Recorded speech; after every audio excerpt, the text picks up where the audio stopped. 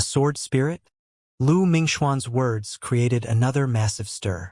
Among all of the thousands of powerful beings and mighty figures gathered here, no one knew swords better than Lu Mingxian. At the same time, many people were already speculating that the little girl was a sword spirit, so his expert opinion only worked to confirm their speculation. A sword spirit? How can he use the power of a sword spirit in that world? Hasn't all of that power been restricted? Normal immortal tools can't even unleash 1% of their powers, let alone unleash enough power to maintain a sword spirit. That's right. Item spirits should not have the power to come out of their weapons. So why isn't Lin able to use it? All of the mighty figures were perplexed. Zhu Shan immediately got to her feet as she protested to the 5 emperors in a loud voice. Emperors, and Lin has already broken the rules by using the power of his sword spirit. He should be punished for this.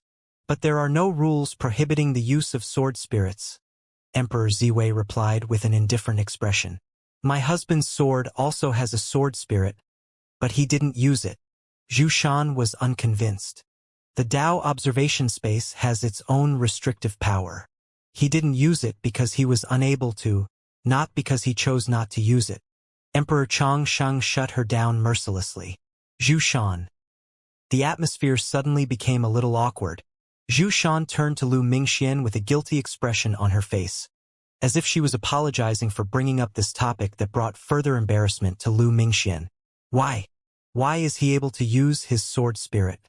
My husband is more powerful than him, and no one can match him in the way of the sword.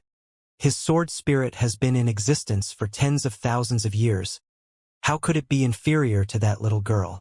Zhu Shan was extremely upset, and she continued to offer futile resistance. The Celestial the Arch laid a hand on the black divine tool and carefully assessed the situation inside before delivering a verdict.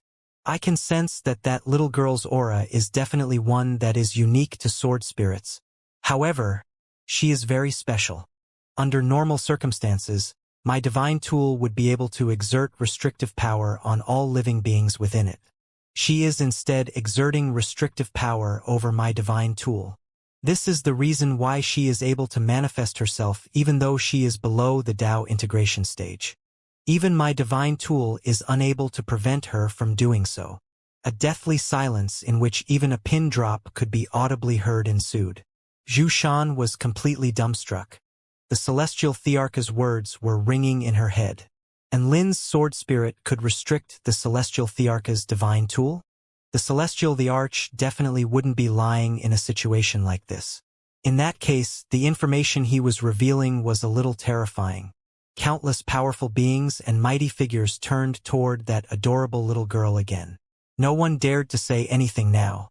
After all, the little girl on the screen was a sword spirit more powerful than anything they could comprehend. As for Zhu Shan and Lu Mingxian, no one gave a crap about them. The only ones with their attention focused on them wore gloating expressions and were taking pleasure in their misfortune. Lu Mingxian had suffered a crushing defeat to Enlin, and he had been thoroughly humiliated.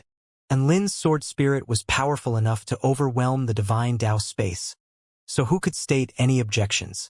If Lu Mingxuan's sword spirit was so badass, why didn't he take it out for a spin? He wasn't even capable of doing so, within the Dao observation space. Enlin pinched the little girl's chubby cheeks with joy etched on his face. Little Xie, how did you come out? And why didn't you come out earlier? You could have spared me a lot of unnecessary fear and alarm. Heh! I was figuring out this world. Little Xie looked at Enlin with her dead fish eyes and a fake smile on her face. What? Enlin didn't understand what she was saying. Nothing. I don't want to speak to idiots. Little Xie waved a dismissive hand. Enlin was able to muster up a sliver of vital energy now, and he finally packed the coffin away into his storage ring with great difficulty. Little Xie praised Enlin's feeble state, and a bold thought appeared in her mind. What a perfect opportunity. Little Xie, I'm so glad you're here. You're the only one I can rely on in this cruel world. Enlin held on tightly to Little Xie's soft hands as he spoke with a genuine expression. Little Xie opened her mouth, but when she experienced the warmth of Enlin's hands, She nodded in the end without saying anything. For some reason, she suddenly didn't want to do what she was planning to do. And Lin heaved a surreptitious sigh of relief. That was way too fucking close. Thank God that worked. Without his divine weapon origin energy, little Xie was a ticking time bomb that could explode at any moment. And Lin was extremely feeble right now, and he would make easy pickings for little Xie. If little Xie suddenly recalled some unhappy past events and decided to take revenge now, and Lin would be well and truly screwed. And Lin held little Xie's hand, and they walked together on the cherry blossom path. The light of the sun shone down upon them as the faint, pleasant aroma of cherry blossoms wafted through the air. Everything was beautiful and serene, as if he were a big brother enjoying the sight of the cherry blossoms with his little sister. There was a certain warm feeling to this scene. Little Xie, you were so cool just then. Even Black Spirit Snake was insta-killed by you. Am I supposed to be proud of insta-killing a 10th stage Dao body Black Spirit Snake? Of course you should be proud. You should be proud of your ability to bully her regardless of what power level she's at. No wonder Black Spirit Snake hates you so much. By the way, what is your current power level like?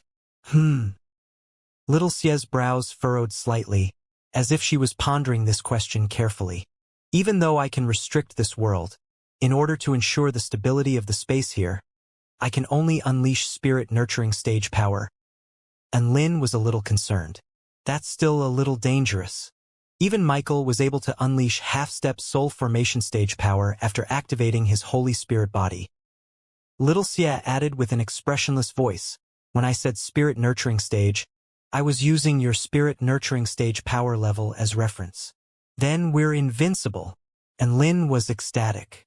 I'm invincible. What does this have to do with you? Little Xie rolled her eyes. It's all the same. And Lin was extremely elated.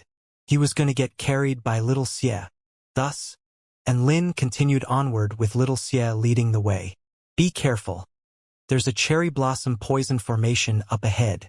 Little Xie suddenly reminded him before slicing the formation in half with a single sword strike. The two of them quickly progressed onward. You're so badass, little Xie. And Lin cheered on little Xie from behind. Not long after that. Be careful. This is an extremely powerful slaughter formation. Little Xie suddenly spoke again before slicing the formation in half with unrivaled brutality. And Lin, let's go, little Xie.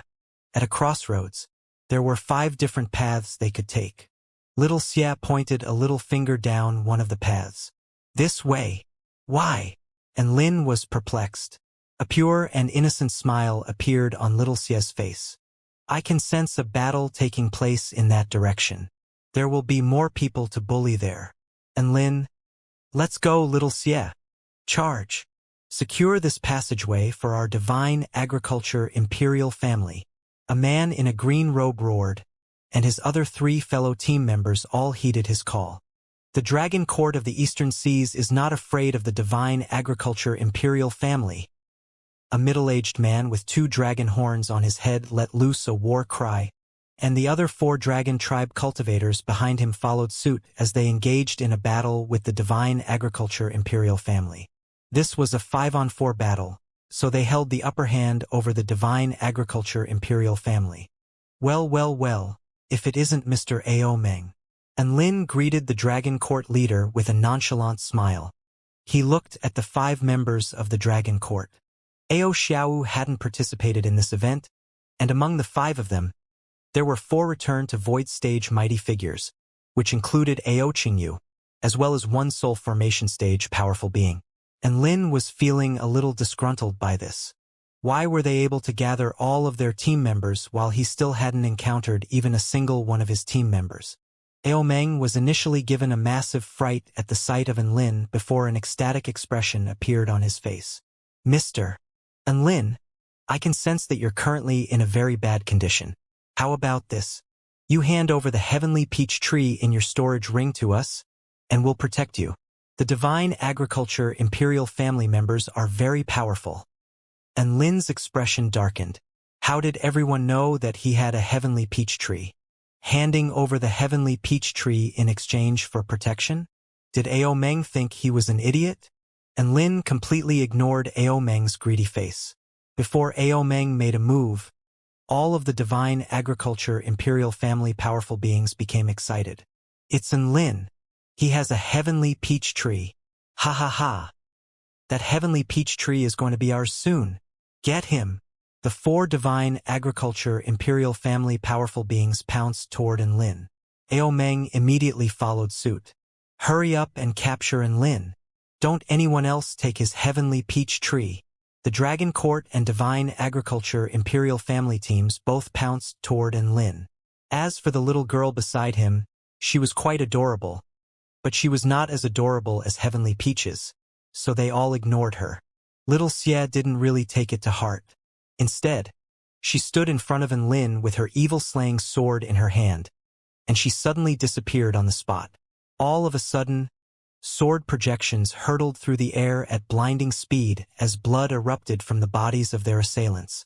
Little Xia's petite body was like a bolt of lightning, while her sword was the most lethal weapon, drawing a series of anguished cries. She was simply too fast and powerful for any of them to be able to put up any defenses. Little Xia returned to Enlin's side in no time. All 9 of the powerful beings standing before them were bleeding profusely, and 6 of them already had protective golden lights shimmering around their bodies. Ao Meng, Ao Qingyu, and another male divine agriculture imperial family cultivator were the only ones remaining. However, all of them had sustained severe wounds and were staring at the little girl with astonishment on their faces. Never would they have thought that the little girl they had ignored earlier would be a terrifying existence capable of insta-killing all of them. Where did this freak come from? What terrifying swordsmanship. Who are you? A black dress. Could she be Black Spirit Snake? Little Xia wrinkled her little nose slightly upon hearing this. Black Spirit Snake? You mean that trash I just eliminated? Gasp. Everyone drew another sharp intake of breath. Ao Qingyu suddenly came to a realization. Wait, I remember now. Isn't she that little girl from the ancient Tai Chu dragon realm? Ao Meng also came to a realization upon hearing this. You're right. She's that sword spirit. But how could a sword spirit be this powerful? And aren't sword spirits not supposed to be able to manifest themselves here? Everyone was still perplexed. At this moment, little Xia disappeared on the spot again. Run! Ao Meng yelled. Before Ao Qingyu even had a chance to do anything, a lethal, black sword blade had already appeared before him. As the number 1 sword immortal of the Dragon Court, as well as a return to Void final stage mighty figure, he reacted quite quickly and immediately wielded his sword to combat little Xia's. However, the black sword blade suddenly underwent a strange transformation. The air suddenly shimmered and warped, and as did the black sword blade. Ao Qingyu's sword passed through the evil-slaying sword as if there were nothing there. Crap! Ao Qingyu immediately tried to hurtle back in retreat. However, the evil-slaying sword was simply too fast for him, and its substance suddenly returned as it sliced down upon him. Splat! Blood splattered through the air. Ao Qingyu's golden protective light was instantly activated. If it weren't for this golden protective light, it was quite possible that his body would have been sliced cleanly in half by little Xia. There was simply too much of a power gap. They weren't even on the same level. Little Xia did not rest after that. She stamped her little foot into the ground and threw herself at Ao Meng. An anguished wail erupted. All 5 cultivators from the Dragon Court of the Eastern Seas had been eliminated. The man in the green robe frantically unleashed countless vines and poisonous thorns toward little Xia. However, she evaded all of his attacks through the use of her wraith-like movement techniques and arrived before him completely unscathed as she slashed down in one powerful motion.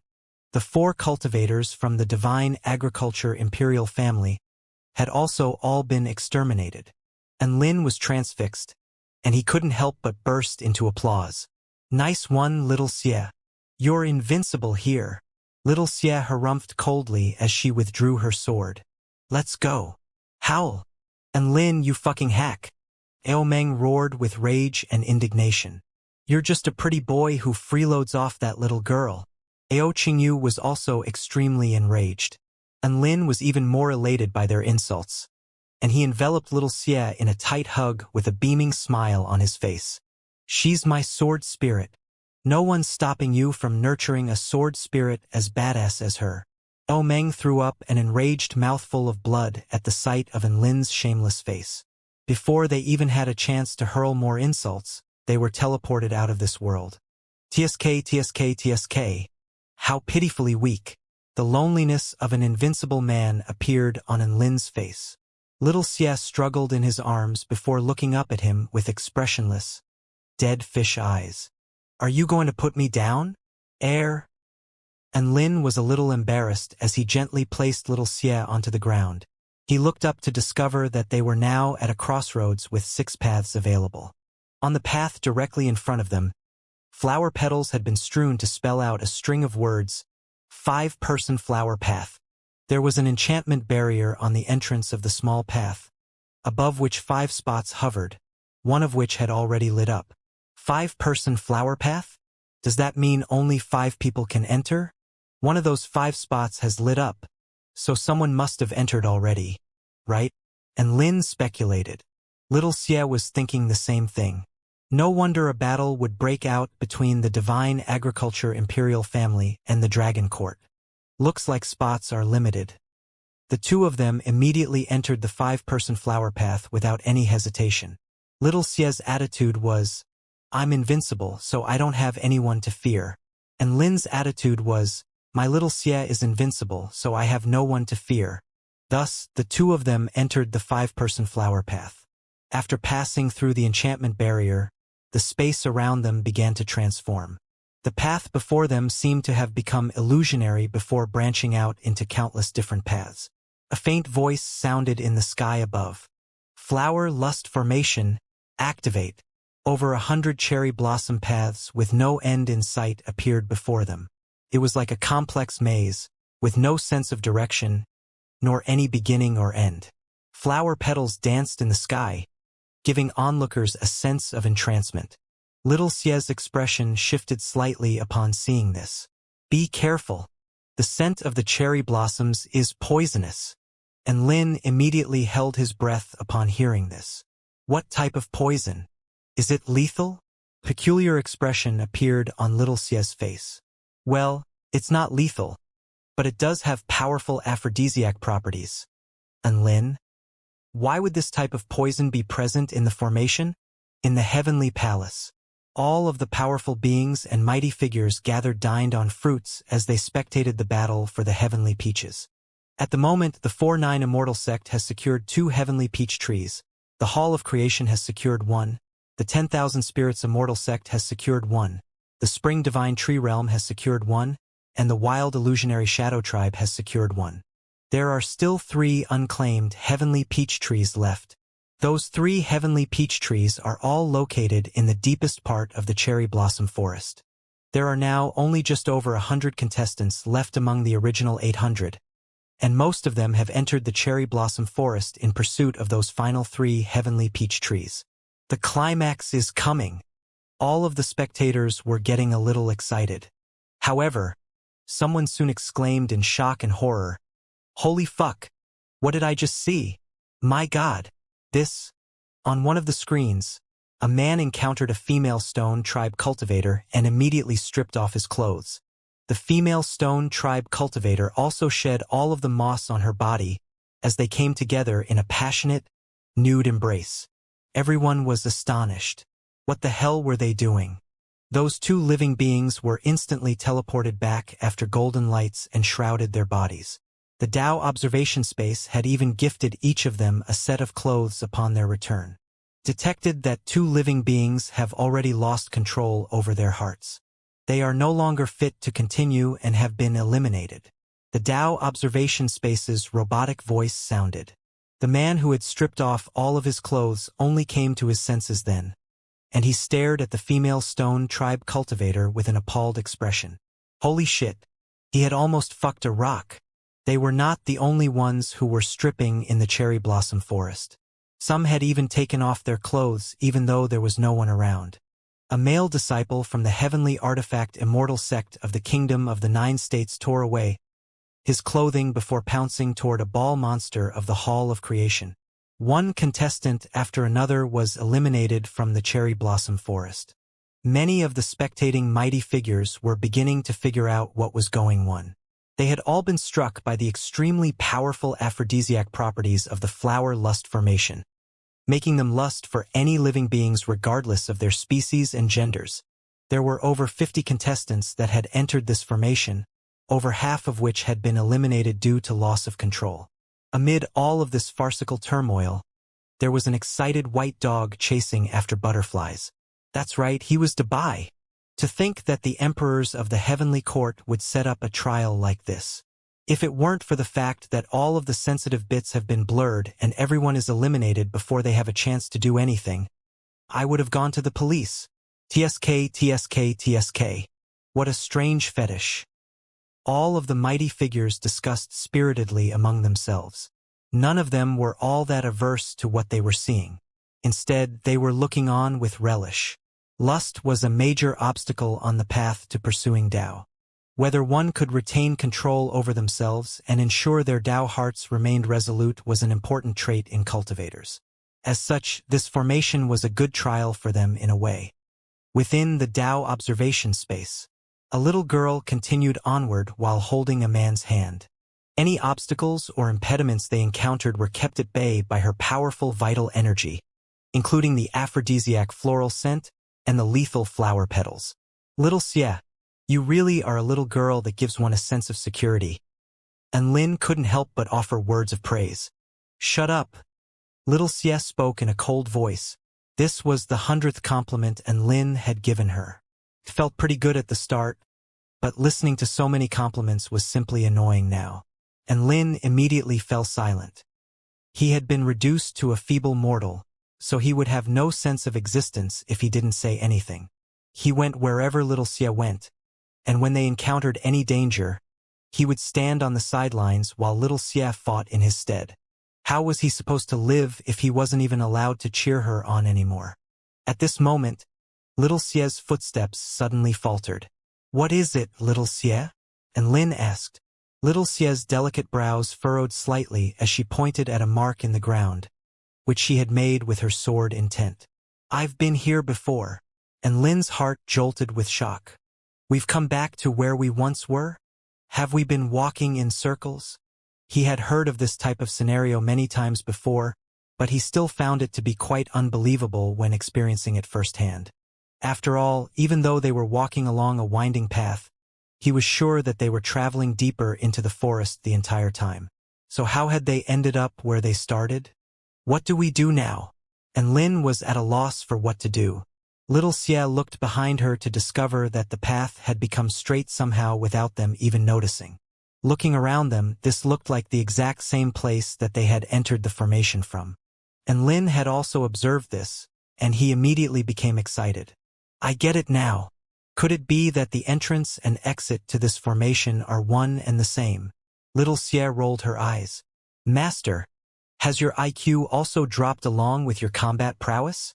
And Lin. Little Xia gripped her evil slaying sword. The end of the path is where the exit lies. I'm going to carve out a real path with my sword. You're going to slice through this spell formation? And Lin was excited again. As expected. No spell formation can stand against my little Xia. Little Xia was a little speechless. What makes you think that I can slice through a Tao integration stage formation at my spirit nurturing stage power level? And Lin had no response to this. At this moment, little Xia suddenly grabbed onto Lin's hand of her own volition, and Lin was overwhelmed by the unexpected favor. Was little Xia finally going to change her personality and become a warm, loving little girl? Hold on tight. Don't blame me if you get lost. Little Xia suddenly cautioned. Huh? And Lin faltered momentarily. Only now did he figure out that little Xia was voluntarily holding his hand to prevent him from getting lost. Little Xia closed her eyes and pointed her evil-slaying sword straight forward. The flower lust formation can cloud my eyes, so I won't use my eyes. No matter how straight the path is it as straight as my sword? I'm going to replicate the path in my heart with my sword. A powerful sword projection tore through the earth as she spoke, extending all the way forward. And Lin's eyes widened. and he instantly understood little Xia's thought process. Even though she couldn't slice open the spell formation with her sword, she could slice a straight path forward with her sword. The path her sword opened up would remain straight and unaffected by all external factors.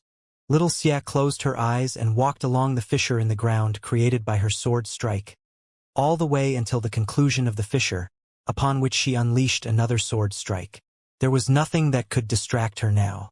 Even if there were countless cherry blossom trees in her way, she would slice through all of them and continue in an unyielding fashion along the path in her heart.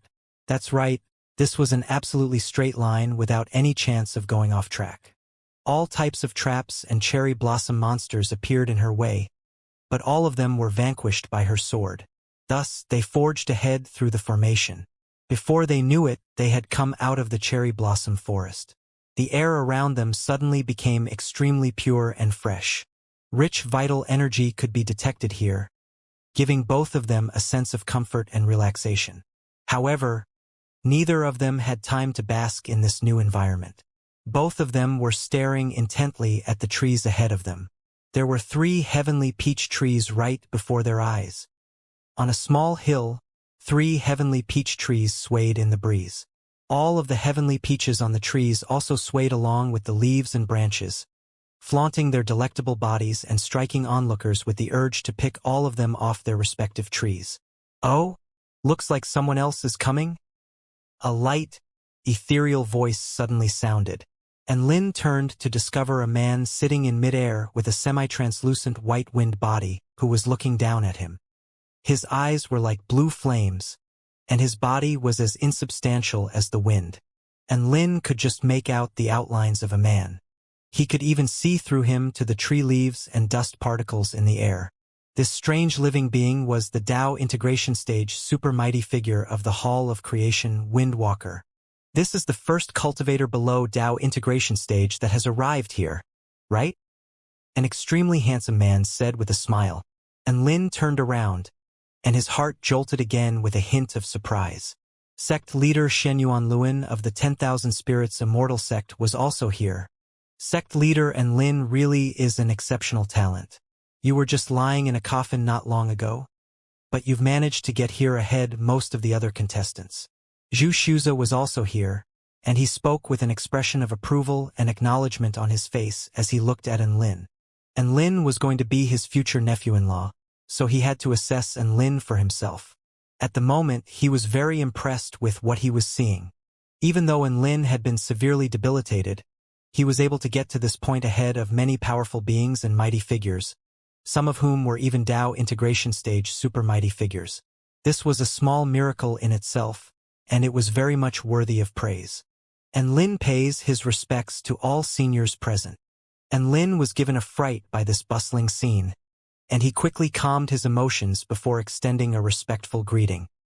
He had thought that he was the first one to have reached the 3 heavenly peach trees, only to find that there were 3 super mighty figures here before him. Wait, there was also a rock golem who appeared to be quite mundane and ordinary sitting nearby. The rock golem was silently looking up at the sky, and Lin would have mistaken it for a natural rock formation if it wasn't for the 2 eyes on its head. And Lin had seen this rock golem on the Heavenly Peach Banquet. This was Emperor Bo Luin of the Stone Tribe. Hence, there were actually 4 Tao integration stage super mighty figures gathered here. There is an extremely formidable energy barrier around the 3 heavenly peach trees. Even I can't do anything about it, little Xia said with furrowed brows. And Lin instantly came to a realization upon hearing this. That energy barrier must have been why these 4 super mighty figures had not accessed the heavenly peach trees. What do we do then? And Lin asked. This energy is slowly receding. I think it will eventually become weak enough for me to be able to break through it using brute force. Little Xia continued. And Lin looked around at all of the super mighty figures. That was probably what all of them were plotting as well. Mr. And Lin, that little girl looks quite interesting. Is she your sword spirit? Zhu Shuza asked with a curious expression. And Lin was keen to make a good impression on his future uncle-in-law, and he immediately gave a polite response. This is indeed my sword spirit. Her name is Little Xia. She's quite powerful, so she's able to manifest herself here, and Lin explained. All of the super mighty figure's expressions shifted upon hearing this. That's extraordinary. This sword spirit must be very powerful indeed. What an adorable little girl. Xianxia was really liking what he was seeing from Enlin. Your sword spirit is very adorable. Can I hold her? Enlin shuddered upon hearing this, and he was just about to clamp a hand over little Xia's mouth, when little Xia replied with a cold smile, "Piss off!" Deathly silence ensued. Enlin, Xianxia. He was too slow in the end. This was the perfect opportunity to curry his future uncle-in-law's favor. But it had been ruined by little Xia. And Lin was on the verge of tears as he provided an urgent explanation to Xianxia. Xianxia was quite amicable and accepted Lin's explanation with a hearty laugh. He had even praised little Xia for having character and that it was quite a refreshing experience to have someone be so rude to him after all this time. Little Xia became even more disdainful toward him upon hearing this. After a short while, boom, boom, boom. The enchantment barriers around the 3 heavenly peach trees all tremored slightly, and they seemed to have become weaker as a result. All of the Dao integration stage super mighty figures immediately focused their attention. This was the perfect time to strike. Hee, looks like it's time. May the best man win, Shenyuan Luin said with a warm smile. Mr. Enlin, don't blame me for not going easy on you. If you insist on fighting for these heavenly peach trees, you'll have to prepare yourself for the possibility of being severely injured. Xianxia also smiled with absolute confidence glowing in his eyes. Windwalker didn't say anything.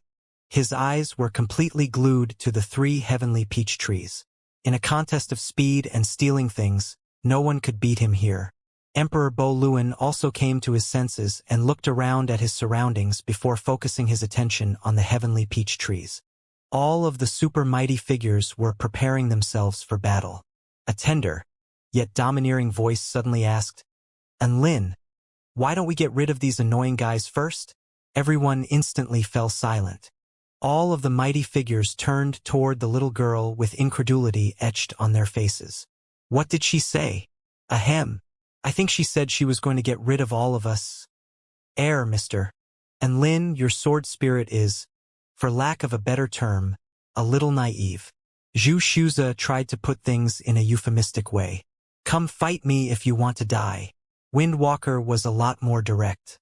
In his eyes, Enlin and little Xia were no threat to him at all. Enlin was also getting quite tense. Why instigate a battle now? Shouldn't we wait? Wait? They'll turn on us soon anyway. Shouldn't we eliminate them before they have a chance to compete with us for the heavenly peach trees? Little Xia answered his question with a question of her own. And Lin had no response to that.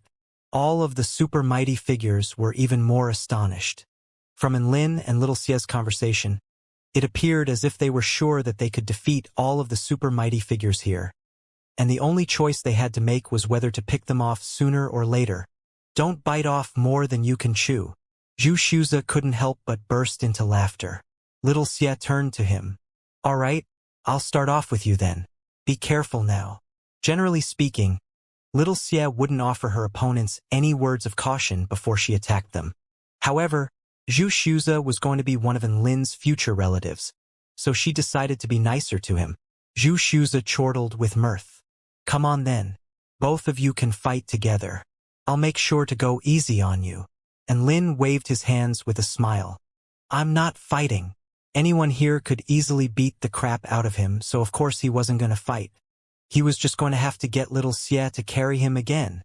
Whoosh! Little Xia stamped down onto the ground, and the earth split open explosively as she hurtled toward Xianxia, leaving an afterimage in her wake. Her evil-slaying sword was like a bolt of inky black lightning, which was aiming directly for Xianxia's heart. So fast. Xianxia's expression shifted drastically as he snapped his fingers. Boom! White holy vermilion flames exploded forth. Terrifying, scorching flames melted the earth within a radius of over 100 meters, and powerful shockwaves erupted forth for several hundred meters, making Enlin stumble back in retreat and almost knocking him off his feet. This type of power could easily reduce a spirit-nurturing stage cultivator to ashes. A faint smile appeared on Zhu Shuza's face. "Sorry, little girl. Looks like I forgot to hold back after all." However, right at this moment, his scorching holy flames were torn apart by an inky black sword blade. "What?" Zhu Shuza's expression shifted again as he tried to evade through the use of movement techniques. Little Xia's entire body was enshrouded by a layer of black energy, which kept the holy flames completely at bay. As such, she was able to hurtle toward Zhu Shuza like a bolt of lightning without having to worry about her own safety. She was way too fast. Zhu Shuza had no time to evade before the evil-slaying sword fell mercilessly upon him. Whoosh! A black sword projection pierced through the air, parting the scorching expanse of holy flames. Golden protective light erupted amid the sound of flesh being torn apart. Little Xia exhaled as the holy flames were snuffed out, and Zhu Shuza fell to the ground. "That's the first one." Zhu Shuza was completely astonished and had not even come to his senses yet. The other 3 Dao integration stage super mighty figures had also been given a huge fright as they stared blankly at the scenes unfolding before their eyes. Zhu Shuza was not some random cannon fodder. He was a Dao integration stage super mighty figure. How was he insta-killed so easily?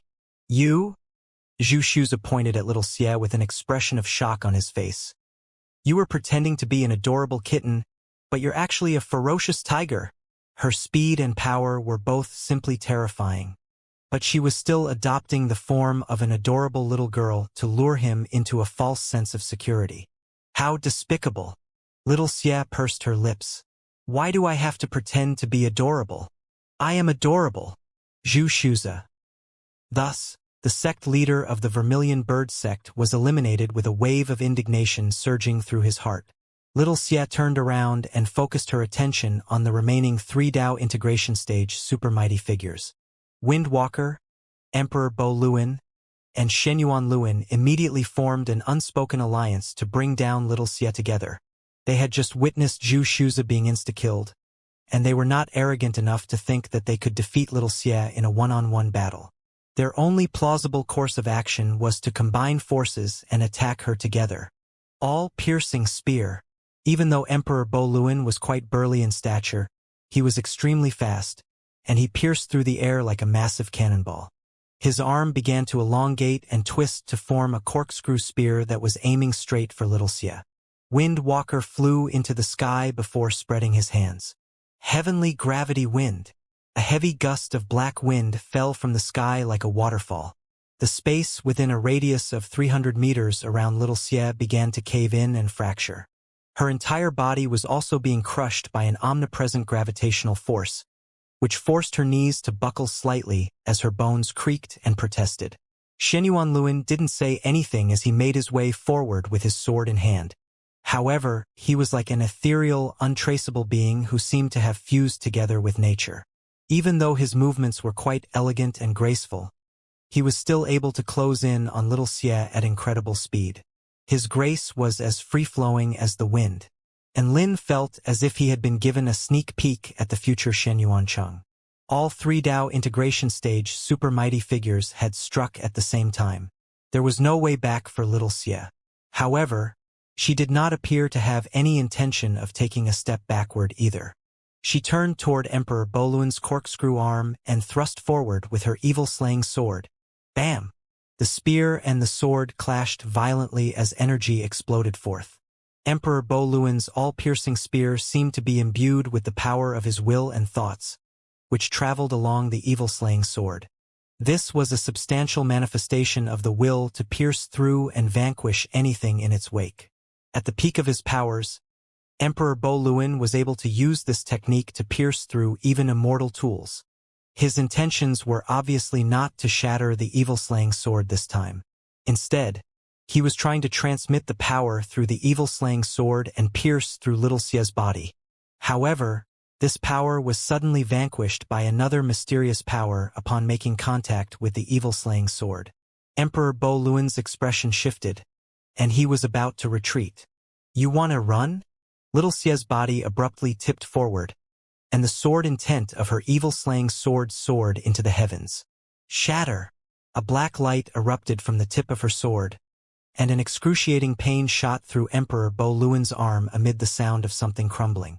Emperor Bo Luan let loose an agonizing wail and hurtled back several hundred meters in retreat. He was missing half of one of his arms, which had clearly been destroyed by the evil-slaying sword. Before little Xia even had a chance to catch her breath, a light voice sounded from behind her. "It's over?" Xianyuan Luan appeared behind little Xia, and heaven and earth fell completely silent as he thrust his ancient sword forward, as if the will of all living beings had been imbued within his sword.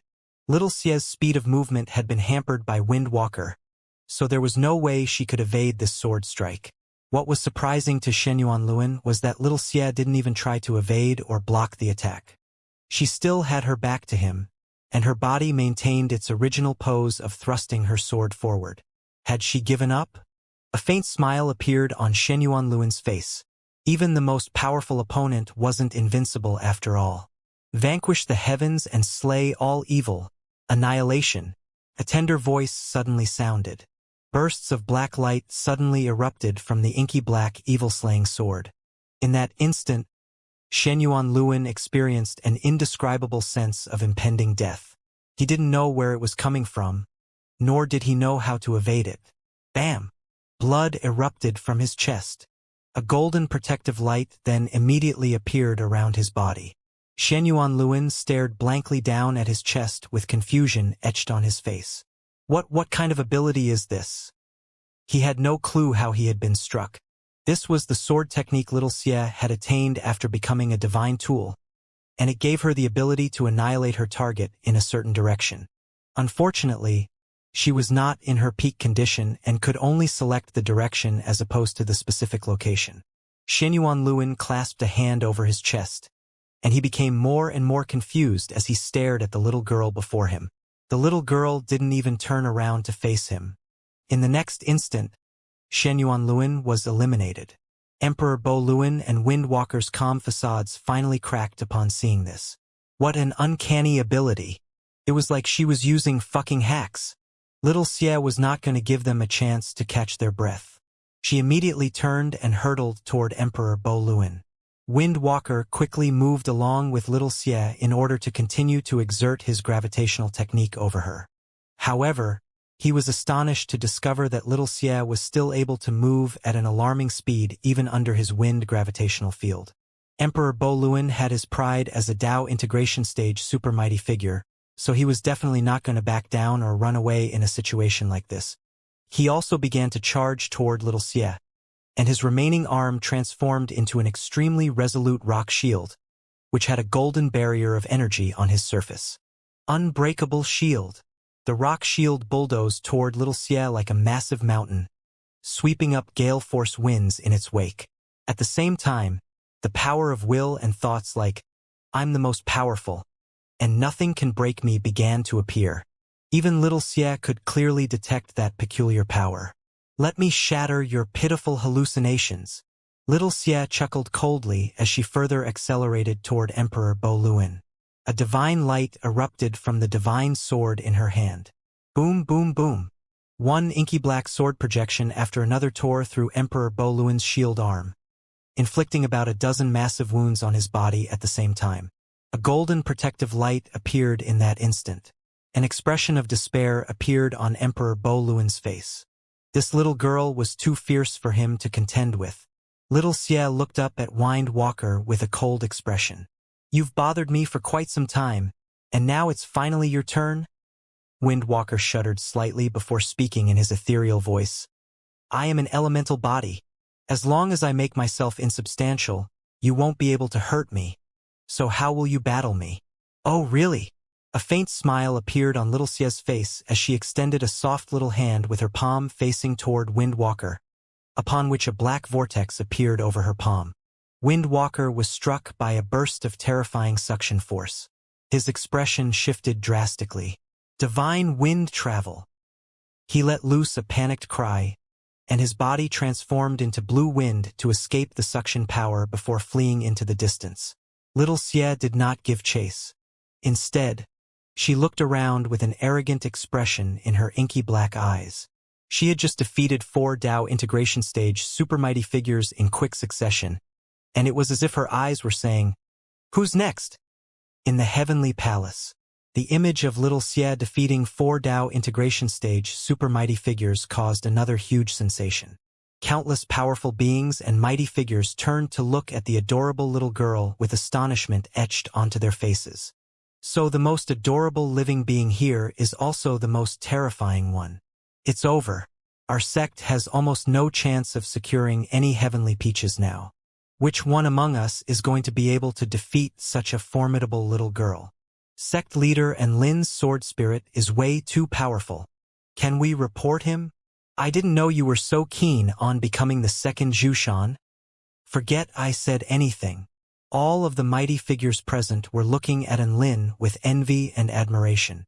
This Enlin was handsome, rich, powerful, and he had such a badass sword spirit? How infuriating! How can his sword spirit display such immense power in the Dao observation space? Lu Mingxuan's brows were deeply furrowed as he wore a befuddled expression. Zhu Shan's face was turning purple. Witnessing the success of Enlin made her feel as if there was a hand tearing viciously at her heart, striking her with pain and humiliation.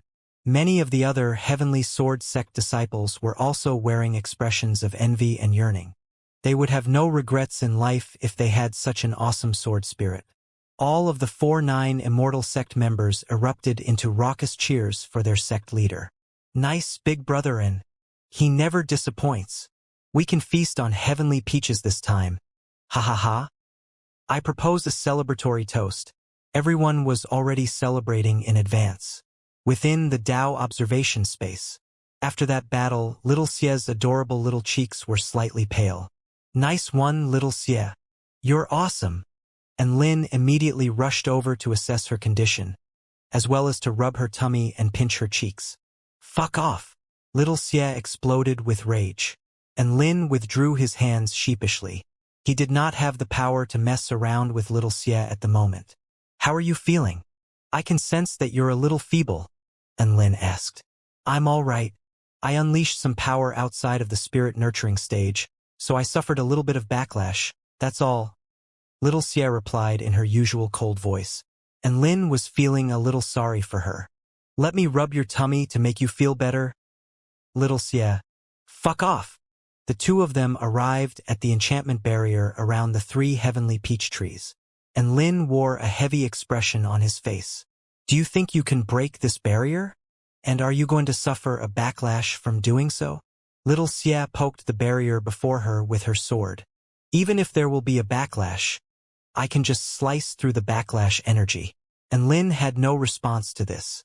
Little Xie raised her sword and was just about to slash down toward the enchantment barrier when a burst of rustling sound suddenly erupted from the cherry blossom forest behind them. Crackle, crackle. A colossus appeared nearby following the sounds of tree branches being crushed underfoot. This was a creature with an extremely thick tree trunk, underneath which were countless roots that acted as scurrying legs. It had a pair of yellow eyes, and above that was a lush green canopy. This monster was Patriarch Xinteng of the Spring Divine Tree Realm. Ha ha ha. And Lin, step aside if you don't want your friends to suffer. Patriarch Xinteng chortled with glee as the green vines on his branches danced in the air. Most importantly, some of the branches were tied around Shen Yuancheng and Lu Qianhuan. Patriarch Xinteng was trying to use these 2 hostages to extort the 2 heavenly peach trees the 4-9 Immortal sect had. But he didn't think that this would lead him to the other 3 heavenly peach trees as well. Lu Qianhuan opened her purple eyes with difficulty. Ignore him and Lin. Take the heavenly peach trees and just leave us to be eliminated. Shen Yuancheng wore a pained expression, but he still nodded and chimed in. Don't hesitate. More and more powerful beings will arrive on the scene. We need to take the initiative now. Are you sure you want to do that? I can release a toxin within their body that will make them experience extreme pain, so extreme that they will wish for death. However, this toxin is not lethal, so it won't trigger the golden protective light. Patriarch Xinteng chuckled. You know where I'm going with this, right? And Lin was renowned for sticking up for his friends and acquaintances, so he was sure that Enlin wouldn't be able to allow his friends to be tortured. In reality, that was the case. And Lin simply couldn't watch his friends suffer just for a few peaches. And Lin, just leave us. It's not like we haven't experienced pain before, Xianxia yelled. He didn't want to weigh down Lin and the 49 Immortal sect. Get the heavenly peaches. Screw the pain. I want to eat heavenly peaches. Lu Qianhuan also yelled at the top of her lungs. And Lin didn't say anything. Instead, he silently stepped away from the enchantment barrier. Little Xia hesitated momentarily before following suit. Don't hurt my friends, or I'll make you suffer a fate worse than death, and Lin said in a cold voice. Ha ha ha, don't worry. I'm only here for the heavenly peaches. Patriarch Shentang was ecstatic at this development. He had earned 3 heavenly peach trees without expending any effort. It looked like the Spring Divine Tree Realm was going to be the biggest winner here. This turn of events caught the entire audience in the Heavenly Palace off guard. There were twists and turns at every corner, and it made for some enthralling viewing. So that's why Patriarch Shentang didn't eliminate those two after their intense battles. This was what he had in mind all along. It's quite commendable that he was able to think this far ahead. I'm actually quite surprised that Lin would back down for the sake of his sect members. Me too. His sword spirit is powerful enough to easily defeat Patriarch Shentang and take the heavenly peaches. To think he's willing to give up the heavenly peaches just to spare his friends from pain. On the heavenly sword sect table, Zhu Shan was ecstatic upon seeing this. However, she could only restrain her smile after being glared at by Lu Mingxian. And Lin was doing this to save Lu Qianhuan, which was something Lu Mingxian wanted to see. So Zhu Shan couldn't act too happy about this. Patriarch Shentang hummed a cheerful tune as he made his way toward the enchantment barrier. His green vines were still bound tightly around Xianxia and Lu Qianhuan's bodies, and there was one poisonous thorn aimed at each of their necks, ready to thrust forward as soon as Lin did something out of line. Right at this moment, a voice floated into Lin's ear. This was immediately followed by another voice. Little Xia, I have a bold plan. And Lin transmitted his voice surreptitiously. Little Xia turned to him with her clear eyes as a gesture for him to continue. And Lin, so on so forth, so on so forth. Little Xia's eyes lit up, and she nodded her head. Boom! An earth-shattering boom erupted. Patriarch Shentang let loose an almighty roar, and one of his vines slashed down upon the enchantment barrier like a green saber, slicing it open in the most brutal and violent manner, just as Patriarch Shentang tore open the enchantment barrier. Go! And Lin and Little Xia quickly sprang into action. Patriarch Shentang immediately reacted as Lin and Little Xia sprang into action. Impudence! Patriarch Shentang immediately drove his poisonous thorns toward Xianxia and Lu Qianhuan's necks. His attention was entirely focused on Lin and Little Xia, so he didn't notice the air behind him twisted as a tiny fairy began to appear. She extended her palms, and the 2 poisonous thorns were instantly pulverized by bursts of energy. It was also in this instant that a blue moonlight disk pierced through the air toward him, moving at an astonishing speed. Whoosh! The vines around Xianxia and Lu Qianhuan were immediately severed by the sharp moonlight disk. Xianxia and Lu Qianhuan fell to the ground, but they were unable to move due to the paralytic toxins Patriarch Shentang had injected into their bodies. Only now did Patriarch Shentang realize that Lin and Little Xia had chosen to spring into action as there were other powerful beings in hiding. That's right. The new arrivals were none other than Tina and Su Qianyun of the 49 Immortal sect. He let loose an almighty roar as the vines on his body shot forth like venomous vipers toward everyone. Su Qianyun immediately summoned her moonlight disk to sever the oncoming vines. Tina also flew toward Xianxia and Su Qianyun before unleashing a series of powerful sword projections with her Heart Lotus Ice Sword, which severed all of the vines in their path. However, what she didn't notice was that there were a few poisonous thorns concealed within the vines, and they were still hurtling toward Lu Qianhuan and Xianxia. Crap! Tina's expression shifted as she swung her ice sword through the air. Frosty energy erupted outward for over 100 meters and froze the vast majority of poisonous thorns in their tracks. However, One poisonous thorn managed to get through and stabbed viciously into Lu Qianhuan's neck. Tina was given a huge fright. At this moment, little Xia had already thrown herself at Patriarch Shintang as she swung her evil-slaying sword through the air. Ha ha ha! Your friend has been poisoned by me. If you don't want to let her experience pain more excruciating than death, then you'll have to listen to me. Aw!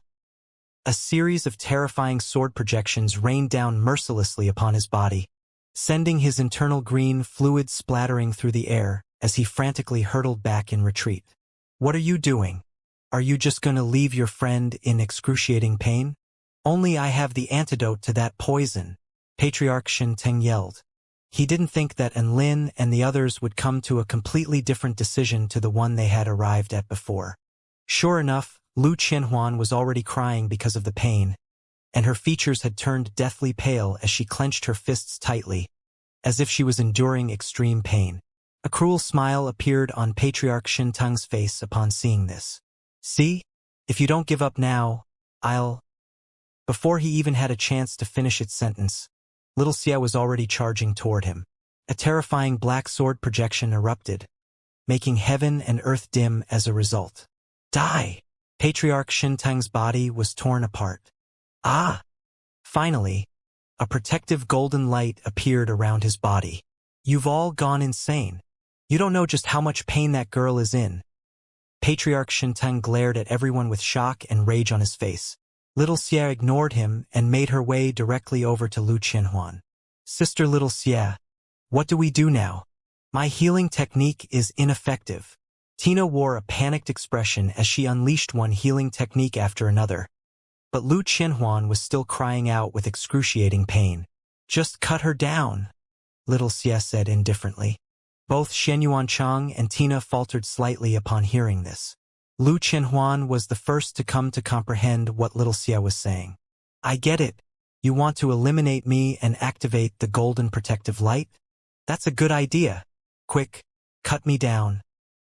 Lu Qianhuan was unable to endure the pain, and she was drenched in sweat as she curled herself up into a ball. Xianyuan Chang and Tina were also enlightened. I see. That golden protective light can keep out further damage from being inflicted, so it can keep out pain as well. After getting her out of here, it would be a simple task for any of the mighty figures outside to cure the toxins created by a 10th stage Dao Body super mighty figure. At this moment, Little Xia had already made an incision on Lu Qianhuan's arm with her sword. Ah! Why are you stabbing there? Lu Qianhuan yelled. Isn't that a little too far off? Su Qianyun gasped as she jogged over from the distance. Xianyuan Chang was also shocked. Don't you have to stab her heart to try and trigger the protective golden light? In the heavenly palace, Lu Mingxian looked up at the screen with a dark expression. None of the other heavenly sword sect disciples dared to speak as all of them also stared intently at Lu Qianhuan's agonized expression, and they felt as if they could feel her pain through the screen. What was Enlin's sword spirit doing? Stabbing her in the arm when she was already in so much pain. Their sect leader was probably going to explode with rage soon if they didn't have a good reason for this. Lu Qianhuan was also on the verge of tears. She was in such a pitiful state already, but Enlin's sword spirit still stabbed her in a random place. Was she trying to plunge Lu Qianhuan into even deeper despair? However, right at this moment the evil-slaying sword suddenly turned white. This was a pristine, wholly white without any hint of murkiness nor impurity. The sword seemed to have become the holiest and most beautiful object in this world, striking onlookers with a sense of awe and even self-pity. Lu Qianhuan was entranced by this sight, and she even temporarily forgot her excruciating pain. Little Xia pulled out her evil-slaying sword from Lu Qianhuan's arm, and the evil-slaying sword turned pure black again. Done. Done. Lu Qianhuan only came to the realization now that she was no longer in any pain. Ah! I'm cured. That's extraordinary. Lu Qianhuan screamed as she jumped up and embraced the little girl before her in a tight hug. Thank you, Little Xia. You're my savior. Let go of me. Little Xia was struggling to free herself. However, Lu Qianhuan was not going to let her off the hook that easily. She had been itching to get Little Xia in her arms for a long time, and she could not let this golden opportunity to hold her slip away. Her body was exquisitely warm and soft. It was like hugging the best body pillow in the world. For some reason, all of the powerful beings and mighty figures in the heavenly palace were getting a little jealous of Lu Qianhuan. A faint smile finally appeared on Lu Mingxuan's face upon seeing this. All of the 4-9 Immortal sect members also heaved a collective sigh of relief. Little Xie sure is awesome. She can even cure Patriarch Shen Tang's poison. Didn't Patriarch Shen Tang say that he was the only one with an antidote to the poison? What a slap to the face. In the Heavenly Palace Healing Formation, Patriarch Shen Tang looked up at the screen and fell into deep self-doubt. How could this be? How could this be? It doesn't make sense. Within the Dao observation space. Little Xie, you're the best. Little Xie had only just struggled free from Lu Qianhuan's bear hug when she fell into the vice-like embrace of Enlin. The technique Little Xie had used to remove the toxins from Lu Qianhuan's body was her vanquish the heavens and slay all evil technique, purification technique. Her purifying sword could cleanse all debilitating effects on the target's body. Let's pull out these heavenly peach trees now. And Lin turned toward the heavenly peach trees within the enchantment barrier. Everyone immediately tore through the weakened enchantment barrier before uprooting the heavenly peach trees and putting them into their storage rings. After Enlin put the heavenly peach trees into his storage ring, a loud and clear voice sounded in the sky above. All 9 heavenly peach trees have been taken. All contestants will now be ejected. This voice was audible throughout this entire world. Lan Xiaoni was still struggling through the cherry blossom forest when she heard this voice, and an expression of disappointment appeared on her face. What a pity. I wanted to take a heavenly peach tree for myself. Elsewhere within the cherry blossom forest, holy flames and lightning roared as they clashed with a beam of golden Buddhist light. The shock waves of their collisions tore through the earth and surrounding cherry blossom trees around them. An exquisitely beautiful woman and a benevolent bodhisattva both stopped in their tracks. Su Xiaolan looked up at the sky with a hint of surprise. It's already over? A bodhisattva with the light of wisdom emanating from her body spoke in a slow voice. Amitba, benefactress, our battle no longer has any meaning, so we should both just cease this now. She was the Tao integration stage super mighty figure of the Buddhist kingdom, Mahastamaprapta Bodhisattva. Soon, golden lights enshrouded the bodies of everyone within the small world. Little Xie also jumped back into Enlin's evil-slaying sword. Spatial power swept forth, and everyone returned to the heavenly palace in the blink of an eye. They're back. Congratulations, sect leader. 4-9 Immortal sect for the win. Chef God Enlin, are you going to cook a few specialty dishes with all those heavenly peaches? Many representatives from different powers all made their way over to offer congratulatory words. The 4-9 Immortal sect's performance in this battle for heavenly peaches was absolutely exemplary. They were by far the most dazzling power of all, which was why countless mighty figures gathered around to endorse them. There were also many mighty figures who wanted to hug his sword spirit, Little Xie, but Enlin rejected all of them. He couldn't let just anyone get their dirty paws on his Little Xie. Xiaolan was still a little dumbstruck by the abrupt ending to the battle for the heavenly peaches, but she was ecstatic upon discovering that the 4-9 Immortal sect had secured the final 3 heavenly peach trees. She encircled her arms around Enlin's with a vibrant smile on her face. Enlin, how are you so awesome? I want to eat 3 heavenly peaches. Hell no. Enlin immediately turned her down. Before Su Xiaolan flared up with rage, Enlin continued, 3? You need to have 30.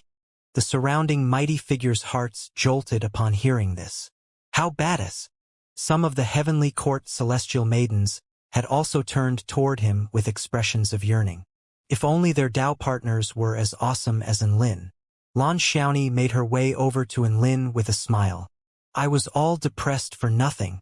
If Big Boss Enlin took the remaining 3 heavenly peach trees, then I have nothing to be sad about.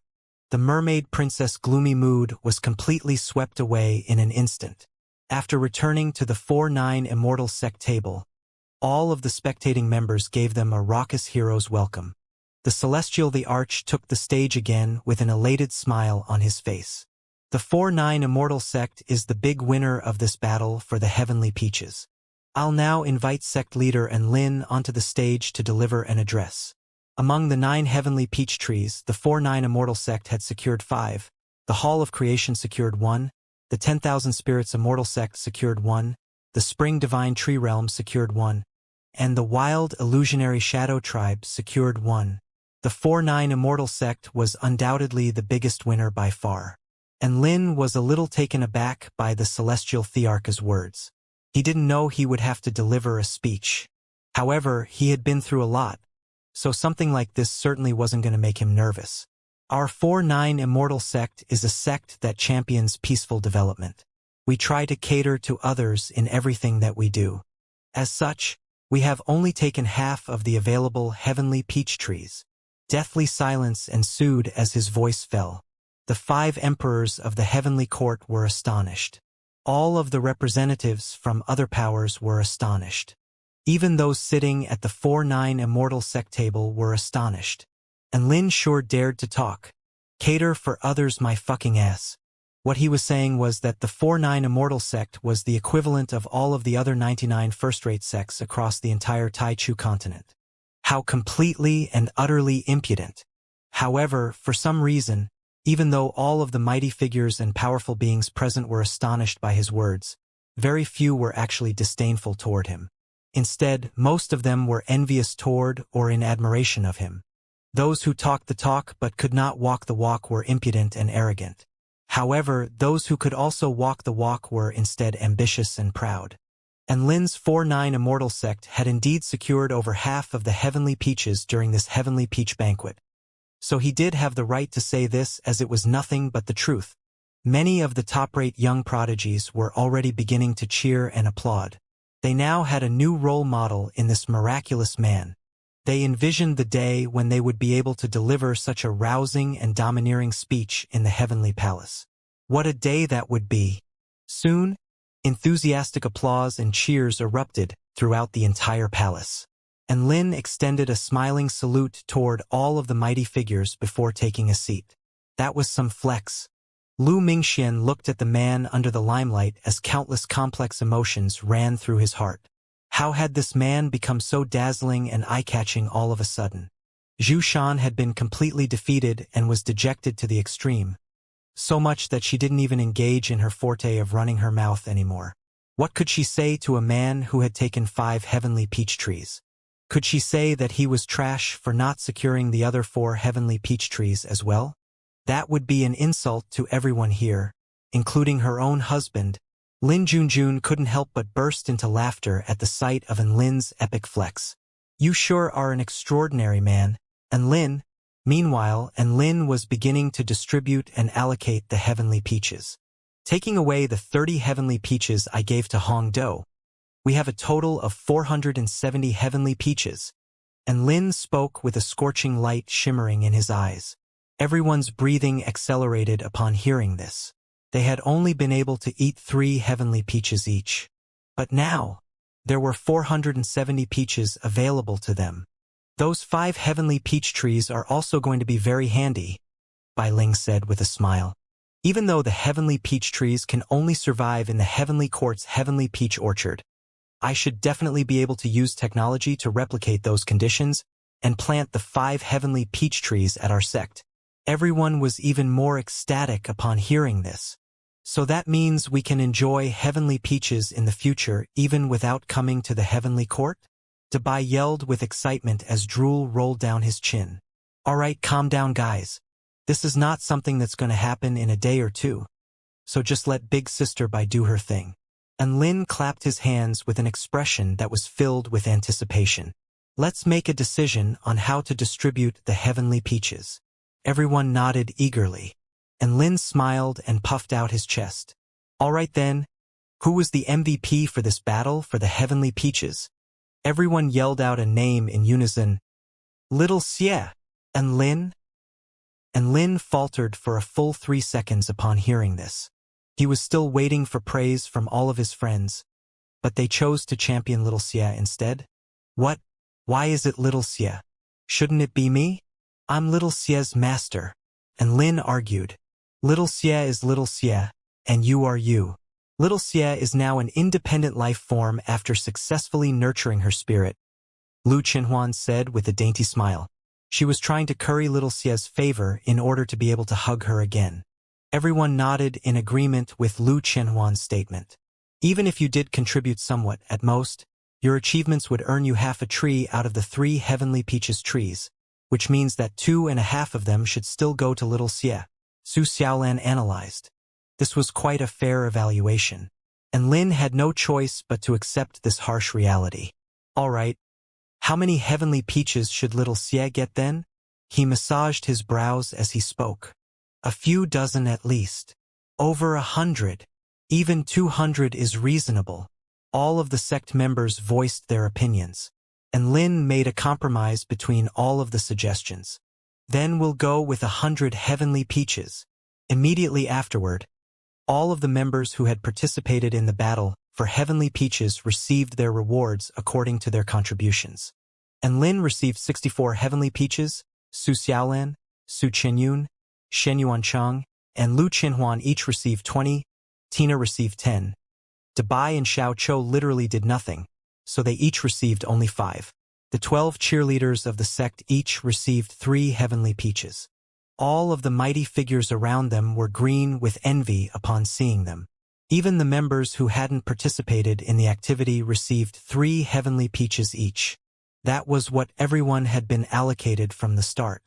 They were receiving double the amount just for being in the 4-9 Immortal sect. Aside from that, and Lin gifted the 10,000 Spirits Immortal sect, the Vermilion Bird sect, and the Mythological Beast sect 5 heavenly peaches each. He also gifted 10 heavenly peaches to the West Sea Alliance. The Heavenly Sword sect also received a gift in the form of a disdainful glance. And Lin was gifting them these heavenly peaches as a gesture of gratitude for standing with the 4-9 Immortal sect during their time of need. This made his attitude quite clear. All those who stood with the 4-9 Immortal sect would also have benefits coming their way. These were all friends and allies anyway, so Lin was happy to part with the heavenly peaches. As for the remaining 145 heavenly peaches, all of them were added to their sect's resources and would be given to sect members who made important contributions. After distributing all of the heavenly peaches, Lin sat back in his chair. Little Xia is still young, so I'll take care of her heavenly peaches in her stead for now. Tina blinked her beautiful emerald eyes as she tapped a thoughtful finger on her chin. Why does that sound so familiar? Everyone. Right at this moment, the evil-slaying sword tremored gently. A little girl in a black dress appeared before Lin and looked at him with her dead fish eyes as she extended her soft, chubby hands. What are you doing, Little Xia? Get back quickly. There are many people itching to hug you here. And Lin cautioned in a low voice. Don't play dumb. Hand over the heavenly peaches, Little Xia said in a cold voice. And Lin, you're so small. How are you going to be able to carry so many heavenly peaches? Little Xia patted the evil-slaying sword. There's a storage space here. And Lin was astonished. Why do I not know about this? It's exclusive to me. Do you think it's something anyone can access? Little Xia chuckled coldly. She picked up one of the fruits on the table as she spoke before tossing it toward the evil-slaying sword, upon which the fruit disappeared following a burst of spatial fluctuations. And Lin stared blankly at the scene unfolding before his eyes. He felt like he had been abandoned by the evil-slaying sword. He was its master for God's sake. Why was he not even aware of the fact that the evil-slaying sword had a storage space? And Lin had no choice but to hand over the heavenly peaches before loading them into Little Xia's evil-slaying sword. Little Xia sat down on a chair and nibbled on a heavenly peach with an elated expression on her face. The exquisite taste and texture of the spirit fruit gave her an immense sense of enjoyment, and she narrowed her big, adorable eyes. This fruit is quite delicious. Lu Qianhuan produced a heavenly peach with an eager expression on her face. Little Xia, big sister has more heavenly peaches for you here. I'll give it to you if you agree to let me hug you. Heh, idiot. I still have 99 left. Piss off. Little Xia rolled her eyes at Lu Qianhuan before turning down her offer. Big sister, I would be happy to take your deal. If you give me that heavenly peach, you can hug me for all of eternity. Xianxia flapped his little wings, and he spoke in a sweet voice as he looked at Lu Qianhuan with an adorable expression. His position as the most adorable creature in the 4-9 Immortal sect was under threat, and he was struck by a sense of insecurity and urgency as a result. You? Lu Qianhuan shot a glance at Xianxia before picking up a grape from the table. A hug from you is only worth this much. Boom! Xianxia felt as if his head had been struck by lightning, and he instantly lost all of his vigors as he lay on the table with a suicidal expression on his face. You're all cruel, heartless people who do away with the old in preference for the new.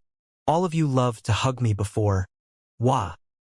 In that instant, Xianxia realized he had lost the former love and adoration afforded to him, and he immediately began to howl tearfully. Everyone ignored him. The Celestial the Arch stood up with a smile on his face. Thus concludes our battle for the heavenly peaches. All of the powers gathered here have had a chance to interact on a friendly basis with one another, thereby improving the relationships and unity between all sects, as well as furthering your relationships and understanding of one another. And Lin looked at the bruised and battered contestants, as well as the resentful expressions on many people's faces, and he was quite astonished. Increased unity and understanding? Where? Why does it look to me like they're about to start a war? At this moment, a pleasant, flowing voice sounded from behind him. It's all just a guise. Do you think the Heavenly Peach Banquet is really an event held by the Heavenly Court to unify all of the sects across the continent? And Lin turned to discover a beautiful woman in a plain Taoist robe behind him. Is there a hidden conspiracy behind this Heavenly Peach Banquet? Human piggy bank? And Lin was astonished. The woman's face immediately darkened upon hearing this. Call me Celestial Maiden Tianyu. Celestial Maiden Tianyu. And Lin amended obediently. The Heavenly Peach Banquet is held in order to increase the Heavenly Court's influence over the entire continent, as well as to generate some animosity between the sects and instigate some conflicts. Lin Junjun said with a meaningful smile. Think about it. If all of the sects within the Kingdom of the 9 States become very friendly with one another to the point where they began to unify, they would become too powerful for the Heavenly Court to govern. Lin Junjun's words instantly enlightened Lin and the others. Should you really be telling us these things so blatantly? And Lin was a little surprised that Lin Junjun would be willing to disclose so much. We're all friends here. Besides, do you really think those old monsters across the Kingdom of the 9 States won't know what we're up to? They know what's going on, but they just turn a blind eye to it. Lin Junjun splayed her hands open with a smile, and Lin stroked his chin and nodded. All right, I understand now, but why are you here? You can't be here just to tell me all this. You're right. I'm here to propose a deal to you, Lin Junjun said with a mysterious expression. What kind of deal? And Lin asked with a cautious expression. My body is not up for sale. Lin Junjun's chest constricted. Who the fuck would want you? Then what kind of deal is this? And Lin asked again. I have extremely important insider information on the events to come, and I'm willing to disclose it to you for 2 chef god dishes. What do you think? Lin Junjun offered in a quiet voice. And Lin. The human piggy bank's words gave Lin a huge fright. How could she sell insider information about the events? And how could he cook for Lin Junjun just so that he could obtain this insider information? This kind of deal would tarnish both his cooking and his integrity. Lin Junjun immediately added upon seeing Lin's unconvinced expression. The information I can provide you is insider information regarding the immortal rank heavenly peaches that ripen once every millennium. All right, I'll be glad to hear it. And Lin nodded. Lin Junjun extended 2 fingers. 2 chef god dishes. And Lin, deal. Lin Junjun continued to transmit her voice. The next event is going to be the Discerning Eye activity. When the time comes, all of you will be teleported into an orchard, and your cultivation bases will be restricted to the 10th stage Tao body again. Among over 1,000 fruit trees and over 10,000 fruits, you have to find the immortal rank heavenly peaches, of which there are only 10. The heavenly peaches will transform into all different types of fruits, and even their appearances and auras will be different. Each of you can only take one fruit. And Lin's expression shifted. Both the appearances and auras will change? Isn't that basically a lottery? It really is. Otherwise, this would not be called the Discerning Eye event. Even though the Immortal rank heavenly peaches will transform into other types of fruits, they will still be different from other fruits. The devil lies in the details. And Lin nodded. Cut to the chase. The important thing is that my father has selectively transformed the Immortal rank heavenly peaches based on a color scheme, which is the color scheme of myself and my sisters. You know what I mean, right? Lin Junjun continued, and Lin's eyes lit up with excitement.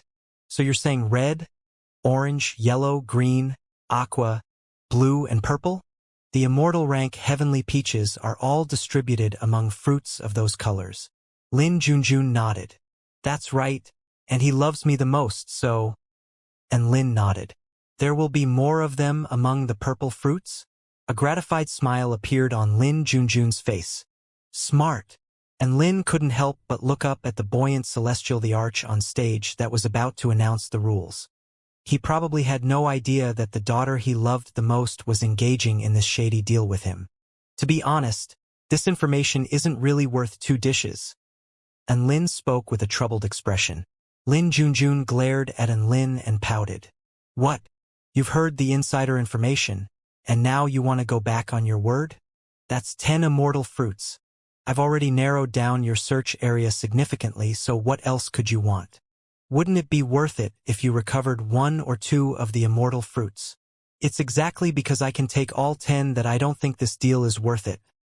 And Lin spoke with a speechless expression. What? Lin Junjun's eyes widened. 10? Are you daydreaming? And Lin couldn't be bothered to explain things to her. Did she really think his divine inspection technique would be useless in an event like this? However, the fact that his search range had been whittled down would save him quite a bit of trouble. Hence, and Lin reluctantly accepted Lin Junjun's deal. On the stage, the Celestial the Arch announced the second activity with a buoyant smile. The second activity is going to the most interesting activity and one that everyone can reap the most valuable rewards from. It's called the Discerning Eye activity.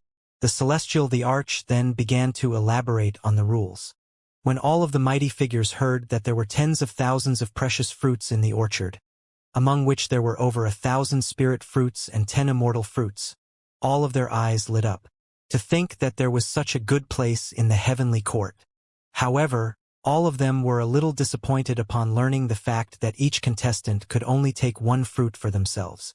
If one was to purely rely on luck, there was simply too small a probability of hitting the immortal fruit jackpot. As such, they had to have some sort of way to discern the valuable fruits, hence the name of the game. A spatial fluctuation swept forth, and all of the living beings were teleported to a place that was like an immortal paradise. The scenery was gorgeous with all types of lush, vibrant flowers and exotic spirit beasts. There was a huge orchard spread out before everyone. What was strange was that all of the trees had different types of fruits on them. In other words, there were over 1,000 different types of fruits here. Wow, what a beautiful place. I feel so comfortable here. As a fairy, Tina was quite intimate with nature, so she immediately developed a fondness for this place. Is this the myriad fruit orchard of the heavenly court? This is indeed a fantastic place. Xiao Tu also couldn't help but deliver words of praise, not taking into account other matters. Just the richness of vital energy here was something other immortal realms couldn't contend with. Not long after, the 2,000 representatives had already sprung into action. Any of you who don't have any particular discernment techniques or can't be bothered looking, come with me. I want 9 people, and Lin instructed. His goal was to get all 10 immortal rank heavenly peaches. Su Qianyun had great self-awareness and joined him first. The noob trio consisting of Tang Shiman, Xiao Hong, and Little Gu joined him next. The fanatical followers Yiling, Little Lang, Bryce, Xiao Zhe, and Little Tian made their way over to him after that. There were exactly 9 people. The rest of them were all super confident in their discernment abilities. And Lin had already relayed Lin Junjun's information to them, so that they could narrow their search range, but the rest would be up to them. The ability to discern the immortal peaches was vital, but time was also of the essence. If you had a discernment ability but you were too slow, the immortal peaches would be taken by others. And Lin didn't know what everyone else's abilities were like, but he believed that his ability was quite fast. He immediately made his way over to one tree, and a white light flashed through his eyes. Crimson blood fruit, a fruit born from the flame power of heaven and earth. Consumption can greatly assist cultivators when cultivating fire-type spell techniques. It is close to a spirit fruit. There were over 60 of those fruits on that one tree, and Lin had to look through them one by one in case an immortal rank heavenly peach lay among them. 10 seconds later. Nothing here. Let's go to the next tree. And Lin instructed. Su Chenyun and the others didn't know what was going on, but they still followed along nonetheless. Master is so awesome. You can tell if there are heavenly peaches hiding on that tree so quickly. Yiling clapped her soft, tender hands together. Hey, you're getting better at this flattery business. And Lin couldn't help but pinch Yiling's little cheek with a gratified expression. Elsewhere in the myriad fruit orchard, a projection of a yin-yang symbol swirled in Shenyuan Luin's eyes, and he quickly moved toward a certain tree. It was as if he was looking at that tree, but also not looking at that tree. The branches and leaves swayed in the air, as if it were waving at him. Lu Changle, go pick that fruit, Shenyuan Luin suddenly instructed. One of the people following him stepped forward with excitement. Is that an immortal rank heavenly peach? No, it's just a spirit fruit. Immortal fruits aren't that easy to come by. Shenyuan Luin said with a warm smile. Be happy with what you have. You may take this spirit fruit for yourself. Lu Changle was very grateful. Thank you, sect leader. He did not doubt his sect leader's discerning eye in the slightest. In the air above the myriad fruit orchard, the 5 emperors were recording statistics at an extremely fast rate. The coiled dragon royal family's first prince has already reached phenomenal success stage in his golden eye divine technique. Shenyuan Luin's Tao of myriad spirit Tai Chi can already communicate with all things in nature. Its true intent has improved significantly since 100 years ago. And Lin's ability is a bit weird. The 5 emperors discussed among one another as they took notes. The heavenly court had its own plans in mind. If the battle for the heavenly peaches was to make the powers more friendly toward one another, then this discerning eye activity was a chance for them to analyze everyone's abilities. And Lin was able to discern fruits at an extremely fast rate through the use of his divine inspection technique. There were over 1,000 fruit trees, among which there were 500 fruit trees outside with the colors on the rainbow spectrum. If he searched at a rate of 10 seconds per tree, it would still take him about 83 minutes, which wasn't too bad. The time limit on this activity was 2 hours, so he would make it before then. However, the only thing that he was concerned about was that someone else would take the immortal peaches before he did. But that didn't appear to be very likely. If one went by luck, then the probability of getting an immortal peach was extremely low. If they carefully discerned the fruits one by one, then it would be extremely time-consuming. One had to realize that his divine inspection technique was like an automatic sensor, so it was extremely fast. He didn't think that there was someone more badass than him here in discernment. And Lin pondered all of these thoughts as he unleashed his divine inspection technique over and over again. Congratulations to Black Spirit Snake of the Snake Spirit Clan for obtaining 1 immortal rank heavenly peach. The celestial Thearcha's voice sounded in the ears of all of the living beings within the myriad fruit orchard, instantly creating a massive stir. Countless powerful beings and mighty figures cast envious glances toward a certain direction. Black Spirit Snake stood in that direction while holding a yellow pineapple, which she juggled with a smug smile of contentment on her face. If one was to look closely, they would be able to see a series of peculiar black symbols flashing in her eyes.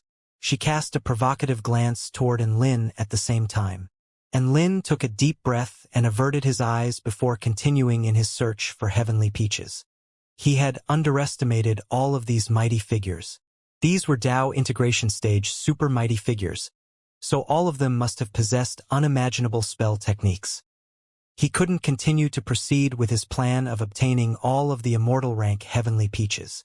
He had to find them as quickly as possible, and Lin quickly changed his tactics and continued in his heavenly peach discernment journey.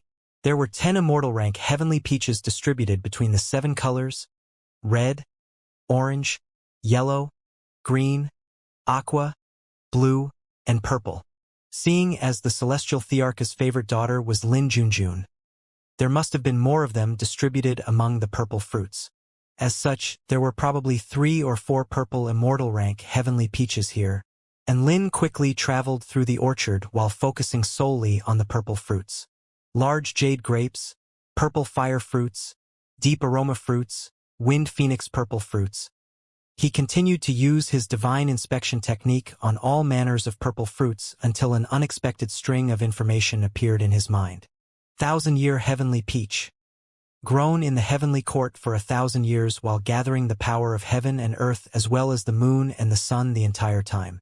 This is a 3rd-grade immortal fruit. And Lin was instantly ecstatic. Quick, Xiaohong, grab that heavenly peach. Huh? Oh! Xiaohong couldn't see any heavenly peaches, but she still did as she was told and swatted one of the purple fruits on the fruit tree before her with one of her leaves. The celestial Thearch's voice sounded in the air again. Congratulations to Xiaohong of the 4-9 Immortal sect for obtaining 1 immortal rank heavenly peach. Cries of surprise rang out across the entire orchard again. All of the representatives turned envious eyes toward the little red flower sitting on Lin's shoulder. The 4-9 Immortal sect has just obtained an immortal rank heavenly peach to go with all of those spirit rank heavenly peaches. They're most definitely the biggest winner of this heavenly peach banquet no matter what happens now. There are so many people following sect leader Lin. Could it be that Lin discovered that immortal peach? It does indeed look like all of those people are there to pick fruits for him. After all, he can only pick one for himself, but he can discern more fruits and instruct other sect members to pick them for him. I'm so envious of the 4-9 Immortal sect. They're getting carried by their sect leader. Everyone was full of admiration and envy while some of them picked up the pace in case more immortal peaches were taken. Many living beings picked some of the fruits, but they were all disappointed as they didn't hear the celestial Thearch's verbal message of congratulations. Zhu Shan picked a spirit fruit under Lu Mingxuan's guidance and was struck by a profound sense of disappointment at the sight of the elated Xiaohong nearby. Not long after that, congratulations to Yi Ling of the 4-9 Immortal sect for obtaining 1 immortal rank heavenly peach. The celestial Thearch's voice echoed throughout the myriad fruit orchard again. All of the sect representatives were astonished. Even the Dao integration stage super mighty figures reacted upon hearing this. For 9 Immortal sect, it was the 4-9 Immortal sect again. Zhu Shan looked at the adorable little girl whom she had once regarded as an ant that she could squash beneath her feet. But now, that very same little girl was standing obediently beside Lin with an immortal rank heavenly peach in her hand. Zhu Shan felt as if a sword had been stabbed into her heart. For some reason, the spirit fruit in her hand was starting to feel like a hot potato. She felt as if she was inferior to that little girl whom she once looked down on. All of the representatives quickly refocused on the task at hand. Congratulations to Su Chenyun of the 4-9 Immortal sect for obtaining 1 immortal rank heavenly peach. The celestial Thearch's voice sounded after about a dozen minutes. Many of the mighty figures completely exploded. Holy fuck! The 4-9 Immortal sect again. Is sect leader Lin using hacks? Is he not going to let us live? This is already their 3rd immortal rank heavenly peach. Holy Mother of God. Many of the representatives here felt as if they had received heavy blows. Why was the 4-9 Immortal sect so badass? Su Chenyun held a purple fruit in her hands, and she ducked her head with embarrassment at the sight of all of the mighty figures looking at her as a deep blush appeared on her flawless features. Su Xian of the Greenwood Imperial family was quite elated upon seeing this. Look, big brother. Our little sister is experiencing great fortune with Lin by her side. Hence, I made the right choice. Sugu spoke with a dark expression. A heavenly peach proves nothing. Xianxia had even given my little sister the high-rank Immortal tool Moonlight disc, just as the two of them were discussing the future happiness of their little sister. In the air above, Lin Junjun pursed her lips and cursed Lin in her heart. Don't make it so obvious, you bastard. You need to be sneakier when doing things like this. Just 2 is enough. Why are you taking so many? Sure enough, the Celestial the Arch was already starting to get suspicious. What ability is that when Lin's eyes turned white earlier? How can he discern fruits so quickly? The Celestial the Arch was perplexed. Emperor Ziwei also shook his head. He was at a complete loss. I don't know either. There are no spell technique fluctuations, so it should be a special talent of his. Perhaps it's similar to True Lord Erlang's Heavenly Eye. The Celestial the Arch nodded before falling into deep thought again. Why isn't Lin going for all of the purple fruits? Has he been tipped off about something? Lin Junjun's heart jolted with shock, and she immediately put on an expression of keen interest as she surveyed the activity taking place down below. Congratulations to Xiao Zhe of the 4-9 Immortal sect for obtaining 1 Immortal rank Heavenly Peach. The Celestial the Arch broadcasted to the Myriad Fruit Orchard once again. All of the representatives within the Myriad Fruit Orchard were numb from astonishment as they turned toward Lin's direction. There, Xiao Zhe held a purple fruit about the size of a watermelon in his hands, while wearing an elated smile on his face. All of them were completely dumbstruck. They felt as if their brains had been reduced to mush. How was it possible that the 4-9 Immortal sect was this insane? That's the 4th one, and all of them are purple fruits? The Celestial the Arch couldn't help but turn his eyes toward Lin Junjun. Lin Junjun was currently in the process of watching the activity with keen interest in her eyes. However, the Celestial the Arch suddenly turned toward her at this moment. She was starting to panic a little. Had her cover been blown? That shouldn't be the case. It wasn't as if she could tell which fruit was an Immortal peach, so even if the Celestial the Arch did suspect something, what exactly could he be skeptical of? Little Z, you seem troubled by something? The Celestial the Arch suddenly asked. Lin Junjun shuddered slightly before immediately shaking her head. Not at all. I was only thinking about some cultivating problems. The Celestial the Arch continued. And Lin seems to have some sort of strategy when choosing the heavenly peaches. Did you? Ah, it wasn't me. I didn't. Don't slander me. Lin Junjun instantly went into super defensive mode. The Celestial the Arch. For some reason, the Celestial the Arch was feeling quite depressed. Was his favorite daughter selling him out for another man? However, what the Celestial the Arch didn't know was that she was not selling him out for another man. She was just selling him out for 2 dishes, within the Myriad Fruit Orchard. Big Boss and Lin is super awesome. He already has 4 Immortal fruits. I have to pick up the pace too. Lan Xiaoni turned toward Lin with an unbridled smile of elation on her face. Most of the other living beings present were not quite as happy as Lan Xiaoni. In fact, most of them felt as if they had received a heavy blow to the heart. It was said that those who were able to discern the heavenly peaches had eyes of wisdom that could see through all things. Could it be that Lin was the only one who possessed eyes of wisdom here? Were the rest of them all blind? With the addition of Black Spirit Snake's Immortal Peach, half of the Immortal Peaches were already gone. They didn't have much time left. Hey, I discovered a pattern. All 4 of Lin's Immortal Peaches are purple. You mean there is a higher probability of finding Immortal Peaches among the purple fruits? That should be the case. Can't you see that he keeps wandering around trees with purple fruits? There's definitely something to be learned here. Let's go. Some of the representatives thought they had discovered a pattern, and all of them swarmed toward the purple fruit trees in an attempt to find what was different about them. Some of the smarter ones avoided the trees Lin had observed in the past as a process of elimination. And Lin couldn't help but burst into laughter upon seeing this. Red, orange, yellow, green, aqua, blue, and purple. There were already 4 immortal fruits among the purple ones, and there had to be at least one of all of the other 6 colors, which meant that there were no longer any immortal peaches among the purple fruits. The rest would be found in other colors. Black Spirit Snake's yellow pineapple was an immortal peach, so yellow could be eliminated as well. The rest could be found in red, orange, green, aqua, and blue fruits. And Lin sprang into action, but this time he was no longer looking at purple fruits. All of the representatives who were feeling quite pleased with themselves for discovering that pattern were all dumbstruck.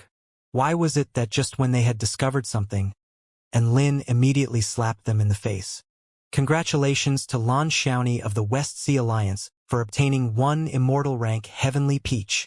The celestial Thearcha's voice sounded once again in the sky. Everyone heaved a light sigh of relief upon hearing this. At least it wasn't the 4-9 Immortal sect again. This was a strange mentality, as if they had post-traumatic stress disorder from hearing about the 4-9 Immortal sect obtaining immortal peaches. Lan Xiaoni held a blue, heart-shaped fruit in her hands, and she raised it high in the air with a vibrant smile upon detecting in Lin's gaze. And Lin gave her a thumbs up along with a wide smile. He could eliminate blue fruits as well now. Hence, he began searching through the red, orange, green, and aqua fruits. Lan Xiaoni turned toward the 2 high priests behind her. Thank you for your divination, high priests. Go find some heavenly peaches of your own. There's no need to hold back just because we're competing with Lin. He's not that petty. Upon hearing this, Guyu and Yufeiyu both nodded before using their divination techniques to search for more heavenly peaches. The 4-9 Immortal sect members were also all showing off their skills. Xiao Chao's lightbulb eyes had been activated to maximum brightness, and all living beings who looked directly into them would be blinded. Tui, that wasn't the point. The point was that any slight differences between the fruits could be discerned under such strong light. One of Su Xiaolin's eyes had turned golden, whereas the other was white. Her golden eye of the true dragon and her white eye of the holy flame had an extremely powerful discernment ability when used together. The only downside was that it was a little slow. Shenyuan Cheng seemed to be able to communicate with the fruits. Are you a heavenly peach? The fruit swayed from side to side. What about you? Are you a heavenly peach? The other fruit also swayed from side to side. You're quite handsome. Are you a heavenly peach in disguise? The fruit swayed from side to side. Elsewhere, countless statistical golden particles of light flashed through Bai Ling's eyes, as if she was doing some sort of unimaginably complex calculation. Xiao Tu was like an old farmer walking through the orchard and occasionally looking at a fruit or two. No one knew if he could actually discern anything by looking at them though. Red, orange, green, and aqua. Congratulations to Shenyuan Luan of the 10,000 Spirits Immortal sect for obtaining an immortal rank Heavenly Peach. The celestial Thearcha's voice created another stir throughout the myriad fruit orchard. Shenyuan Luan held an orange in his hand with a smile on his face. After a short while, congratulations to Wine Demon Child of the Heavenly Frost Spirit Palace for obtaining an immortal rank Heavenly Peach. A humanoid child with a pair of colorful wings growing on its head held an aqua fruit with elation on its face. The Heavenly Frost Spirit Palace was a top-tier sect in the Hall of Creation for flying living beings. The pressure was mounting on Lin. There were only red and green fruits left. Crap. There are only 2 immortal rank Heavenly Peaches left. We have to pick up the pace. Sect leader Lin seems to have dropped off. After obtaining 4 immortal rank Heavenly Peaches in quick succession, he hasn't found any others. Perhaps it was just luck? There's no use saying things like that now. He obtained 4 Heavenly Peaches, which is the equivalent of everyone else combined already. All of the representatives discussed spiritedly among themselves as they continued their search. And Lin was planning to take all 10. And he was feeling quite panicked that reality was so different from what he had envisioned. However, he finally stopped below a red, gourd-like fruit. Other living beings were also coming toward them, so he immediately pulled the red gourd off the tree. Congratulations to Lin of the 4-9 Immortal sect for obtaining 1 immortal rank Heavenly Peach. The celestial Thearcha's voice was greeted by a deathly silence before the entire myriad fruit orchard exploded again. And Lin was finally back. And Lin proved to everyone yet again that he was not picking the immortal fruits through dumb luck and firmly silenced his doubters in the process. There's only 1 left. I have to make a final effort. And Lin was pumping himself up. The same thought was running through everyone's mind.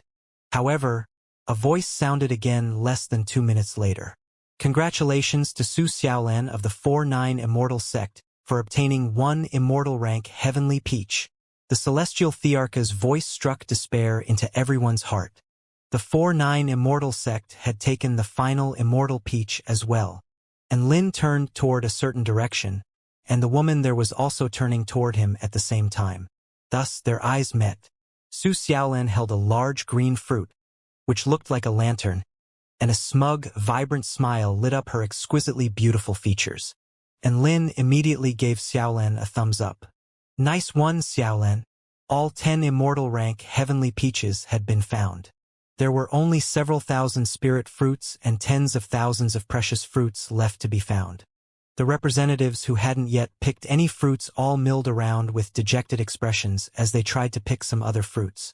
There were no more Immortal rank Heavenly Peaches, but at least there were spirit fruits left that could soothe their pain. There were still a few hundred representatives that had yet to choose, but the majority of them had already chosen.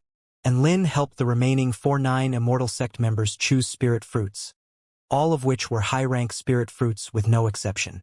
After that, his job was done. And Lin looked at all of the other representatives laboriously choosing their fruits, and a thought suddenly flashed into his mind. In the next instant, and Lin's voice reverberated throughout the entire myriad fruit orchard. Attention, all fellow cultivators. I would like to offer you a deal that you absolutely cannot afford to miss out on. I can help you choose your fruits for 10,000 spirit stones each, all of which will be high-rank spirit fruits with no exceptions. If I don't deliver on what I promise, I'll pay a penalty fee of 10 high-rank spirit fruits. Everyone fell silent at once, and they all turned to stare at Lin with astonishment etched on their faces. And Lin continued, "Everyone knows who I am, and everyone has seen the feats I have performed. I can guarantee the quality of my service." The 4-9 Immortal sect members, all of the other representatives. A normal spirit fruit was usually worth over 100,000 spirit stones, so this really wasn't a bad deal if he really could deliver on what he promised. Aside from the dozen Dao integration stage super mighty figures present, who could guarantee that they would be able to pick a high-rank spirit fruit without fail? Most of the people here had tears flowing down their faces with precious fruits sitting in their hands. But now, Lin was offering his fruit-picking services to everyone. It had to be said that many of the mighty figures present were tempted. Me. Help me, Lin. Xianxia of the Dark Phoenix Imperial family raised her hand first with excitement on her face. Lin was looking for someone to take the first leap, and Xianxia immediately stepped forward. This was like someone handing him a pillow just when he was feeling sleepy, and he turned towards Xianxia with a grateful expression. Xianxia handed over the money, and Lin casually scanned his eyes across one of the nearby trees. "Pick that one." Xianxia immediately rushed over and picked the translucent white fruit Lin had directed her to. In that instant, the white fruit slowly began to transform into a bluish-white color, and powerful energy fluctuations emanated from it. It's a spirit fruit. It really is a spirit fruit. And it's definitely a high-rank spirit fruit. What are we waiting for? Hurry up and line up. Many representatives immediately rushed toward Lin. The whole scene descended into turmoil. "All right, guys, let's form a single line here." And Lin spoke with a joyful smile. Aside from the mighty figures who were confident in their own skills or were too proud to buy help from others, almost half of the representatives who hadn't yet chosen fruits gathered before Lin. This was a win-win situation, and everyone wanted to take part in it. Thus, all of the representatives were led by Lin around the orchard, and all of them obtained high-rank spirit fruits. And Lin's wallet was bulging, and all of the representatives had gotten their spirit fruits, so everyone was happy. All of the Dao integration stage super mighty figures were extremely envious of what Lin was doing. They really wanted to tell everyone that they were capable of identifying spirit fruits too. However, all of them refrained from doing so. Firstly, they couldn't identify the fruits as quickly as Lin did, and secondly, they didn't have Lin's extensive resume of identifying 5 Immortal rank Heavenly Peaches and countless spirit fruits. He was also doing so with completely unerring accuracy. Was this something they could compete with? All of these Dao integration stage super mighty figures had self-awareness. They knew that they were unable to compete with Enlin in this aspect, in the air above the myriad fruit orchard. All of the 5 heavenly court emperors were shocked beyond belief at the sight of what Enlin was doing. I really want to have a look at what Enlin's brain is made from. I feel like it's just a pile of spirit stones in that cranium of his. Emperor Ziwei stared at Enlin with incredulity. The Celestial the Arch looked on with gritted teeth, and his eyes threatened to bulge out of their sockets. He's profiting from this, but it's at our expense. We're going to lose over 100 spirit fruits because of him, Mr. Enlin's money-making tactics really are quite underhanded. He's making a profit, but he's also incurring a massive loss for the heavenly court. Emperor Tianhuang was also speaking through gritted teeth. Can we stop him? My heart is throbbing, Emperor Changsheng asked. Emperor Qinghua stroked his snowy white beard with a smile. There are no rules prohibiting Enlin from doing this, so we can't really stop him. The Celestial the Arch massaged his brows. I'm developing a massive headache. Lin Junjun shot a glance at the 5 emperors before turning her eyes upon the fruit-picking Enlin, and she couldn't help but burst into laughter. This bastard sure has a way of screwing people over. She recalled back to all those times Enlin had extorted profits from her with his purple star information. She was still feeling quite angry about it even now, but she couldn't help but chuckle at the memory of it. Time passed by slowly, and Lin was able to help 264 representatives successfully obtain spirit fruits with a 100% success rate, thereby delivering on his promise to perfection. All of the representatives were both stunned by Enlin's ability, as well as grateful toward him for his help. After all, this was a win-win situation. Oh wait, it was actually a win-win-loss situation. The heavenly court had incurred losses at their expense. During this process, all of the other representatives also developed a profound respect and acknowledgement for the 4-9 Immortal sect. Time was up. Everyone was enshrouded by spatial power and returned to the heavenly palace. And Lin now had an extra 2,600,000 spirit stones in his storage ring, taking his net worth to 190,600,000 spirit stones. He truly was a cultivating tycoon. The Celestial the Arch took the stage again with a forced smile on his face. The 4-9 Immortal sect is the big winner of this discerning eye activity. I'll now invite sect leader Enlin onto the stage to deliver an address. Enlin faltered slightly upon hearing this. He had to deliver another address? All of the 4-9 Immortal sect members erupted into raucous cheers and pushed Enlin to his feet. Many of the other sect representatives that had cooperated with Enlin also burst into applause to support Enlin. Enlin stood up and cleared his throat. Our 4-9 Immortal sect is a sect that champions peaceful development. We try to cater to others in everything that we do. What was this recycled speech? Many of the powerful beings and mighty figures present furrowed their brows with confusion. The Celestial the Arch was fighting to repress the mouthful of blood that was trying to force its way out of his chest. Sure enough, Enlin continued along the same line as his previous address. Hence, among all of the dazzling immortal peaches in the beautiful orchard, I am only taking half. Everyone fell silent upon hearing this. The Celestial the Arch, all of the representatives. Almost the exact same speech was delivered again. Last time, all of the sect representatives felt that Enlin was insane but also extremely exceptional. The 4-9 Immortal sect had already dominated half of one event through a combination of power and luck. However, the 4-9 Immortal sect had continued on to dominate half of the second event, crushing all of the other 99 powers beneath their feet. This was getting a little absurd now. After delivering that address, Enlin stood proudly in the heavenly palace, and his expression remained firm and tranquil under the scrutiny of 17 Dao integration stage super mighty figures and close to 2,000 return to void stage and soul formation stage powerful beings. He was as dazzling and eye-catching as the sun. People like Zhu Shan were already far too humiliated to even look at him. Lin Junjun heaved a faint sigh and was starting to regret making that deal with Enlin. What a crazy bastard! All of the representatives could sense an unyielding pride surging beneath Enlin's tranquil expression. If a normal person tried to flex, they would come under a collective attack from everyone present. However, no one had anything to say now, as the flexor was the mighty Lin, who had won their respect and even reverence with his actions. Deathly silence ensued for several seconds before a tsunami wave of applause rang out. All of the representatives cheered and applauded for Lin with all their might, especially those representatives who had received Lin's help in picking out spirit fruits.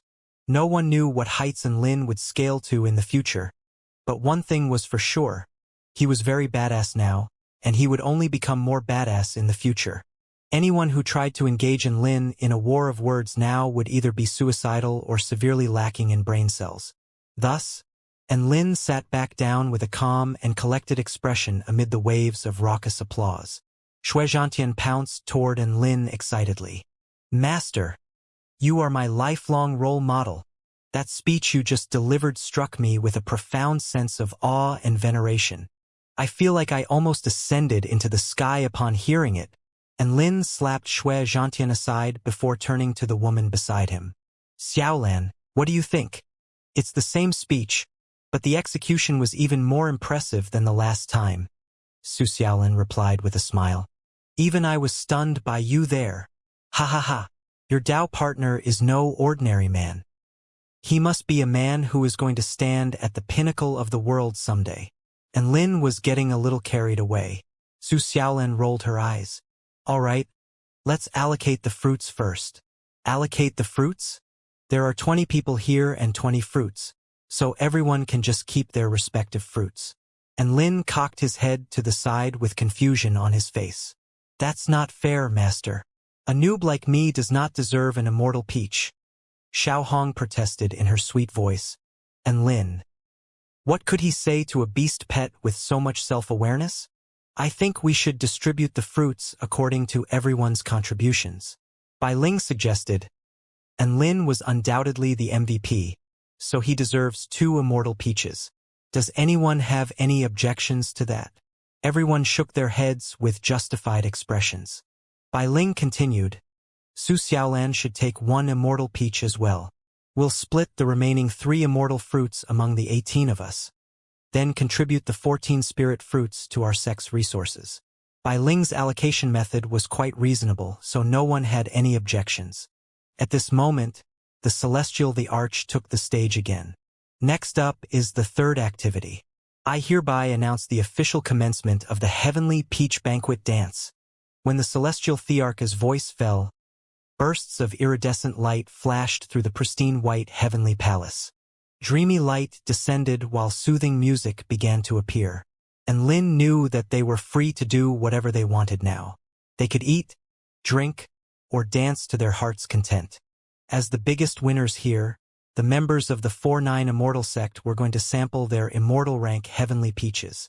Bai Ling was tasked with the duty of slicing the 3 Immortal rank Heavenly Peaches that were to be shared, as she would undoubtedly be the one who was able to do so with the most precision here. The 3 Immortal rank Heavenly Peaches were placed on the table. All of them were red and succulent, like 3 shy young women. A delectable scent wafted from all 3 peaches, making those who inhaled the scent feel as if they were floating above the clouds. It was said that mortals could extend their lifespan by 100 years just by taking a whiff of an Immortal rank Heavenly Peach. The rich immortal energy emanating from the immortal peaches manifested itself into a graceful white dragon that revolved around the peaches, as if it were guarding the peaches from prying hands. Everyone's eyes lit up at the sight of the gorgeous heavenly peaches. Bai Ling extended a slim finger before waving it slightly through the air. Whoosh, whoosh, whoosh. Countless thin lines instantly sliced the 3 heavenly peaches into 8 portions, and they also removed 3 shiny, golden heavenly peach cores. Heavenly peach cores possess extremely powerful essence of wood and can be used for pill refinement, Bai Ling explained. "I'll take them." Pill refinement master Su Xiaolan raised her hand to claim them. Thus, all 3 immortal peaches had been prepared. Everyone swallowed involuntarily at the sight of the peach's translucent and succulent flesh. And Lin and Su Xiaolan didn't need to bother with that, as they had complete immortal peaches of their own. Crunch! And Lin bit down onto his immortal peach. An indescribable sense of satisfaction instantly spread through his entire body. The peach flesh was delicious to the extreme, and its taste lingered long after the flesh had been swallowed. Not only that, but the flavor seemed to only be enhanced over time. The energy from within the heavenly peaches massaged and cleansed their blood and meridians, making their seas of vital energy churn and their souls tremble with bliss. So good.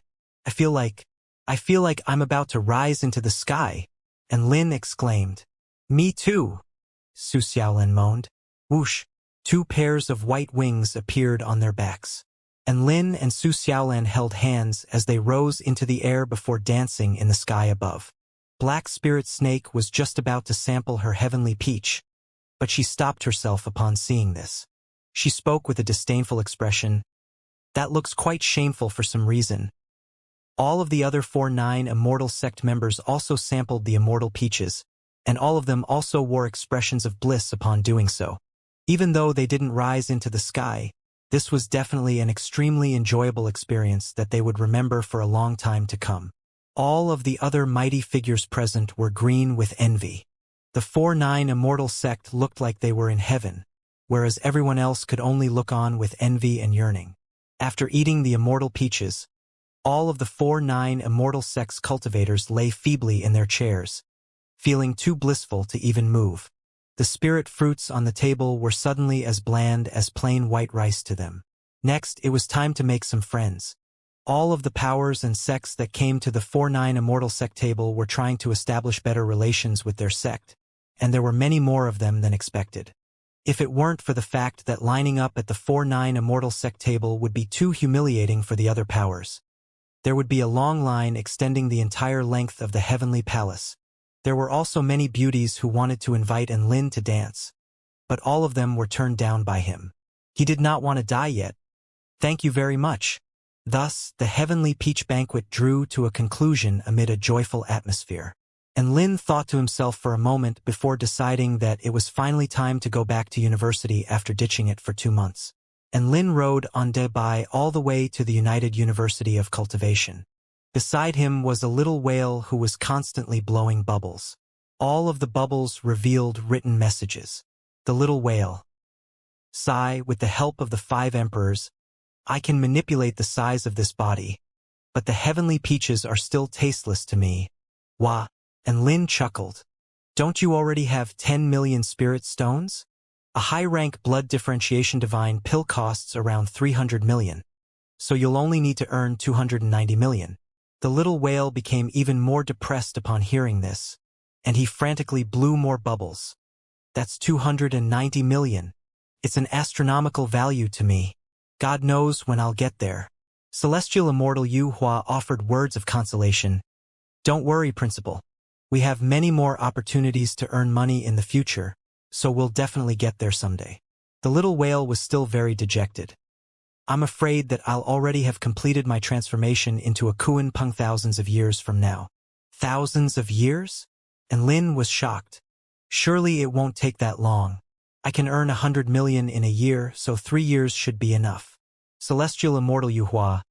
Wang Xianyu. The little whale suddenly pounced toward Lin and began frantically blowing bubbles again.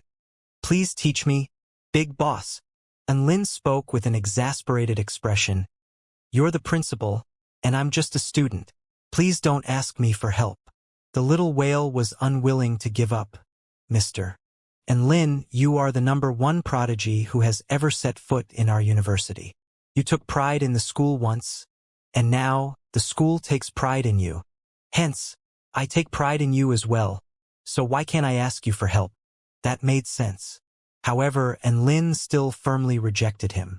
Forget about it. I'm a man who has to save up money for my wife. 100 years from now, I'm going to hold the best and most glamorous wedding this world has ever seen. All of that requires money. And Lin's words were filled with pride and conviction. Su Xiaolan was flying atop her sword nearby, and she ducked her head a little as a faint blush appeared on her face. If someone else was saying this, Wang Xinyu would definitely scoff at them for being delusional. However, Wang Xinyu had no choice but to believe these words as they were being uttered by Lin. Even though he hadn't participated in the Heavenly Peach Banquet himself, he had seen the entirety of Lin's performance. He felt like this was an extraordinary man capable of making any miracle come true. Soon, Lin returned to university. His leisurely school life resumed. And Lin didn't even have to cultivate now. All he had to do was wait for Chang'e's divine pill and Ziwei's divine tool. Once those two things were ready, he would progress to the return to void stage. Wait, no, little Xia was a divine tool as well. And Lin came to a sudden realization. That meant that he would be able to progress to return to void stage once Chang'e's divine pill was ready. He was suddenly really looking forward to this. During one of his classes, on a vast set of grasslands, and Lin held an ordinary magic tool, which he waved nonchalantly through the air. The person sparring with him was one of his classmates, Sun Shenglian, who was one of his underlings in the Myriad Mountain realm. She was the cold and aloof beauty with the massive melons.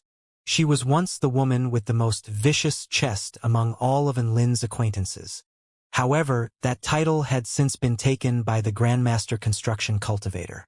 This was an F-cup mighty figure, and very few women could compare to her Mount Breastverse chest. Even though Sun Shenglian wasn't the most vicious, she was still quite vicious.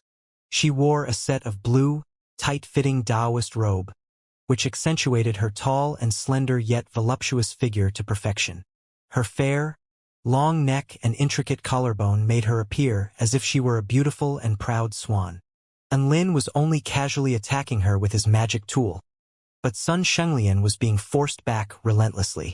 As she unleashed her movement techniques, her wobbling, snowy white melons created some beautiful scenery that was really difficult for Lin to ignore.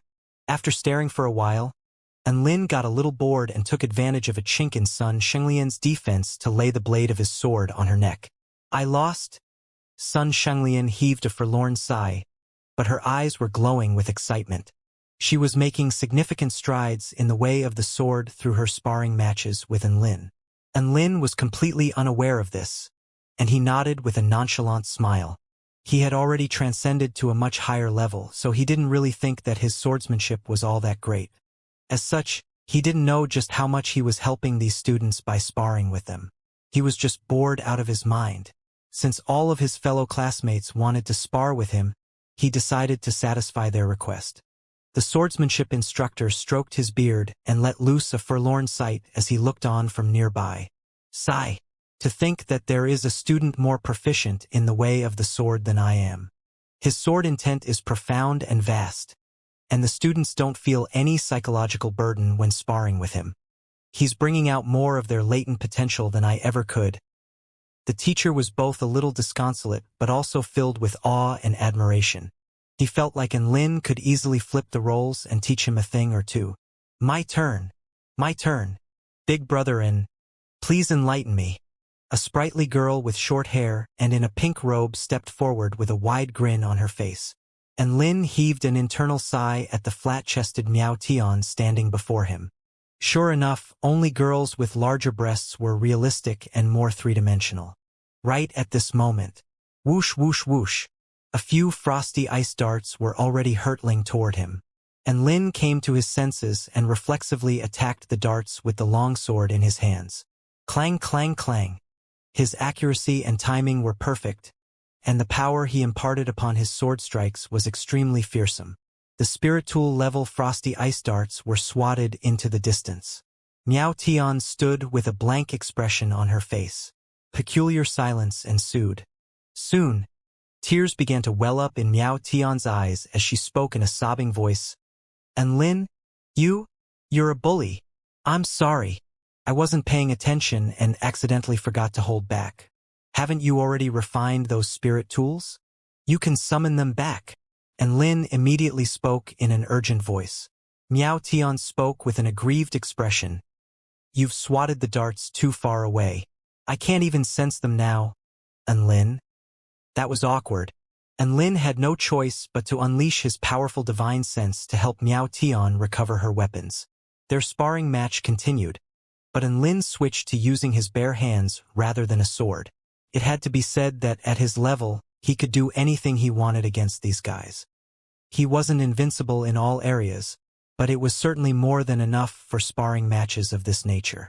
After that, he engaged in hand-to-hand combat with Luo Zipping, He played with Zhong Yongyan's wind, and he played with Big Brother Cheng's myriad spirit Tai Chi explosion. Tui. Myriad spirit Tai Chi Dao was what he meant. After that, he returned to his dorm room to tease the three little beauties Little Na, Xiao Hong, and Little Gu. Little Na was getting wilder, whereas Xiao Hong was becoming more and more inactive. Little Gu was the best. She was warm, gentle, and thoughtful, and she could transform into a beautiful little butterfly to flutter and dance around him. Thus, the days passed slowly and peacefully. Before he knew it, a month had passed, and Lin and Su Xiaolan were walking on a lush schoolyard path on the way to their classroom. He attended all of his lessons recently. He was savoring every single day spent at the university since he knew that these days were numbered. However, all of a sudden, and Lin's expression became extremely grave as he turned toward a certain direction. Something's coming. What is it? Su Xiaolan also tensed up upon hearing this. It must have been something quite serious to draw a reaction like this from Lin. It seems to be... And Lin turned to look into the distance as an expression of shock surfaced on his face. A snow mountain. A snow mountain? Su Xiaolan wore an incredulous expression. Just the thought of a snow mountain flying toward them from a distance away was already an absurd concept. On top of that, the United University of Cultivation was situated on a floating continent in the sky. Didn't that mean the snow mountain was flying high in the sky? That was even more inconceivable. However, Su Xiaolan quickly found out that Lin was right. The black dot in the distance was slowly expanding in their eyes, and it really was a flying mountain. This was a tall mountain over 1,000 meters tall with its upper half covered in snow and ice while all sorts of strange plants grew on its lower half. It was no different from an ordinary snow mountain. However, this mountain was imbued with a strange power. For some reason, Lin's instinct told him that this was no ordinary snow mountain. Whoosh! An extremely massive and powerful formation appeared over the entire floating continent upon which the United University of Cultivation was situated. This was a Dao integration stage defensive formation. In the face of this formation, the snow mountain was nothing.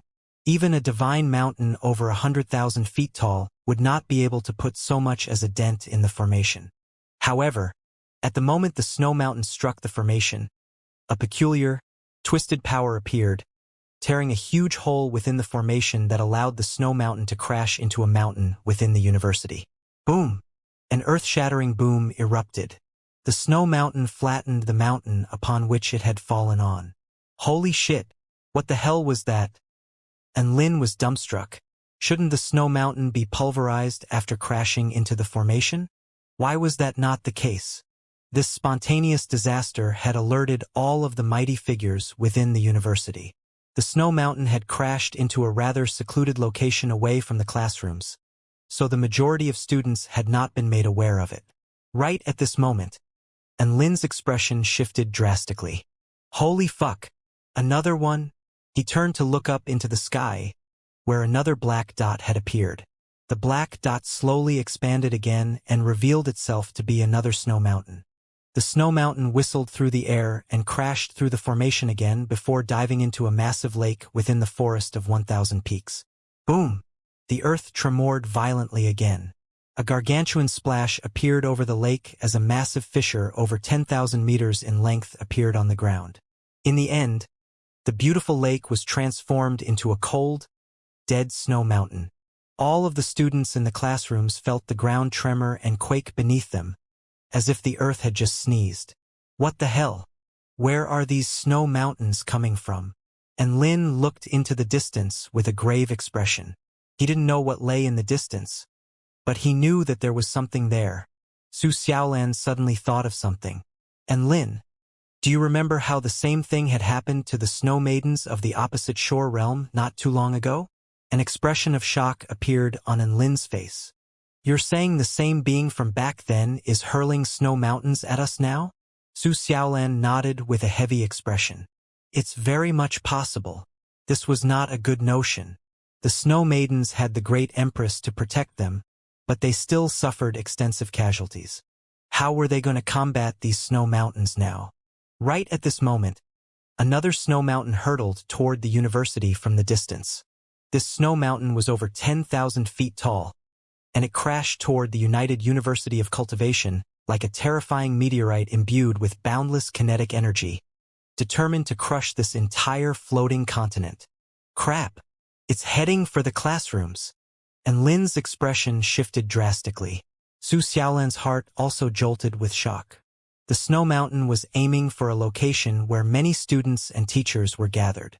If it was allowed to fall there, it would result in countless casualties. The emergency alarm was already blaring and was audible in every corner of the entire university. One mighty figure after another rose into the sky. Impudence! This is the heavenly court's territory. Who dares to wreak havoc in our university? Enraged cries erupted into the heavens as close to 10 returned to void stage mighty figures sprang into action at once. They were all teachers of the university, and Vice Principal Yu Hua was among their ranks. At this moment, tens of thousands of teachers and students had come out of the classrooms, and their faces paled with horror at the sight of the gargantuan snow mountain crashing down upon them. Some of the freshmen were too scared to even walk. Boom, boom, boom. One earth-shattering spell technique was unleashed after another, all of which were aimed toward the snow mountain in the distance. The teachers and students on the ground below all fled as they looked up with anticipation on their faces. Return to void stage spell techniques crashed into the mountain and exploded violently, sending fearsome shockwaves surging in all directions. However, the massive snow mountain seemed to have been enshrouded by some sort of mysterious power that none of the spell techniques were able to penetrate. In fact, some of them had even been absorbed into the snow mountain. All of the students and teachers paled even further upon hearing this. Return to void stage spell techniques were completely ineffective. What the hell were these snow mountains? Great astral shift. A dazzling divine Tao light erupted from Vice Principal Yu Hua's entire body, and countless stars appeared in the air before engulfing the snow mountain in an attempt to transfer it to a different location. His thought process was correct. If they couldn't destroy the snow mountain, then he would just have to move it. However, the might of the snow mountain was far beyond Vice Principal Yu Hua's imagination. When his power of the divine Tao made contact with the snow mountain, an invisible barrier kept it at bay, preventing it from taking effect on the snow mountain itself. It was as if Vice Principal Yu Hua's spell technique had landed on thin air.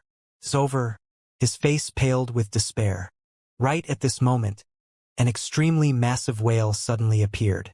It was over 3 kilometers in height and over 10 kilometers in length, making it even larger than the snow mountain. Its gargantuan body instantly obscured the entire heavens, making everything fall dark, as if an ancient mythological beast had descended. Principal Wang Xianyu had made his appearance. Howl! A ferocious cry erupted from the whale's mouth as he crashed head first toward the snow mountain. Seeing as spell techniques didn't work, he would just have to use a brute force physical attack. That's right, this was the full force strike of a Tao integration stage super mighty figure, and it was the purest form of physical attack. The terrifying force behind this headbutt was powerful enough to shatter an entire continent. Boom! The gargantuan whale crashed into the snow mountain. Another earth-shattering boom erupted as shockwaves exploded forth for over 100 kilometers. Crack, crack, crack. Semi-transparent cracks finally began to appear on the snow mountain. The snow mountain itself didn't appear to have sustained any damage, but the force behind the headbutt traveled through the invisible barrier and acted on the snow mountain. Finally, the snow mountain's trajectory was altered by the gargantuan whale's full-force attack. The snow mountain fell elsewhere, raising a few small mountains in the schoolyard to the ground and triggering violent tremors that threatened to crack open the entire floating continent. Everyone had no doubt that they would all be dead if that snow mountain had fallen upon the classrooms. Tens of thousands of students and teachers yelled in unison, "Long live the principal!" However, they only had a chance to cheer for a few seconds before 2 black dots appeared in the distance again, both of which were aiming for the same location. Wang Xianyu hadn't even had a chance to catch his breath, and he was immediately plunged into despair at the sight of the 2 snow mountains hurtling toward the school at the same time. "Run!" Vice Principal Yu Hua roared. All of the teachers immediately began to disperse the students. No matter how powerful Wang Xianyu was, He could only take on one snow mountain at a time. There was no way he would be able to combat two at once. All of the students could only flee the scene as quickly as possible. However, there were simply too many of them to be evacuated in a short period of time. What was going to follow was most likely an extremely gruesome and tragic scene of mass slaughter. Wang Xianyu let loose a grief-stricken wail before launching himself toward one of the snow mountains. He was unable to block both at once, so he could only do his best to block one in the hope that it would lower the number of casualties. He managed to redirect one of the snow mountains, but the other one was still falling with a merciless, overwhelming force. In the eyes of the students down below, the massive snow mountain had encompassed the entire sky, as if a huge continent were crashing down upon them. The sheer size of the mountain, as well as the boundless kinetic energy imbued within it, struck all of the students with a crushing sense of asphyxiation. Despair welled up in all of their hearts. This mountain was way too big, and there was no way they could escape it. Countless students were already putting on a final resistance as they unleashed a relentless barrage of spell techniques toward the snow mountain in the sky. They could die, but they couldn't die without putting up a fight.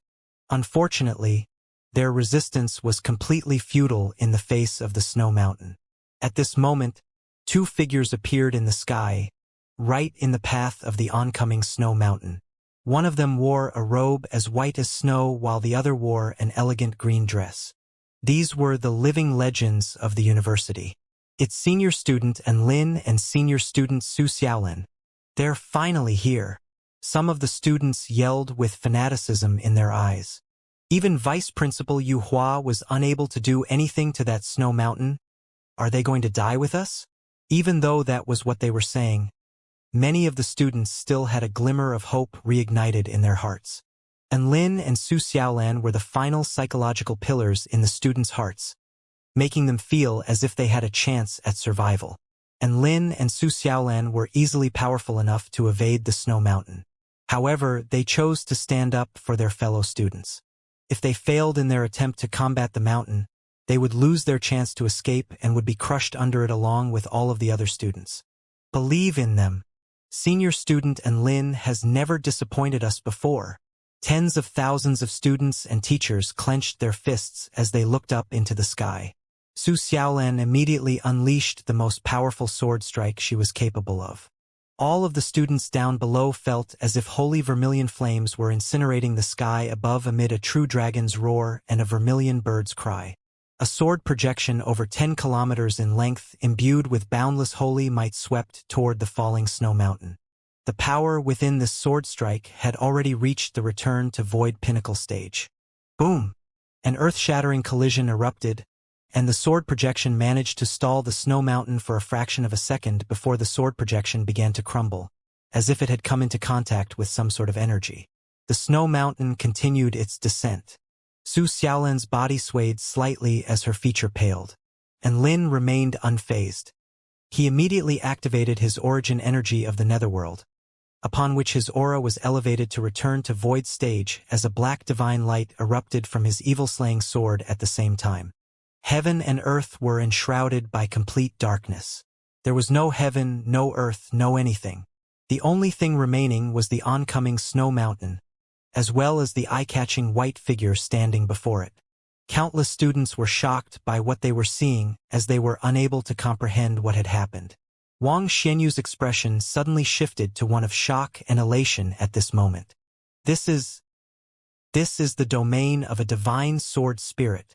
That's right, this was the divine tool domain Little Xie had attained after progressing to become a divine tool.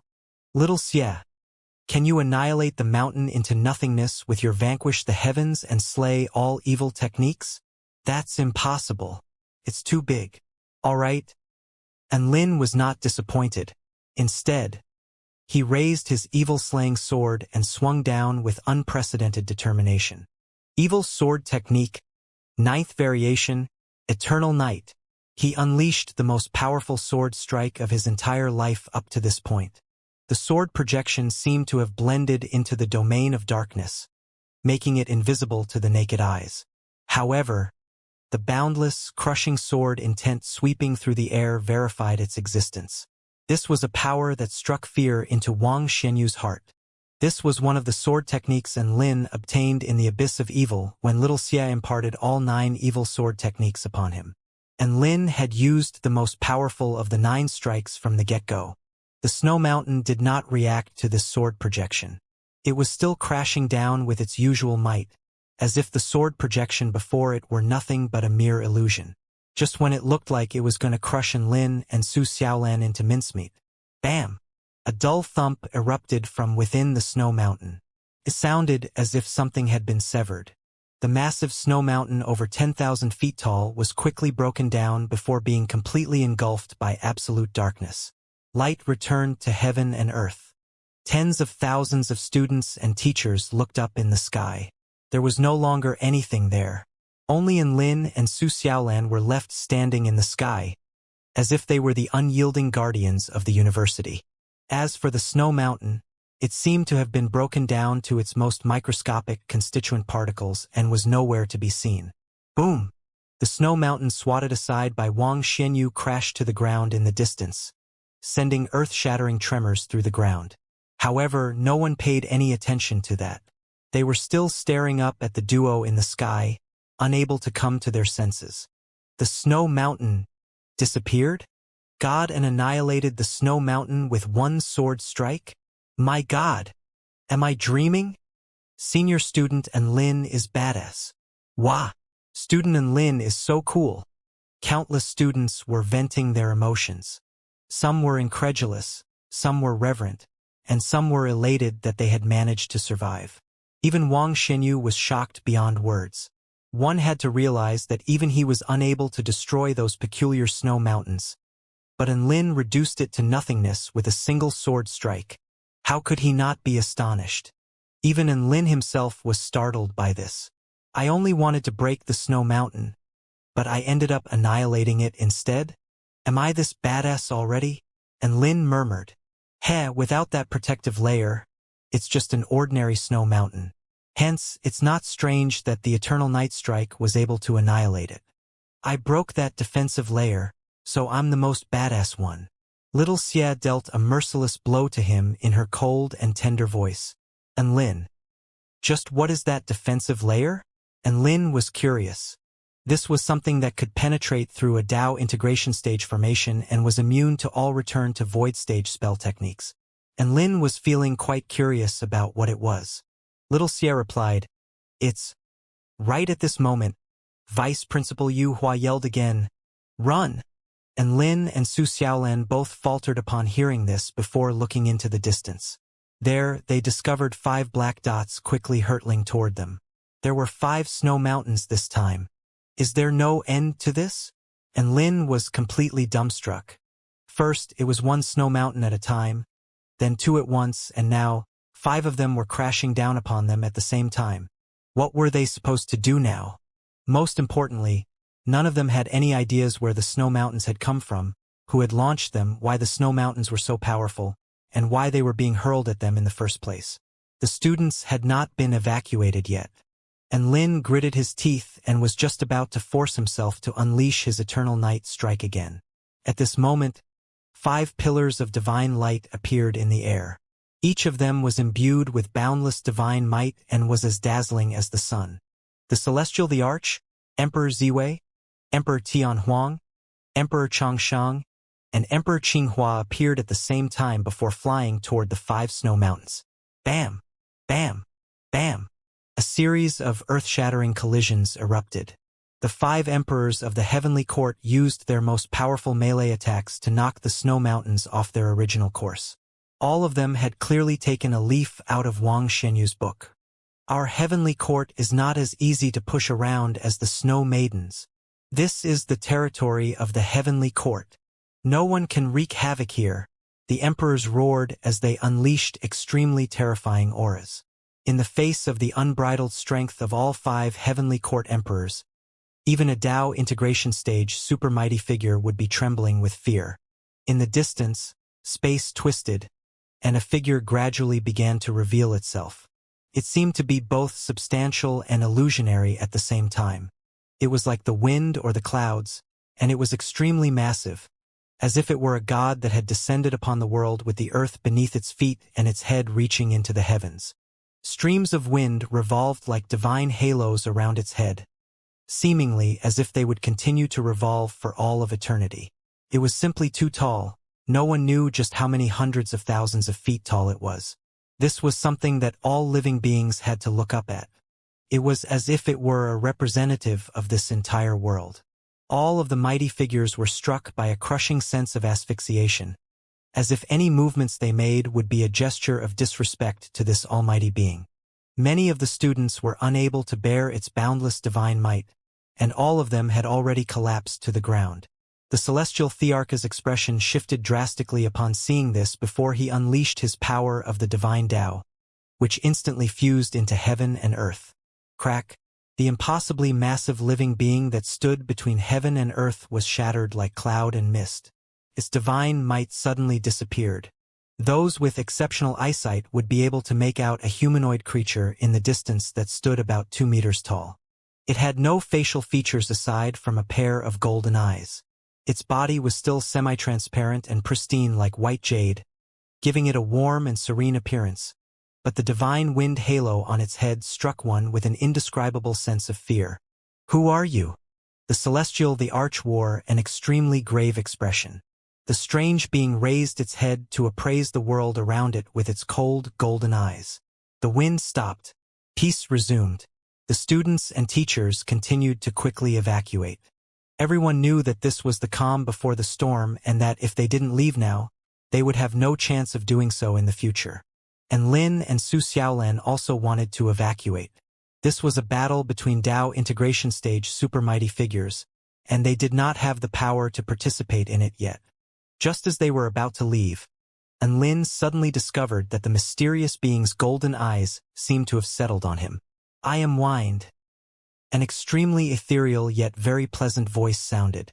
It was impossible to discern its gender from its voice, but it was a very comfortable voice to listen to. "Wind." The celestial Thearch's brows furrowed. He had never heard of someone like this on the continent. Could it be Windwalker from the Hall of Creation? That couldn't be right. This creature was clearly much more powerful. If Windwalker dared to pull a stunt like this, the 5 emperors would beat him silly in seconds. "That's right, I am Wind. A wind that can sweep up countless mountains." The being opened one hand, and a small snow mountain appeared in mid-air, hovering from the effects of a peculiar type of wind. All 5 emperors were struck by the same thought. It looked like the barriers around the snow mountains were created by that peculiar type of wind, which had enveloped the entire miniature snow mountain hovering over the being's palm. It can even keep out or engulf the power of the divine Tao. "What the hell is this thing? What should we do? Should we attack it together?" "Wait, it said it was wind. Could it be?" All 5 emperors were being very cautious against this mysterious opponent. Right at this moment, Wind had already tossed the miniature snow mountain in its hand into the air. The miniature snow mountain expanded at an astonishing rate and soon transformed into a divine mountain over 100,000 feet tall, which crashed down upon the United University of Cultivation like a continent. All of the students and teachers were stupefied. This snow mountain wasn't even in the same weight class as the previous ones. If that snow mountain was to fall, not only would the entire university be razed to the ground, even the entire floating continent might crack into pieces. The 5 emperors and Wang Xianyu's expressions all shifted drastically, and they flashed toward the snow mountain at the same time. "Let's redirect this thing away from the floating continent. Everybody together, in that direction." The 6 Tao integration stage supermighty figures all combined their efforts to crash into one side of the snow mountain. "I am Wind, I am God, I am this entire heaven." The pristine, white living being spoke, and it slowly opened its palms, upon which a burst of wind erupted from nowhere to pile onto the snow mountain. The 6 Tao integration stage supermighty figures felt as if they had crashed into a gigantic sponge, and all of their powers were being quickly nullified. "No!" Emperor Ziwei's eyes widened. The divine mountain crashed through the United University of Cultivation's formation before crashing down from the sky. If it was allowed to fall, the students would be destroyed by the ensuing shockwaves even if they could escape from the university. The celestial thearch's divine Tao merged with heaven and earth as he roared in a thunderous voice. Offer all of your powers to the formation. Fortify it with all your might. Rumble, the entire formation quickly fused with the earth, upon which the entire continent lit up with a scintillating divine light and was instantly fortified to be several hundred times more resolute. The celestial thearch had changed tack in this dire situation. If they were unable to stop the snow mountain from falling, then they would just have to do everything they could to fortify this floating continent so that it could withstand the force of the descending snow mountain. The divine mountain fell, and Lin and Su Xiaolin quickly fled through the air. All of the students had also been evacuated outside of the range of the divine mountain. However, that didn't mean that they were safe. It was like how if a comet struck the earth itself might survive, but the living beings on it would not be so fortunate. Bam! A violent collision ensued, threatening to tear apart heaven and earth. Shockwaves exploded outward as furious gale-force winds swept forth for several hundred kilometers, uprooting all of the surrounding trees and flinging them into the sky. All of the students and teachers gave it everything they had to defend themselves against the repercussions. What was surprising to Lin was that after the power of the spell formation fused into the floating continent, it did not crack open upon being struck by the divine mountain. Instead, it only caved in slightly from that doomsday-like collision. It was also because of this that the students all managed to survive. The mysterious being in the distance was unperturbed by this sight. Instead, it spoke in an indifferent voice. Destroying the heavenly court will be the first step to exterminating the human race. The 5 emperors immediately exploded with rage upon hearing this. Destroy the heavenly court? What a cocky bastard. Let's go. I don't give a shit who this is. It must die today. Fuck that thing up. None of the 5 emperors had any doubt now that this was a being they had to destroy. All of them pounced toward the mysterious being at the same time. And Lin escaped from the battlefield and asked the evil-slaying sword again.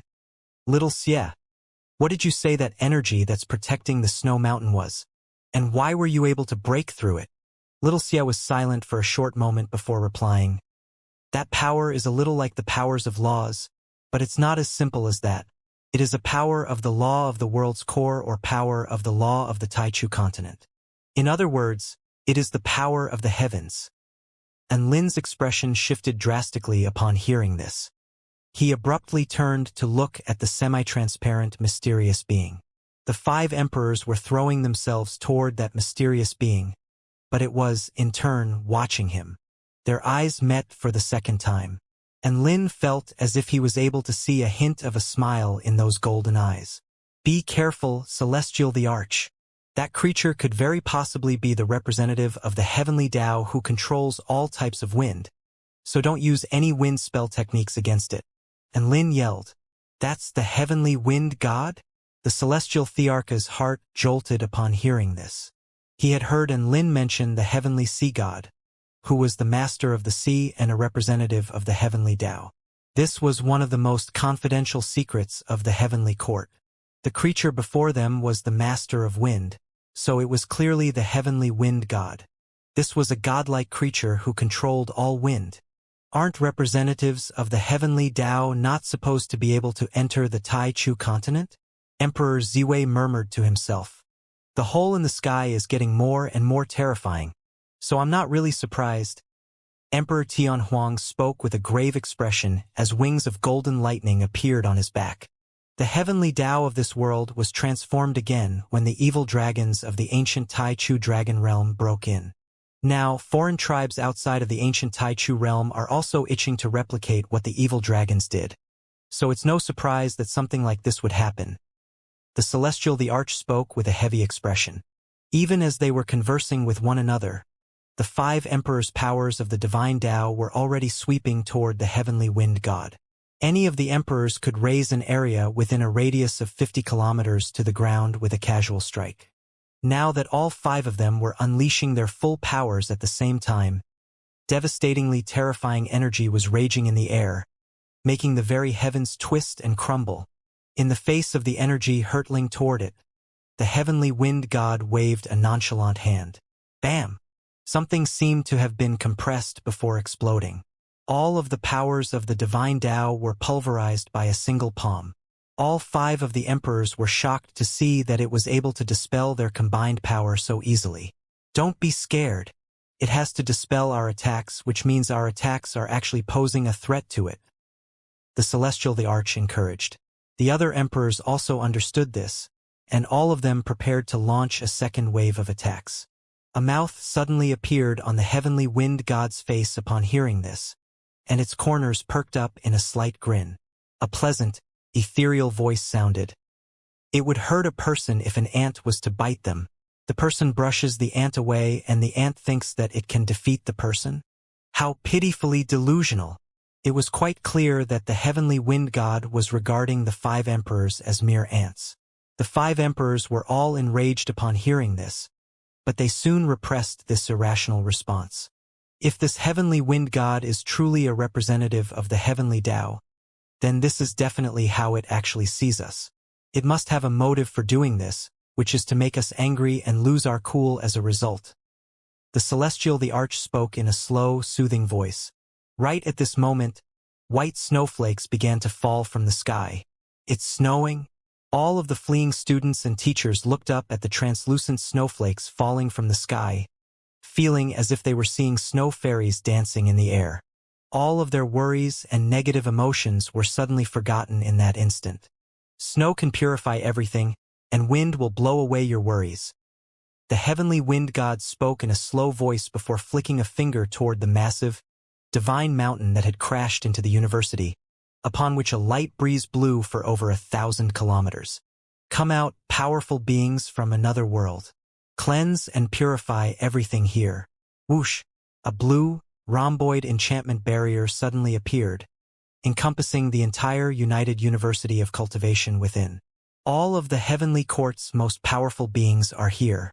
Is it trying to kill us all at once?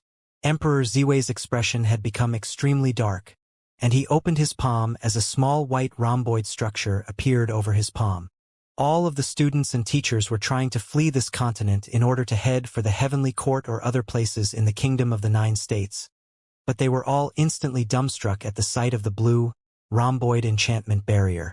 At this moment, the divine mountain suddenly began to tremor and quake. The gargantuan mountain then split down the middle. A black door of light appeared from within the mountain, exuding extremely powerful spatial fluctuations.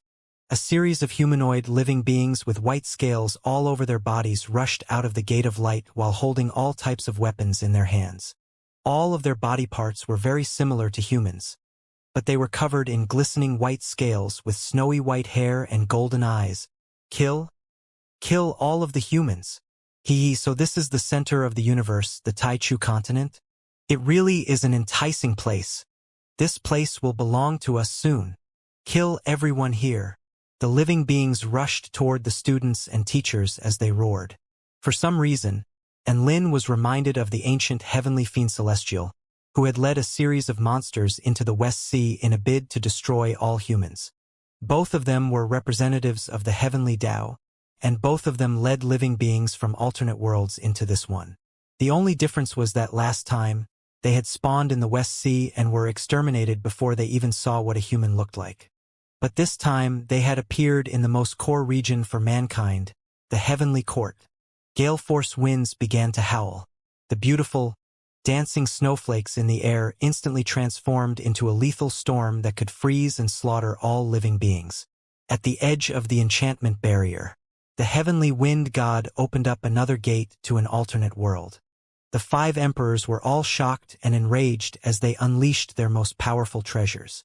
They had to kill this heavenly wind god as soon as possible. Otherwise, the students of the United University of Cultivation weren't going to be able to endure this.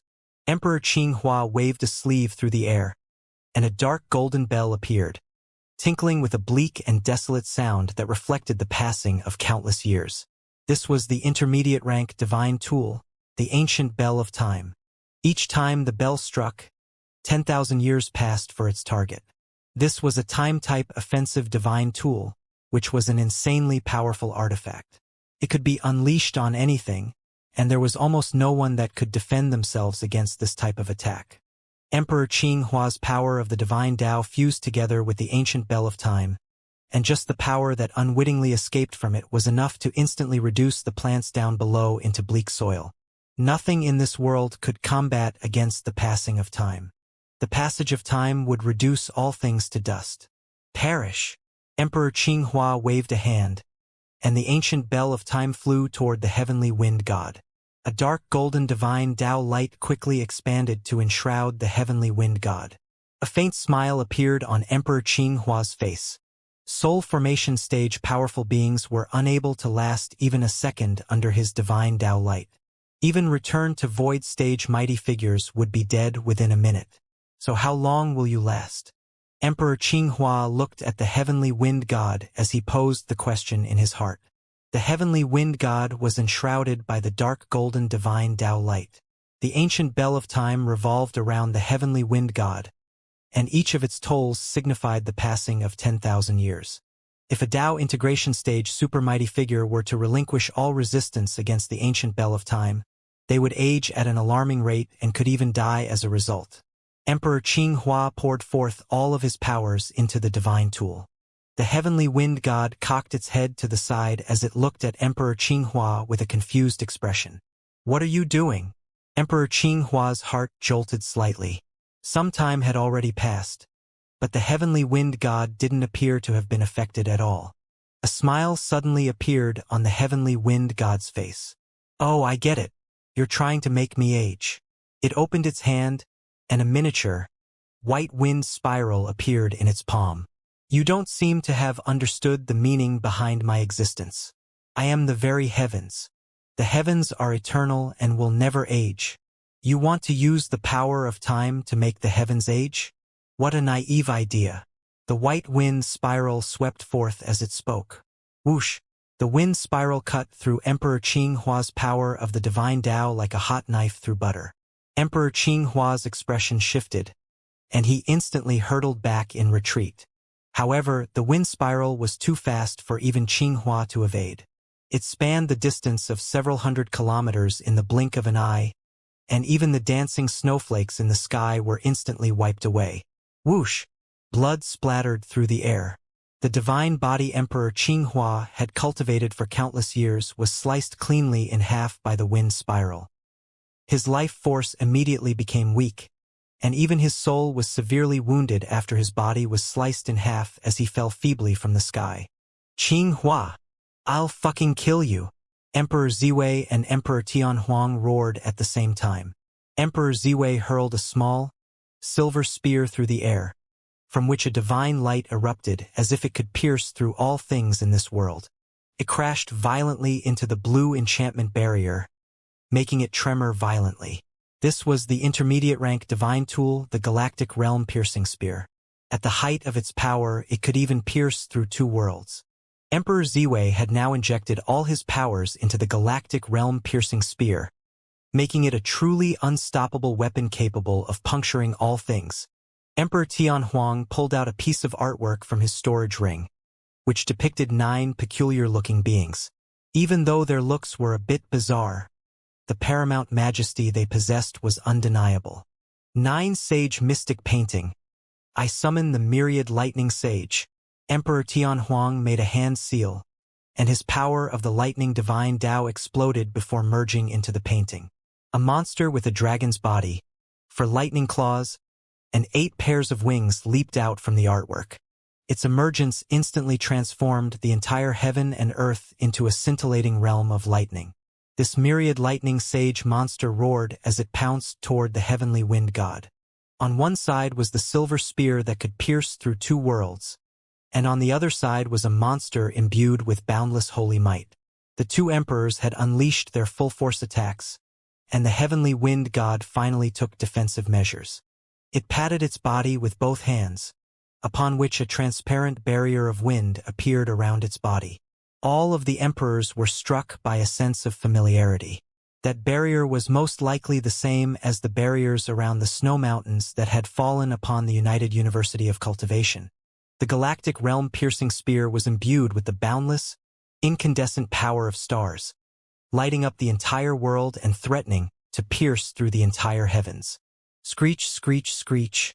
The spear struck the heavenly wind god's barrier, upon which an extremely sharp screeching erupted. On the other side, the terrifying myriad lightning sage hurtled toward it at astonishing speed atop a sea of lightning. Its 4 lightning claws were easily able to pulverize thousands of mountains with a single swipe, but they were unable to go even half an inch further after striking the heavenly wind god's barrier. The heavenly wind god's golden eyes flashed as it looked up at the Tao integration stage super mighty figures before it with a disdainful expression. Save your energy. I am wind of the heavenly Tao. The barrier of wind I have created represents the will of the entire heavens. It is the law of this world and cannot be broken. No one can break it? The purple star was able to stab a huge hole in the heavens. We can definitely break your supposed will of the heavens. Emperor Ziwei roared and countless stars flashed through his eyes as the penetrative power of the galactic realm-piercing spear continued to elevate. The heavenly wind god's expression darkened slightly. The heavens had no emotions, but the representatives of the heavenly Tao did possess some emotional capacity. Bursts of strange light erupted from the heavenly wind god's halo of wind as it extended a pair of translucent, white palms to the sky. What a joke! A huge tornado began to appear. The tornado that was imbued with its paramount power swept toward the galactic realm-piercing spear and the myriad lightning sage before sucking away their powers and blowing them away like frail leaves. The myriad lightning sage let loose an anguished wail before its body was torn apart by the tornado. The silver spear was also blown through the air. We can't do it. That barrier is too strong.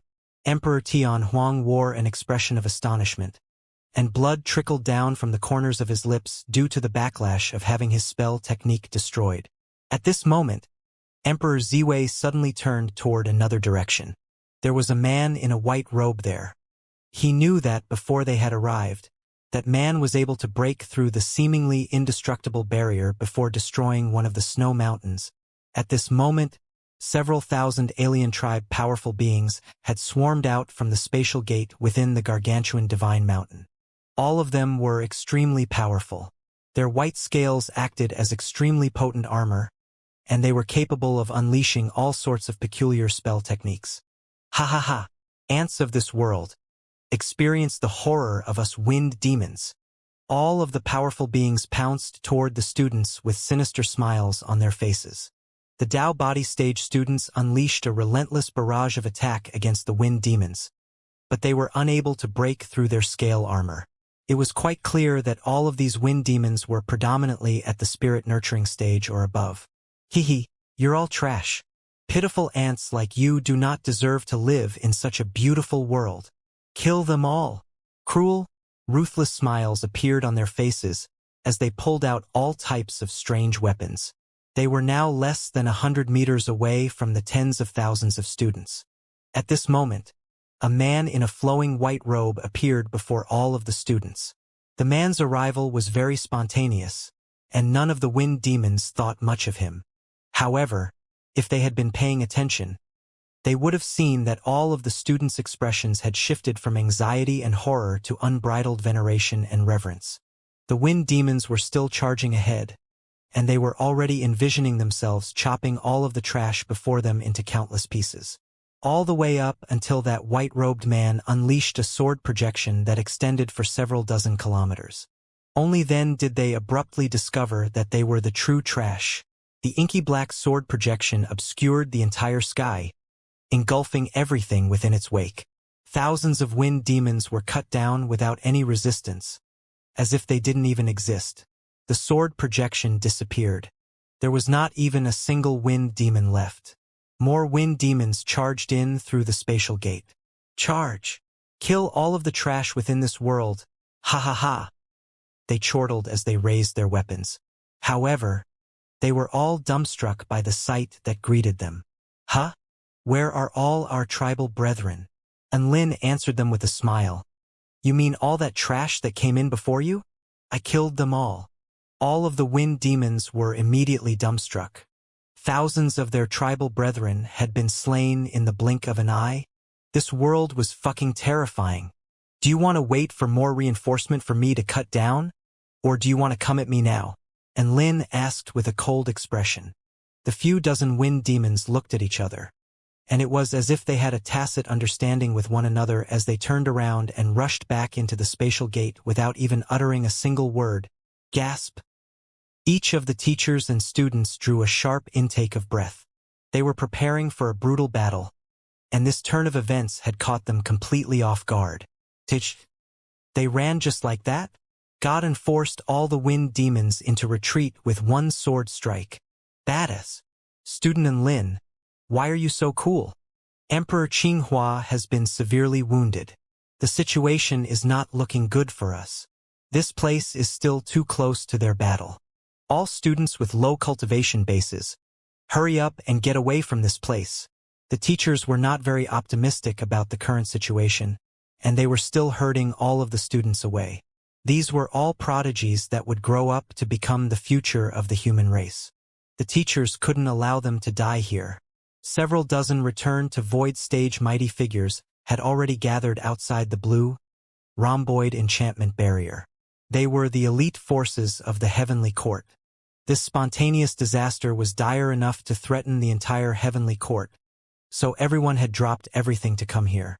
Even the heavenly court war god Yang, who was in seclusion within a mystic realm, and palace leader Xianxia, who was engaged in a battle of Dao integration, had gathered here. One earth-shattering spell technique after another crashed toward the blue, rhomboid enchantment barrier.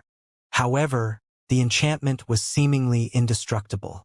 All of the celestial immortals gathered were unable to even put a single crack in it, let alone break it. It's over. Emperor Qinghua has been severely wounded. Just one attack was able to dispel Emperor Ziwei and Emperor Tianhuang's combined attacks. What the hell is this monster? Apparently, it is a representative of the heavenly Tao and carries the will of the heavens. The will of the heavens? You mean we're finally suffering the consequences of the Purple Star incident? There's no doubt that this is a war targeting our entire human race. All of the celestial immortals wore grave expressions, but they still continued to bombard the enchantment barrier, hoping that their relentless efforts would somehow be able to knock it down. Those students are in danger. We have to go save them. Gasp! And Lin is so powerful, as expected of the heavenly court's small war god. As long as the heavenly wind god doesn't switch its target to the students, they should be safe within Lin's protection. A celestial immortal exclaimed upon seeing Lin's sword strike. Xianxia stood amid the immortals with her dress fluttering around her, appearing as if she were the most beautiful work of art even without doing anything. She looked at the white-robed figure inside the enchantment barrier, and she nodded slightly as a faint smile of approval appeared on her face. With Lin there, Su Qianyun's safety was ensured. The main cause for concern was still the battle against the heavenly wind god. Yang Jian held an elementary rank divine tool, Divine Trident, in his hands while wearing a pair of true phoenix golden boots and an immortal rank battle robe. Just the battle intent unintentionally radiating from his body was powerful enough to crush weaker beings with an overwhelming sense of asphyxiation. He opened his heavenly eye, which was supposedly able to see through all things, and he stared at the blue, rhomboid enchantment barrier while trying to find a flaw or weak point.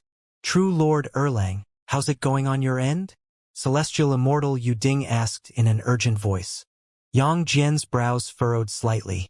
This enchantment barrier is imbued with the powers of laws, and not just any laws, but laws that carry the will of the heavens. The will of the heavens? Even though all of the immortals were mentally prepared for this verdict, they still couldn't help but gasp with shock and horror.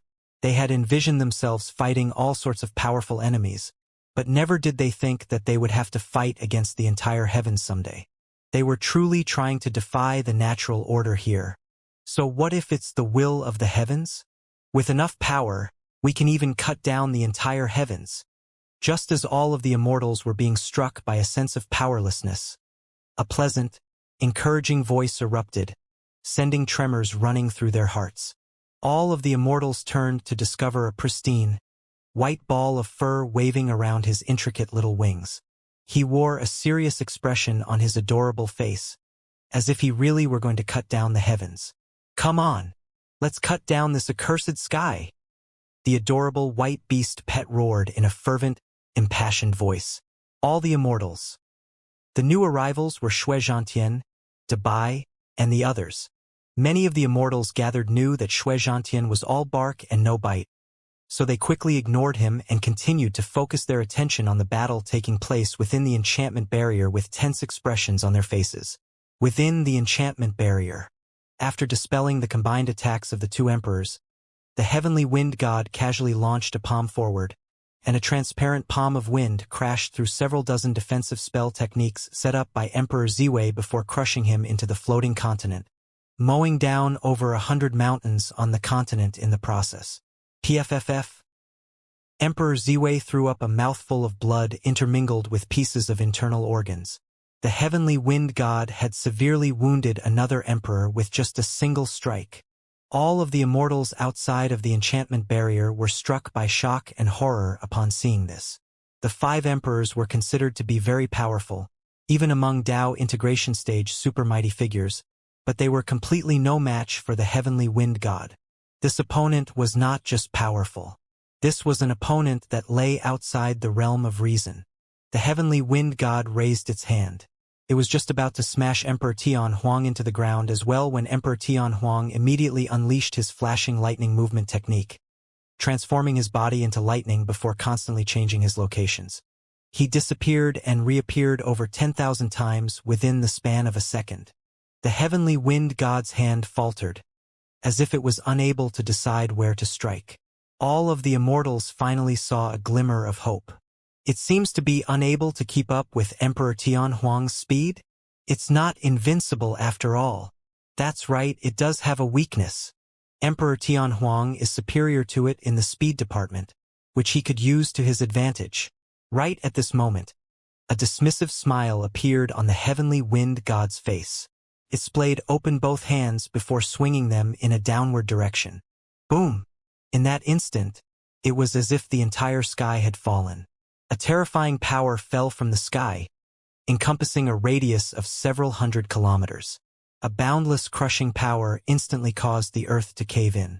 Emperor Tian Huang was still in the process of dodging and finding a chance to counterattack, so he was completely unable to evade such a large-scale attack. Thus, his body was also crushed under this spontaneous power. Wind is omnipresent. The sky encompasses everything. How are you going to evade my attack? The heavenly wind god raised its head with a cold expression in its golden eyes.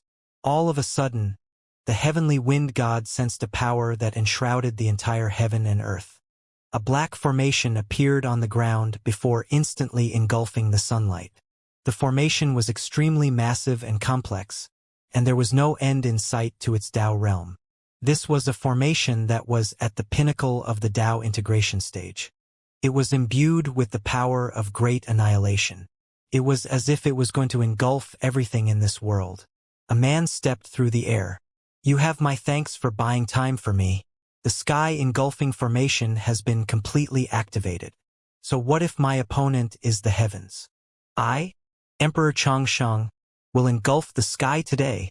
Emperor Changsheng was a Dao integration stage super mighty figure, as well as the #1 spell formation master of the Kingdom of the 9 States. The 4-9 Immortal Sect Protection Formation, the 99-fold extreme heavenly spell formation, which was able to force even Lu Mingxian into retreat, was one of his creations. Even though the sky engulfing formation had a cliched name, it really was his biggest trump card. It was something that he had been working on for almost his entire life. It was for a dire situation like this, where he hoped that it would be able to turn the tables. This was the spell formation he reserved for the most powerful enemies. However, what he didn't expect was that his sky engulfing formation really would have to be used to engulf the sky today. The inky black formation exuded the most devastating power of annihilation, which could engulf all living beings, space, and light. And as long as it was within the range encompassed by the formation, it could engulf anything. The heavenly wind god's body began to tremble uncontrollably at this moment. The sky engulfing formation on the ground below was like a gargantuan, abyssal mouth capable of swallowing all things. Even the space around the formation was being sucked in, as if it had been transformed into a liquid form. The heavenly wind god tried to move away from its current location, but it found, to its surprise, that the terrifying suction force was too powerful for it to be able to move. Your defensive barrier is indeed very powerful, but my formation can swallow you first before slowly digesting you. Emperor Xianxia produced a red paintbrush, which he used to create on divine symbol after another, all of which merged into the formation below. Outside the enchantment barrier, all of the immortals were feeling extremely fearful at the very sight of the spell formation. It was like an invincible black hole swallowing everything around it, giving people a sense of despair and inevitability. They had no doubt that they would most likely last less than a second before being sucked into the spell formation to their doom if they took the heavenly wind god's place. The heavenly wind god's body began to slowly approach the formation, having clearly been influenced by its power. Just because it had a wind barrier imbued with the powers of laws didn't mean that it was invincible. It was the same thing with the snow mountains that had the same barriers around them. Even though that was the case, they were still knocked off course through physical attacks. Of course, the prerequisite was that one had to be strong enough to accomplish that. The heavenly wind god looked down at the approaching formation, and a scintillating light began to erupt from the divine halo on its head again as it extended a golden, glowing finger. Rings of wind began to appear on its semi-transparent arms, and each and every one of them elevated the terrifying power gathering at its finger a bit further. After over 100 rings of wind were accumulated, it finally unleashed its finger upon the formation. Golden Essence Battle Wind. A golden wind gushed forth from its fingertip. Within the boundless darkness of the formation, it was like the light of the sun breaking through the darkness, crashing toward the sky, engulfing formation with boundless battle intent and the power to pierce through all things. You want to engulf the heavens?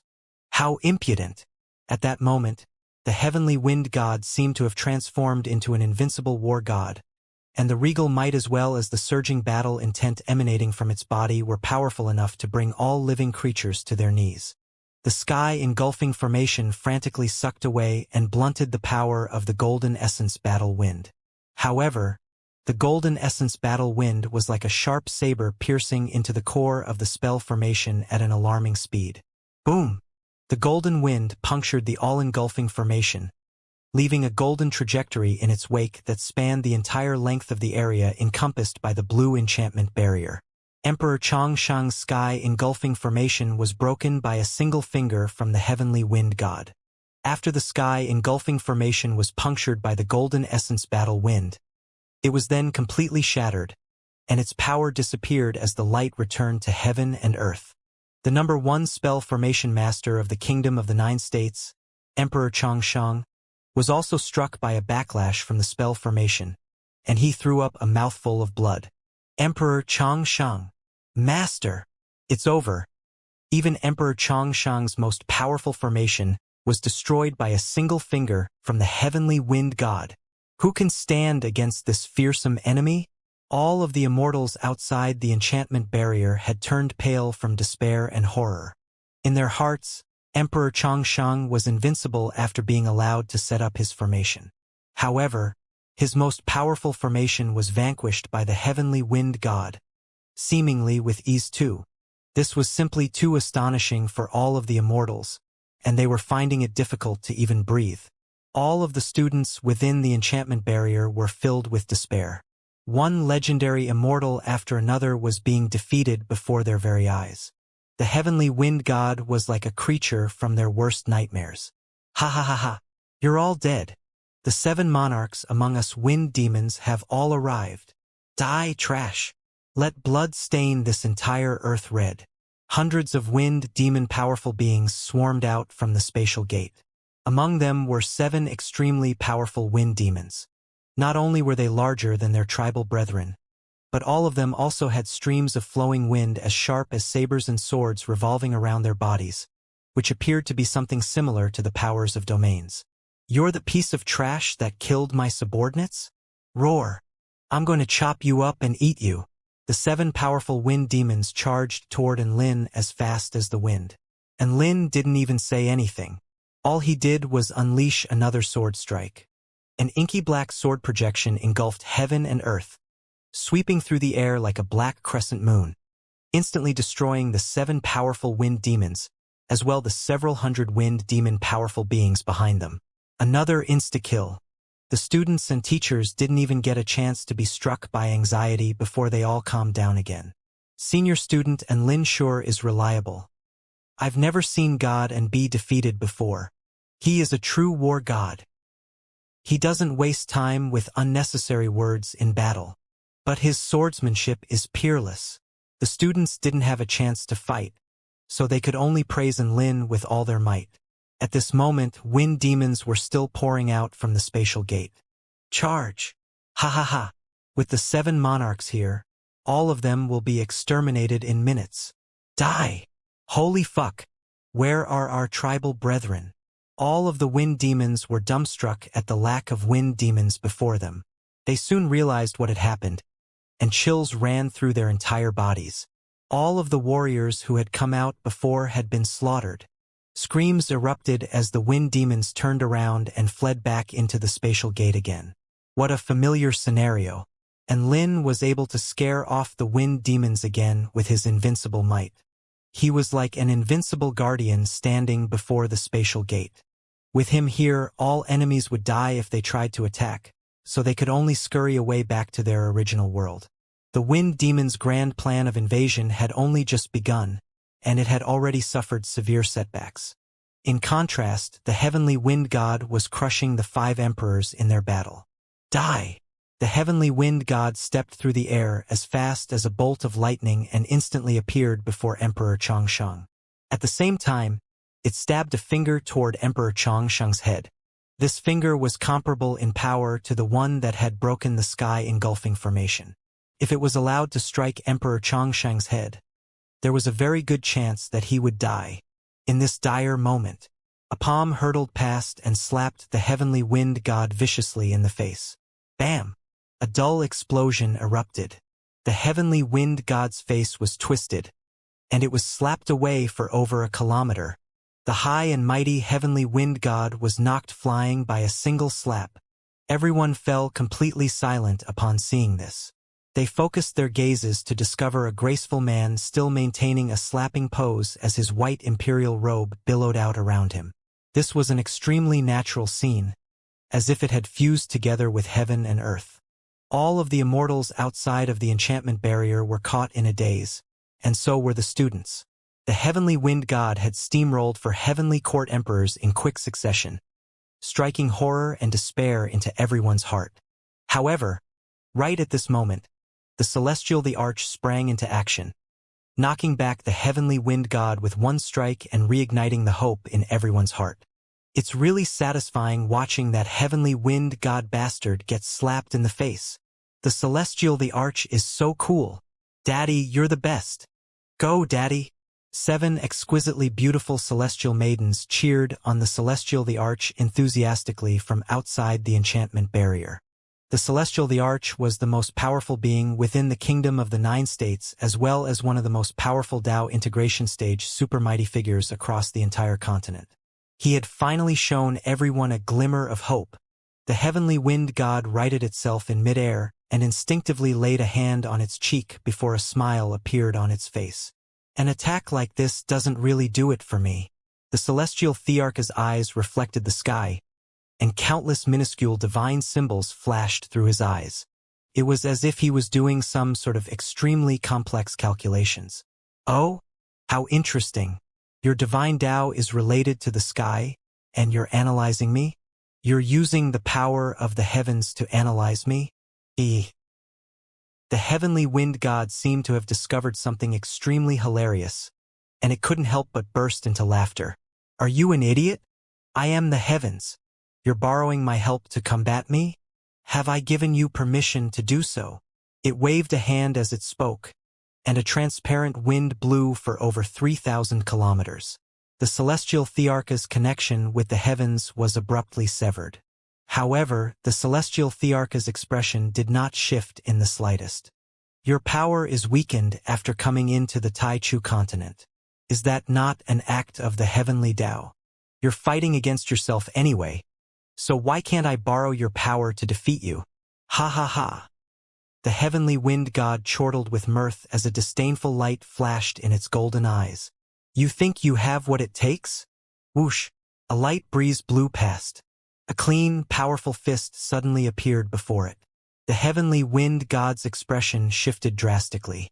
The arch seemed to have instantly teleported before it, demonstrating speed that was beyond its maximum judgment capacity. The hand grabbed onto the heavenly wind god's head.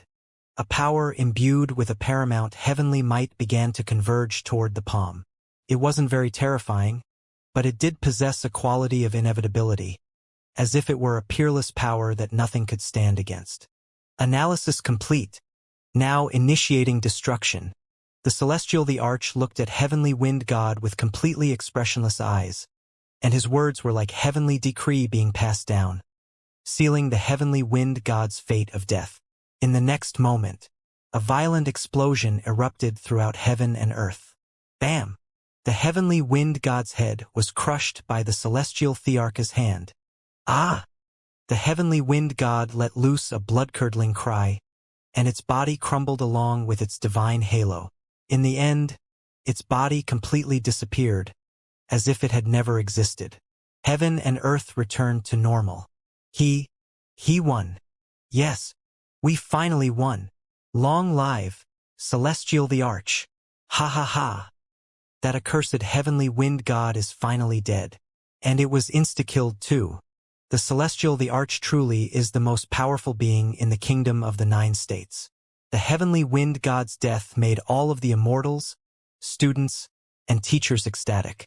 The Arch was their final line of defense against this insanely powerful heavenly wind god.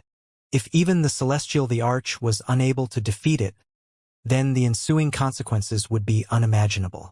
Perhaps the fall of the heavenly court and the entire kingdom of the 9 states would not be too far away. All of the students and teachers were jumping for joy. In this impossibly dire situation, they had finally defeated their terrifying enemy. The Arch stood in mid-air, and his brows furrowed slightly. Something's wrong. The enchantment barrier is still there, which means that someone is still maintaining the spell formation. That shows that... A voice suddenly swept past like the wind. It shows that I'm still alive. A white blade of wind tore through the celestial thearch's barrier of vital energy and punctured his heart as blood stained his white imperial robe. Right? The heavenly wind god's nightmarish voice sounded. White wind revolved and materialized into a pristine, white humanoid being with a divine halo over its head. It had appeared behind the Arch and was holding onto a wind sword that had pierced through the celestial thearch's heart. All of the celestial immortals outside the enchantment barrier, as well as the students and teachers within the enchantment barrier, were all struck by crushing despair upon seeing this. The 7 celestial maidens cried for their father as they frantically unleashed a bombardment of spell techniques upon the enchantment barrier. I'll admit that you have the power to hurt me after borrowing on the power of the heavens. It's just a pity? The heavenly wind god's expression slowly became more ruthless as it said, I'm more powerful than you, and you will never be able to kill me. A divine light erupted from the white wind sword, and it was just about to destroy the celestial thearch's body when extremely terrifying energy fluctuations surged from 4 different directions. Emperor Tianhuang, Emperor Ziwei, Emperor Qinghua, and Emperor Changsheng sprang into action at the same time, and all of them instantly appeared before the heavenly wind god before unleashing devastating attacks. It was also at this moment that the Arch swatted a backhand toward the heavenly wind god. The heavenly wind god's heart jolted slightly, and it flew back like the wind for several hundred meters to evade the 5 emperors' attacks. However, before the 5 emperors even had a chance to catch their breaths, the heavenly wind god was sweeping toward them again. Elsewhere, all of the students and teachers had already retreated to the border of the enchantment barrier. And Lin, can you really break this enchantment barrier? Su Xiaolan asked with anticipation on her face. I'll try.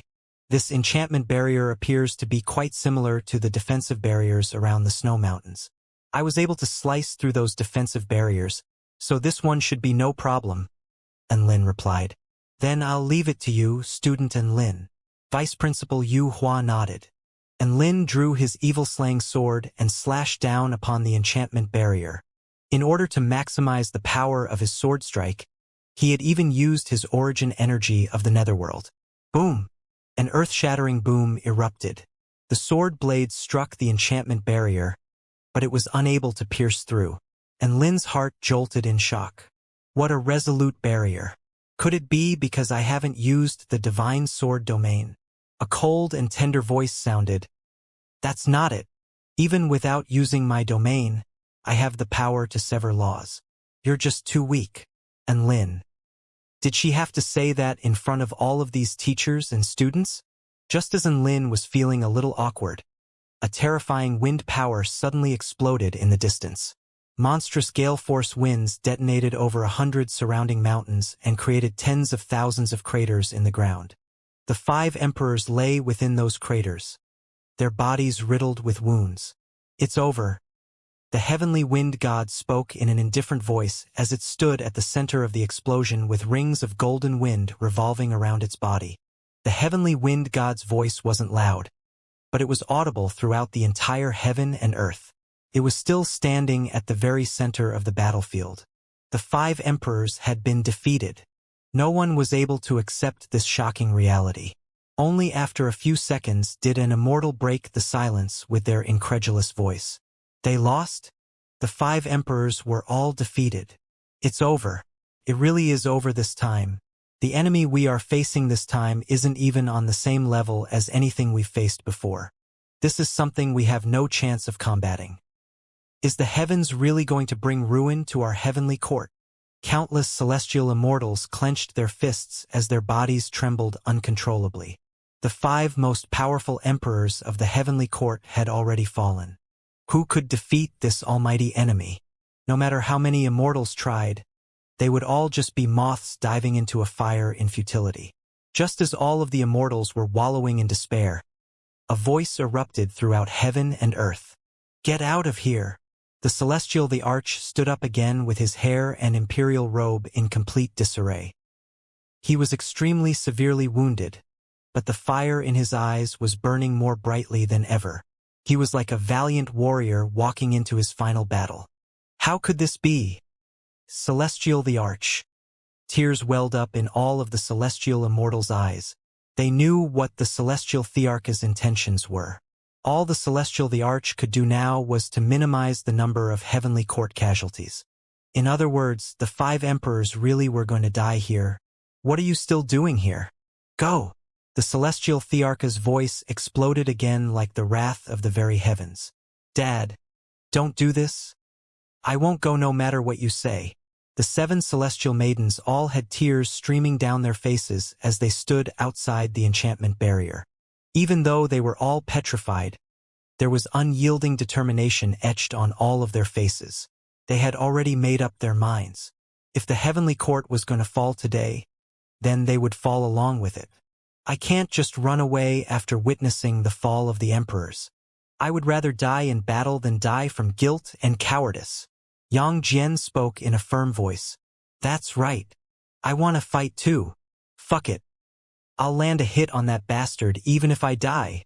We live and die as one with the heavenly court. All of the celestial immortals drew their weapons.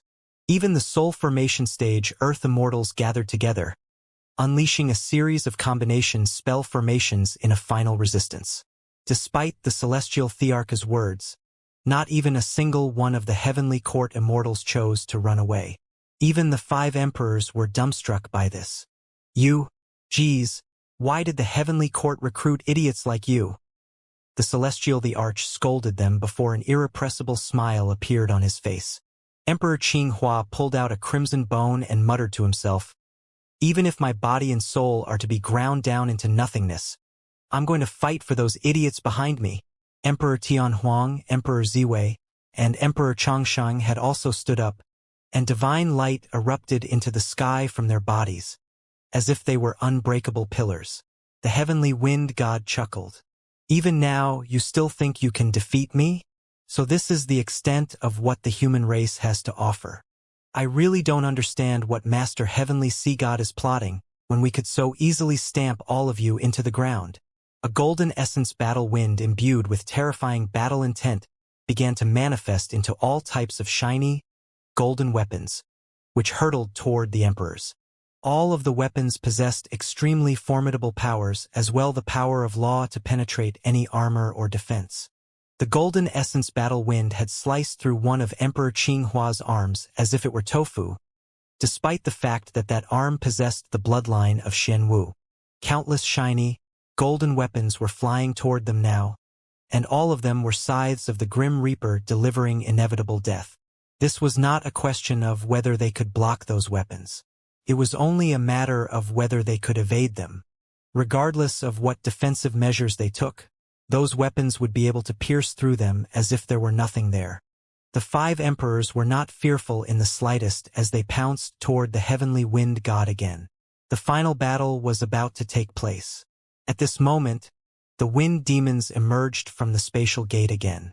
This time, all of the living beings possessed extremely powerful auras.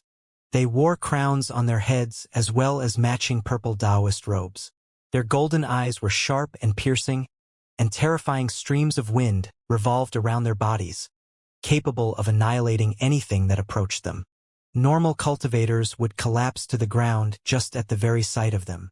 There were 9 of these purple-robed wind demons, and all of them possessed auras comparable to Return to Void stage mighty figures. Tens of thousands of wind demons emerged behind them, all of whom were thirsting for blood and battle. Kukuku, the wind demon emperors are here. Your death is sealed. All our deceased brothers can be avenged now. I'm going to slice countless wounds into your bodies before blow-drying all of you to death. Die, die, die. The wind demons let loose ferocious war cries, which converged to form a powerful sound wave imbued with fearsome killing intent. This was another wave of wind demon foes. It had to be said that the wind demons were your typical antagonistic force. All of the enemies they sent out would be more powerful than the previous group of enemies, thereby providing the protagonist with more experience and equipment, paving the way to the protagonist's ultimate success. The only difference was that they were sending these waves one after the other a little too quickly. All of the wind demon living beings immediately began to charge toward the students and teachers in the distance. They had only received one command, and that was to exterminate the human race. Xiaolan, can you deal with these things? And Lin suddenly turned to her and asked, Enlin, you? Su Xiaolan gripped tightly onto Enlin's hand, and her body trembled uncontrollably. She already knew what Enlin was going to do. Under normal circumstances, she had the utmost confidence in Enlin and would let him go into battle. However, this was an enemy whom even the 5 Dao integration stage emperors were unable to defeat. Wasn't Enlin simply charging to his death? Enlin held tightly onto Su Xiaolan's hands with an earnest expression. There is no other way. Someone has to step up at a time like this, otherwise there truly will be no hope. I can fight, and my evil-slaying sword can sever laws. This power should be useful against the heavenly wind god. Hence, I'm leaving the safety of the students and teachers to you. Is that all right? Su Xiaolan forced herself to hold back her tears and nodded lightly. Leave it to me. A carefree smile appeared on Enlin's face upon hearing this, and he turned to leave. Enlin, promise me you'll come back alive. Enlin replied with a smile. Don't worry. After this battle, you and I can… Tui tui tui. He suddenly thought of something and swallowed the rest of his words. He had almost made a huge mistake. I'll be back before you know it. And Lin left a parting sentence before flying toward the battlefield atop his brick. The wind demons quickly closed in on all of the students and teachers of the United University of Cultivation. The teachers with advanced cultivation bases positioned themselves before the students. Die, die, die. We can finally kill them all, ha ha ha. There are so many succulent and delicious humans here. I can sense so much vigor and vitality flourishing within their bodies. It would be a bit of a waste to just kill them like this. Why don't we… Shut up. Don't forget the heavenly wind god's instructions. Our mission is to kill all of the humans here. Master Wind Emperor, should we go chase that human who is departing from this battle? He's heading for the heavenly wind god's battlefield. So he'll be dead before too long. Why should we waste energy chasing down a dead man? The purple-robed wind demon chuckled coldly before continuing onward. No one is going to die. Everyone is going to live. A clear, pleasant voice sounded. A woman in a jade barley ink garment stood at the forefront of the students and teachers. Her clear eyes were filled with unyielding belief and determination as holy flames and lightning surged around her dragon sparrow sword. "You're all too noisy." This was the final sentence the purple-robed wind demon heard. In the next instant, it was engulfed by a devastating holy flame sword projection. The white holy flame sword projection was like a proud vermilion bird sweeping through the air, exuding incandescent light even more dazzling than the sun in the air. Blood-curdling cries erupted from within the wind demon ranks. The holy flames dissipated, leaving behind a vast expanse of charred earth. Among the 9 purple-robed wind emperors, 3 had already fallen. Thousands of wind demon powerful beings had also perished along with them. The wind demons all felt their minds go blank for an instant. Su Xiaolan stood proudly on the spot with no fear nor anxiety on her flawless features. The students and teachers were not going to give the wind demons time to recuperate. Boom, boom, boom. The earth around the wind demons suddenly exploded violently, and each of the explosions was extremely terrifying and powerful enough to pulverize about a dozen wind demons at once. These were the myriad spirit Tai Chi landmines Shenyuancheng had set up in advance. His Tao of myriad spirit Tai Chi allowed him to communicate with all things, so he was able to fuse the power of his explosion into the earth, giving them extremely potent concealment effects.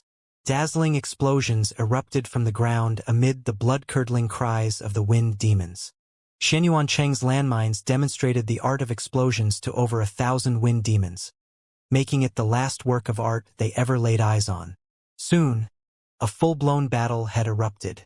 All of the students unleashed long-range spell techniques that rained down upon the wind demons like a dense expanse of colorful light missiles, creating an extremely marvelous spectacle to behold. The wind demons also retaliated with wind-type spell techniques of their own. In a battle of spell technique bombardment, the wind demons gradually gained the upper hand. In terms of numbers, there were only 30,000 wind demons left compared to the 50,000 students they were up against. However, even the weakest wind demons were at the 10th stage Tao body, and most of them were actually at the spirit nurturing stage or above. They were slowly overwhelming the students with quality over quantity. Su Qianyun's moonlight disc danced through the air, striking with vicious, unerring accuracy, picking off all of the faster wind demons who were leading the charge. The battle line was quickly approaching the students, who had been decidedly forced onto the back foot. Several hundred soul formation stage teachers did their best to protect the students from being harmed by the wind demons' spell techniques. This was not because they were cowards who only knew how to defend. It was instead because they knew that there would be other people responsible for offensive output. Falling starlight. Vice Principal Yu Hua stepped through the air toward the wind demons.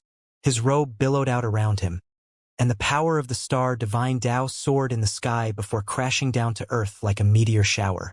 Each and every speck of starlights would fuse into a wind demon's body before violently exploding. Ah!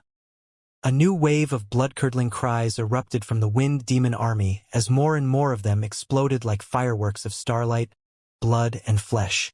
All of the surrounding wind demons were petrified upon seeing this. Die! A purple-robed wind demon charged toward Yu Hua with a pair of black scimitars in its hands, which it slashed down upon Yu Hua. This was a return to Void Stage Wind Emperor. The scimitars were imbued with the power of wind, and they could even sever and displace space itself with their peerless sharpness.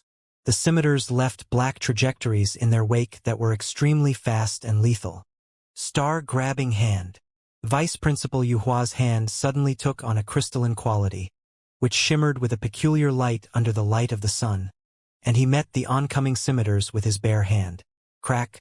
A violent clash erupted. The purple-robed wind demon was astonished to find that its most powerful technique had been easily dispelled by the mundane-looking old man before it. The crystalline hand held the scimitars in a vice-like grip.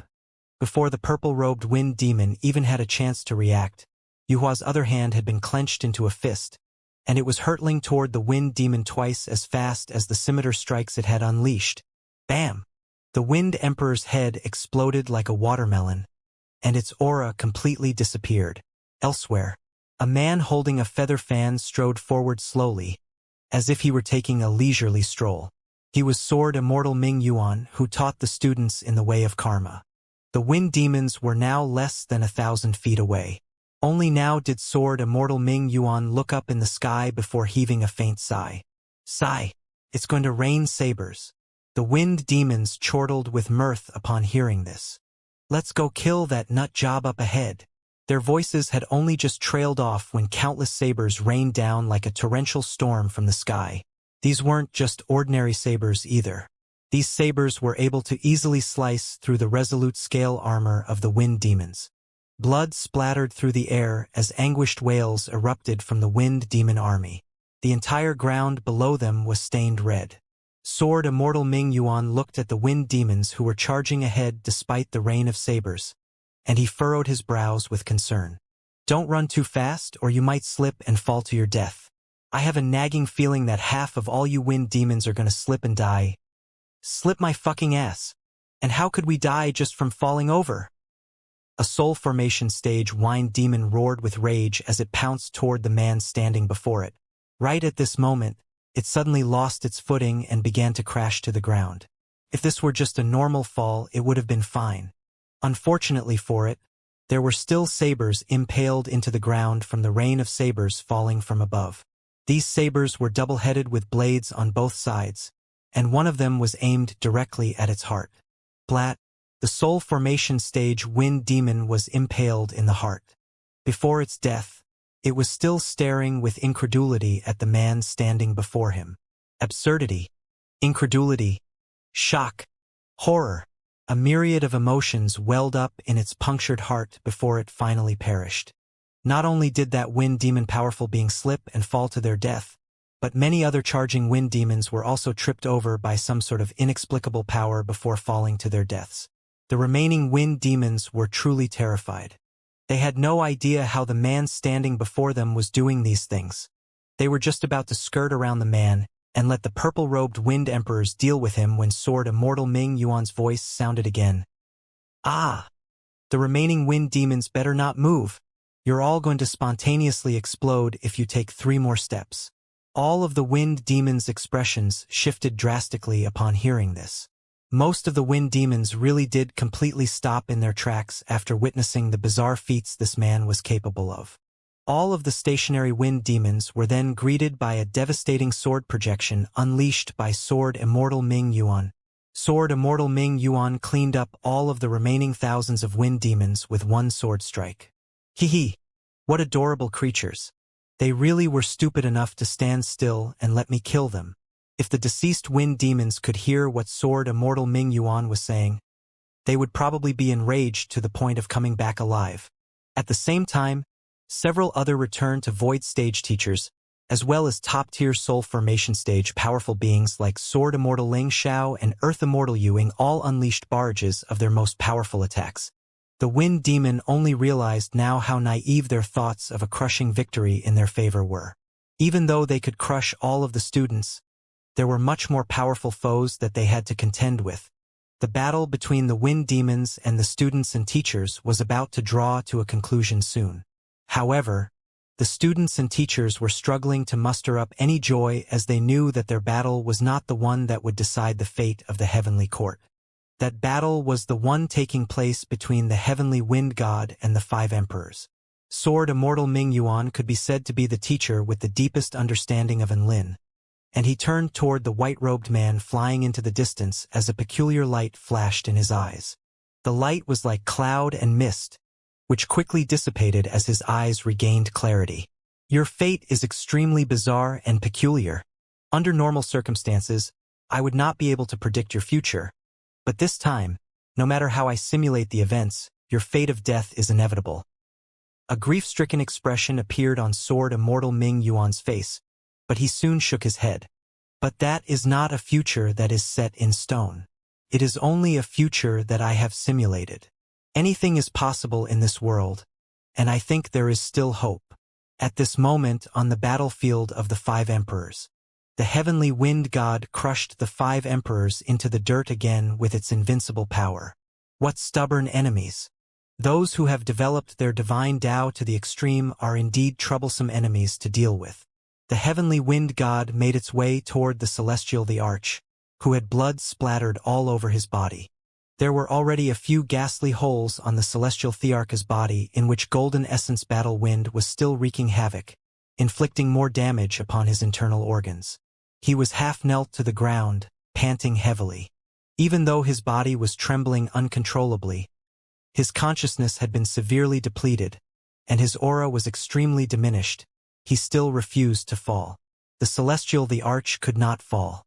If he fell, the heavenly court would fall. He raised his head to look up at the god making its way toward him, and a smile appeared on his face. Heh, you're still much weaker than the heavenly Tao. If the heavenly Tao wanted to eliminate me, it would be able to do so in the blink of an eye. You must be severely debilitated by the subconsciousness of the heavenly Tao, right? So what if that's the case? I can still kill you with ease. The heavenly wind god continued onward expressionlessly, and a golden wind saber materialized in its hand as it prepared to end the celestial Thearch's life. Outside the enchantment barrier, all of the immortals had their hearts in their throats. The 7 celestial maidens were bombarding the enchantment barrier with all their might as they yelled the celestial Thearch's name at the top of their lungs. Not only was the celestial the Arch the most powerful being in the entire heavenly court, but he was also the psychological pillar of the heavenly court. If the celestial the Arch fell, would the heavenly court ever be the same again? Yang Jian held his divine trident in a white-knuckled grip as he gritted his teeth, but there was nothing he could do. Is the heavenly court really going to fall? Xianxia heaved a faint sigh as her eyes began to wander, upon which her expression suddenly shifted. Die! The heavenly wind god's wine saber slashed downward. The celestial Thearch's grievously wounded body was completely unable to evade this lightning-fast strike. A gust of wind swept forth, and a black shadow fell from the sky before striking the side of the golden saber. Bam! A loud boom erupted. A divine light exploded, and the golden saber was knocked off its original course to land beside the celestial the Arch. Even after being reinforced by the Tao Integration Stage University Protection Formation, the earth was still instantly sliced open as a deep trench several dozen kilometers in length appeared, and Lin descended and scooped up the celestial the Arch in his arms before hurtling back over a kilometer in retreat. The heavenly wind god was a little surprised by this sudden turn of events. All of the immortals were also a little dazed as they looked on from outside the enchantment barrier. Isn't that Lin? It is Lin, it really is Lin. He's running away with the celestial the Arch. He's the heavenly court's small war god? For some reason, a glimmer of hope was reignited in some immortals' hearts at the sight of that white-robed figure. However, most of them were still quite pessimistic. Even the true heavenly court war god, Yang Jian, would be unable to stand against the terrifying heavenly wind god, let alone the small war god. They were simply on completely different levels. Why would you stand up at a time like this? Are you an idiot? Lin Junjun pursed her lips, and she fought back her tears as she looked at the white-robed man. Even she was unable to discern what emotions were running through her heart at this moment. Sister, shouldn't we be cheering Lin on at a time like this? Celestial Maiden Tian Shou suddenly spoke from beside her. That's right. And Lin's cooking skills are top-notch, so he must be a good fighter too. Don't give up yet. We need to cheer him on. Celestial Maiden Tianxian chimed in. Lin Junjun also came to her senses upon hearing this. They were currently completely powerless to do anything aside from cheering Lin on. Should we form a cheerleading squad for Lin? Even though she had been in complete despair just a moment ago, Lin Junjun couldn't help but burst into laughter at this thought. Within the boundless expanse of darkness lying before them, a glimmer of light had suddenly appeared, imparting upon them a hint of hope and elation. Thus, the 7 celestial maidens began to cheer with all their might, and their cheerful, optimistic voices created a stark contrast with the current situation the heavenly court was in. And Lin raised his head with a knowing smile as he looked up at the 7 celestial maidens outside of the enchantment barrier. "What are you doing? Have you gone mad?" The celestial the arch forced the words out of his mouth with difficulty. He knew what Lin's power level was. Even though he was quite powerful, there was still a substantial gap between himself and any one of the 5 emperors. He was simply no match for the heavenly wind god. "If I didn't do this, you would already be dead by now," Lin replied. The celestial the arch. "Don't worry, leave the rest to me." Lin placed the celestial the arch down onto the ground and cast a simple protective spell technique over him before turning to face the heavenly wind god. The heavenly wind god was currently in a very strange state. It didn't seem eager to attack, and it was looking down at the golden wind saber in its hand with its head cocked to the side, as if it was a little perplexed about something. The tense atmosphere suddenly became a little peculiar. What's the heavenly wind god doing? It seems to be having doubts about attacking Lin? A bold thought suddenly appeared in the celestial immortals' minds. Surely that's impossible. Lin is only at the soul formation stage, and his combat prowess is at the return to void pinnacle stage at most. How could the heavenly wind god be scared of him? Just as all of the celestial immortals were starting to get confused, Lin finally sprang into action. That's right, Lin chose to strike first. In a battle against such a powerful enemy, it was absolutely crucial to take the initiative. Origin energy of the netherworld. Wings of wind. Wind sword. Lin instantly reached his top speed and appeared before the heavenly wind god in the blink of an eye as he slashed a lethal trajectory through the air with his evil-slaying sword. Even though Lin's sword strike was objectively very fast, it was extremely slow in the eyes of the heavenly wind god. It immediately used its saber to block the evil-slaying sword. However, the evil-slaying sword suddenly changed direction mid-swing and swung toward its arm. "What's the point of slashing toward my arm? My wind barrier can keep all attacks at bay anyway." The heavenly wind god focused its gaze and ignored Lin's sword strike as it swung its golden wind saber toward Lin's head. Many of the immortals couldn't bear it any longer and had already looked away.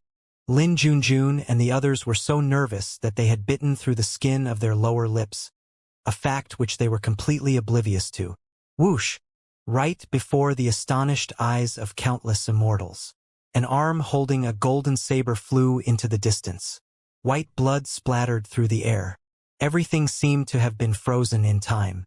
Within the still image, the white-robed man maintained his striking pose while the heavenly wind god's arm had already been severed. "My God! Am I hallucinating?" An immortal murmured to themselves. The voices of the 7 celestial maidens also came to an abrupt halt as they stared at the scenes unfolding before their eyes. "Am I dreaming?" Lin chopped off one of the heavenly wind god's arms. The celestial the arch was only able to break through the heavenly wind god's defense, while the other 4 emperors were completely unable to do so. But everyone was struck by a sense of astonishment and incredulity. The scenes unfolding before their eyes were simply too outrageous, and they were finding it difficult to process the situation. However, no matter how astonished they were, they could not deny that a certain flame had been ignited in all of their hearts. On the Wind Demon's battlefield, all of the students and teachers were already beginning to applaud and cheer. "Long live Godin! Senior student Lin is invincible. He's so cool. I told you, student Lin is the #1 legendary figure in this entire university. His legendary status is no fluke. We have to hurry up and get rid of all of these wind demons too." The battle against the wind demons was still in progress, but the students and teachers were greatly buoyed while the wind demons were already showing precursors of defeat. Over half of them had already been slain, and their army was on the brink of collapse. Su Xiaolan burned the final purple-robed Wind Emperor to dust before turning to look at the man who held the rapt attention of countless people. He was currently engaged in the most vital battle here. One of the heavenly wind god's arms had been dismembered by Lin. This was an extremely astonishing scene to all bystanders. Even the 5 emperors fell into an involuntary daze upon seeing this. However, there was no sense of smugness or elation on Enlin's face. Instead, he heaved a surreptitious sigh of relief. As expected, the evil-slaying sword was able to break through the barriers around the snow mountains, so it was also able to break through the heavenly wind god's defenses. He was capable of killing the heavenly wind god. Enlin stepped forward and unleashed his wind sword technique again as his sword flashed toward the heavenly wind god's neck like a bolt of inky black lightning. The heavenly wind god had just had one of its arms severed, and it had no time to evade from this point-blank range. Everyone involuntarily held their breaths as they stared at Enlin's sword with transfixed expressions. However, right at this moment, the golden essence battle wind saber in the arm that was severed flung into the air suddenly and stabbed into the ground like a pillar of golden light. Boom! The golden light crashed into the ground and punctured the entire floating continent. Everything had happened far too spontaneously for anyone to be able to react, including Enlin. As the scintillating golden light dissipated, everyone was greeted by the sight of Enlin's body, still hunched forward in a lunging pose, but the evil-slaying sword in his hand had already been caught in the heavenly wind god's vice-like grip. Pitter-patter, blood splattered onto the ground and soon began to flow like a stream.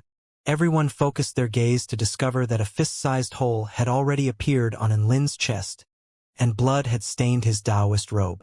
Enlin's body swayed slightly, and he couldn't help but throw up another mouthful of blood.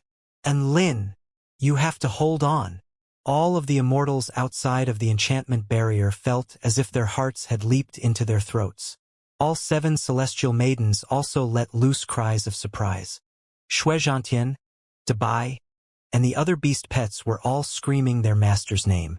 Su Xiaolin's eyes were locked on Enlin as she gripped her dragon sparrow sword tightly in her hand. The tables had been flipped far too quickly, and the hope that had only just been ignited was about to be snuffed out again. The heavenly wind god examined the evil-slaying sword with a rare hint of curiosity on its face. Your weapon is very special. Why is it able to break through my power? Enlin gritted his teeth, and it was as if flames of wrath were erupting from his eyes. All of a sudden, the insignia of a golden eye appeared on his forehead. Golden ripples proliferated throughout the entire heaven and earth. Divine plunder technique. Enlin was going to plunder the heavenly wind god's abilities. In the next instant, a boundlessly vast power assaulted his mind. He felt as if he were but a speck of insignificant and vulnerable dust being confronted by the entire heaven and earth. This was not a power that he could bear, and indescribable agony instantly spread through his entire body. Ah!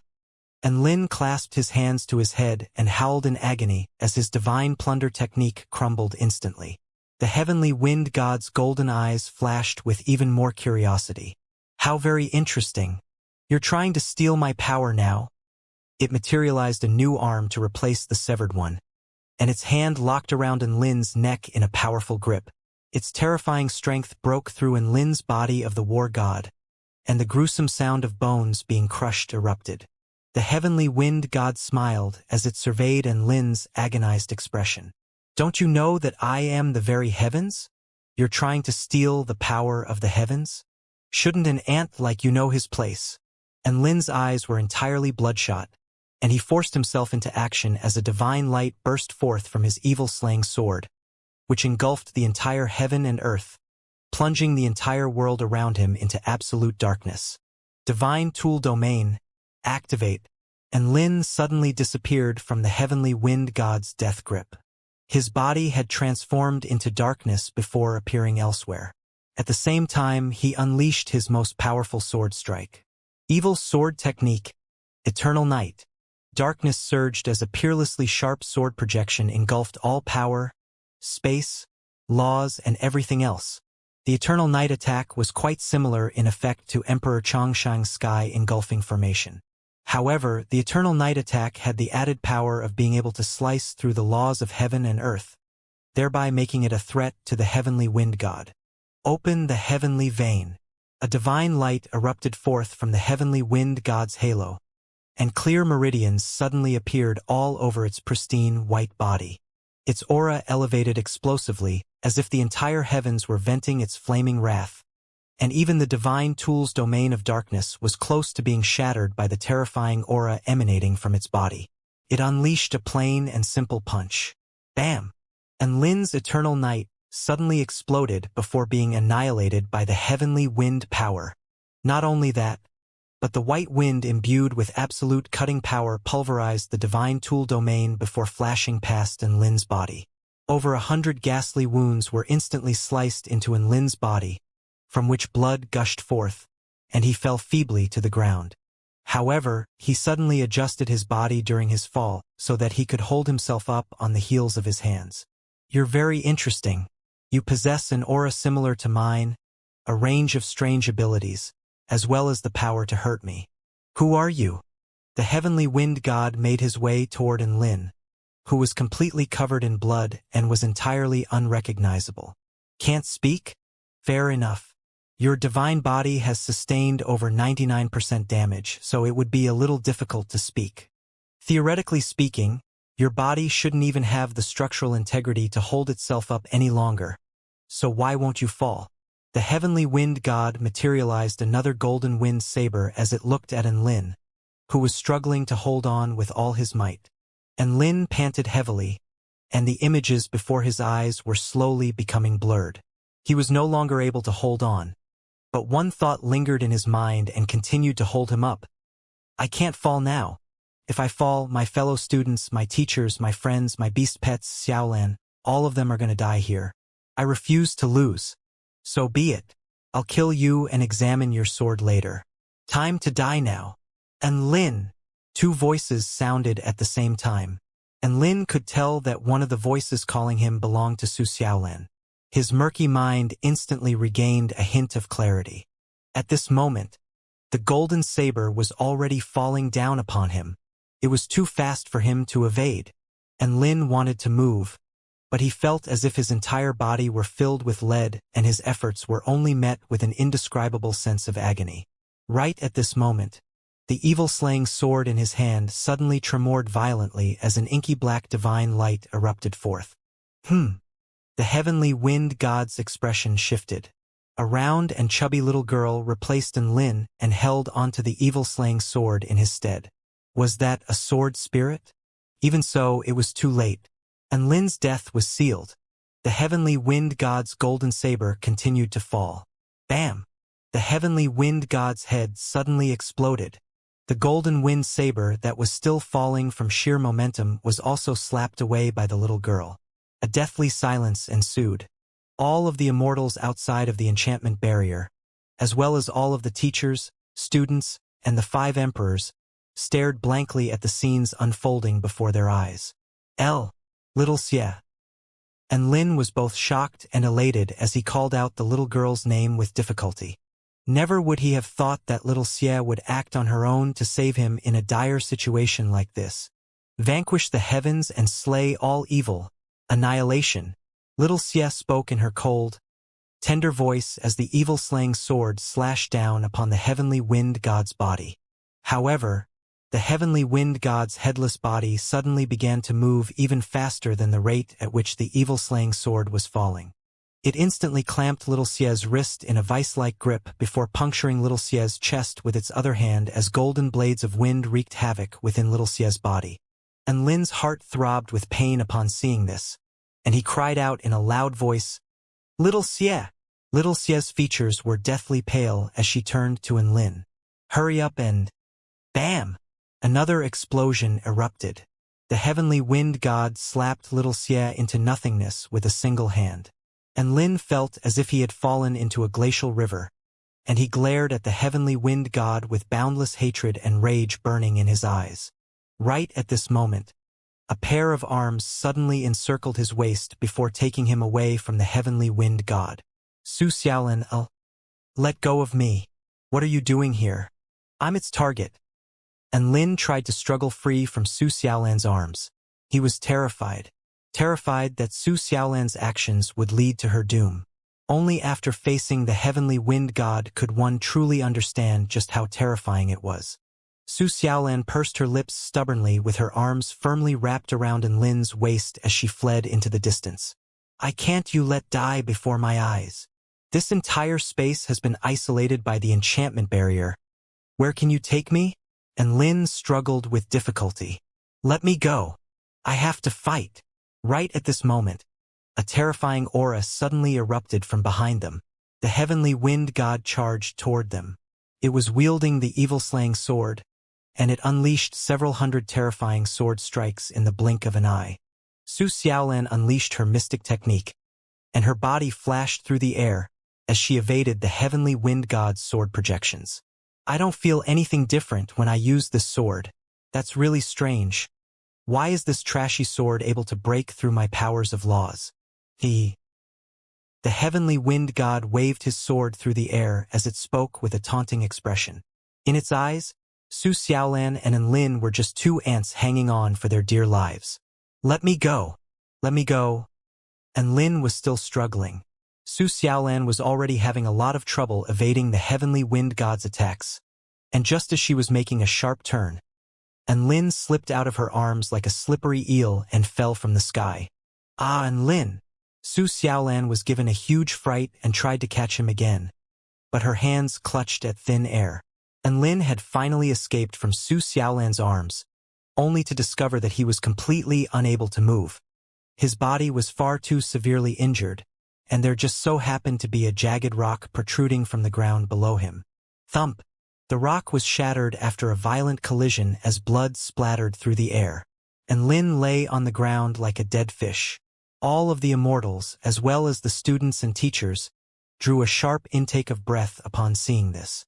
Some were already crying out Lin's name with tears in their eyes. There was only one thought in their hearts. Was this the end of the mighty Lin? This was quite a valid possibility. Even the heavenly wind god's body faltered slightly. Just as Lin was slipping away into unconsciousness, a clear voice finally sounded in his mind. Ding dong! Detected that host is facing an extreme threat. Are you willing to sacrifice a fifth of your life force? You will obtain unimaginable power as a result. The current lifespan has already been depleted by 40%. This system hack had finally appeared. I am, Lin replied almost without any hesitation. In the next instant, his mind gradually regained clarity, and all of the injuries on his body almost instantaneously regenerated as 3 black marks appeared on his forehead. Lin stood up with a composed expression, and he slowly exhaled. Everyone was dumbstruck upon seeing this, unable to work out what was going on. However, Earth Immortal Yuing, Celestial Immortal Ming Yuan, and Shen Yuancheng were all looking at Lin with complex expressions. They saw Lin use this type of power before. It's the 3rd mark. Su Xiaolan's hands clenched into fists as she murmured to herself. Lin seemed to be able to detect Su Xiaolan's emotions, and he turned to her with a warm smile. It's all right. No, it's not. Su Xiaolan couldn't repress her tears anymore. It's all my fault for accidentally dropping you. Lin was a little speechless. I have to thank you for that. If the heavenly wind god continued to beat me up, I would have died before this power came out. All right, let's not talk about this for now. Get far away from here, and I'll talk to you again in a minute. Su Xiaolan nodded obediently before flying into the distance. What's going on? The Celestial the Arch was completely perplexed at the sight of Lin's miraculous recovery. I don't really understand either, but Lin appears to be in a very special state. I can't sense his aura at all, but at the same time he belongs there so perfectly. The severely injured Emperor Ziwei was also confused. A new head grew from the heavenly wind god's headless body.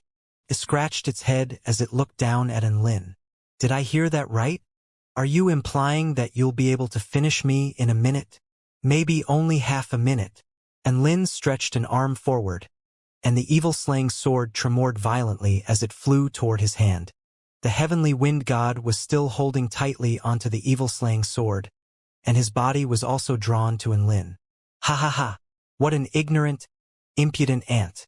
Have you still not figured it out? I am unkillable. As long as the heavenly Tao exists, I will continue to live. You have no chance of ever defeating me. The heavenly wind god chortled with glee as it helped the evil-slaying sword to hurtle even more quickly toward Enlin. Ding! A crisp ringing sounded. Enlin extended a pair of fingers and clamped the evil-slaying sword firmly between them. The heavenly wind god's pupils shifted as an expression of incredulity appeared on its face. Slap! A resounding slap reverberated through the air. The heavenly wind god received another vicious slap to the face. Its body was almost completely vanquished by that slap alone. The crisp slap reverberated throughout heaven and earth. Everyone was astonished by this development. No one would have guessed that Enlin would be able to stand back up, let alone deliver such an almighty slap. That slap was imbued with almost enough power to slap the heavenly wind god into nothingness. Not even the 5 emperors combined were able to achieve something like this. A sense of satisfaction welled up in everyone's heart upon seeing this. The heavenly wind god was a little dazed by that slap. Impossible! I am a representative of the heavenly Tao. Even if my power has been restricted, I'm not weak enough to be hurt by a single slap. In comparison to the heavenly wind god's confusion and astonishment, Enlin wore an expression of disappointment. Is that it? Why are you so fragile? I was going to take my time to torture you, but I don't even feel like it now. The heavenly wind god. Everyone. Dazzling rainbow lightning suddenly erupted from the 2 fingers Enlin had clamped on either side of his evil-slaying sword. The lightning flowed along the evil-slaying sword, all the way up the heavenly wind god's arm before wreaking havoc on its entire body. Ah! For some reason, the heavenly wind god was struck by a burst of extremely terrifying agony, and it cried out involuntarily. The evil-slaying sword slipped out of its hand as a result and was recovered by Enlin. A green light erupted forth as an indescribably potent healing power flowed into the evil-slaying sword in a frenzy. I'm sorry, little Xie, you were injured so severely because of me. I'll make our opponent pay for what it has done. Enlin spoke with an apologetic expression. He held his evil-slaying sword in one hand while unleashing his rainbow lightning with the other, which crashed relentlessly toward the heavenly wind god. Not only was the rainbow lightning extremely powerful, but it was also able to ignore the heavenly wind god's barrier of wind to strike directly upon its body. It was exactly because of this that the heavenly wind god was struck by a sense of extreme pain. Never would the heavenly wind god have thought that an ant it could easily crush a moment ago would suddenly be able to unleash such a terrifying and inexplicable power. I must kill you. You must not be allowed to survive. A firm and clear thought appeared in the heavenly wind god's mind. This man cannot be allowed to live on. It activated all of the energy within its body, upon which a boundless, white divine light erupted forth, and the wind and clouds swirled violently in a radius of tens of thousands of kilometers, creating a gargantuan vortex. At the very center of the vortex, the heavenly wind god's eyes glowed with incandescent light, and its white divine halo was even more dazzling and eye-catching than the sun. At that moment, it had transformed into a true god, exuding boundless divine might. That's right. This was a power that struck fear and despair into the hearts of even Tao integration stage supermighty figures. The bolts of rainbow lightning crashing toward it were instantly destroyed by the wind. Speed, power, engulfment, pulverization, annihilation. Everything had been maximized. Kill, kill, kill. The heavenly wind god had never wanted to kill anyone so badly. Its killing intent had even resonated with heaven and earth, making the great Tao tremor violently. The same contagious thought inexplicably appeared in everyone's mind. The sky is going to kill Enlin. Before they knew it, a terrifying divine wind was wreaking havoc over the entire schoolyard. Even after being reinforced by the spell formation, the earth crumbled and fractured as mountains were toppled, houses were pulverized, and forests were reduced to sawdust. This was the full power of the heavenly wind god, and the floating content was completely unable to keep up. All of a sudden, space fractured, chaos reigned, and everything appeared to have been plunged into a doomsday scenario. This was a divine wind that could easily kill return to void stage mighty figures, and it swept toward all of the students and teachers in a wild frenzy. All of the students' and teachers' faces were deathly pale, and even Vice Principal Yu Hua wore an expression of despair on his face. They had been trapped by the enchantment barrier and were unable to escape from this terrifying divine wind. This was a power unleashed by the heavenly wind god. How was Vice Principal Yu Hua supposed to protect so many students from it, even if there were close to 10 other return to void stage mighty figures with him? Right at this dire moment, a gargantuan, inky black body suddenly appeared before them. This was a mountainous whale with 4 short, pillar-like legs and thick, sausage-like lips, and it positioned itself in front of the oncoming divine wind. Rumble! The divine wind crashed relentlessly into his black body, inflicting a series of ghastly wounds. Principal! All of the students and teachers were almost moved to the point of tears upon seeing this. The principal that had remained dormant for the entire battle had now appeared to shield them with his body. The whale let loose a loud cry, and he turned his head to the side as his body gradually became semi-transparent. Everyone was able to see through the whale's semi-transparent body and continue to spectate Enlin's battle. A knowing smile appeared on the whale's face as he turned toward everyone with reassuring eyes. All of the students and teachers were moved once again. Wah! Principal Wang, you really are the best principal. He's already riddled with wounds from the divine wind, but he's still not forgetting to cater to our visual needs. Is there a more thoughtful principal in this world? Senior student Enlin, I love you. Oi, careful there. We're talking about the principal right now. Principal, I love you.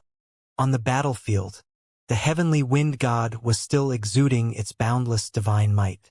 You must die today. It spoke without any emotion, as if it were delivering a heavenly decree. There was no need for a reply to its words. Everyone else would just have to accept its judgment. Only now did the heavenly wind god truly look like a representative of the heavenly Tao. And Lin remained completely unfazed by the heavenly wind god's display of power. Is this the extent of what you're capable of? And Lin felt as if he were currently omnipotent. He also wanted to see just how powerful this supposed representative of the heavenly Tao could be. But now, the heavenly wind god focused its gaze, and a stream of golden, chaotic divine wind swept toward Enlin like a divine saber, so fast that even the 5 emperors were not able to follow it with their eyes. Golden light lit up the entire world. This attack would undoubtedly be able to completely annihilate any of the 5 emperors. Evil sword technique, first variant, sky slashing strike. And Lin slashed his evil slaying sword upward, and a wispy, smoke-like sword projection erupted. The golden, chaotic divine blade that seemed to be able to slice through heaven and earth was parted down the middle. Boom! Its terrifying power, even after being split apart, was still able to carve a bottomless abyss into the earth, which extended with no end in sight. The heavenly wind god's expression shifted minutely upon seeing this. Evil sword technique, second variant, flash thrust. And Lin's body abruptly disappeared. Everyone aside from the heavenly wind god felt as if Enlin had vanished into thin air. The heavenly wind god raised its hands to the sky to instantly materialize a 10,000-fold circular windshield, which was imbued with the powers of the laws of the heavenly Tao, which was capable of keeping any other powers at bay. Sure enough, Enlin appeared before the heavenly wind god in the next instant before stabbing his evil-slaying sword forward. The inky black sword blade struck the 10,000-fold windshield and pierced through it as if there were nothing there. The 10,000-fold windshield was broken in less than a second. The evil-slaying sword pierced through the heavenly wind god's chest right before everyone's astonished eyes. And Lin raised his head to meet the heavenly wind god's dumbstruck eyes. This is the power of the heavenly Tao. How pathetic! No one had expected Enlin to be able to break through the heavenly wind god's defenses so easily even after it had unleashed its full power. However, this was reality. The heavenly wind god was astonished, confused, and a little dazed. It was unable to understand why a representative of the heavenly Taos, such as itself, was unable to defeat this human. Where had this human come from? Bursts of divine light erupted from Enlin's evil-slaying sword as black-veined patterns spread all over the heavenly wind god's body from the wound on its chest. Only now did the heavenly wind god abruptly discover that its power had been restricted. Even the divine halo on its head was quickly losing its luster, as if it was being engulfed by some sort of power. This is impossible. My power represents the heavens. What kind of power could overwhelm and restrict mine? This doesn't make any sense. The heavenly wind god raised its arms, which were completely feeble and trembling slightly. It was unable to even muster up any power, let alone retaliate. All of a sudden, it seemed to have realized something, and it looked up at Enlin with astonishment etched on its face. The power of the heavenly Tao cannot be restricted unless it's by someone of a higher. Before it had a chance to finish, Enlin slashed his sword in a downward motion and sliced its body in half. A black crescent moon sword projection expanded and engulfed the heavenly wind god's body, leaving not even a single trace of it behind. He had slain the heavenly wind god with one sword strike. Heaven and earth returned to normal. Enlin stood alone in the air above the bleak and desolate ground below. Is it over? The Celestial the Arch muttered to himself as he looked up at the man clothed in a blood-stained white robe. The other 4 emperors looked around at their surroundings with tense expressions, in fear of the heavenly wind god materializing again. The Celestial the Arch had literally slapped its body into nothingness last time, but it was still able to resurrect itself, so all of the emperors had to be extra cautious this time. Crack! A crisp crack suddenly sounded in midair. All of the immortals' hearts jolted in shock, but all of them instantly shed tears of relief and elation upon seeing the source of the cracking sound. The blue rhomboid enchantment barrier had cracked open. This showed that the nightmarishly powerful heavenly wind god had indeed been slain, as only its death would result in the crumbling of the enchantment barrier. He did it. The heavenly wind god is dead. We won. We finally won. The heavenly court has finally survived this ordeal. Mr. Enlin truly is worthy of his title as the heavenly court's war god. The blue enchantment barrier shattered and slowly disappeared. Enlin raised his head to look up at the elated immortals flying toward him, and his body relaxed as the power within quickly receded. He felt completely depleted of strength and fell back before plummeting toward the ground below. He was then caught by a warm, soft body. Enlin smiled as he inhaled the scent that he was so familiar with. Xiaolan, was I cool or what? Su Xiaolan hugged Enlin tightly in her arms and tears welled up in her eyes. She wanted to scold him, but she couldn't bear to do so, so she nodded and spoke in a soft voice. You were really cool, but never do that again, understand? I know. Don't worry. There won't be a next time. Enlin sidled up closer to Su Xiaolan, trying to take advantage of the situation. A faint blush appeared on Su Xiaolan's face, but she allowed Enlin to sink into her arms, seeing as he was so feeble. Xiaolan, I'm very tired, and I want to sleep for a bit. All right, do you want to sleep in the coffin? Okay. In comparison, Enlin would actually much rather sleep in Su Xiaolan's arms.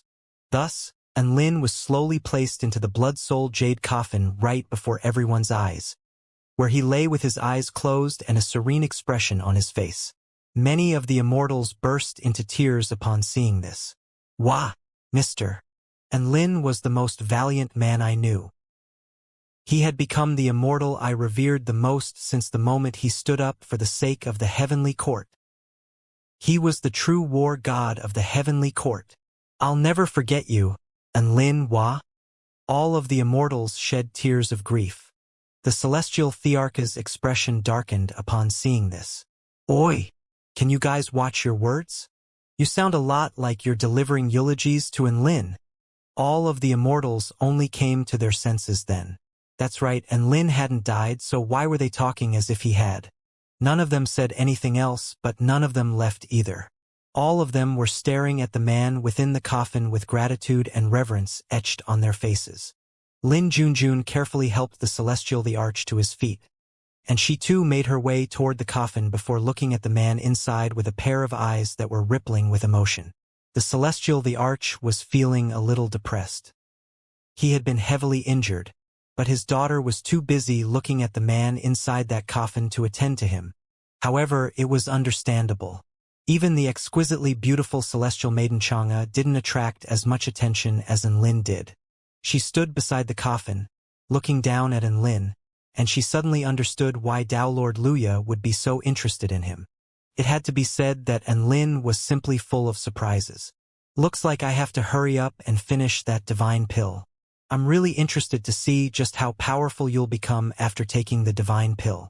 An eager smile appeared on Xianxia's face. True God Erlang was also sighing with emotion as he looked down at Enlin. Ever since that day when you pummeled Ziwei and was given the title of the small war god of the heavenly court, I knew that the day would come when you would take my place as the heavenly court war god. I just didn't think that this day would come so soon. Yang Jian was not a petty man.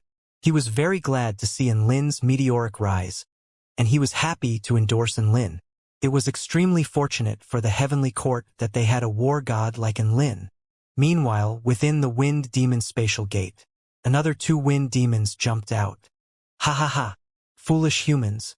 Have you experienced the horror of our wind emperors? Let's kill them all! The 2 wind demons emerged from the spatial gate but were not greeted by the sight of human blood flowing like a river as expected. Instead, a vast expanse of bleak and barren land stood before them. Tens of thousands of wind demons had completely disappeared. Oh wait, there were some remains left of them littered on the ground. A Dao integration stage 4-legged whale, as well as tens of thousands of students and teachers, turned to look at the 2 wind demons. Gulp! The wind demons swallowed and their legs trembled as they turned to flee back into their world again. Crack! A crisp crack sounded. The spatial gate suddenly shattered. The power supporting it had already disappeared, and they now had no way back. Wah! The 2 wind demons' eyes widened, and they felt like they were about to go insane. What the hell were they supposed to do now? Standing behind them were tens of thousands of powerful humans. They had annihilated the entire wind demon army. How were 2 soul formation stage wind demons supposed to stand up to them? This was an impossibly dire situation in which they had no chance of survival. Let's commit suicide. Otherwise, the fate awaiting us will be worse than death. One of the wind demons suggested. All right. The other wind demon pulled out a knife. Right at this moment, a man with bushy brows and large eyes appeared between the 2 wind demons with a buoyant smile on his face. You want to die? It's not going to be that easy. Vice Principal Yu Hua unleashed a spatial seal around the 2 wind demons before taking them to the 5 emperors. All 5 emperors had suffered grievous wounds during the course of the battle, but fortunately, none of them had perished. After inquiring about Su Xiaolan and Enlin's injuries, all 5 of the emperors departed before going into seclusion and swallowing immortal pills to speed up their recovery. Enlin was still lying inside the coffin as the 3 black marks on his forehead disappeared. Something that transcended matter and was not a part of the great Tao left his body before merging into the sky. No change seemed to have taken place across heaven and earth. None of the living beings on the continent detected anything, including 4 of the emperors. Only the celestial the arch indistinctly detected something and turned to look up at the sky. At the same time, within a mystic realm filled with immortal energy, a lithe and graceful woman with the upper body of a human and the lower body of a snake also looked up into the sky, as if she was able to see the world outside of the mystic realm. Unbeknown to her, a divine liquid was still pouring down upon the flower that she was watering, and the excessive energy was making the immortal rank flower slowly wilt away. At the United University of Cultivation, the beautiful schoolyard had been reduced to a vast expanse of rubble. Everything had been razed to the ground over its entire area of tens of thousands of square kilometers. This was also after the earth had been strengthened by the University Protection Formation as well as the power that Principal Wang Xinyu had injected into the formation. Otherwise, the entire floating continent would have most likely been completely annihilated into nothingness by that epic battle. A little whale looked around at the ruined schoolyard and blew a string of dejected bubbles. Sigh, my beautiful school. How did you become like this? Vice Principal Yu Hua heaved a forlorn sigh. Looks like we'll have to draw some emergency funds from the school's resources to repair everything. The little whale replied, "This is not a repair job. It's a complete reconstruction." Wang Xianyu thought for a moment before blowing more bubbles. "Let's get the Grandmaster Construction Cultivator to come here and do a casual job. That should restore the school somewhat." A casual job from the Grandmaster Construction Cultivator? Vice Principal Yu Hua drew a sharp intake of breath. "Does our school have that much money?" Wang Xianyu replied with a serious expression. "Even if we don't, we have to somehow get the money. All of these students and teachers have contributed greatly to this battle. The least we can do is to provide them with a good environment to teach and learn in." Vice Principal Yu Hua understood now. Their principal had clearly been very impressed by the performance of the students as well as the teachers during this battle. It was exactly because of this that he wanted to do something for them in return.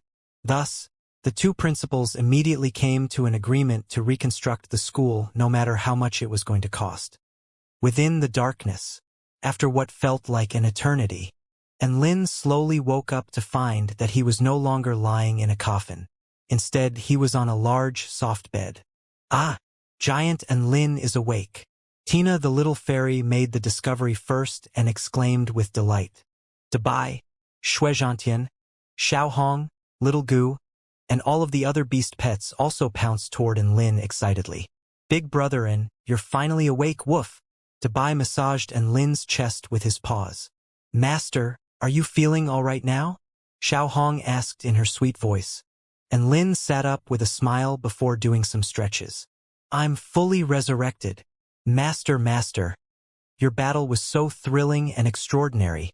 You even managed to defeat the power of the heavens with your sword. My blood was surging and bubbling with excitement. You truly are an unprecedented powerful being who is unmatched by anyone in history." Shuizhantian flapped his little wings and delivered glowing praise. "All right. Give Master some peace and quiet." Little Gu transformed into a colorful butterfly before fluttering around Lin's head.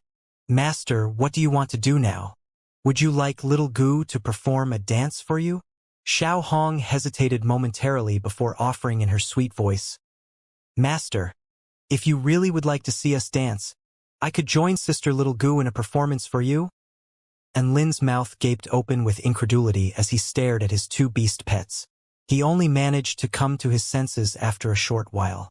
"Are you guys all right? This feels so weird." Xiao Hong and Little Gu wanted to dance for him? My God, this could not be real. Perhaps he hadn't woken up after all. Little Gu and Xiao Hong were even more guilty after seeing Lin's shocked expression of incredulity, as if they were two children who had made a mistake that they were now sorely regretting. "Hey, why are you guys acting like this? I'm starting to panic here." Lin looked around at his beast pets with a dark expression. Tina flew over to him at this moment and held onto the tip of his index finger with her tiny little hands.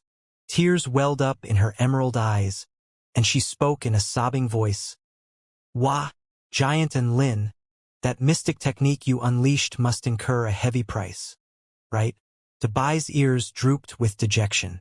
The Heavenly Court Emperors have analyzed that attaining such devastating power must come at an extremely heavy price. "Tell us how many more days you can live, we can handle it." Lin's mouth gaped open. What the fuck? He finally understood why Xiao Hong and Little Gu were being so good to him. This was all because they thought he was about to fucking die. Lin's lips twitched with this in mind. He was both touched but also a little appalled. He had to explain this farcical situation to his beast pets so that they didn't worry about him. "Sigh, I really am about to die soon. I can perhaps live for another year." Lin forced a wry smile onto his face. What? Only a year? Master." A grief-stricken atmosphere permeated throughout the entire dorm room, and all of the beast pets shed tears of sorrow. "My only wish before I die is to see Xiao Hong and Little Gu dance for me." Lin continued. Xiao Hong and Little Gu immediately agreed. Xiao Hong transformed into a young woman in a fiery red dress. Her figure was exquisite. Her skin was as fair as snow, and her eyes rippled with seduction and enticement. Lin sighed with emotion. How long had it been since he had seen Xiao Hong in this form? In comparison to the innocent and pure Tina, Xiao Hong was a true seductress. Little Gu also transformed into a tall and slender woman wearing a colorful dress. She was more of a graceful and elegant celestial maiden compared to the enticing Xiao Hong. This was the first time Lin had seen Little Gu transform into her human form, and he was extremely elated. If he hadn't told that lie, he might have never had the chance to see this. Thus, Tina played the music, and the exquisitely beautiful Xiao Hong and Little Gu began to dance, presenting a serene and beautiful spectacle to behold. And Lin was momentarily entranced by their beautiful dance. Right at this moment, a woman in a jade dress walked through the door. "Oh, my big hero Lin has only just crawled out of his coffin, but he's already looking quite sprightly and energetic." Su Xiaolan leaned against the doorframe and appraised Lin with a hint of a smile on her face. And Lin's hands were caught mid-clap, and an awkward expression appeared on his face. Let me explain, Xiaolan. Xiao Hong and Little Gu think that I won't be able to live for much longer, so they offered to dance for me." And Lin hurriedly explained. Xiao Hong and Little Gu immediately stopped dancing and turned to Lin with stunned expressions. "What do you mean by that? Didn't you tell us you had less than a year to live? You lied to us? Ah! You asshole! How could you play with our emotions like this?" Xiao Hong and Little Gu screamed as they pounced toward Lin. Thump, thump, thump. Bang, bang, bang. Clatter, clatter, clatter. Puff, puff, puff. And Lin was bashed to the ground by the two of them. Su Xiaolan remained leaning on the doorframe and pursed her lips. "Tsh men." Soon, 2 more people arrived to visit him. "Ah, classmate Lin. How did you end up like this?" Su Qinyun spoke in her mellow voice with concern and anxiety etched on her face. "You're so bruised and battered. Is this an after effect of using that mystic technique?" Shenyuan Cheng asked. And Lin. Was there any mystic technique in this world that would result in after effects like this? After a round of explanation and reassurance, all of his beast pets and friends finally had their hearts eased. Shenyuan Cheng. There is a 10-day holiday for all of us during which the university is being reconstructed. 3 days have passed, and we are now in a courtyard beside the Heavenly Court's Jade Pond. Su Xiaolan said with a smile. "Everyone has received news of your awakening, but I told them not to visit you for now so that you can recover in peace." And Lin nodded upon hearing this. It was no exaggeration to say that he was the most popular immortal within the Heavenly Court, and there were simply too many people concerned about and reverent toward him. If all of them were allowed to visit him, he would have no free time as he would constantly be attending to guests. "By the way, the Celestial the Arch has invited you to the Celestial the Arch Palace after you recover, so that you can discuss some matters with him." Su Xiaolan added. Everyone let loose cries of surprise upon hearing this. They knew what this invitation entailed. In the eyes of the 5 Heavenly Court Emperors, Lin was already worthy of being an equal to them. "Haha, let's talk about that another time." And Lin waved a nonchalant hand. After that, all of his friends and beast pets sat in a circle within the beautiful courtyard, sipping tea and chatting about some other things. "I heard that the Heavenly Wind God incident has been kept completely confidential by the Heavenly Court. Everyone involved has sworn Dao heart vows to not disclose any details of the event," Shenyuan Chang said as he took a small sip of tea. "This is something that should indeed be kept under wraps." And Lin nodded. He approved of the Heavenly Court's decision. Just the fact that the Heavenly Wind God was trying to destroy the human race would give many foreign tribes an excuse to stir up trouble and bring disaster to the human race. Sigh. More and more people are becoming interested in me. A round and chubby little girl wearing a black dress sipped on some tea with a resigned expression on her face. And Lin couldn't help but pinch little Xia's cheek. He only withdrew his hand with a sheepish smile when little Xia turned to glower at him. "There have always been many people interested in you. So what's wrong with having a few more join the party?" Little Xia rolled her eyes. "That's completely different.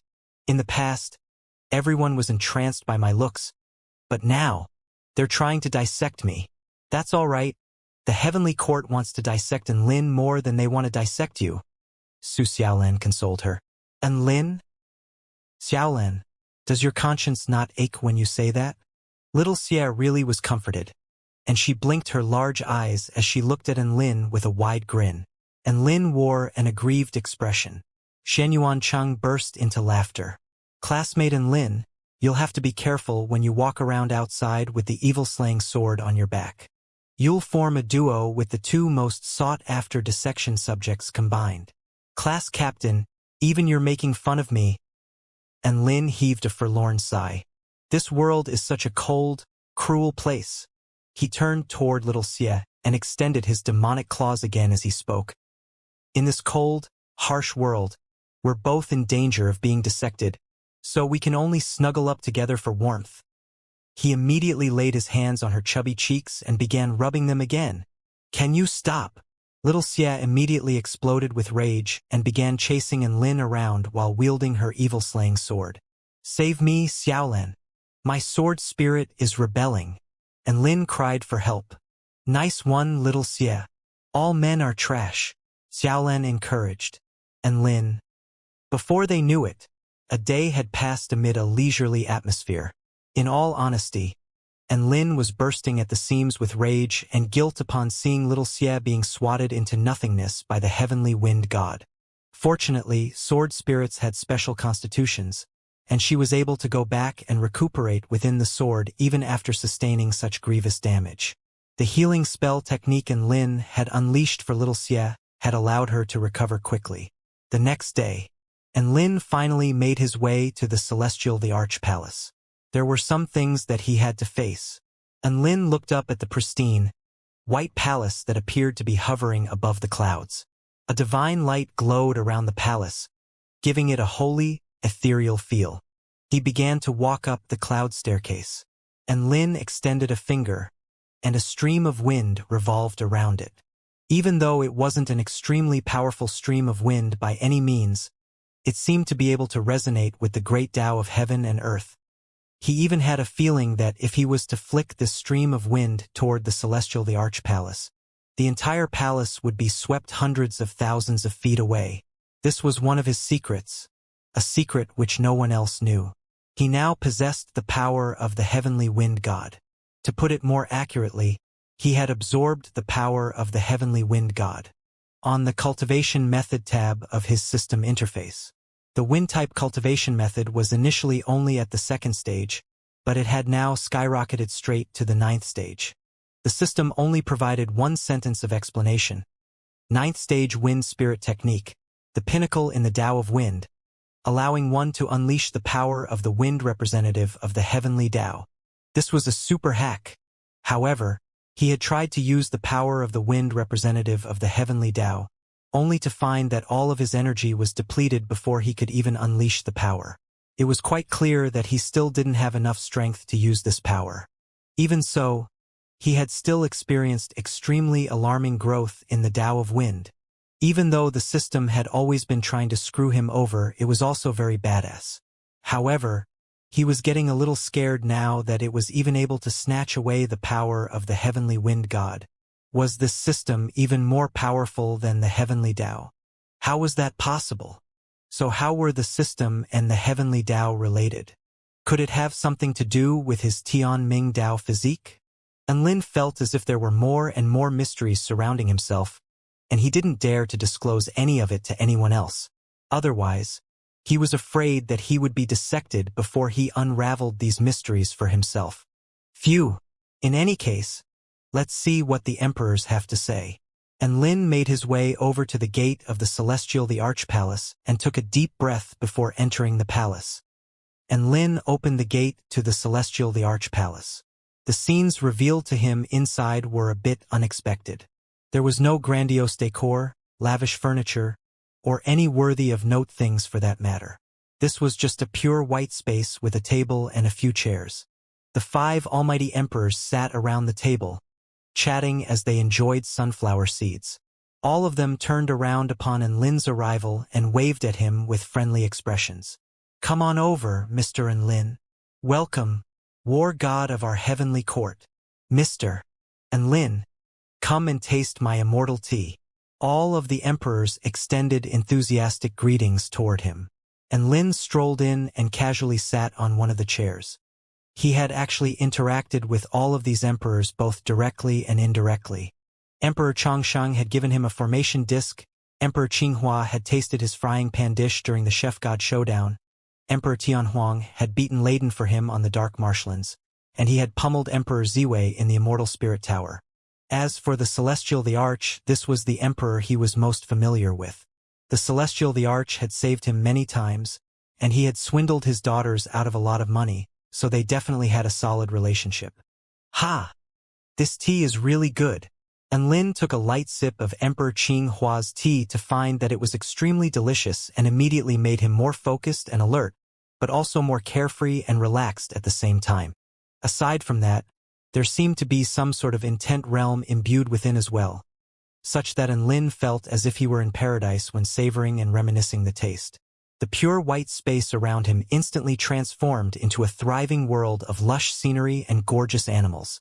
This was not an illusionary realm, but instead, it was a very realistic intent realm.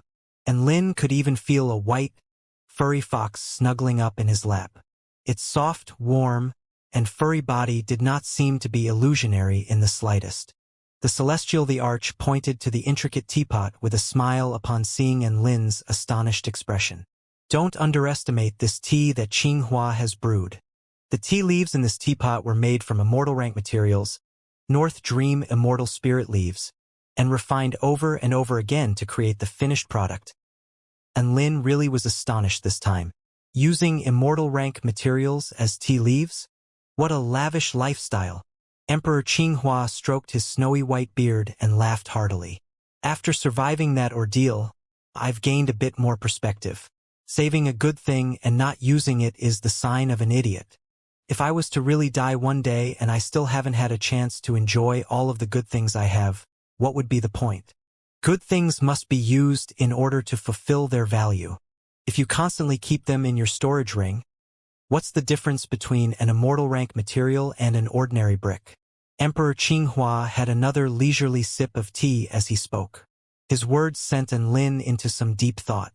He felt like he also had many good things in his storage ring that had not had a chance to fulfill their true value. Haha! Come to think of it, I was only able to live on because of you, so I really must thank you, Mr. Lin. Emperor Qinghua stroked his long beard as he turned to Lin with a grateful smile. Please don't say that, Senior Qinghua. I didn't do anything worthy of praise or gratitude anyway. All I did was save all the teachers and students, save the heavenly court, and save the entire human race. And Lin immediately waved his hands with a modest expression. The 5 emperors' faces all convulsed slightly. They were only thanking him for saving their lives, and this guy was talking about saving the whole fucking human race. And he was saying that he had done nothing worthy of gratitude and praise. All of the emperors wanted to mock him for his words, but they repressed the urge to do so in the end. Hee. The Celestial the Arch gave a slightly awkward yet still well-mannered smile. Mr. Lin, your performance during that battle had all of us in complete awe. It is no exaggeration at all to say that you saved our lives and saved the heavenly court. As such, after some discussion, we have decided that all of the heavenly court's mystic realms will be accessible to you from now on, and we are officially bestowing upon you the title of Heavenly Court War God. Furthermore, we also have a huge present for you. And Lin was a little taken aback upon hearing this. Weren't they supposed to be discussing the heavenly wind god? How had this become a reward ceremony for him? But then again, he wasn't entirely against this. I'm finally the heavenly court war god. I didn't think this day would come so soon. And Lin sighed with emotion. Oh, right, what about the last war god, Yang Jian? And Lin asked. He's no longer the war god. The heavenly court war god can only be the most powerful immortal below the 5 emperors. It's quite clear that you are more powerful than him, and he was more than willing to give up his title to you. The Celestial the Arch replied with a smile. And Lin chuckled slightly, but he was internally feeling a little dodgy. If it wasn't for the system, he didn't think that he would be able to defeat Yang Jian in a battle. Yang Jian was a mighty figure at the pinnacle of the Return to Void stage who could attempt Dao integration whenever he wanted. He was most likely comparable to the likes of the ancient Dragon Empress or Ao Xiaowu, perhaps even more powerful. How was the soul formation stage in Lin supposed to defeat someone like this? However, Lin soon shrugged these thoughts off. He was going to progress to the return to void stage soon. When that time came, Yang Jian would be no match for him. By the way, does the Heavenly Court War God get any benefits? Lin asked. The title sounded badass, but he was more interested in materialistic things. You may choose any one immortal tool you like from the Heavenly Court's Heavenly Treasure Vault, the Celestial the Arch replied. Ah, that's too much. Thank you. Lin was elated. That's nothing. The benefits that we, the 5 emperors, are about to give you are much more valuable than any immortal tools. Emperor Ziwei spoke in a smug voice upon seeing Lin's overjoyed expression. Lin's interest was piqued. What is it? Emperor Ziwei smiled but didn't say anything. The other 4 emperors also smiled at Lin, but they did not say anything. Lin was a little confused. What is it? Come on. Tell me. He. Emperor Ziwei suddenly stripped off his robe, revealing his toned, well-proportioned upper body. What are you doing? Why are you taking off your clothes? Lin was starting to panic. The Celestial the Arch, Emperor Changshang, Emperor Qinghua, and Emperor Tianhuang were all smiling, and the atmosphere was taking a peculiar turn, Lin suddenly felt as if he was wrong to have come here. He was now being surrounded by 5 extremely powerful beings with no way out. I'm taking off my clothes because I want to show you my big treasure. Emperor Ziwei looked into Lin's eyes before approaching him with a sly smile. Lin swallowed involuntarily. Can I not see it? How can you accept our present if you don't see it? Emperor Ziwei chuckled. Lin's lips twitched. So you're saying this is all part of the present? That's right. Ziwei nodded before making an animated announcement. Take a good look at my big treasure. He took a deep breath, and his muscles bulged as a dazzling purple divine light enshrouded the entire Celestial the Arch Palace. Lin's mouth gaped open as he looked at Emperor Ziwei. Lin could see the countless purple stars connected by the power of stars on Emperor Ziwei's upper body, which created a starry formation that pulsed in brightness rhythmically. At the same time, his power reached an unimaginable level. This is my core buff mystical technique, known as the Star Vein Divine Technique. Can activate all of your latent potential using the power of stars for an entire minute with no side effects. How about that? Is that awesome or what? Emperor Ziwei spoke with a smile. How about it? It's very awesome. Lin nodded. At the same time, he was getting more confused. Why was Ziwei stripping just to show off the spell technique to him? This is the present I'm going to give you. I'm going to use my divine Tao to bestow this Star Vein Divine Technique upon you. Emperor Ziwei spoke with a smile. Lin drew a sharp intake of breath upon hearing this. You're going to bestow your core inheritance upon me? Lin was given a massive fright. As far as he knew, no one in the entire Heavenly Court had ever had Emperor Ziwei personally bestowing his core spell technique upon them. Emperor Ziwei nodded in confirmation. That's right. This is my present to you. Lin took a deep breath before extending a grateful bow. A Tao integration stage core inheritance bestowed upon one with the power of the divine Tao was much more valuable than any immortal tool or immortal pill. It could be said to be a priceless treasure. What Tao integration stage super mighty figure would be willing to bestow their signature technique upon someone else? This was no longer just a matter of trust. It was a sign of the utmost acknowledgement and approval. Lin understood now. Emperor Ziwei was taking off his clothes to let him see what the spell technique looked like when activated. It was very cool. After using his Star Vein Divine Technique, he could also strip off his clothes and let his enemies see the veined patterns on his upper body. That way, it would make him look very badass and intimidate his enemies. Thus, bursts of powerful divine Tao light of the stars began to flow into Lin's body. He had obtained Emperor Ziwei's core buff technique, the Star Vein Divine Technique. Immediately afterward, the number 1 spell formation master of the Kingdom of the 9 States, Emperor Changshang, taught him his core spell technique, the Formation Mist Ghost Hand. Formation Mist Ghost Hand, One can use ghostly hand techniques to make their spell formations more flexible and also take control of an enemy's spell formation after seeing through its structure. And Lin was ecstatic upon receiving this inheritance. The formation Mist Ghost Hand combined with his divine inspection technique was an invincible duo against all spell formations. Emperor Qinghua paused momentarily before speaking. I have two types of powers, one of which is a wood-type core inheritance known as the Wood Spirit Life Transference Technique, whereas the other is the great Tao of Time that I have attained from observing countless lives and deaths. Which one would you like, Mr. Lin? And Lin immediately made his decision. The great Tao of Time sounded super badass. And then he heard a ding-dong from his system.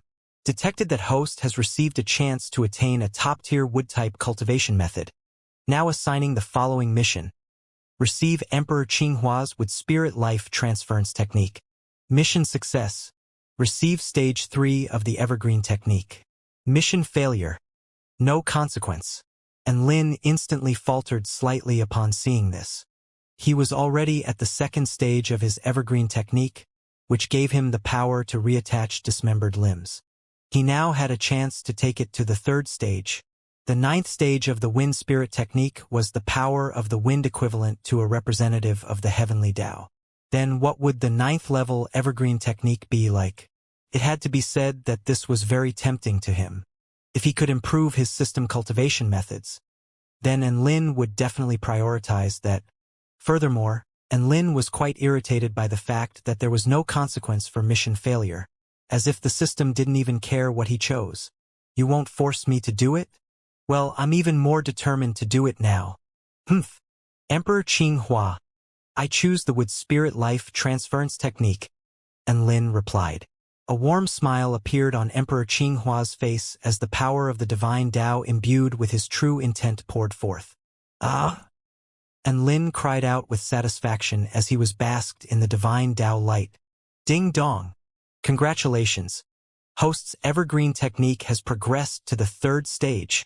Immediately afterward, the deeper true intent of the Evergreen Technique also began to flow relentlessly into Enlin's body. Ah! Enlin yelled as a green divine halo appeared over his head again, and his green halo was even brighter than Emperor Qinghua's divine Tao light. All of the emperors were given a massive fright. Such a dazzling green! From Enlin's divine halo, I can sense a power filled with boundless vitality. It is the paramount power of the Tao of life. Emperor Qinghua was stunned. Why would Enlin have a divine halo? Emperor Tianhuang was confused. Could it be that Mr. Enlin attained enlightenment from Qinghua's power? What terrifying aptitude! The Celestial the Arch speculated. This appeared to be the only plausible explanation. All of the emperors stared at Enlin with unbridled shock etched onto their faces. They had never seen any prodigy who was able to attain enlightenment from an inheritance and obtain an even higher level of power as a result. What a freak! Soon the inheritance was over. And Lin was elated as he savored the Wood Spirit Life Transference Technique, as well as his third stage Evergreen Technique. His life force had become extremely powerful, to the extent that he could survive for 10 minutes even if his heart detonated. Aside from that, he also had an extremely powerful healing technique that he could use on others. Emperor Tianhuang was most proficient at playing with lightning, and his signature power was his chaotic divine lightning. Hence, he bestowed upon Enlin the method for controlling chaotic divine lightning. This was a spell technique Enlin could only learn after attaining spatial powers. Enlin gladly accepted this inheritance. He was the heavenly lightning god, so it wouldn't hurt to learn some more badass lightning techniques. The Celestial the Arch cultivated in a very unique Tao that he was unable to teach Enlin. However, he had an omniscient eye technique that Enlin could learn. One could use the omniscient eye to observe heaven and earth and glean the reason behind all things. Thus, Enlin received inheritances from all 5 emperors. Mr. Enlin has gathered all of our signature techniques. This has never happened before, and it's quite extraordinary when you think about it. Emperor Ziwei sighed with emotion. Ha ha ha. He is already extremely powerful in his own right, and he now has all of our signature techniques. Mr. Enlin must be the most powerful heavenly court war god ever. Emperor Tian Huang laughed heartily. You are the future of the heavenly court. Qinghua stroked his long beard. All of the emperors looked at Enlin with elated expressions. They looked happier than Enlin, who had received their inheritances. All right, that's all the benefits. Let's discuss some important matters now. After a while, the Celestial the Arch began to cut to the chase. Enlin, how about you start by telling us what was that power you used to defeat the heavenly wind god? The Celestial the Arch asked. Ha ha ha. Enlin chuckled. I'm not telling. Enlin's euphemistic response made all of the 5 emperors quite depressed. All I can tell you is that using that power too many times will spell my death, Enlin explained. The 5 emperors nodded with solemn expressions, clearly believing what Enlin had told them. Mr. Enlin, there is always a position available for you in the heaven-mending sect. You can tell me any time if you would like to join, the Celestial the Arch offered. The heaven-mending sect was no secret to the 5 emperors, so the Celestial the Arch had no qualms about discussing it here. Enlin nodded but did not give a reply. The heaven-crushing sect had reserved a spot for him, as had the heaven-mending sect. What the hell did they see in him? Let's talk about the heavenly wind god now. The Celestial the Arch spoke again. Everyone's expression became more solemn at the mention of the heavenly wind god. From Mr. Enlin's experiences in the West Sea, we were able to learn about the existence of the heavenly sea god, as well as its plans. From the heavenly sea god and heavenly wind god incidents, we know that the representatives of the conscious will of the heavenly Tao harbor great enmity toward the human race.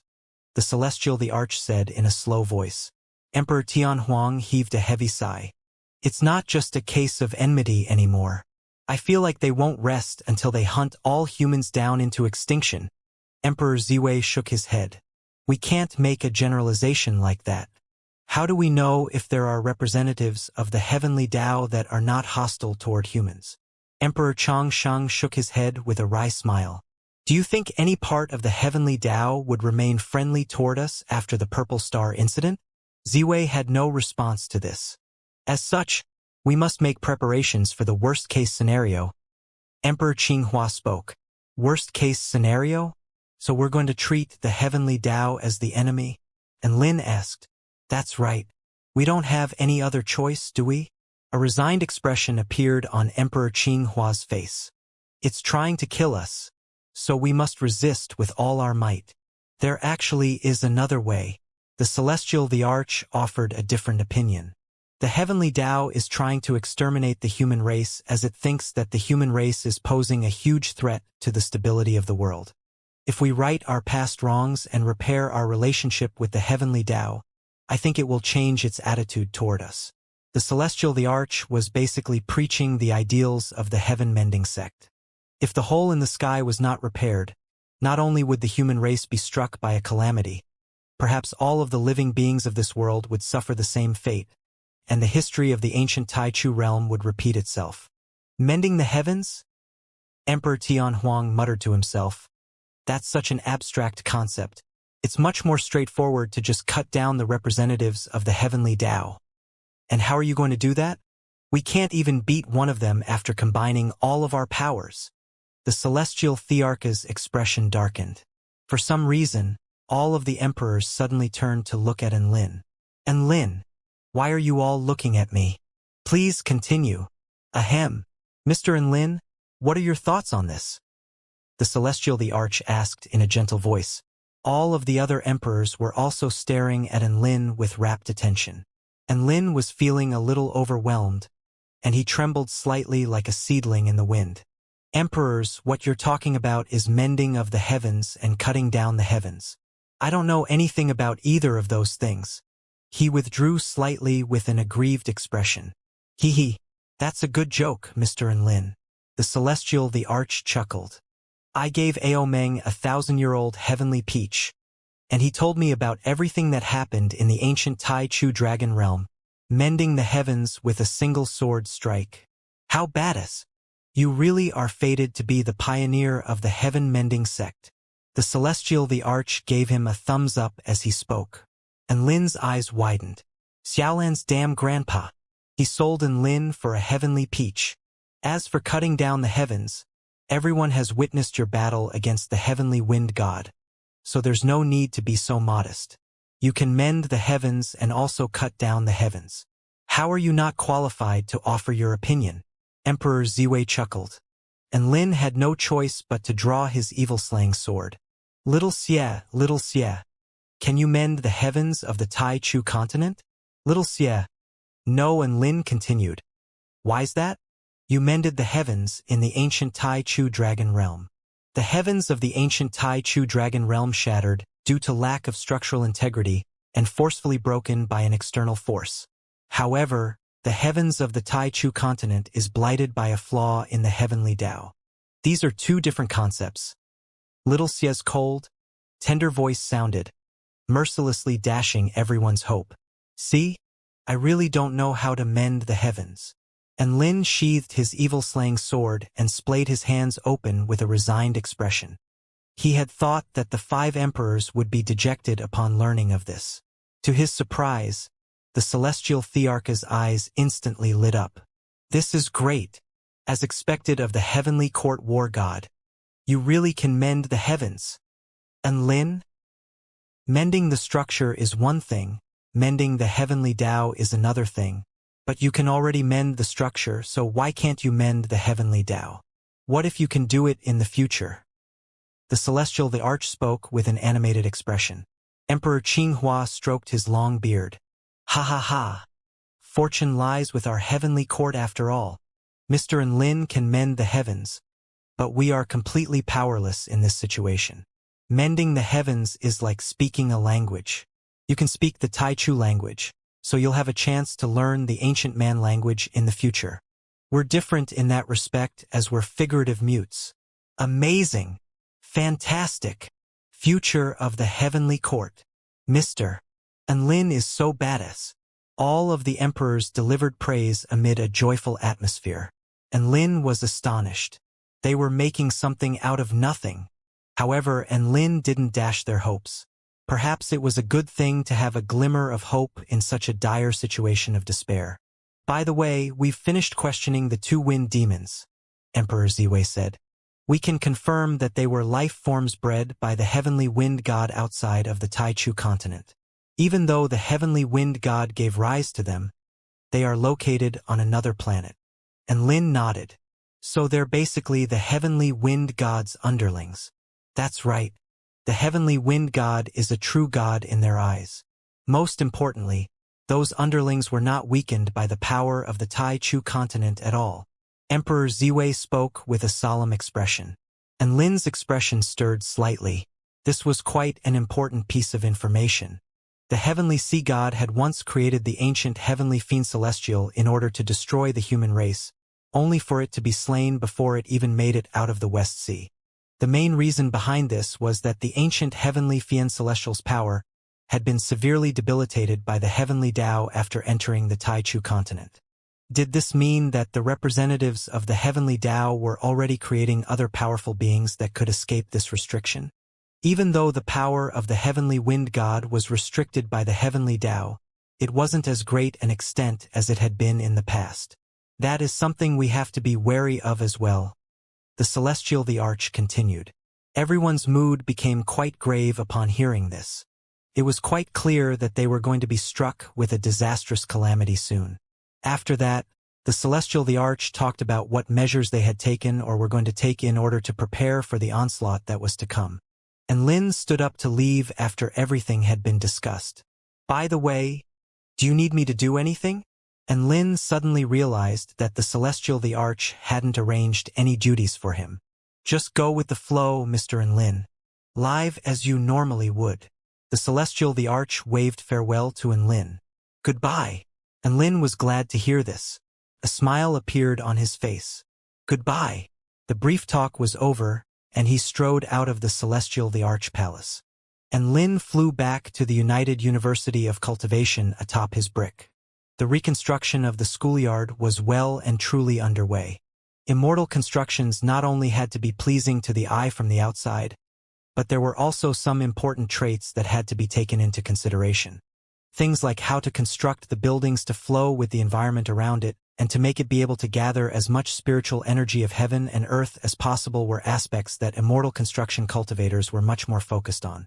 And Lin slowly approached the floating continent that was once a beautiful place to behold. Unfortunately, following that battle against the heavenly wind god, it had been reduced to something a lot more unsightly. Huh? The snow mountains are gone. And Lin discovered that the divine mountain protruding from the floating continent had disappeared, as had all of the smaller snow mountains. What remained was a series of craters and massive rifts in the earth. All of a sudden, he caught sight of a golden, shiny object on the ground in the distance. It was a massive shell glowing with an incandescent golden light. Beneath the shell was a creature with skin as translucent and flawless as white jade. A pair of feelers were raised to the sky, at the ends of which were a pair of apathetic eyes that seemed to be looking down on all living creatures. This was a creature exuding a peerlessly domineering aura, as if it was wordlessly announcing to the world that it was the master of this earth. What a badass snail! And Lin immediately flew over and extended an excited greeting. Holy Lord Tianhua, Grandmaster Construction Cultivator. That's right. This was the best construction cultivator duo across the entire Taichu continent. Holy Lord Tianhua and the Grandmaster Construction Cultivator. Holy Lord Tianhua was just chomping on some construction materials, and it raised its head to look up at Enlin before delivering a nonchalant greeting. Hey, peasant cultivator. And Lin almost threw up a mouthful of blood. What kind of greeting is that? That's the only thing I remember you by, Holy Lord Tianhua said with a justified expression. And Lin decided to ignore this materialistic snail. And Lin, I finally figured out why you're so stingy. A woman in a revealing red robe made her way toward him, and her luscious, long legs peeked out from the slits on the sides of her robe as she walked. Underneath her collar was the mighty Mount Breastvrist that had once made Dubai perish from excessive blood loss. The F-Cup powerful being, Grandmaster Construction Cultivator, was here, and Lin was curious. Why do you say that? The Grandmaster Construction Cultivator pointed at the whale nearby with an enraged expression. That fucking whale is the most stingy customer I've ever had. I proposed 50 million for a casual job, and he ended cut bartering all the way down to 35 million. With a stingy principal like this, how could the students of this school not be stingy? He deserves to be transformed into a whale. The Grandmaster Construction Cultivator was very angry. Her beautiful features were flushed, and her mountainous melons wobbled as she huffed. And Lin was momentarily stunned before coming to his senses and asking with an intriguing expression, "You can compromise on price? I thought your prices were set in stone." The Grandmaster Construction Cultivator explained in an angry voice. It's all because that stinky fish is a Dao integration stage super mighty figure, and he has employed our services in the past, so he's a high-level member and can barter to a certain extent. A certain extent? This is a pretty big discount. And Lin put on a fawning smile. Ms. Li Xinyu, we're good friends, right? How much discount can you give for an ordinary job on the 4-9 Immortal sect? Tsh. The Grandmaster Construction Cultivator rolled her eyes. 30 million spirit stones, non-negotiable. Don't think that I'm that easy to barter with. I only gave Wang Xinyu a discount for the sake of the Heavenly Court. After all, the Heavenly Court has suffered such a massive calamity and cannot collect that much money in a short time. Tens of thousands of students and teachers are now left without classrooms, and all 5 emperors have gone into seclusion to recover from their severe injuries. From a humanitarian perspective, I can do some discounts. The Grandmaster Construction Cultivator's expression darkened as she spoke. These were the same lines the principal used to barter with you, right? And Lin asked, Grandmaster Construction Cultivator. She pouted and nodded with an aggrieved expression intermingled with a hint of humiliation. And Lin was quite impressed by Wang Xinyu's bartering skills.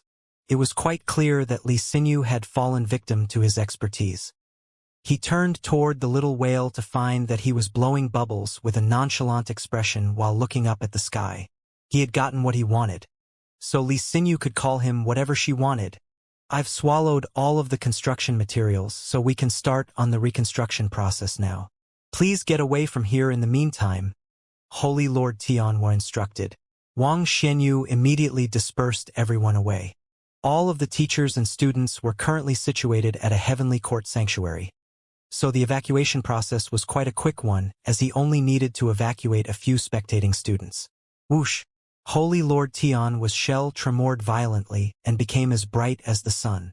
A golden divine Tao light erupted in a frenzy from its shell, spreading outward with no end in sight. And Lin stood in the air and was astonished after doing some investigation with his divine sense. He discovered that Holy Lord Tian was divine Tao light had encompassed the entire floating continent, which was tens of thousands of square kilometers in area. Was this what Tao integration stage super mighty figures were capable of?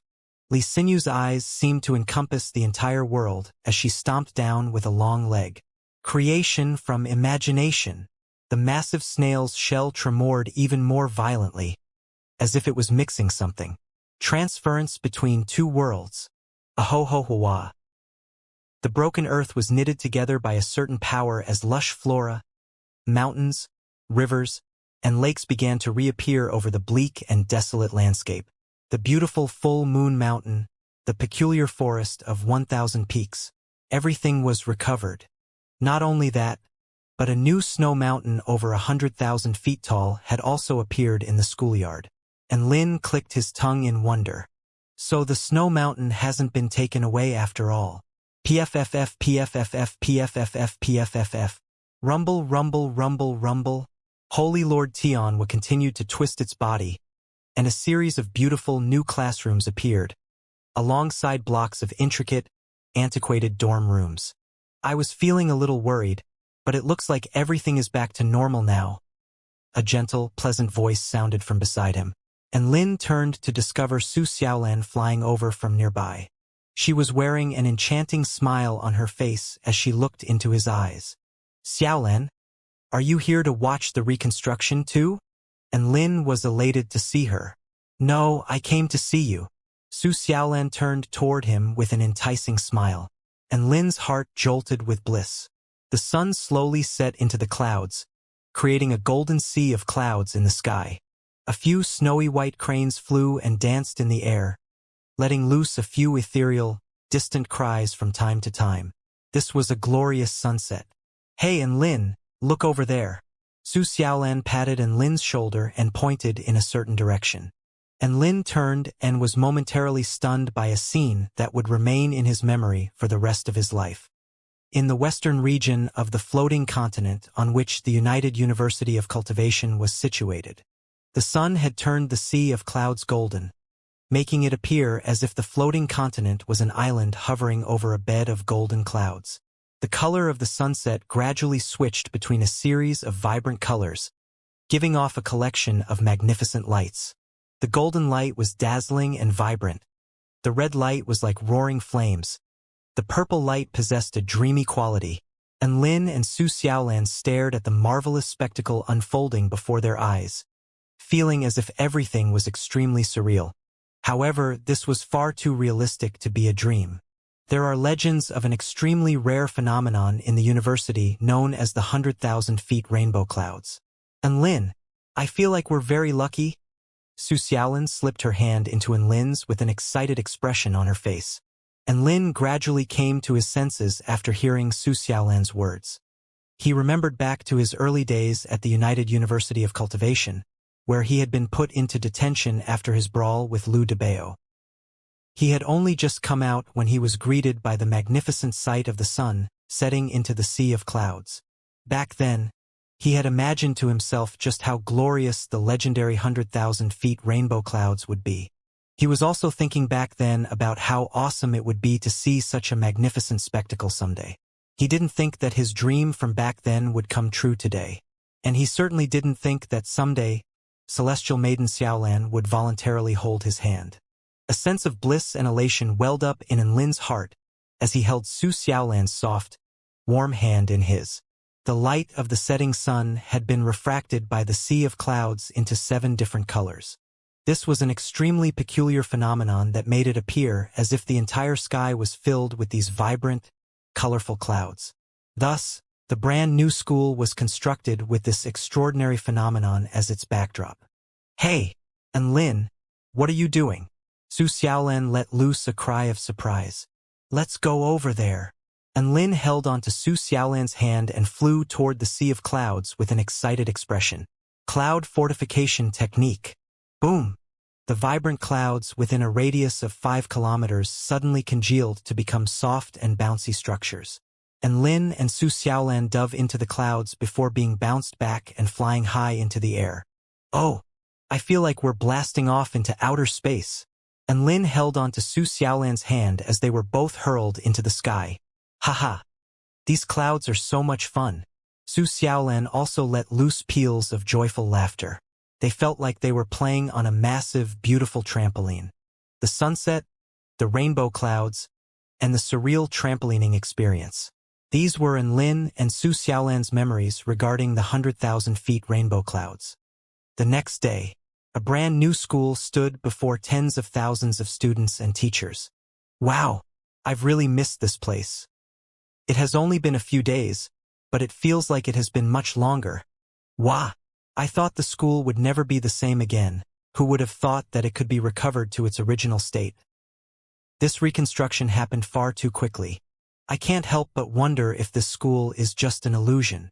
Many of the students had tears welling up in their eyes. And Lin was very impressed with Grandmaster Construction Cultivator and Holy Lord Tianhua. They really were standing at the pinnacle of the immortal construction industry. Before they left, Grandmaster Construction Cultivator Li Xinyu had given An Lin a black card and told him that he was now a high-level member. She would arrive on his doorstep to provide her services as soon as he alerted her by injecting his vital energy into the card. Most high-level members consisted of DAO integration stage super mighty figures who were long-term customers, so the fact that An Lin was able to receive this card showed that Li Xinyu rated him quite highly. An Lin looked at the black card and decided that he would invite Li Xinyu over to the 4-9 Immortal sect to do a better job once the sect had more money. The 4-9 Immortal sect wasn't that large, so a casual job only cost 3 million spirit stones. At that time, they were limited by their finances, so they had no choice but to go with the lowest level of service.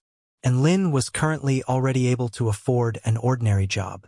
However, he didn't want to settle for second best. He was determined to go straight for an earnest job. 300 million, was it? And Lin firmly believed that he would have that much money in the near future. And Lin made a promise to himself before continuing his leisurely schoolyard lifestyle. Xiao Hong was living even more leisurely than he did. All she did was sit on the windowsill all day, sing some songs, photosynthesize for a bit, and that would be the end of the day. She was apparently already at the soul formation intermediate stage though. Shen Yuanchang and Su Chenyun almost jumped off a cliff upon hearing this. They were being left behind by An Lin and Su Xiaolan before, but now, they were even being left behind by Xiao Hong. What the hell was wrong with this world? Thinking back to when we first met, I was already at the spirit nurturing stage whereas Xiao Hong was still at the Dao body stage. What did she do to outstrip me in cultivation base? Shen Yuanchang was feeling extremely crushed. Su Chenyun was shedding tears of sorrow. Why is Xiao Hong so exceptional? We clearly work so much harder than her. Is our aptitude that bad? After wallowing in self-pity and cursing the unfair nature of this world for a short while, the two top-tier prodigies of the United University of Cultivation had their fighting spirits reignited, and they now had more motivation to cultivate than ever. And Lin was quite happy for them to receive psychological blows like this from time to time. After all, complacency wasn't going to give them any catalyst for improvement. Time passed by slowly.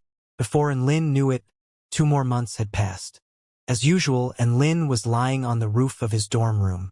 He was looking up at the stars in the sky. There were still 2 moons in the sky, seemingly competing with one another for dominance. Giant An Lin, why can't there be 2 moons in existence at the same time in this world? And who made the rule that there could only be 1 sun and 1 moon? In the divine mirror world, I can have as many suns and moons in the sky as I want. Tina huffed like a haughty god of creation as she sat on An Lin's shoulder. That's not the same thing. It's the difference between the original and the duplicate.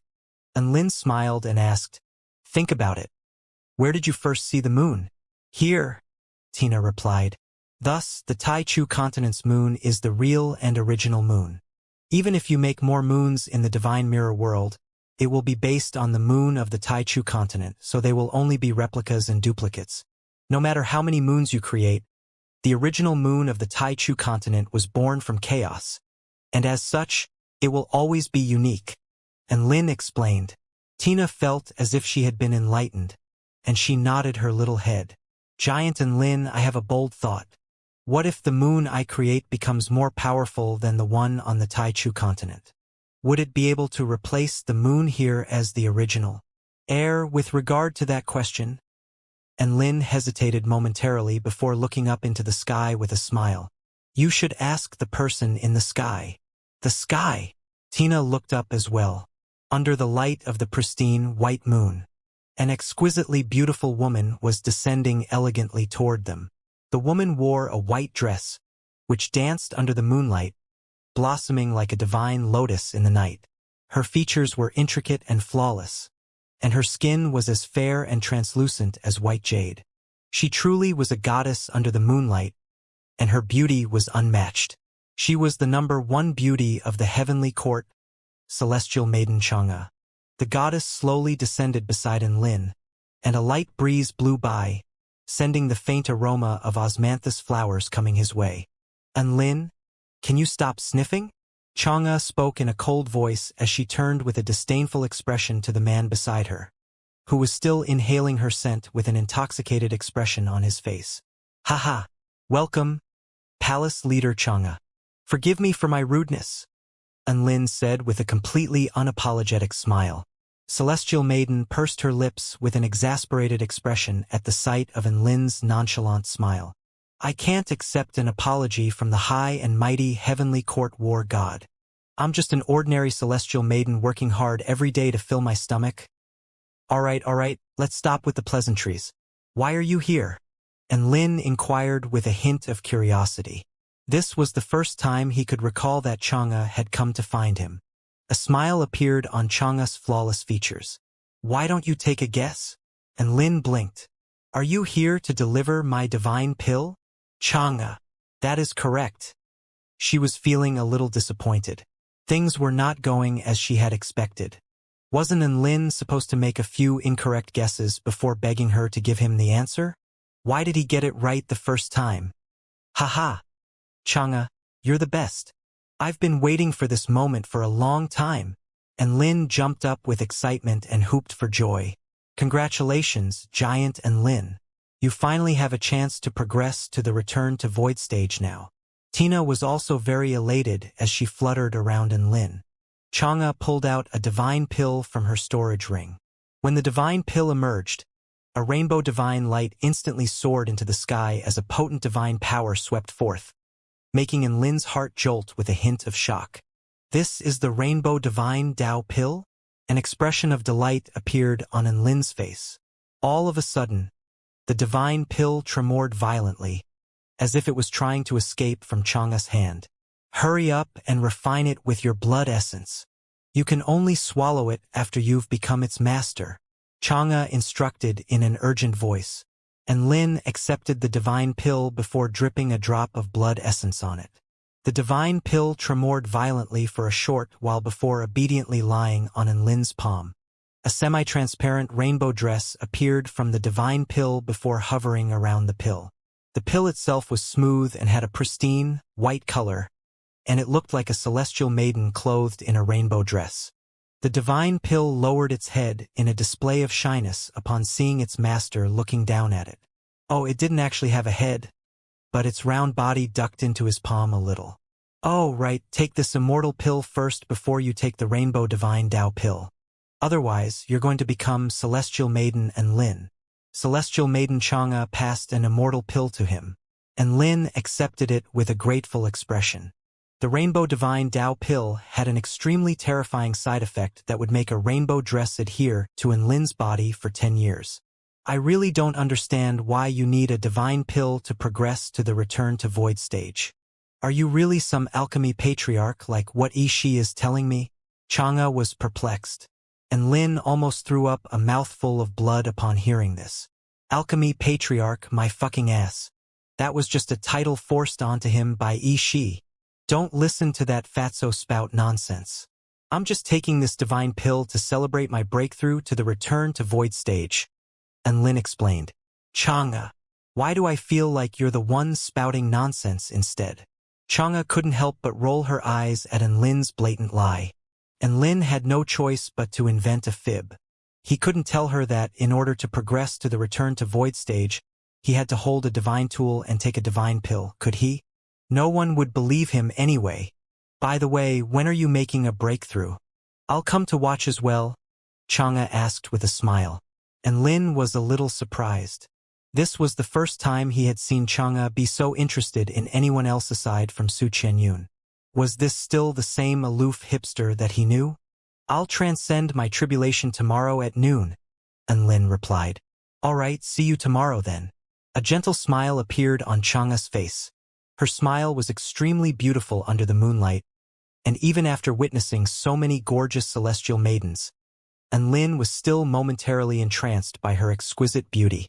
You have to make sure you turn up tomorrow. With big sister Xianxia cheering me on, my probability of successful tribulation transcendence will improve by at least 10%. And Lin was full of vigor. All right, quit yapping. I'm going now. Xianxia stepped forward before rising into the air toward the bright moon in the sky with her white dress dancing like a white lotus in the night. Her glorious figure slowly shrank before disappearing from view.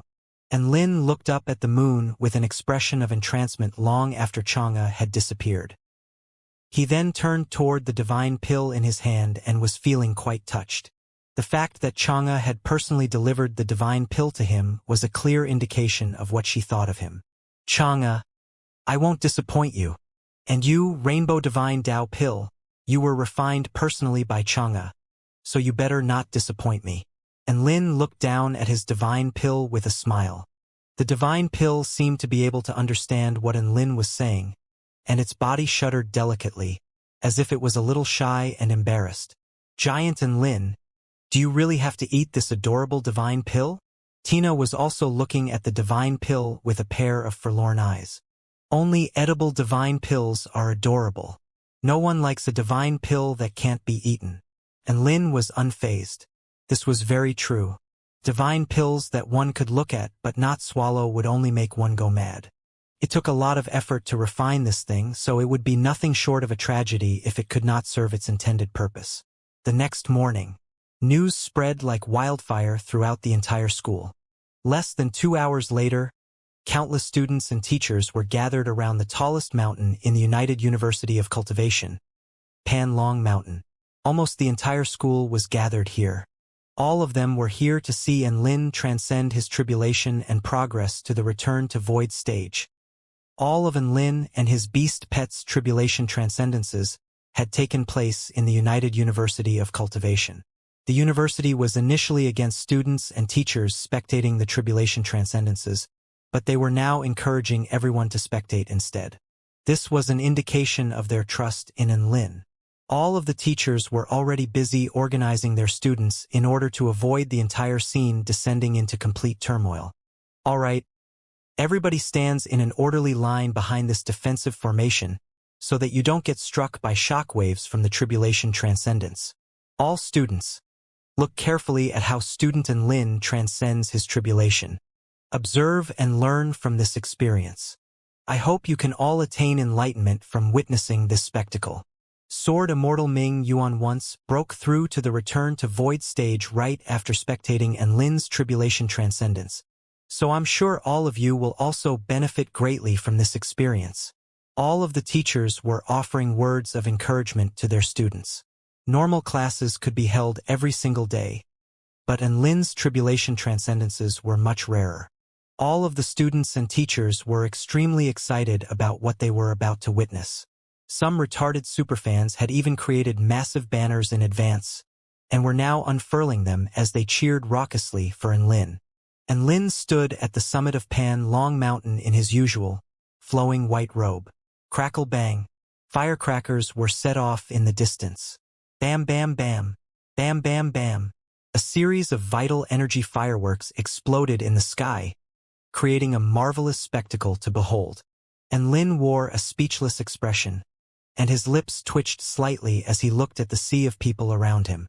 He was putting his life on the line to transcend his tribulation. Why the fuck were they making it seem like this was some sort of festival instead?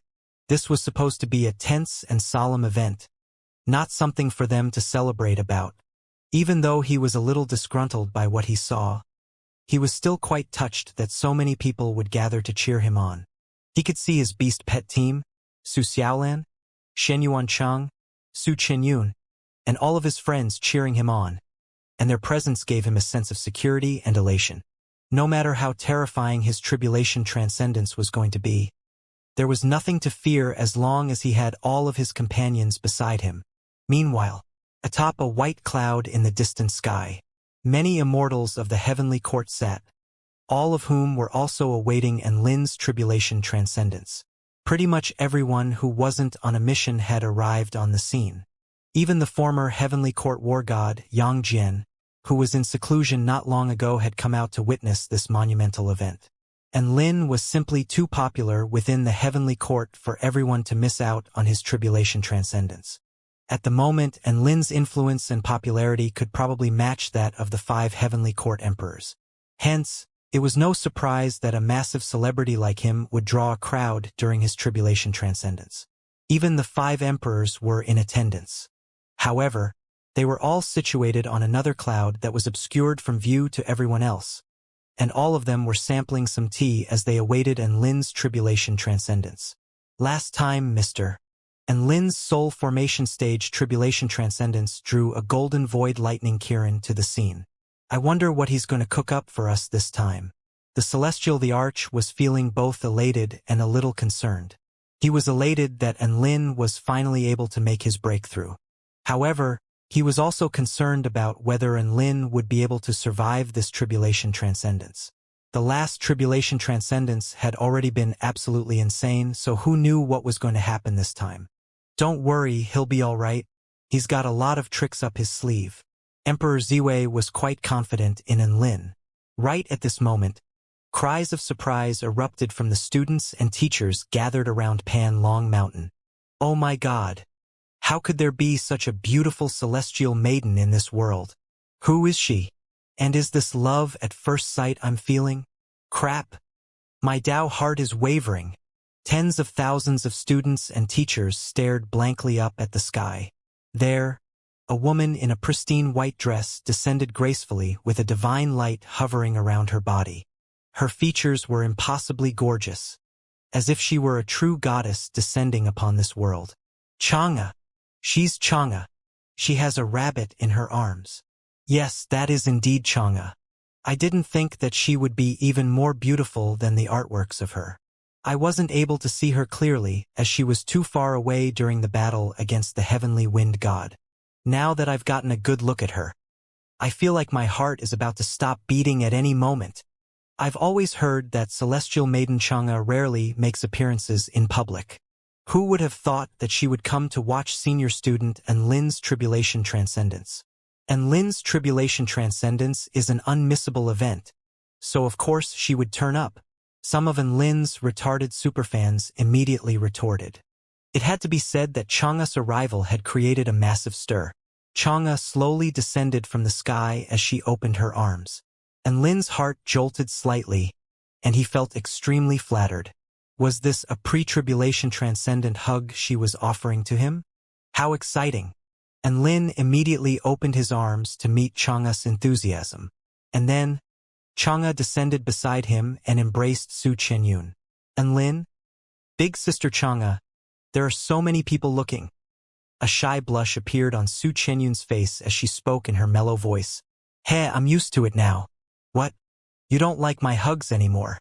An enticing smile appeared on Xianxia's face. Teach, that's not it. Su Chenyun shook her head vigorously, and Lin lowered his arms awkwardly before clearing his throat. I'm about to begin my tribulation transcendence now, so you should probably go join everyone else and stand a little further away. I believe in you, Lin. Su Xiaolan embraced Enlin and encouraged in a gentle voice. Enlin was feeling much better now with Xiaolan in his arms. Don't worry, Xiaolan. I'm feeling super good today. Enlin was greatly invigorated. Master, I look forward to the day when you crush the heavens beneath your feet. Shuizhantian's eyes glowed with excitement. Big brother, and I look forward to your frying pan hot pot tonight. Dabai encouraged as he drooled, as if he was already envisioning the delicious meal awaiting him. Chang'e also flew into the distance while holding Su Qianyun's hand with a smile on her face. This is the first time I've cheered anyone on during their tribulation transcendence, so you better not disappoint me. And Lin nodded before drawing his divine tool, evil-slaying sword, and pulling out his divine pill, upon which a boundless divine light erupted into the sky.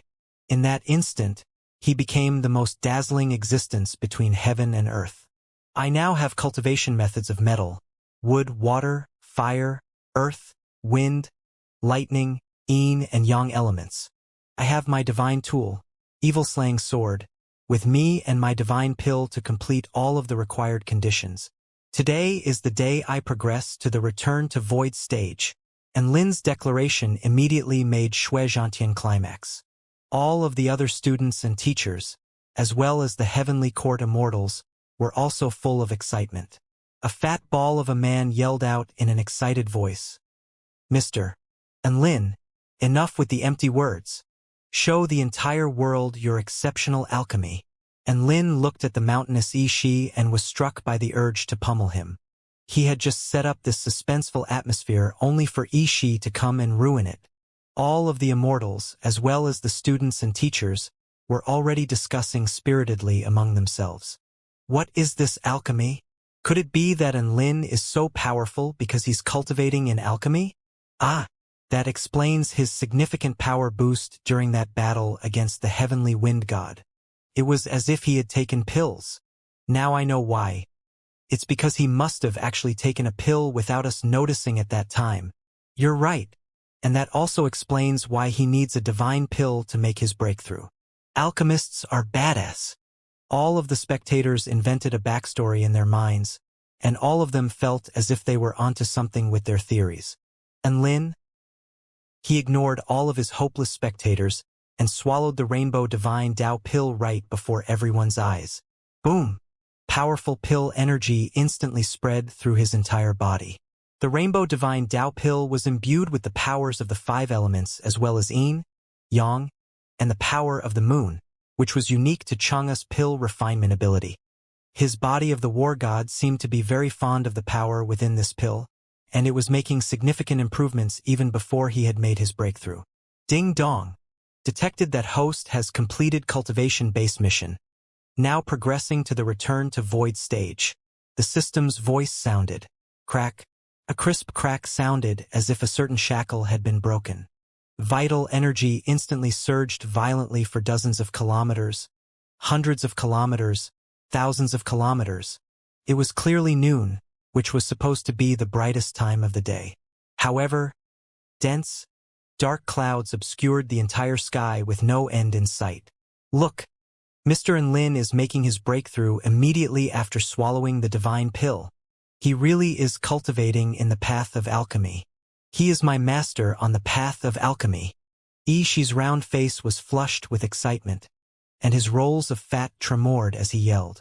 Chang'e couldn't help but burst into laughter upon hearing this. I wonder what Lord Laozi will think after hearing his disciple, Yishi, say something like this. At this moment, the dark clouds in the sky were already surging to form a vortex, and Lin stood at the very center of the vortex. Rumbling thunder erupted like the roars of an ancient, massive beast. A crushing sense of divine might descended from the sky, striking everyone with a sense of asphyxiation. How is God and creating such a huge commotion with his tribulation transcendence? I'm so scared. I feel like my skin is crawling just from spectating. The white-scaled wolf god and Shuizhantian's breakthroughs were nothing like this. I feel like I witnessed fake tribulation transcendences back then. All of the students were talking about how scared they were, but in reality, they were all excited beyond belief, and all of them were staring up at Enlin with glowing, scorching eyes. They knew that this was only the entree and that the main course was yet to come. Sure enough, bolts of golden lightning began to tear through the dark clouds like golden dragons, lighting up the entire heaven and earth. Tens of thousands of terrifying bolts of golden void lightning appeared in the sky at the same time. And Lin stood below the center of the vortex and was a little disappointed as he looked up at the golden void lightning in the sky. Is that it? This is my tribulation lightning? It's not even as impressive as it was during my soul formation stage tribulation transcendence. A tribulation transcendence like this was not something he could flex with. However, at the same time, he was glad that nothing out of the ordinary was taking place. After all, being able to safely transcend his tribulation was the most important thing. These thoughts were running through in Lin's mind as an extremely dazzling bolt of golden void lightning fell from the sky. Boom! An earth-shattering explosion erupted. Boundless lightning power flowed through in Lin's entire body, wreaking havoc throughout. It's here. That's the first bolt of golden void lightning. Everyone let loose cries of surprise upon seeing this. This first bolt of lightning seems to be very ordinary. It really is quite mundane. Shouldn't it be transforming or changing types or something like that? This does not exemplify how badass God is. I refuse to accept this. Some of the students were already protesting. It was clear that they had a similar thought process to Lin's. However, Lin wanted to beg them to stop talking. Wasn't it a good thing that the tribulation lightning wasn't all that powerful? Did they really want to see him die? Boom! Another bolt of golden void lightning fell from the sky. Terrifying lightning coursed through Lin's body, and as it wreaked havoc within his body, it was also refining his body as well as his consciousness. Within his sea of vital energy, and Kiran was also quite elated as he absorbed the power from the golden void lightning. This type of tribulation lightning was very useful and not dangerous. A smile appeared on Lin's face. This was the ideal lightning tribulation. At this moment, high into the clouds, the 5 emperors looked down at the tribulation transcendence taking place below them with a hint of astonishment in their eyes. That's it? The golden void lightning is much more powerful than what the average cultivator would experience. But aside from that, there's nothing special at all about this tribulation transcendence. Emperor Ziwei was finding it a bit difficult to believe his eyes. They were more astonished that this lightning tribulation wasn't out of the ordinary. Why was it so mundane? This shouldn't be happening. Last time, a golden void lightning Kiran had fallen, but this time, the tribulation lightning seems to have downgraded to just normal golden void lightning. The Celestial the Arch was also feeling quite incredulous. They had hurried all the way over here in high spirits to cheer Lin on, and this was what Lin was going to show them? There's no hurry. There are a total of 81 bolts of golden void lightning. There is a lot of time available for change to arise. Emperor Qinghua was quite calm in comparison to the other emperors, and he stroked his beard with a composed smile on his face. Boom, boom, boom. Bolts of terrifying golden void lightning tore through space before striking Lin's body. And Lin could feel the pure and powerful lightning energy within. He could even feel the spatial power escaping from the bolts of golden void lightning when they shattered the space in their paths. That spatial power slowly fused together and resonated with his body, giving him an extra spatial sense. This was not the common sense of direction or something like that. It was a 7th sense outside of the 5 senses and one's divine sense. It was a spatial sense. The entire world instantly became different, and Lin could sense the existence of space, as if there was an extra dimension to this world. He felt like he had been given a new life, or like a blind man who had just regained his vision. This was a brand new world. So this is what space is like. A faint smile appeared on Lin's face, and he flicked a finger through the air, upon which a spatial ripple extended into infinity and beyond before merging with heaven and earth. Space was a tangible substance to Lin now, and Lin was basking in the joy of attaining this 7th spatial sense. As the golden void lightning continued to fall, his observation of space became more and more profound. His utilization of spatial power also became more and more proficient. Everything was progressing very smoothly, so smoothly that he appeared to be cultivating with lightning rather than transcending a tribulation. As expected of a man of great fortune like Enlin, even the heavens are helping him cultivate. How impressive! Xianxia couldn't help but chuckle at the sight of Enlin's elated and composed expression even as more and more tribulation lightning crashed down upon him. Could it be because the heavens have given up as it knows that idiot and can manipulate divine lightning anyway? Yu speculated as she munched on chips in Xianxia's arms. Xianxia's eyes lit up, and she nodded in agreement. That may well be the case. Meanwhile, atop Pan Long Mountain, Enlin stood alone as bolts of terrifying golden void lightning crashed down upon him. 70 of the 81 bolts of golden void lightning had already fallen. In the sky above, the golden void lightning was becoming more and more fearsome. Each bolt of lightning could easily shatter space now, and countless bolts of them flashed above the dark clouds. However, they were still nothing to Enlin's divine body. One had to realize that with Enlin's body of the war god, even if he lay on the ground and a return to void stage mighty figure attacked him all they wanted, they still might not be able to break through his defenses. Enlin's tribulation transcendence is progressing quite smoothly. I'd much rather see this than see him create an earth-shattering scene.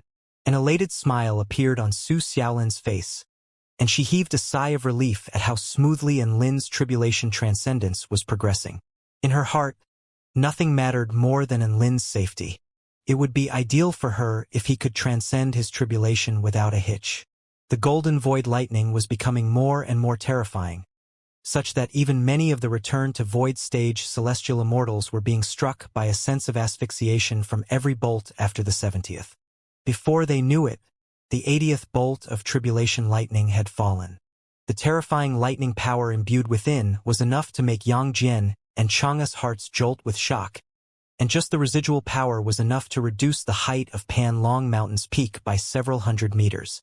Enlin's aura had become extremely vast and ethereal at this point, and his eyes seemed to encompass this entire world. Metal, wood, water, fire, earth, wind, lightning, yin, and yang. 9 types of vast power revolved within his divine body as he absorbed the golden void lightning, constantly refining his divine body and taking it to new heights. He was not afraid of this tribulation lightning. He hadn't even used his lightning manipulation technique at all up to this point, and he had easily made it to the final bolt of divine lightning. Come on then. Show me the power of this final bolt of tribulation lightning, Enlin murmured as he looked up into the sky. Tens of thousands of bolts of golden void lightning tore through the dense, dark clouds as bursts of lightning might cascaded downward, striking fear into the onlookers' hearts. An extremely thick bolt of golden void lightning appeared, as if it was the ruler of all golden void lightning. Its emergence lit up the entire sky, making it as bright as day even with the blanket of dark clouds obscuring the light of the sun. Fizzle, crackle, the space within a radius of over a kilometer was beginning to crumble from the lightning might imbued within this bolt of lightning. Each of the heavenly court immortals drew a sharp intake of breath upon seeing this. If this bolt of lightning was to fall upon them, all mighty figures below returned to void final stage would undoubtedly be reduced to ashes and dust in the blink of an eye. Oh, this is a bolt of tribulation lightning worthy of a freak like him.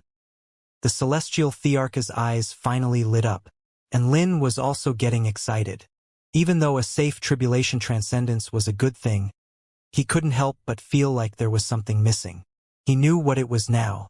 It was this feeling of being alive. Only tribulation lightning that could endanger his life made him feel more alive than ever. However, the lightning was only powerful enough to threaten him.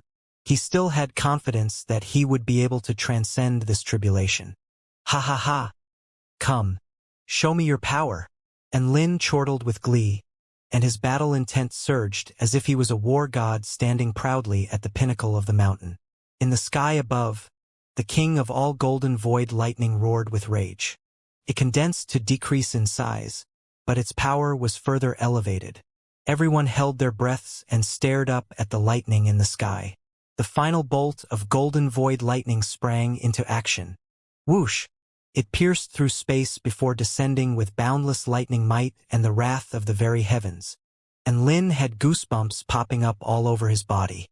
Heaven and earth had been colored completely golden by this one bolt of lightning, and Lin and all of the surrounding spectators were all anxious to the extreme at this moment. And then, pff, the sound of a deflating balloon erupted. The golden void lightning suddenly disappeared. Everyone was dumbstruck upon seeing this. And Lin was also a little stunned before the scenes in front of his eyes suddenly began to blur for some reason. The final bolt of golden void lightning was no longer there, but the special spatial power emanating from it had enveloped in Lin's entire body. Immediately afterward, whoosh, and Lin disappeared. The proud figure standing atop the summit of Pan Long Mountain had disappeared. Everyone faltered again upon seeing this. Peculiar silence ensued. After a short while, where did senior student and Lin go? My God! How did Godin disappear? Tens of thousands of students and teachers stared with wide eyes at the scene before their eyes. The heavenly court immortals were also completely dumbstruck. What happened? Where did Mr. and Lin go? Gasp! Could he have been blasted into non-existence by that bolt of golden void lightning? Quit spouting nonsense. Mr. and Lin is the heavenly court's war god. How could he be blasted into non-existence just like that? You're right. War god and Lin is much too powerful for that. All of the immortals were discussing spiritedly among themselves, but they weren't any closer to getting their questions answered. But he really has disappeared. Could it be? No. And Lin will be fine. A beautiful woman in a jade dress spoke with a resolute expression. Su Xiaolan pointed up at the tribulation clouds in the sky with a firm expression. If someone perishes during their tribulation transcendence, the tribulation clouds would dissipate. The fact that the tribulation clouds have not disappeared shows that Lin is not dead, and is still transcending his tribulation. Su Xiaolan's words instantly enlightened everyone. Everyone's worries were laid to rest. So, does that mean that Lin was blasted into another place by the lightning? We all know that golden void lightning can shatter space, but this is the first time that I've seen golden void lightning capable of blasting people to other places. It's unheard of. Which begs the question again. Where did Lin go? Everyone fell into silence upon hearing this. No one knew the answer to this question. Even the 5 heavenly court emperors were all sitting together with dumbstruck expressions on their faces. I told you Lin's tribulation transcendence wouldn't be that simple. Emperor Ziwei broke the stunned silence first. I initially thought the same, but the entire lightning tribulation was extremely mundane. Just when I thought that things were going to end in a mundane fashion like this, he disappeared into thin air. Emperor Tian Huang massaged his brows with a helpless expression. The celestial the arch heaved a forlorn sigh. Lin really is full of surprises. So where is he now? Emperor Changsheng asked. Emperor Qinghua was holding his divination crystal, but in the end, he shook his head with a disappointed expression. This is the power of the heavens, so I can't glean anything from it. We can only hope and pray that he succeeds now. Within a murky space, Lin opened his eyes again, and the world around him began to come into focus again. Lin opened his eyes and was immediately struck by a strong sense of feebleness. His legs almost gave out from under him. I became immortal? He was astonished to find that he had no strength in his body, and he couldn't even detect the spiritual energy of heaven and earth. Lin looked around at his surroundings to discover that he was situated on a huge, floating stone amid a vast expanse of gray murkiness. Beneath this floating stone were countless sharp sabers all pointing upward. What is this place? Wasn't I transcending a tribulation? How did I end up here? Is this a dream? Or an illusionary realm? Maybe I was knocked out by the lightning, and this is just a hallucination? Lin muttered to himself before drawing his evil-slaying sword and slashing down upon his arm. Splat! Blood splattered into the air. Blood splattered all over Lin's face. Gasp! Ow ow ow! Lin drew a sharp intake of breath and grasped his injured arm. The acute pain from that self-inflicted sword wound told him that this was very likely to be the reality. Welcome to the heavens outside of the heavens. An extremely apathetic and commanding voice sounded in the sky above, and Lin's expression shifted. Who are you? I am Golden Void Lightning. The voice sounded again, and Lin's expression darkened. A talking Golden Void Lightning? Did you come to life? Come to life? I am the most fundamental Golden Void Lightning with a sentient will of my own. So you can say that. The voice in the sky replied. The most fundamental Golden Void Lightning? Sentient will? And Lin was astonished. How did I get here? You're here because I am your tribulation lightning, the voice replied. And Lin, can you just spare me? I'm just an ordinary soul formation stage cultivator. For God's sake, why is there a living Golden Void Lightning confronting me? You will have successfully transcended your tribulation after passing my trial.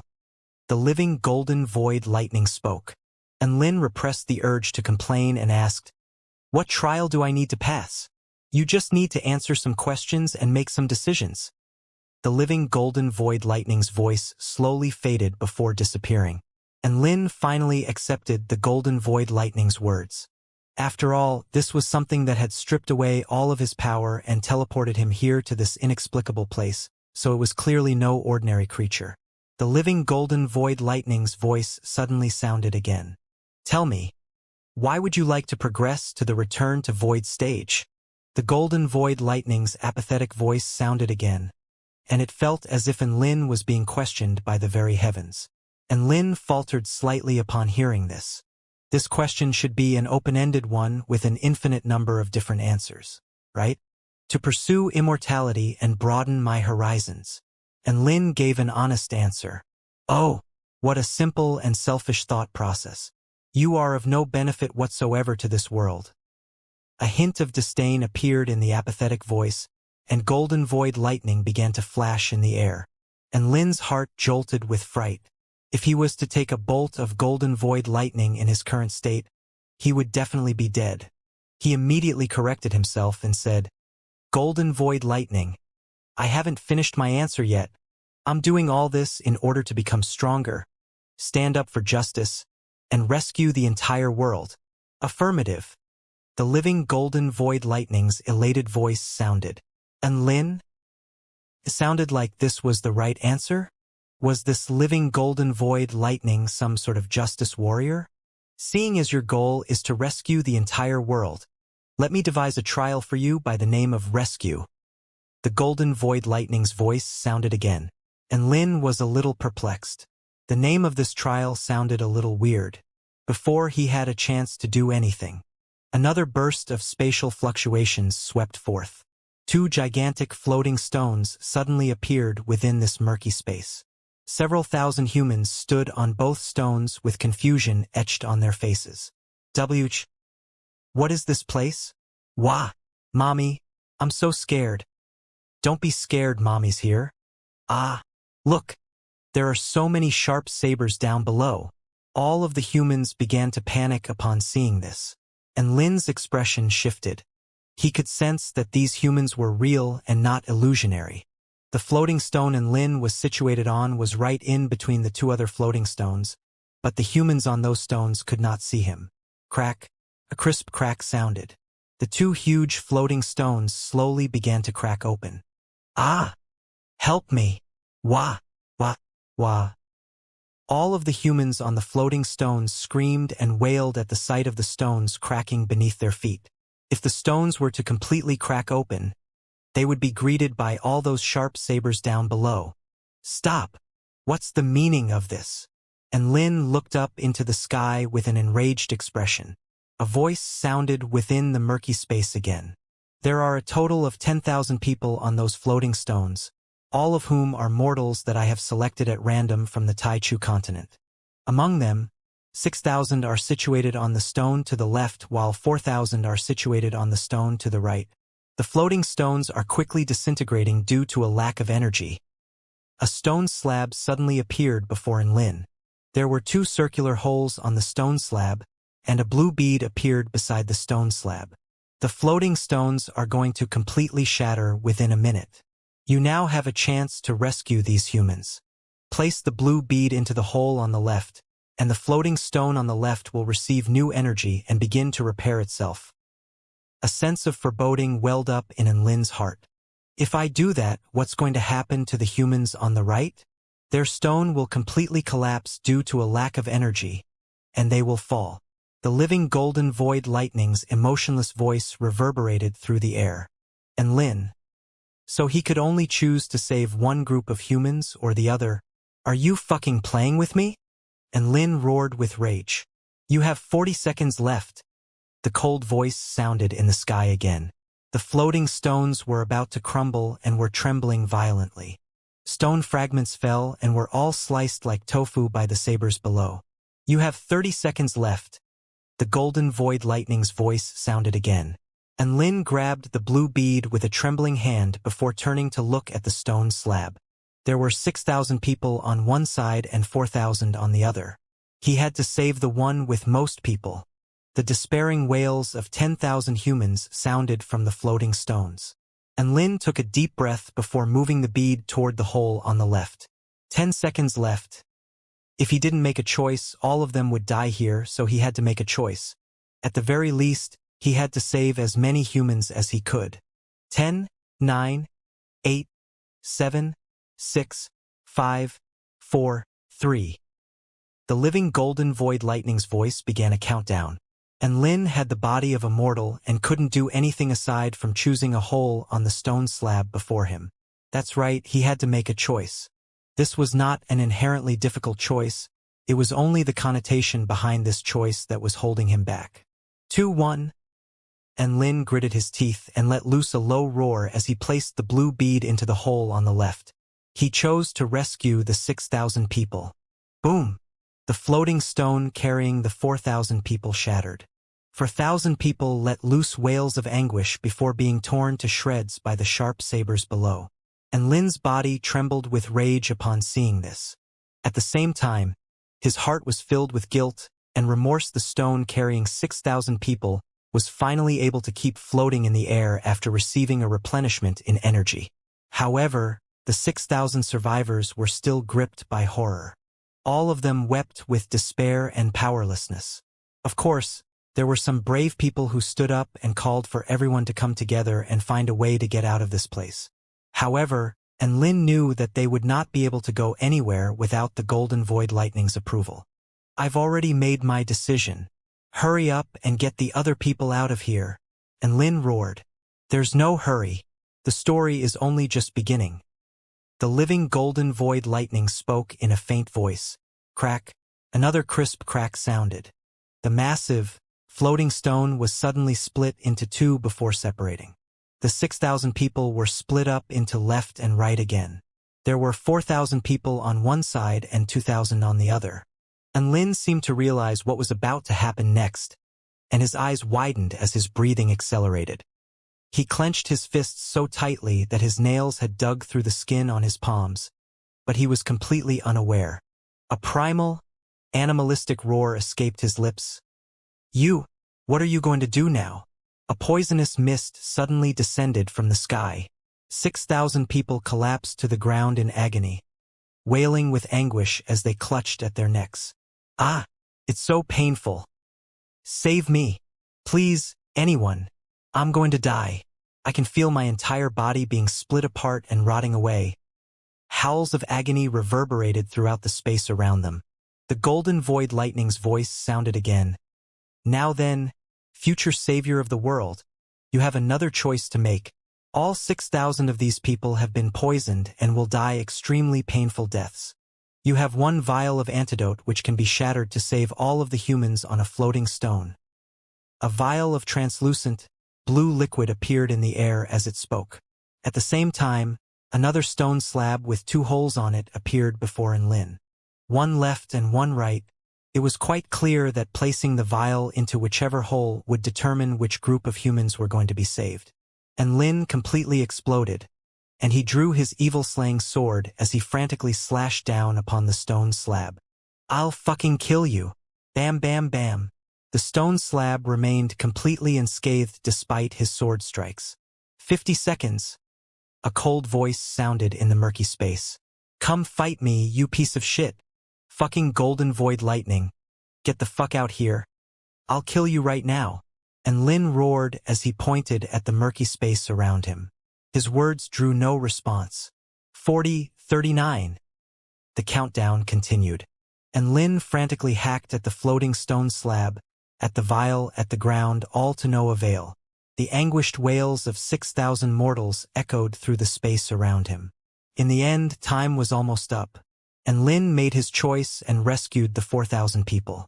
He couldn't just watch everyone die, so he could only choose to rescue the most number of people possible.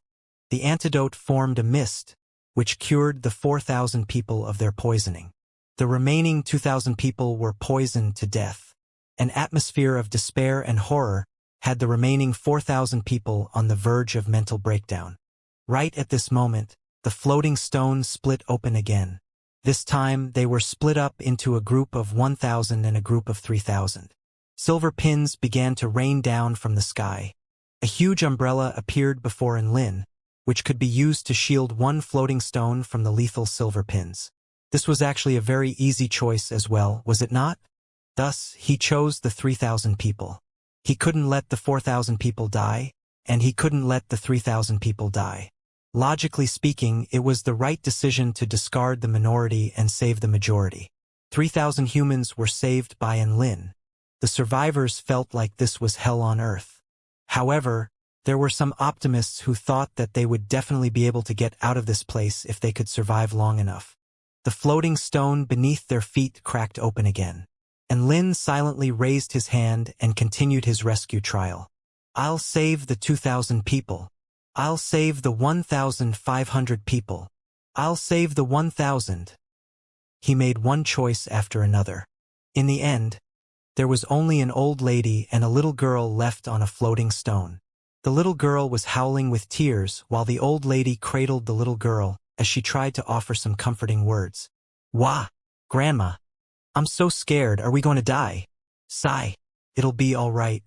Close your eyes, and when you open them again, we'll be home. And Lin looked at the remaining 2 people, and his hands trembled. A scream suddenly erupted. The little girl and the old woman were forced apart by a certain power. Their floating rock was also split in half. Grandma! Grandma! The little girl cried and panicked. Don't be scared, Grandma's here. The old woman consoled in an urgent voice, and Lin felt as if knives were raking through his heart. This is the final choice. You can rescue one person who would then get to go back to their original world. The living golden void lightning suddenly spoke again, and Lin shuddered upon hearing this as he looked at the little girl and the old woman. Who should he save? 1 minute. The golden void lightning spoke, and Lin pointed a trembling finger at the little girl. I choose to save her. The old woman was nearing the end of her life, but the little girl had her whole life ahead of her. Thus, the stone on which the old woman was on shattered, and she plummeted to her death onto the sabers below amid the little girl's heart-wrenching cries. Wah, Grandma, how am I supposed to live without you? The little girl wiped at her tears, and at that moment, her eyes suddenly lost all of their lusters and emotions. She made her way toward the edge of the floating stone she was on before looking down at the old woman below. A heartbreaking smile appeared on her face. It's all right, Grandma. I'll come and find you. And Lin's pupils contracted when he realized what she was about to do, and he let loose a desperate cry, No! The little girl didn't hear him. She stepped off the edge of the floating stone and fell onto the sea of sabers below. Blood splattered through the air as countless blades tore through her delicate body, and Lin's body trembled as he looked on with bloodshot eyes. The golden void lightning's elated voice sounded again. Congratulations. You tried to save as many people as possible during all of your choices, and have finally succeeded in killing everyone. The golden void lightning's words exploded in Lin's mind. He shuddered and fell into a daze as he recollected all of the gruesome scenes of sufferings and deaths he had witnessed. I killed them? No. I was trying to save them. I was only trying to save their lives. And Lin clasped his hands to his head, and he shook his head relentlessly as he yelled. Save them. The golden void lightning spoke in a cold voice. Look at all those people that have been impaled by sabers. They are all the people you abandoned. And Lin looked down at the countless bodies below. All of them had sabers pierced through them and had died extremely gruesome deaths, and their blood stained the entire ground below crimson. This hellish scene of slaughter was presented to Lin mercilessly. Despair and death were all that remained. I did this. And Lin murmured to himself. That's right. These are all those who were rescued by you. The golden void lightning's demonic voice pulled Lin toward the abyss of no return. You did all of this. You killed 10,000 people. No, it wasn't me. I didn't do this. I didn't want this to happen. I'm not responsible for their deaths. And Lin looked down at all of the gruesome bodies below, and tears of crushing remorse flowed from his eyes. You were sacrificing people during the process in which you rescued others. Hence, you were unable to save anyone in the end. You made all those decisions to kill all of these people. The living golden void lightning cackled. Do you know how much pain and despair they experienced before their deaths? Should I show you? Boundless agony and negative emotions flowed instantly into Lin's mind. And Lin was struck by heart-wrenching agony, and he collapsed to the ground, wailing with anguish. There were simply too much pain and negative emotions for a mortal body to bear. And Lin felt as if he was about to collapse.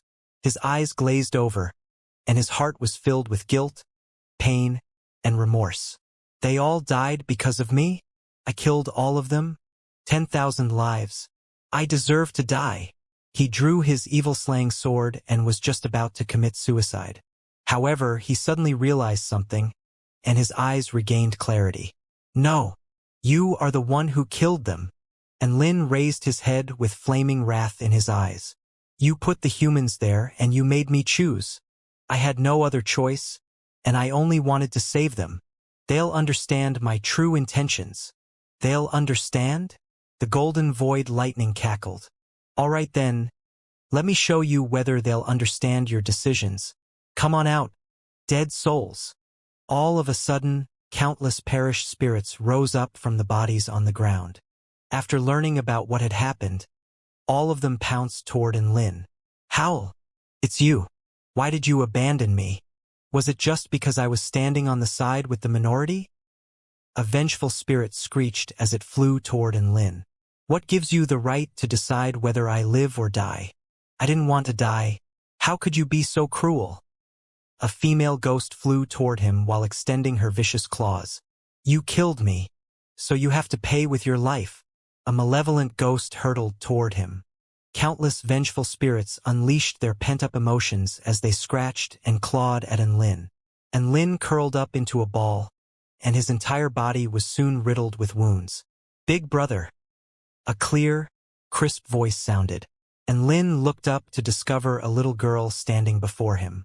She was the little girl who he had chosen to save as his final choice. The little girl stared at Lin, and she suddenly smiled. Big brother, you're such a bad person. You killed so many people and you even killed my grandma. You really deserve to die. The little girl plunged a dagger viciously into Lin's chest. A demon like you should not exist in this world. Die! A ruthless smile appeared on the little girl's face. Searing agony shot through Lin's chest, and his eyes were filled with pain and remorse. Ha ha ha! Do you see now? All of these living beings hate you. You were trying to save them? That may be the case, but no one thinks that. The living golden void lightning crackled with laughter, as if it was celebrating something. You're right. No one is grateful to me. Everyone thinks I should die. But what else could I have done? And Lin smiled as tears of blood flowed from his eyes. You actually have another choice, the golden void lightning suddenly said. What is it? And Lin's body shuddered slightly, as if he was trying to make one final, desperate bid for redemption. The golden void lightning spoke with a smile in its voice. You could have chosen not to save them from the start and to let them all die. And Lin's heart jolted. Let them all die? That's right. This is the nature of humans. They won't understand you. They don't know your pain and struggle. If you made those choices that let them die, they would vent all of their resentment and rage upon you. But if you hadn't done anything and just let them die, they can only blame fate. How could they blame you? A peculiar feeling welled up in Enlin's heart upon hearing this. There is no point in saving humans as they don't deserve to be saved. Isn't that right? A hint of coercion appeared in the Golden Void Lightning's apathetic voice. Humans don't deserve to be saved. Enlin's eyes were glazed over as he repeated the Golden Void Lightning's words in a monotonous voice. Yes, just let them all die. Rescuing one side will make you someone who deserves to die for the other side. In that case, you might as well go with the flow. The Golden Void Lightning continued. You're right. They're all going to die anyway, so why did I insist on being some stupid savior? I went through so much pain and turmoil for them, only to have them condemned me as vengeful spirits. Enlin chortled as he coughed up mouthfuls of blood. Bolts of Golden Void Lightning fell from the sky, tearing the 10,000 vengeful spirits apart. Enlin dragged his wounded body to its feet before looking up at the Golden Void Lightning before him. The Golden Void Lightning was only about half the size of a grown man. Even though it was quite small in stature, it appeared to possess a high level of intelligence. A burst of paramount lightning might erupted forth, making one feel as if they were impossibly insignificant and tiny in its wake. You are the sole essential Golden Void Lightning in this world? Enlin murmured. That's right, and I'm very happy to make your acquaintance. The Golden Void Lightning's voice was imbued with a brainwashing quality as it said, humans are going to be extinct sooner or later, so just let them die. They don't deserve salvation anyway. Enlin didn't know how they had arrived at this topic of conversation. However, for some reason, he felt like the Golden Void Lightning's words were quite reasonable. The Golden Void Lightning adopted a humanoid form before extending a hand. Enlin, you don't belong to the human race. Come with me. Enlin was dumbstruck. The Golden Void Lightning's words didn't make any sense to him. I don't belong to the human race? I belong to you guys instead. Enlin murmured with an incredulous expression. Who are you? The Golden Void Lightning made its way over to Enlin before adopting a humanoid form with a smile on its face. Let me introduce myself. Not only am I the only bolt of essential Golden Void Lightning in this world, but I am also the lightning representative of the heavenly Tao. In other words, I am a part of this very heaven. Enlin drew a sharp intake of breath. His mind regained some clarity from the massive shock he had received upon hearing this. At the same time, Enlin was extremely astonished. He didn't think that he would encounter a representative of the heavenly Tao during this tribulation transcendence. Why were things like this always happening to him? The Golden Void Lightning pointed at Enlin. I can sense a familiar aura from your body, and I think we are the same type of being. In fact, I'm sure of it. Which representative of the heavenly Tao are you? Enlin faltered upon hearing this. If he told this guy that he was the master of lightning, the heavenly lightning god, he was probably going to get bashed to death. This Golden Void Lightning was the master of lightning. How was he supposed to swindle this thing? He had to change his title. Tamer of Divine Lightning? No, this Golden Void Lightning was still lightning. Just as Enlin was hesitating, the Golden Void Lightning spoke again. Are you unable to remember? Perhaps you haven't fully awakened yet. You have awakened your power yet, so you don't know who you are. Don't worry, I'm familiar with that feeling. You'll slowly figure it out. Do you feel a sense of intimacy in my presence? I do. 10,000 mythological beasts stampeded over Enlin's heart. He hadn't even thought of a fucking explanation yet, and this guy was already providing him with one? What a thoughtful bolt of Golden Void Lightning. That's normal because we are part of the same family. The Golden Void Lightning seemed to be quite elated. I've wandered this world for so long with the firm belief that others like me exist, and I was alerted to your presence during your tribulation transcendence. You are the first being to give me a sense of familiarity. Enlin nodded. So this master of lightning was just a pitiful loner. Even though he didn't know why it would experience a sense of familiarity toward him, he was just going to run with it for now. The Golden Void Lightning continued. We are both representatives of the heavenly Tao's will. but you seem to have diverged significantly from your original, intended path and become far too attached to the humans. In this world, there are many things that are not worthy of salvation, including the human race. They had made far too big a mistake for them to deserve any salvation. The result is exactly the same whether you choose to save them or not, so why not just completely abandon them? I trust that you're well aware of this fact after that experience I just showed you, right? The golden void lightning continued as it looked at Enlin with anticipation in its eyes. Enlin nodded. You're right, all humans should die. Well said, my brother. The golden void lightning was elated. In order to maintain the stability of this world, I hope you can join me in my plan to destroy the human race. Plan to destroy the human race? What are the specific details? Enlin asked. I haven't thought that far yet. The golden void lightning replied in a slightly awkward tone. Enlin, don't be like that, brother.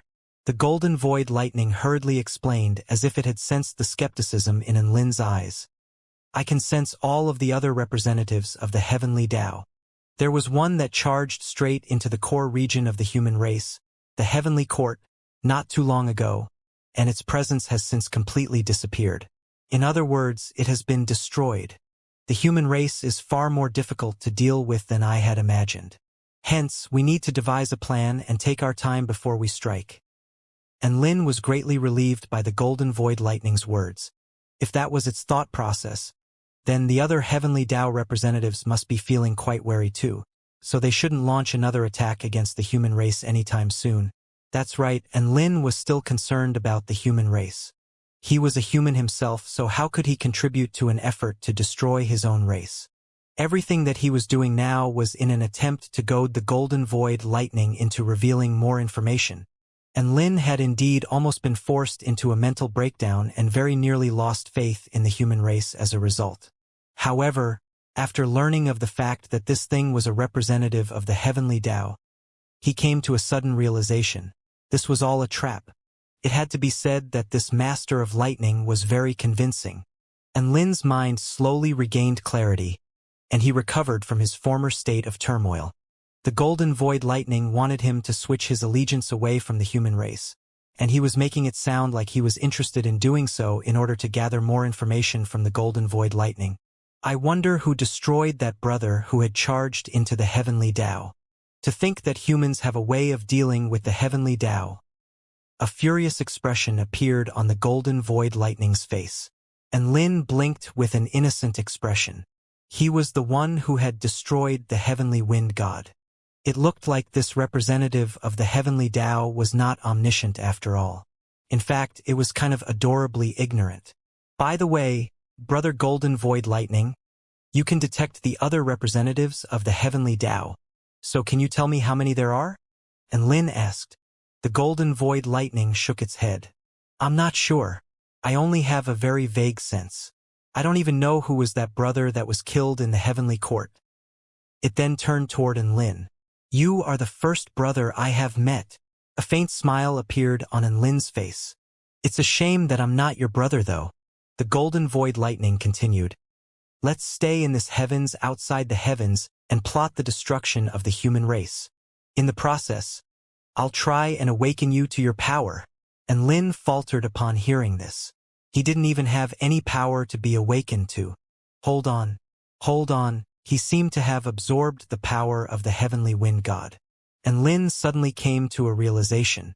The sense of familiarity that the Golden Void Lightning felt from him was most likely due to the power of the heavenly wind god within his body. Just as he arrived at this conclusion, Enlin felt a change taking place within his body.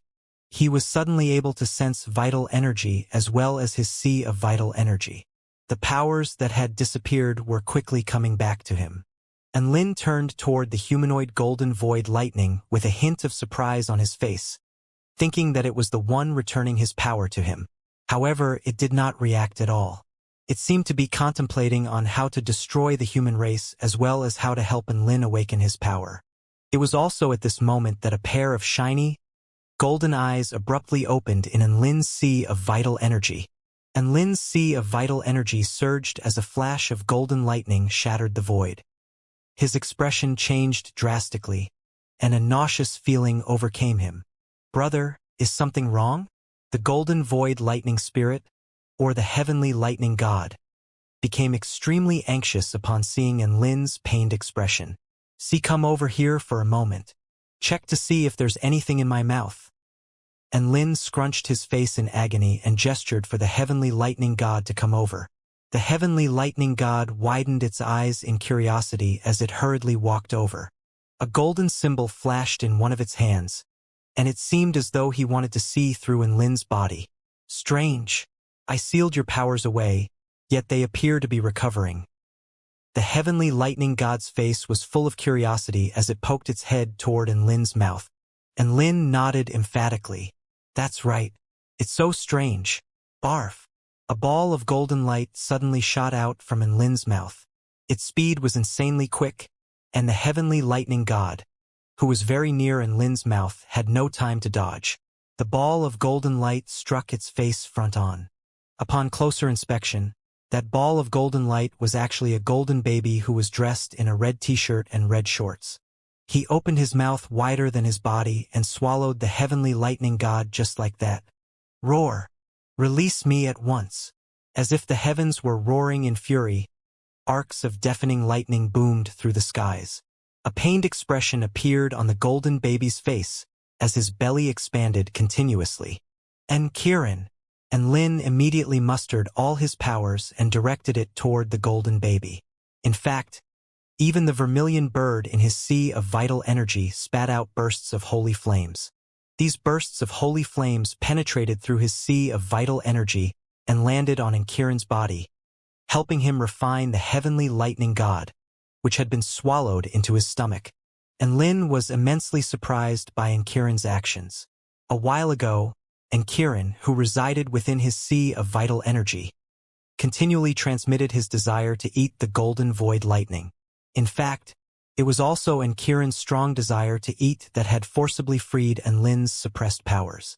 To his surprise, Enkiren could even shatter the heavenly lightning god's sealing powers. With this in mind, Enlin decided to take a gamble and trick the heavenly lightning god into nearing him. He wanted to let Enkiren swallow him, and now, Enkiren had truly swallowed the heavenly lightning god in one gigantic gulp. Enlin was ecstatic about this, but at the same time he was also extremely worried. Enkiren, you can do it, he cheered in his mind. You definitely can't lose to the heavenly lightning god. Brother Lightning, what's wrong? Enkiren, hurry up and release Brother Lightning. Enlin wore a furious expression as he scolded the golden baby. Although he said this, his eyes were full of encouragement. Although he badly wanted the heavenly lightning god to die, he still had to plan a path of retreat in case their attempt failed. In the unfortunate case that Enkiren failed, he would still be able to get along with the heavenly lightning god as a brother. Release me! The heavenly lightning god roared. Who on earth are you? Why are you able to suppress my powers? It struggled furiously inside Enkiren's body. Enkiren was unmoved by the heavenly lightning god's struggles. He sat cross-legged on the ground while golden void lightning bloomed under him like a blossoming lotus. His body was as dazzling as the sun, and he tried his best to digest the heavenly lightning god in his body. It wasn't only the heavenly lightning god that was unable to understand Enkiren. Even Enlin was unable to comprehend what was going on with Enkiren. What on earth is Enkiren? Why is he able to suppress the heavenly lightning god's powers? One had to realize the heavenly lightning god represented the heavenly Tao power. That was the paramount heavenly lightning power. Why was Enkiren able to restrain it? Could it be that there's something that transcends above the heavens in this world? While Enlin was mulling over this, the golden light beaming from Enkiren's body was already verging on shattering the entire space and ascending through the void. Enlin was astonished. He could feel a supreme power emanating from Enkiren's body, and it felt as though he was the ruler of heaven and earth. It was as if all matter had to bow down before him. The heavenly lightning god's resistance became weaker and weaker, and it was already too weak to scream. It was like a god who was sliding down into the abyss, one who was destined to vanish within a boundless stretch of darkness. and Lin could tell that Ankiran's golden body had already taken on a fully material form. A supreme aura emanated from his body, and a crackling lightning halo appeared above his head. That was a divine halo that represented the heavenly lightning god's power. There was a majestic expression on Ankiran's face as he opened his profound eyes. He opened his mouth and started speaking with a heavenly might. "Uaha-ah-ah." And Lin shuddered upon hearing this. It was as if the voice of the heavens was booming next to his ears. Although he couldn't understand it, he felt that it sounded extremely impressive. 15 minutes later, the struggle within Ankiran's body vanished completely. Heaven and earth are indifferent, and they view all creatures as useless fodder. Heavenly lightning god, perhaps the lives of 10,000 humans are worthless in your eyes. However, if one slaughters humans indiscriminately, I'll destroy them even if they represent the heavens. This fate of yours is to atone for the sins that you committed. And Lin spoke in a firm voice as he stared at where the heavenly lightning god had vanished. At this moment, a chime suddenly sounded from the system in his mind. Detected that host has already swallowed the heavenly lightning power. Now acquiring cultivation techniques for Stage 4 Thunder Essence Cultivation Method, Stage 5 Thunder Essence Cultivation Method, Stage 6 Thunder Essence Cultivation Method, Stage 7 Thunder Essence Cultivation Method, Stage 8 Thunder Essence Cultivation Method, Stage 9 Thunder Essence Cultivation Method. And Lin was dumbfounded upon seeing this lengthy notification. Holy fuck, what just happened? Is the system about to explode? I'm receiving that many cultivation techniques at once? Before he could even react, a boundless stream of lightning element true intent started flooding into his mind like a raging torrent. Felt like his mind was being torn apart. I'm going to die. I'm going to die. I'm going to die. And Lin gripped his head and started howling in agony. It wasn't his system that was about to explode. It was his own head that was about to explode. And Kiran remained seated on the golden void lightning lotus. And he cocked his head in confusion as he gazed at the suffering in Lin. He appeared especially pure and innocent. Taichu Continent.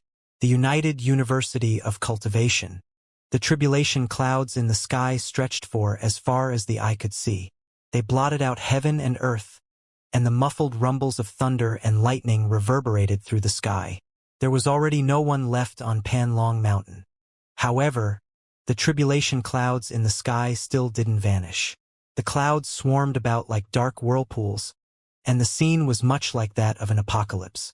The spectating teachers and students were all extremely anxious. Senior and Lin has entered that place for such a long time.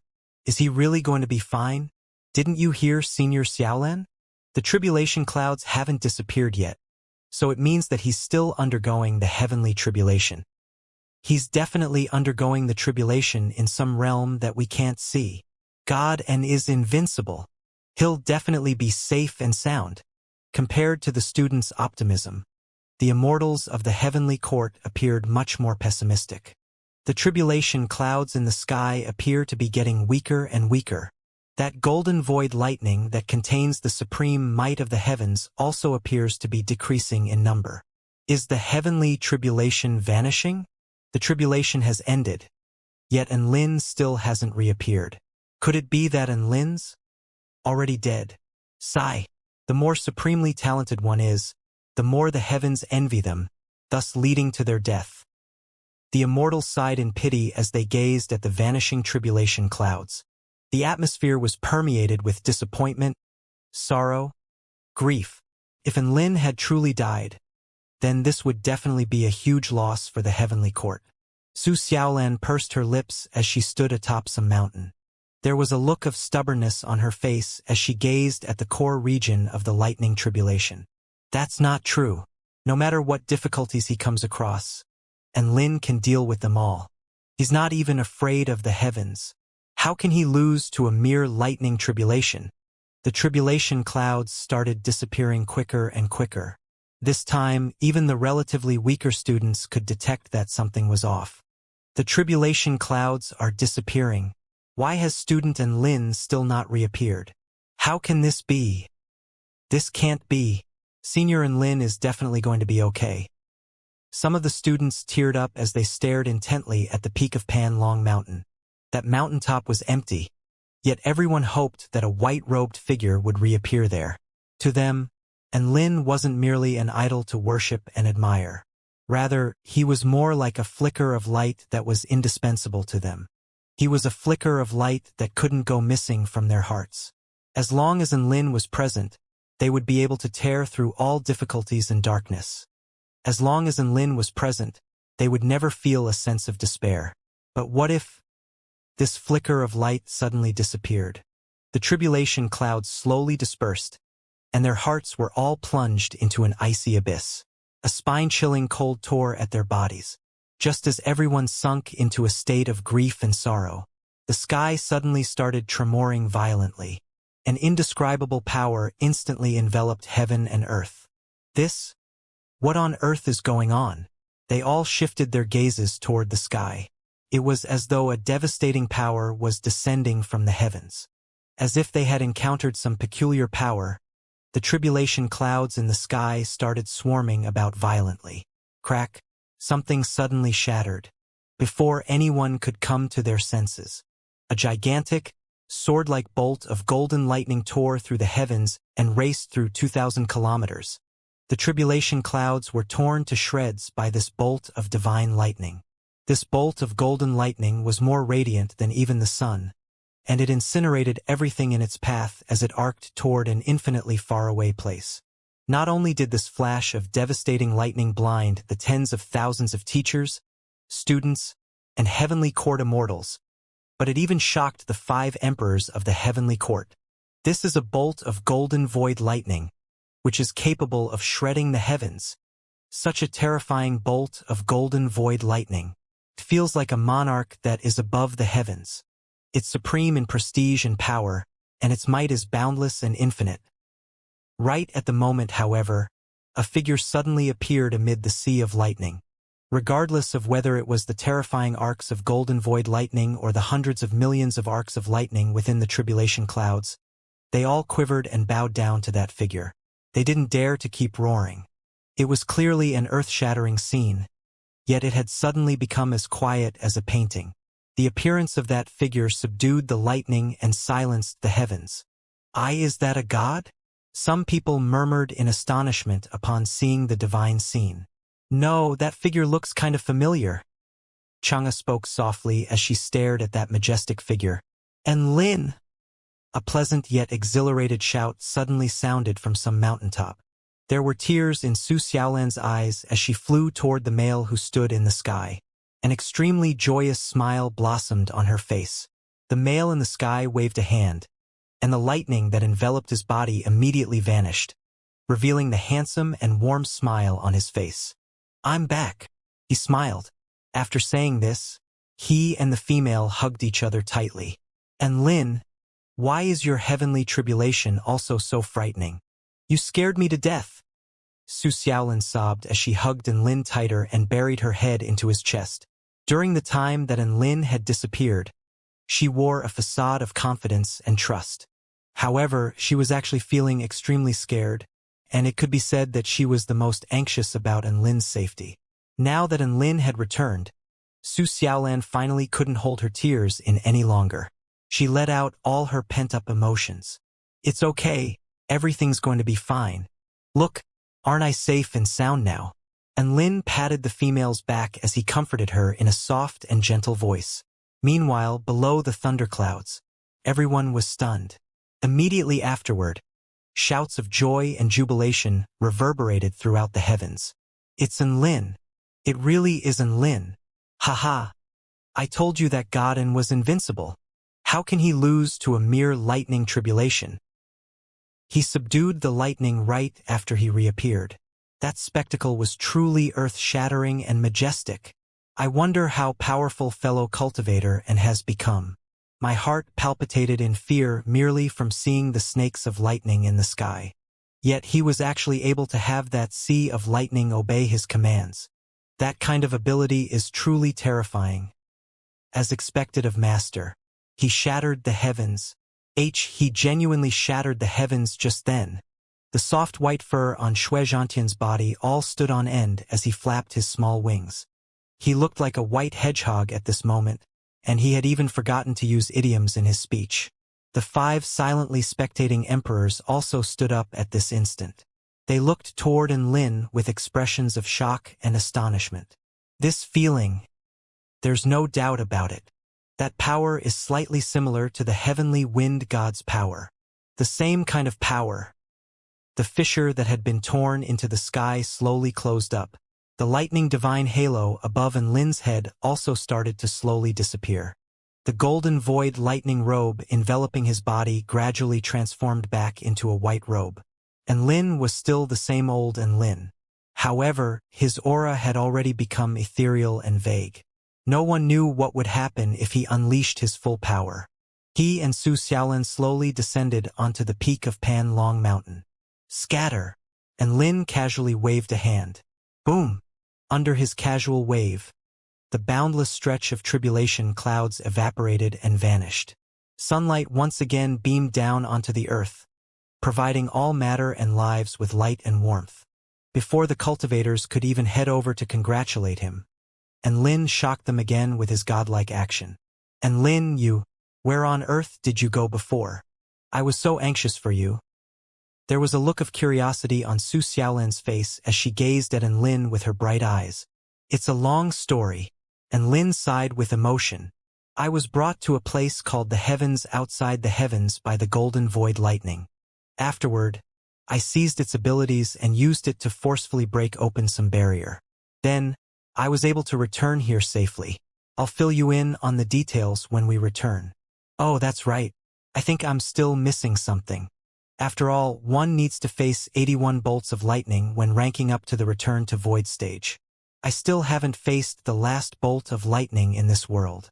And Lin suddenly clapped his hands together. Ha!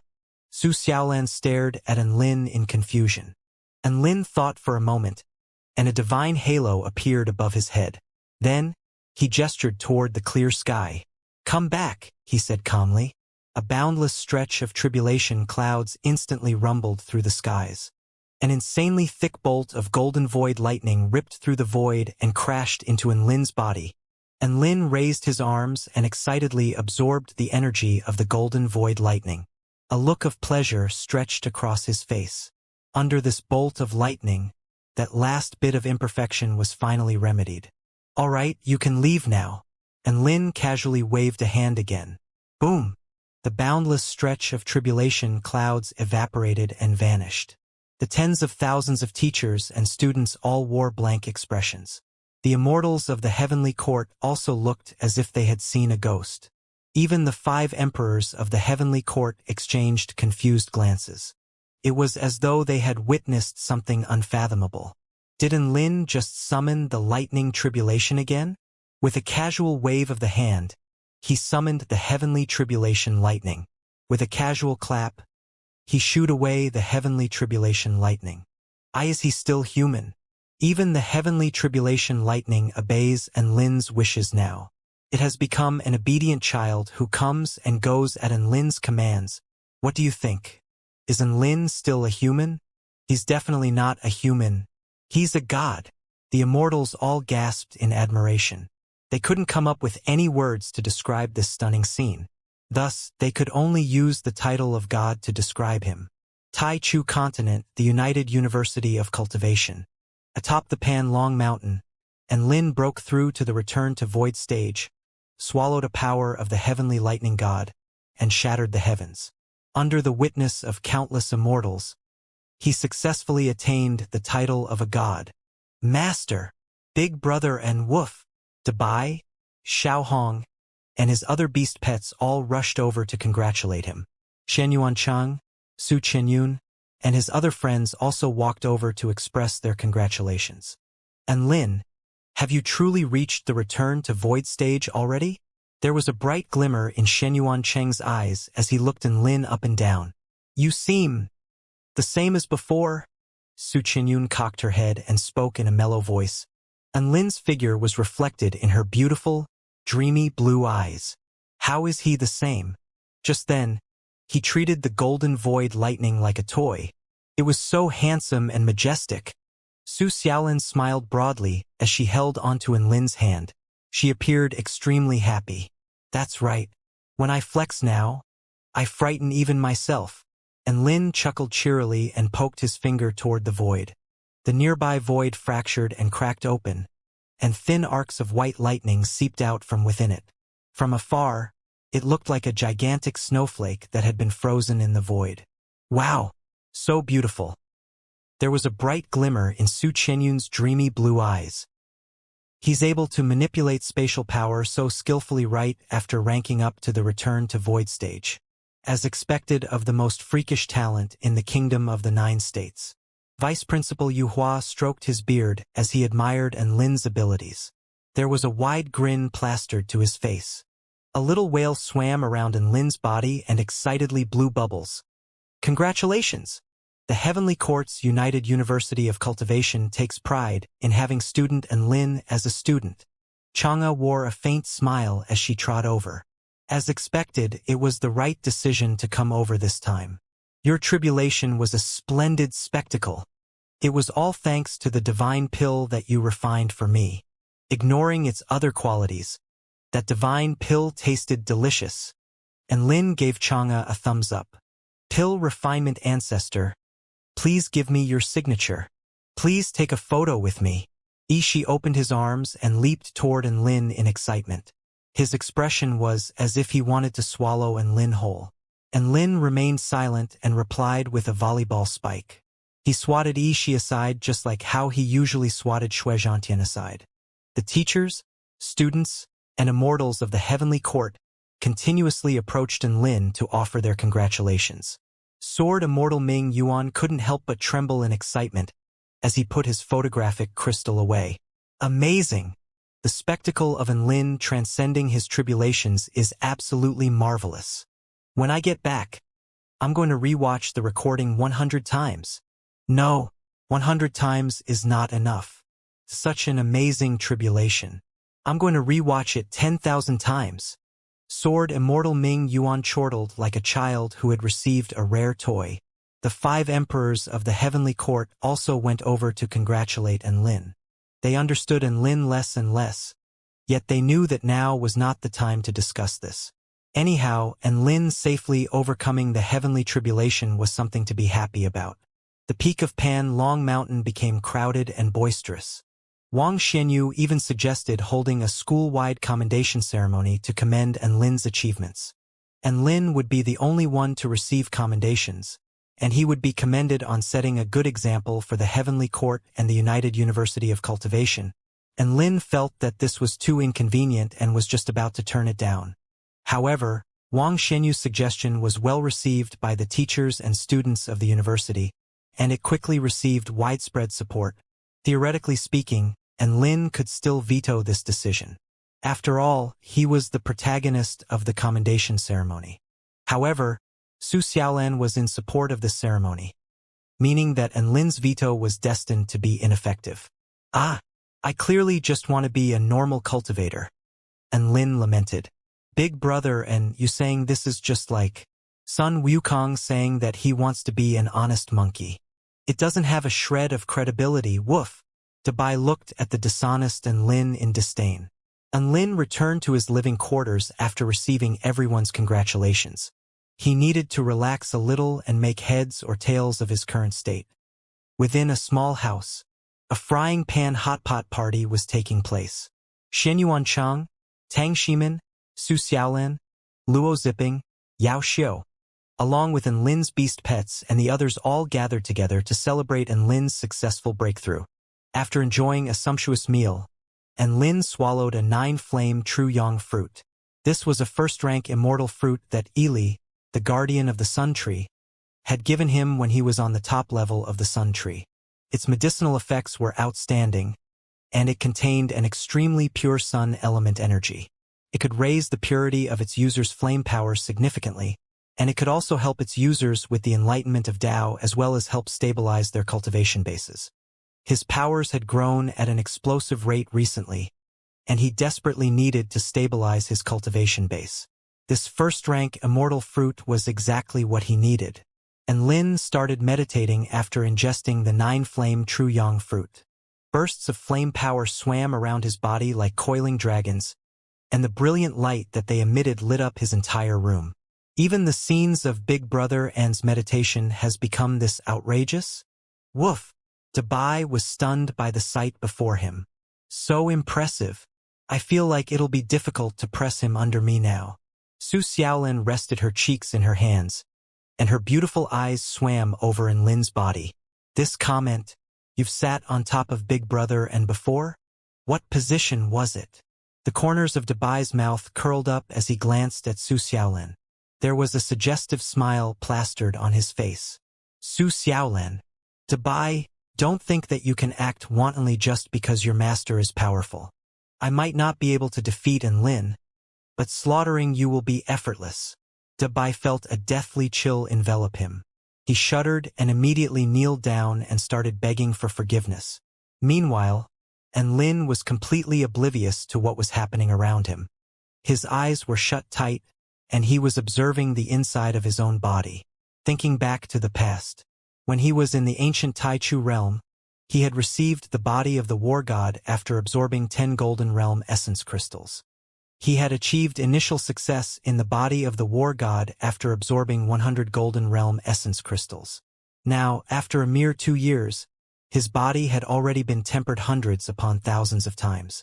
Not only did he possess various high-rank body-tempering cultivation methods, but he had also ingested numerous high-rank immortal pills, divine pills, and immortal fruits.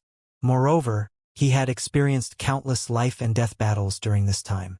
His body of the war god's initial success stage had already reached a pinnacle stage. The only thing that Lin wasn't sure of was when he was going to receive a mission for obtaining phenomenal success for the body of the war god. Glancing at the system cultivation methods metal, wood, water, fire, earth, wind, lightning, yin, and yang, 2 of them had already been leveled up to the highest stage. They were the wind element cultivation method and the lightning element cultivation method. Both of them were at stage 9, the stage of the heavenly god authority. When he was at the soul formation stage, he was unable to completely wield the powers of the heavenly gods.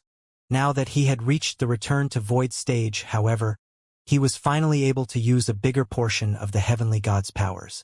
It was just that this power would be suppressed greatly if it was used in the Taichu continent. This suppression meant that Lin would be unable to reach the level of the heavenly wind god and the heavenly lightning god. However, showing off with them was no problem at all. Indeed, it had appeared mightily impressive when he used the power of the heavenly lightning god to manipulate the golden void lightning. However, it was only because the lightning tribulation was targeting him that the lightning was easy to control.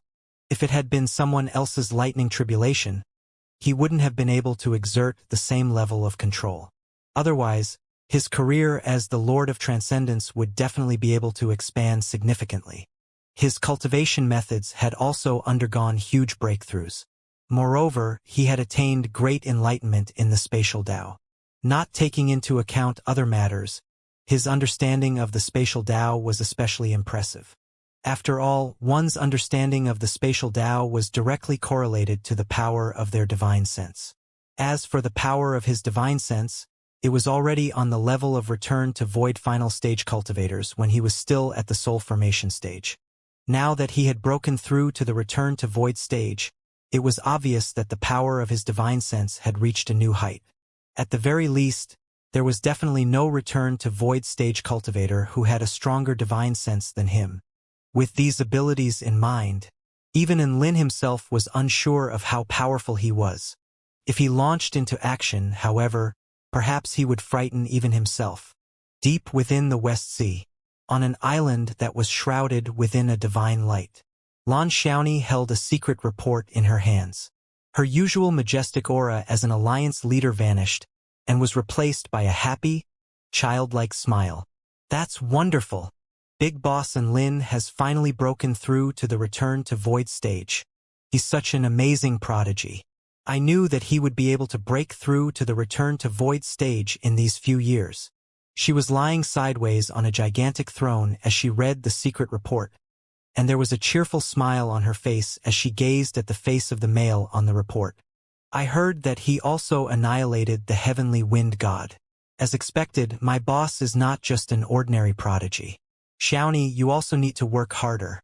The influence of the West Sea Alliance has reached almost every corner of the West Sea.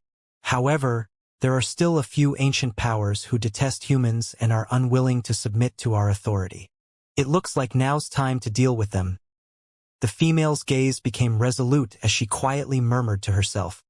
In the southwestern region of the Kingdom of the Nine States, amid a vast stretch of black land, there lay an immortal realm that was completely at odds with its surrounding environment. There were luscious mountains and limpid waters. There were spirit beasts and immortal fruits. There were even colorful celestial phenomena wafting through the sky. The dense flow of vital energy transformed into various immortal mists, which drifted throughout this immortal realm.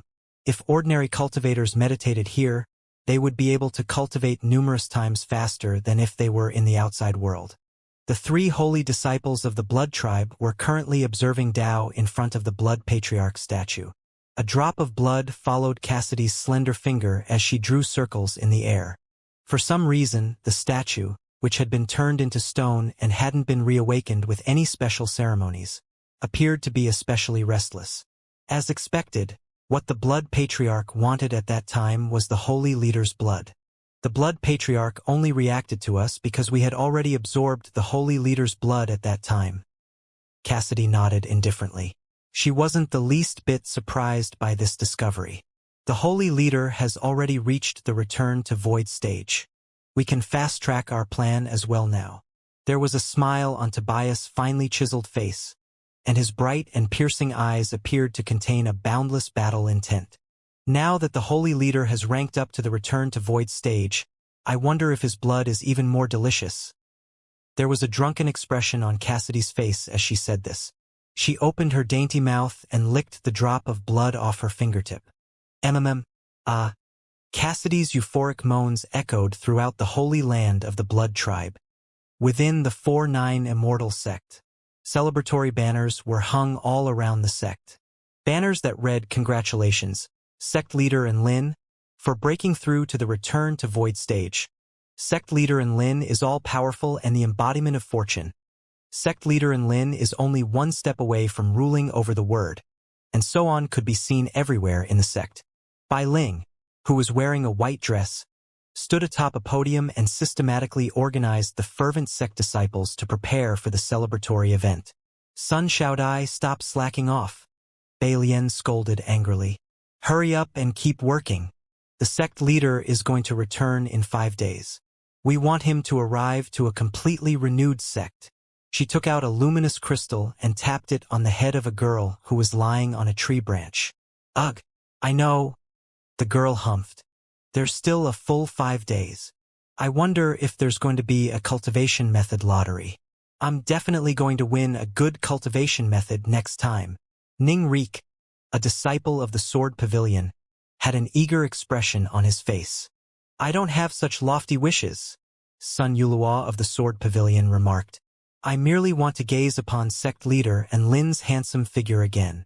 EW. That sounds so creepy. Can you please keep it to yourself until the sect leader returns? Lu Qianhuan shuddered upon seeing the fanatic expression on Sun Yulua's face. She could feel the goosebumps forming on her skin. Roar! Dongshan! You stinky vixen! You drew a cat face on this Lion King's face again. I'm going to rip you to shreds. Come catch me. If you catch me, I'll... The core disciples of the sect joked and laughed as they prepared for the sect's celebratory event. This kind of carefree and buoyant atmosphere made them feel as if they weren't in a sect. Rather, they felt like they were in a relaxed and carefree wonderland. Kingdom of the Nine States, the United University of Cultivation. Bursts of celebratory cannon strikes erupted in the air. The entire school was brimming with a sense of joy and exuberance. The teachers and students were all gathered upon a gigantic plaza. Today was the day of the commendation ceremony, and the recipients of the commendations included the outstanding students of the United University of Cultivation. These were students who had made significant contributions to either the university or the heavenly court. Initially, The principal had planned on hosting a commendation ceremony to honor Lin's great contributions. However, after some thought, he felt that all the teachers and students had performed admirably when facing off against the heavenly wind god. Thus, he decided to reward everyone and commend all the teachers and students of the university. The rewards prepared for this ceremony included tens of thousands of valuable fruits, thousands of magic tools, hundreds of spirit pills, and 20 spirit tools. Almost everyone received a reward. Those who performed outstandingly soared Immortal Ming Yuan, Su Xiaolan, Shen Yuan Chang, and a few others even received a spirit tool each. Because of this, the atmosphere at the plaza was especially lively.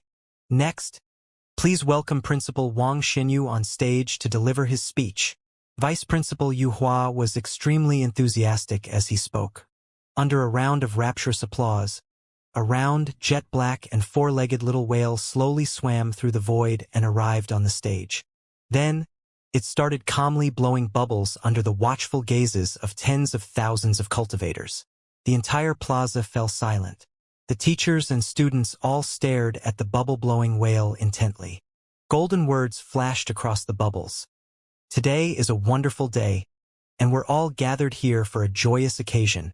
Not long ago, the United University of Cultivation faced its greatest ever danger since its founding. However, our teachers and students still fought valiantly even though they knew that the enemy was close to invincible. Tens of thousands from an alien tribe were killed, and we achieved a great victory. And Lin and the other students all gazed at the bubbles intently and respectfully.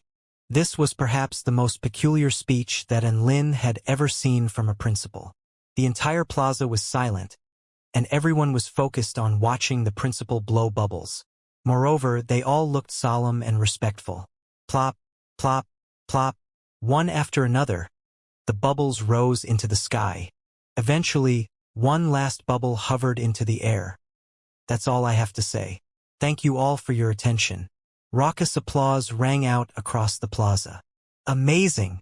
The principal's speech was absolutely amazing. Every single word was a thought-provoking gem. That was the most stunning speech I've heard in my life. Some female students gazed at the four-legged whale reverently as they wiped tears off their faces. The male students also had sharp looks in their eyes, and they appeared especially moved and full of combative spirit. And Lin was slightly baffled at this sight. The principal just blew a few bubbles. Was it really that touching? A white glow stealthily flashed across his eyes. Only then did he realize that the four-legged whale had used a thread of divine Tao to carve a small spell formation onto his bubbles. This caused the golden words on the bubbles to appear holy and majestic, thereby allowing it to penetrate into one's mind and arouse their emotions of reverence. So, it turns out that even the principal himself was afraid that his speech wouldn't be well received. Have pity on the poor principal. In order to maintain his dignity and capture the students' attention, he didn't hesitate to secretly carve a spell formation onto his bubbles. However, no matter how hard he tried to maintain his image, it was all to no avail.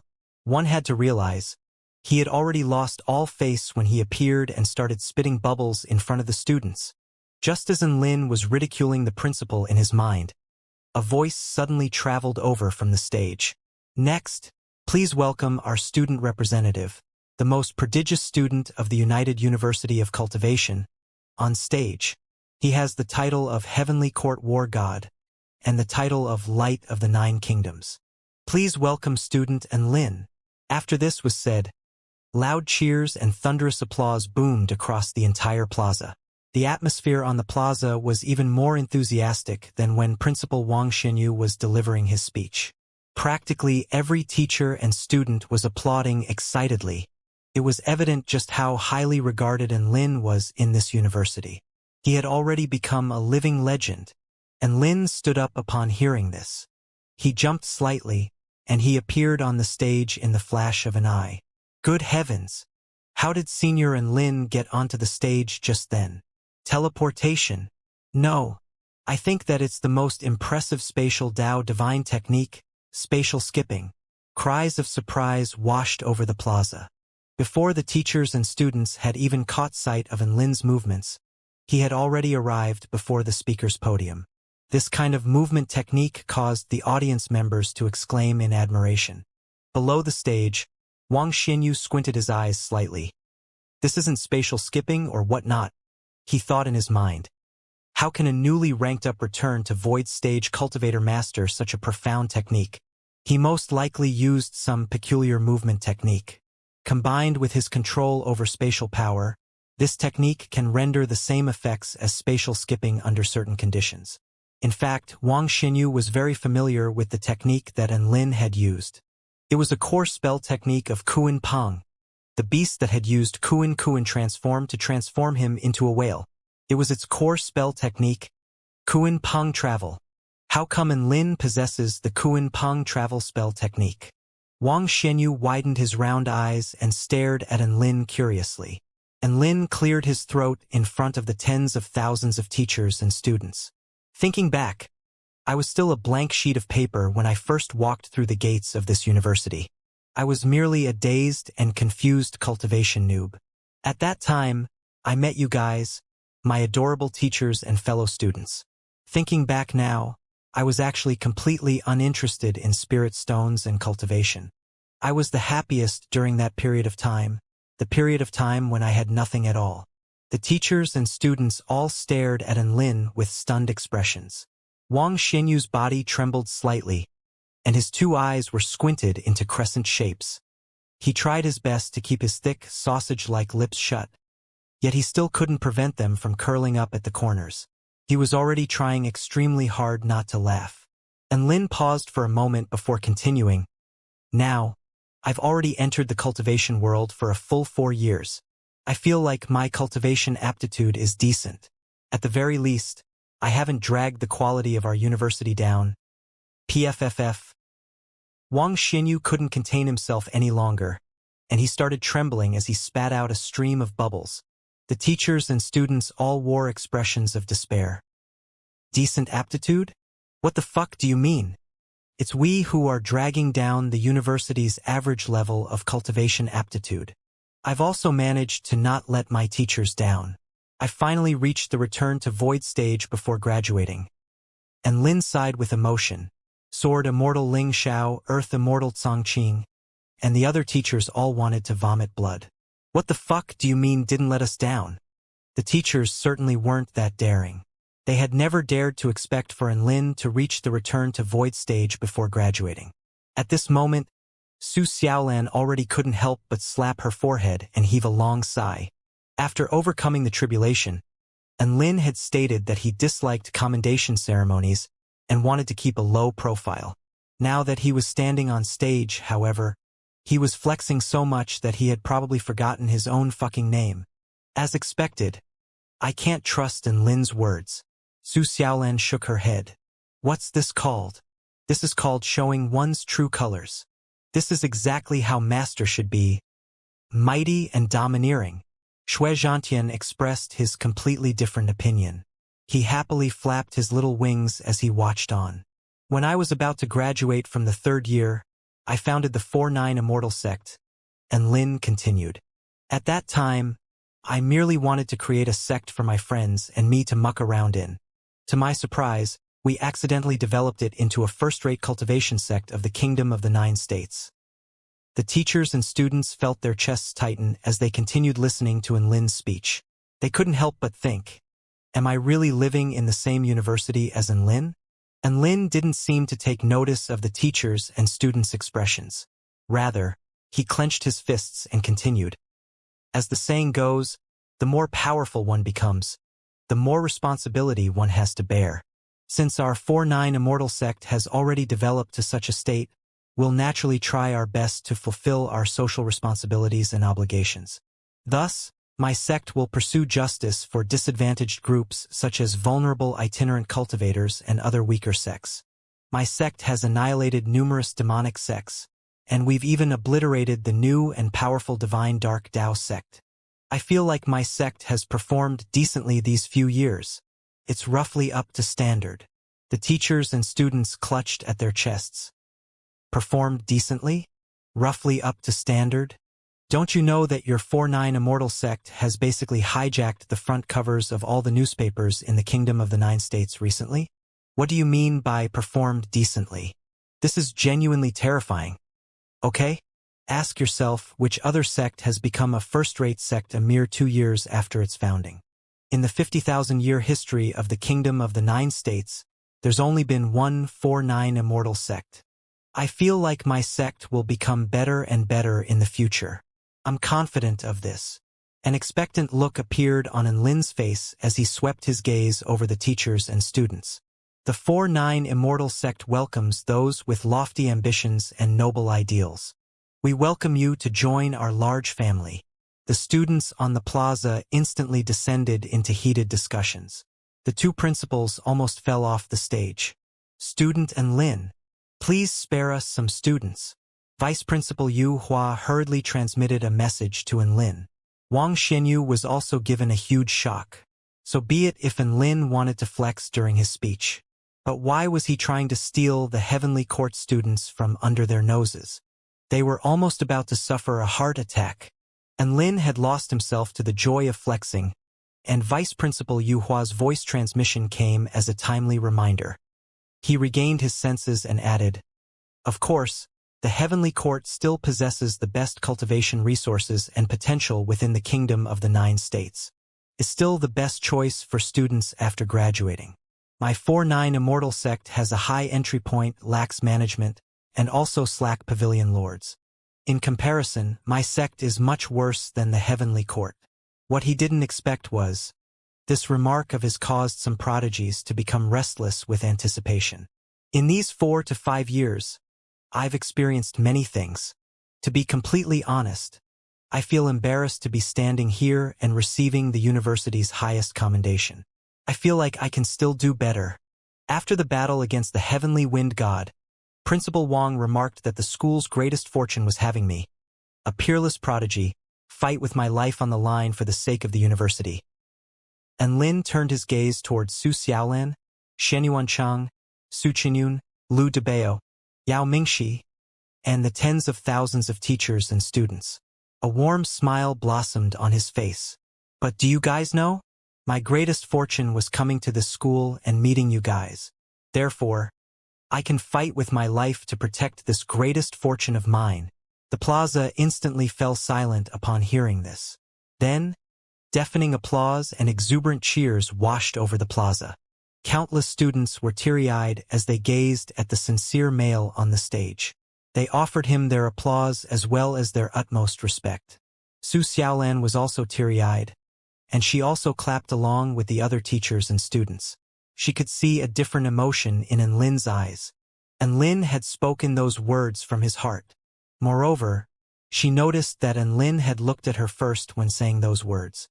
That small gesture touched her greatly.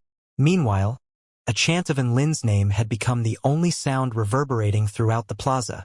The tens of thousands of teachers and students expressed their utmost respect for the male on the stage. This was their senior Enlin, the pride of the United University of Cultivation. Wang Xianyu conceded defeat as he gazed at the male on the stage. Not only could Enlin flex, but he could also stir up the crowd's emotion. He was truly no match for Enlin's abilities. The commendation ceremony concluded to an extremely enthusiastic atmosphere. Enlin returned to his room and continued to swallow immortal pills in order to stabilize his cultivation base. He wasn't short on money now, so he could use all kinds of immortal pills and spirit medicines to nourish his body. This way, he would be able to stabilize his cultivation base and truly become a supreme being of the return to void initial stage. In the following days, Su Xiaolan would be responsible for cooking and making money, and Lin would be responsible for stabilizing his cultivation base. His beast pets would be responsible for cheering him on. Time flew by. In the blink of an eye, 1 month had already passed. And Lin ascended the full moon mountain and gazed at the dazzling galaxies as well as the 2 moons in the sky. The battle of moons between Chang'e and that mysterious being still hadn't come to an end. No one was able to conclusively say who would emerge victorious either. After breaking through to the return to void stage and swallowing 2 powers of the heavenly gods, and Lin was able to roughly sense the battle situation between the 2 sides. The red moon is almost about to succumb. The corners of Lin's lips curled up into a slight smile. What's so bad about integrating one's Tao honestly and without causing trouble? Why cause a commotion and try to duke it out with Xianxia? Xianxia has been preparing on the moon for heaven knows how long, yet that being still chose to challenge her. Is it tired of living? A purple meteor streaked through the sky. However, it didn't disappear in the opposite end of the sky. Rather, its reflection became larger and larger in Lin's eyes. That's right. It was hurtling toward the full moon mountain. There was a momentary flash. When Lin refocused his gaze, a purple-robed and aloof-looking male had already appeared before him. An air of might and dignity emanated from this male. Emperor Ziwei. Lin saluted respectfully. Battle God Lin. Emperor Ziwei returned his salute. Right now, Lin's standing was equal to the 5 emperors of the heavenly court. Did you bring the item? Emperor Ziwei asked. Lin's storage ring flashed, and countless treasures instantly flew out from it. The energy fluctuations that they released caused heaven and earth to change color and caused the void to tremor. Emperor Ziwei's eyes lit up. Intermediate rank items, mysterious snow, heavenly ice root, and demonic emperor skeleton. Divine rank item, Tao integration stage, true dragon's bone marrow essence. Divine rank item, dark blood divine flower. Intermediate rank immortal tools, divine flame badge and blood soul cross. Nice, very nice. These treasures can be used to forge a sealing-type divine tool.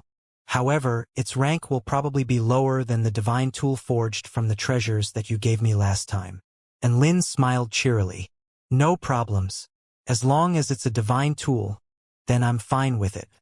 I'm of the return to void stage already. It's time for me to upgrade my treasures to the divine rank. Otherwise, my treasures won't be able to reflect my cultivation base. Emperor Ziwei grimaced upon hearing this. If those Tao integration stage cultivators without divine tools hear this, how will they react? Got it. If you've got nothing else to add, then I'll take my leave. Lately, I've almost become your personal tool refiner. Emperor Ziwei truly couldn't bear watching Lin flex. Thus, he urgently wanted to bid farewell and leave. All the students and teachers of the United University of Cultivation had received rewards during the commendation ceremony. Lin was the only one who had received nothing. This was because he owned too many treasures already. The university genuinely didn't know what to reward him. Then, Lin suggested for Emperor Ziwei to help him refine a divine tool. Moreover, he would provide the materials himself. Just like that, Emperor Ziwei suffered the misfortune of becoming Lin's personal tool refiner. Refining one divine tool was already enough to tire him out. Now Lin was having him refine too. Emperor Ziwei felt tired just thinking about it. That's all. Thank you, Senior Ziwei. Adieu. Lin waved his hands and happily farewelled Emperor Ziwei. After farewelling Emperor Ziwei, Lin didn't leave right away. Instead, he continued to meditate atop the full moon mountain.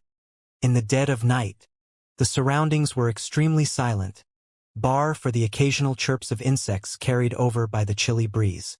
2 hours later, the clouds in the sky dispersed, and a graceful figure materialized before him. This figure was as round as a ball, and he was dressed in a magnificent red and white pill refinement robe. His bulging belly seemed like it was going to burst the pill refinement robe, and the smile on his face caused his eyes to become barely visible slits. Pill refinement ancestor, the preparation took me quite a while. Sorry for the long wait. The fatty waved excitedly as he descended toward the ground. When he landed, the entire full moon mountain appeared to quake under his weight. Lin's expression darkened. If you call me pill refinement ancestor one more time, I'll break off all relations with you. The fatty before him was none other than the Do Shui Palace's top pill refiner Ishi. Okay, I won't call you that anymore. Ishi grinned. Brotherin, calm down. Anyway, are you prepared now? I'm referring to all kinds of preparations. Lin nodded. I've already farewelled all my friends. I'm ready now. Let's go. Ishi's hands suddenly turned gold. He stabbed them into the void and ripped out a spatial door. And Lin followed Yi into the spatial door. The space distorted and warped fiercely. When Enlin could see clearly again, he had already arrived in a peculiar realm. Below him was a sea of galaxies, and above him was a boundless stretch of darkness. A white-haired elder stood upright atop the galaxies. He was dressed in a white Taoist robe, and he gazed down upon the myriad of matter in the galaxies. He turned around upon sensing Yi and Enlin's arrival. There was a kindly smile on his face, and his voice was as calm and refreshing as the spring breeze. Enlin, welcome to the peak of the Tai Chu galaxy. Enlin saluted respectfully. Junior Enlin pays his respects to the heavenly lord of Tao and virtue. That's right. The elder before him was the supreme being who had the title of ancestor of all immortals and teacher of all saints. Heavenly lord of Tao and virtue. When Su Xiaolin had been reduced to immortal, he had accepted Enlin's request and personally helped her reconstruct her Tao foundation. As such, Enlin owed him a favor. At that time, the heavenly lord of Tao and virtue had signaled that he would seek Enlin for help when the time was right. Now was the right time because Enlin had already reached the return to void stage. Now it was time for Enlin to repay the favor. To be honest, Enlin, your speed in reaching the return to void stage was astonishing. It was much faster than what I had anticipated. The heavenly lord of Tao and virtue smiled warmly as he looked Enlin up and down with his clear eyes. There was a clear hint of approval in his voice. Senior, you flatter me. In reality, I don't really know how to cultivate. Enlin scratched his head modestly. The heavenly lord of Tao and virtue. Ahem, I'll fill you in regarding what I need your help for first. The heavenly lord of Tao and virtue waved a hand, and a map of the Tai Chu continent materialized beneath their feet. He tapped his finger, and an inland sea in the center of the map lit up. You might not know this, but there's a little-known place in the Tai Chu continent. That place has Grotto Heaven, and it's a rare divine abode. That place is located within the Bai Chong Sea. Enlin looked at the map and asked, Senior wants me to complete a task there? That's right. There's a great world within the Bai Chong Sea. It's called the Divine Source Continent. Because of the restriction in the spatial tunnel between that realm and ours, only cultivators under the rank of Tao integration stage are able to enter. Thus, I'm asking for your help. Back then, you could fight against return to void stage cultivators even though you were still at the soul formation stage. However, you were still too weak at that time. Now that you've reached the return to void stage, there's a chance that you can complete this mission of mine. And Lin frowned and rubbed his chin. Back when I was at the soul formation stage, I could already challenge most supreme beings of the return to void stage. Yet the heavenly lord of Tao and virtue still had to wait until I reached the return to void stage before allowing me to accept this task. It seems like this task is going to be extremely challenging. What do I need to do in this divine source continent? And Lin asked. The heavenly lord of Tao and virtue stroked his beard and chuckled. One thing. Obtain the fragment of the heavenly Tao. Obtain the fragment of the heavenly Tao. An expression of disbelief washed over Lin's face when he heard this. He had initially thought that the mission would be to retrieve some treasure. Big boss, is it really good to ask for so much right off the bat? Although he didn't know what this fragment of the heavenly Tao was, anything that involved the heavenly Tao was inherently complex and hard to deal with. And Lin took a deep breath before asking, what's this fragment of the heavenly Tao? The heavenly lord of Tao and virtue drew a finger through the air. Then, a white fragment appeared on the galaxies below them. It reflected the hundreds of millions of galaxies at times, and it appeared like a galactic mirror. At other times, however, it fused into the hundreds of millions of galaxies and appeared as though it had returned to nothingness. The fragment of the heavenly Tao is just like this mirror. It's real and tangible, yet at the same time, it's illusory and ethereal. The heavenly lord of Tao and virtue explained. These fragments are part of the heavenly Tao that scattered down when the purple star civilization tore a hole into the heavens. The scattered heavenly Tao is separated into two categories, the physical fragment of the heavenly Tao, which represents that which is physically tangible, and the power of the heavenly Tao, which represents the Tao. The fragment of the heavenly Tao received summoning from the realm heart of the Taichu continent and thus landed within the divine source continent. It evolved the beings of that continent and allowed the continent to level up from an intermediate rank continent to a high rank continent. As such, the beings of that continent worship the fragment of the heavenly Tao as a divine realm treasure. Your mission is to retrieve this fragment from the divine source continent and bring it back to me. And Lin became even more startled upon hearing this. Find the heavenly Tao that scattered down from the hole in the heavens? Are you also a member of the heaven-mending sect? The heavenly Lord of Tao and Virtue shook his head and smiled. I'm not a member of either side. However, I feel that Nuwa's plan is more to my tastes. So, I merely feel like helping her a little. And Lin nodded. Rest assured, Senior. I'll definitely complete this mission. At the same time, he sighed in his mind that I didn't want to involve myself with the heaven-mending sect or the heaven-crushing sect or whatnot. Who would have thought that I'd be mysteriously dragged into the heaven-mending sect's plans again? Perhaps this is fate? The look of approval in the heavenly Lord of Tao and Virtue's eyes became even stronger when he saw Lin's unwavering determination. He knew why Lin had agreed to his request so readily. That was because, in Lin's mind, no amount of danger or difficulty was as significant as regenerating his Tao partner's cultivation base. Since he had reconstructed Su Xiaolan's Tao foundation, Lin would help him complete this task unconditionally. The heavenly Lord of Tao and Virtue waved a hand. Immediately afterward, Lin and Shi arrived above a vast white sea. This is White Nectar Sea. And Lin was astonished as he observed his surroundings. The milky white sea reflected the two dazzling moons in the sky. The fusion of red and white colors gave off a bizarre and dreamy glow. A light sea breeze brought with it a hint of refreshing fragrance. This was completely different from the briny smell of other seas. That's right, this is White Nectar Sea, the central region of the Tai Chu continent. The heavenly Lord of Tao and Virtue nodded and tapped a finger toward the sea. The wavy sea suddenly separated, revealing a gigantic void beneath it. The three people quickly descended into the void. After traveling for dozens of kilometers, Lin finally saw a glowing blue spell formation appear before them. This spell formation enveloped an area of thousands of kilometers in radius, and the aura that it emitted was vast and limitless. Its energy fluctuations were also terrifying, and it seemed as though a small tremble from it would be sufficient to incinerate a supreme being of the return to void stage. The rank of this spell formation was definitely above the Tao integration stage. This is the White Nectar Life and Death spell formation that I forged alongside the Heavenly Lord of Primordial Beginning and the Heavenly Lord of Numinous Treasure. The Heavenly Lord of Tao and Virtue explained. It's capable of annihilating super mighty beings of the Tao integration stage.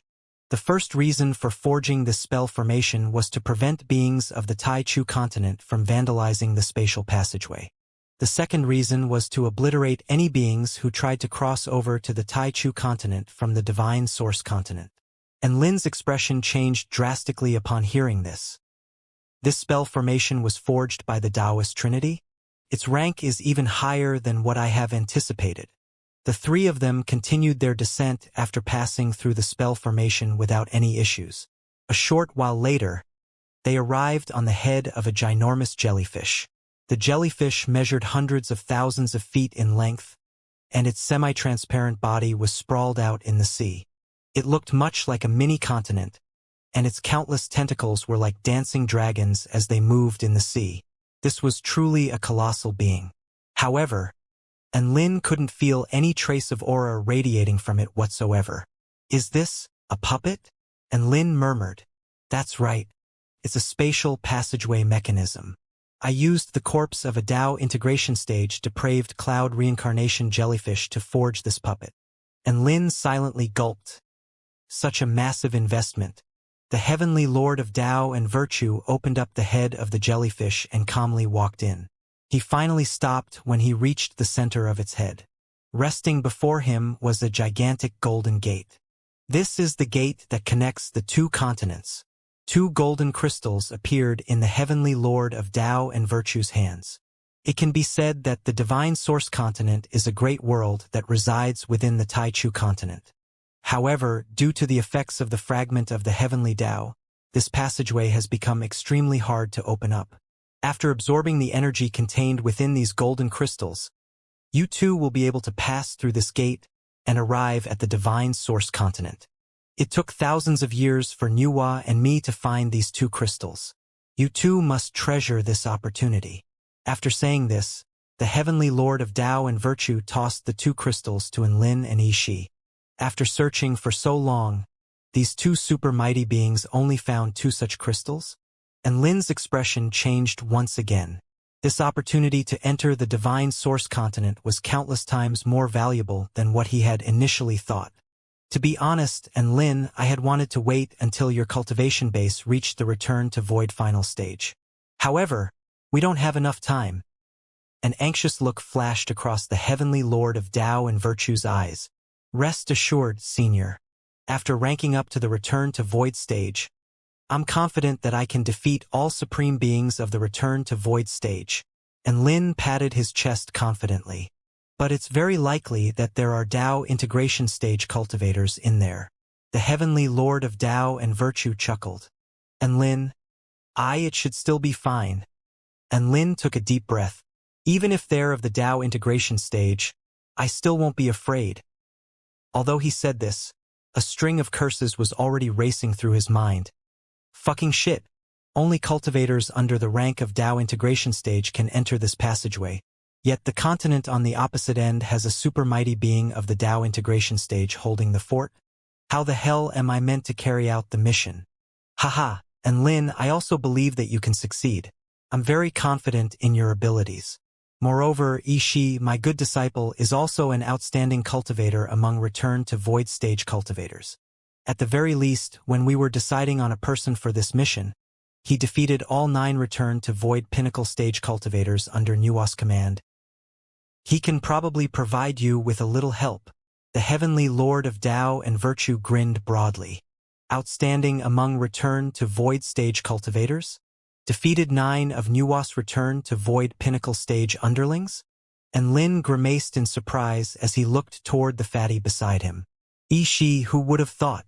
You're so fat, yet you're still so strong. Indeed, a book cannot be judged by its cover. I'm not fat, Yishi retorted. This is the supreme manifestation of alchemy. The heavenly lord of Tao and virtue stroked his beard and chuckled. I must thank a certain alchemy patriarch for enlightening my disciple and allowing him to become so much stronger. As he said this, he turned to smile at Enlin. Enlin exchanged an awkward glance with the heavenly lord of Tao and virtue. His expression was as if he were an innocent little bunny. The heavenly lord of Tao and virtue felt his chest tighten. Does Enlin really not have any self-awareness? He had almost been scared to death when he first saw his ball-like disciple. He had thought that his disciple was about to explode. Fine, you two can enter the divine source continent now. I wish you both luck. The heavenly lord of Tao and virtue tapped at the void, and the spatial gate started radiating brilliantly. Then, the gate opened, and Lin and Yishi both absorbed the energy contained within the golden crystals. Then, an extremely peculiar spatial energy fused into their bodies. The energy within your bodies can last for 1 year. After a year, it'll self-detonate and reopen the passageway between the two continents. After experiencing the ensuing summoning force, you two will be able to return. In other words, you two only have a year to find and obtain the fragment of the heavenly Tao. The fragment of the heavenly Tao doesn't belong to the divine source continent. Rather, it's the core of the Taichu continent. So, please be sure to bring it back. We've already failed 8 times. Perhaps this is our last chance. The heavenly lord of Tao and virtue's words reverberated in their minds, and Lin understood what the 8 failures represented. 8 entire teams that were handpicked by the heavenly lord of Tao and virtue and Nuwa all failed. It was glaringly evident just how difficult this mission was. This time, the heavenly lord of Tao and virtue had chosen to send his favorite disciple as well as Enlin, a strange yet powerful cultivator. He was clearly making one last gamble.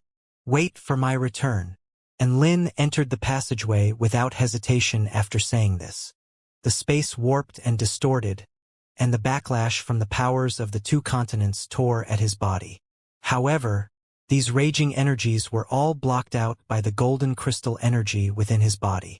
After what felt like an eternity, the empty white space before him gradually started to clear up, and Lin could feel gravity, and he could also feel the rich flow of vital energy.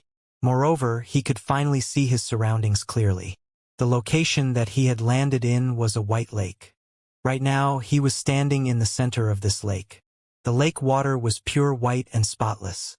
Surrounding it was luscious green mountains and picturesque sceneries. This place was like a hidden paradise. However, Yixi's figure had already disappeared. It seemed as though their landing locations were random. Yixi had most likely landed in some other place on this continent. A fit of silvery giggles traveled into his ears, and Lin turned his gaze toward the source of the sound. There were several pretty females there, and they were currently giggling and fooling around in the lake. They seemed to be one with the lake as the pure white lake water lapped onto their pale and delicate skin. Their raven-black hair was draped over their slender shoulders, perfectly outlining their attractive curves. That's right, everything here was breathtakingly beautiful. And Lin nodded and gave this world a high score. Immediately afterward, the silvery giggles suddenly died down, and Lin found that the pretty females were all looking at him with stunned expressions. Their beautiful eyes were wide with surprise as if they had seen something astounding. Ah! A high-pitched shriek cut through the air. You actually dare to peep on us bathing?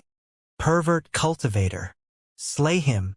The female's furious shrieks almost caused his eardrums to burst, and Lin finally came to his senses at this moment.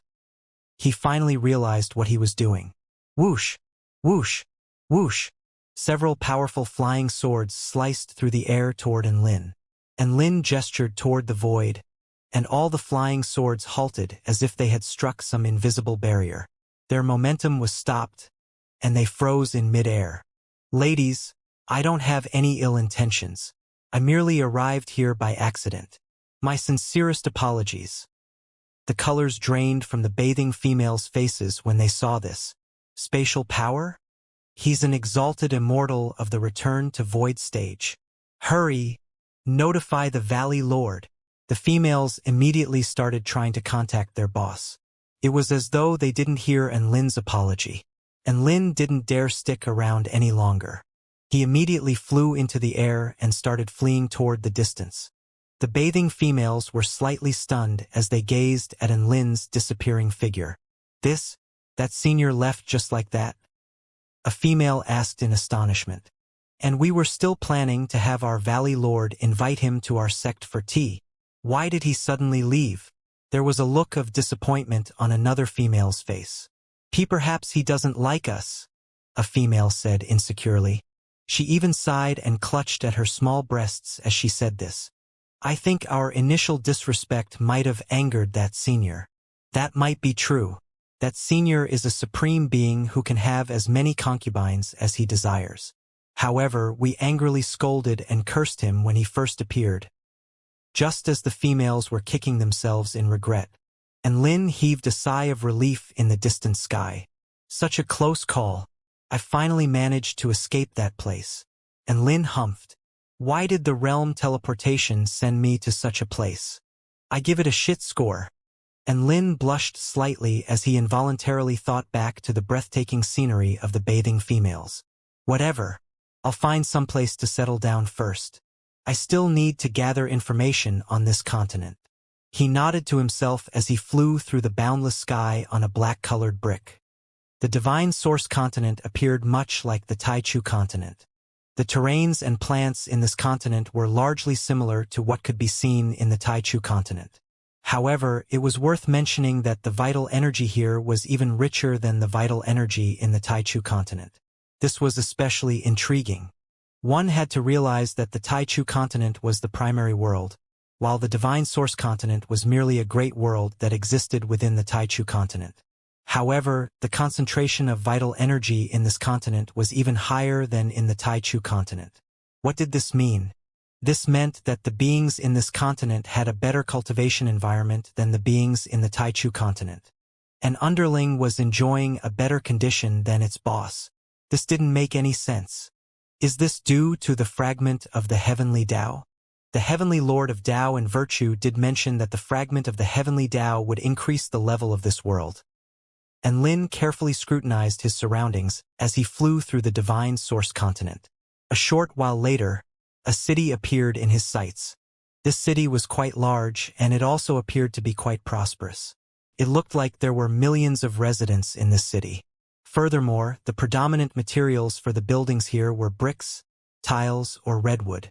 And Lin descended into a relatively bustling region of the city. The people on the ground yelped in surprise when they saw Lin descend from the sky. Then, a scene that astounded Lin played out. To his shock and surprise, everyone on the street kneeled down and kowtowed toward him. May you protect us, Immortal. Welcome to our city, Immortal. Please accept my salute. I beseech your graces, Immortal.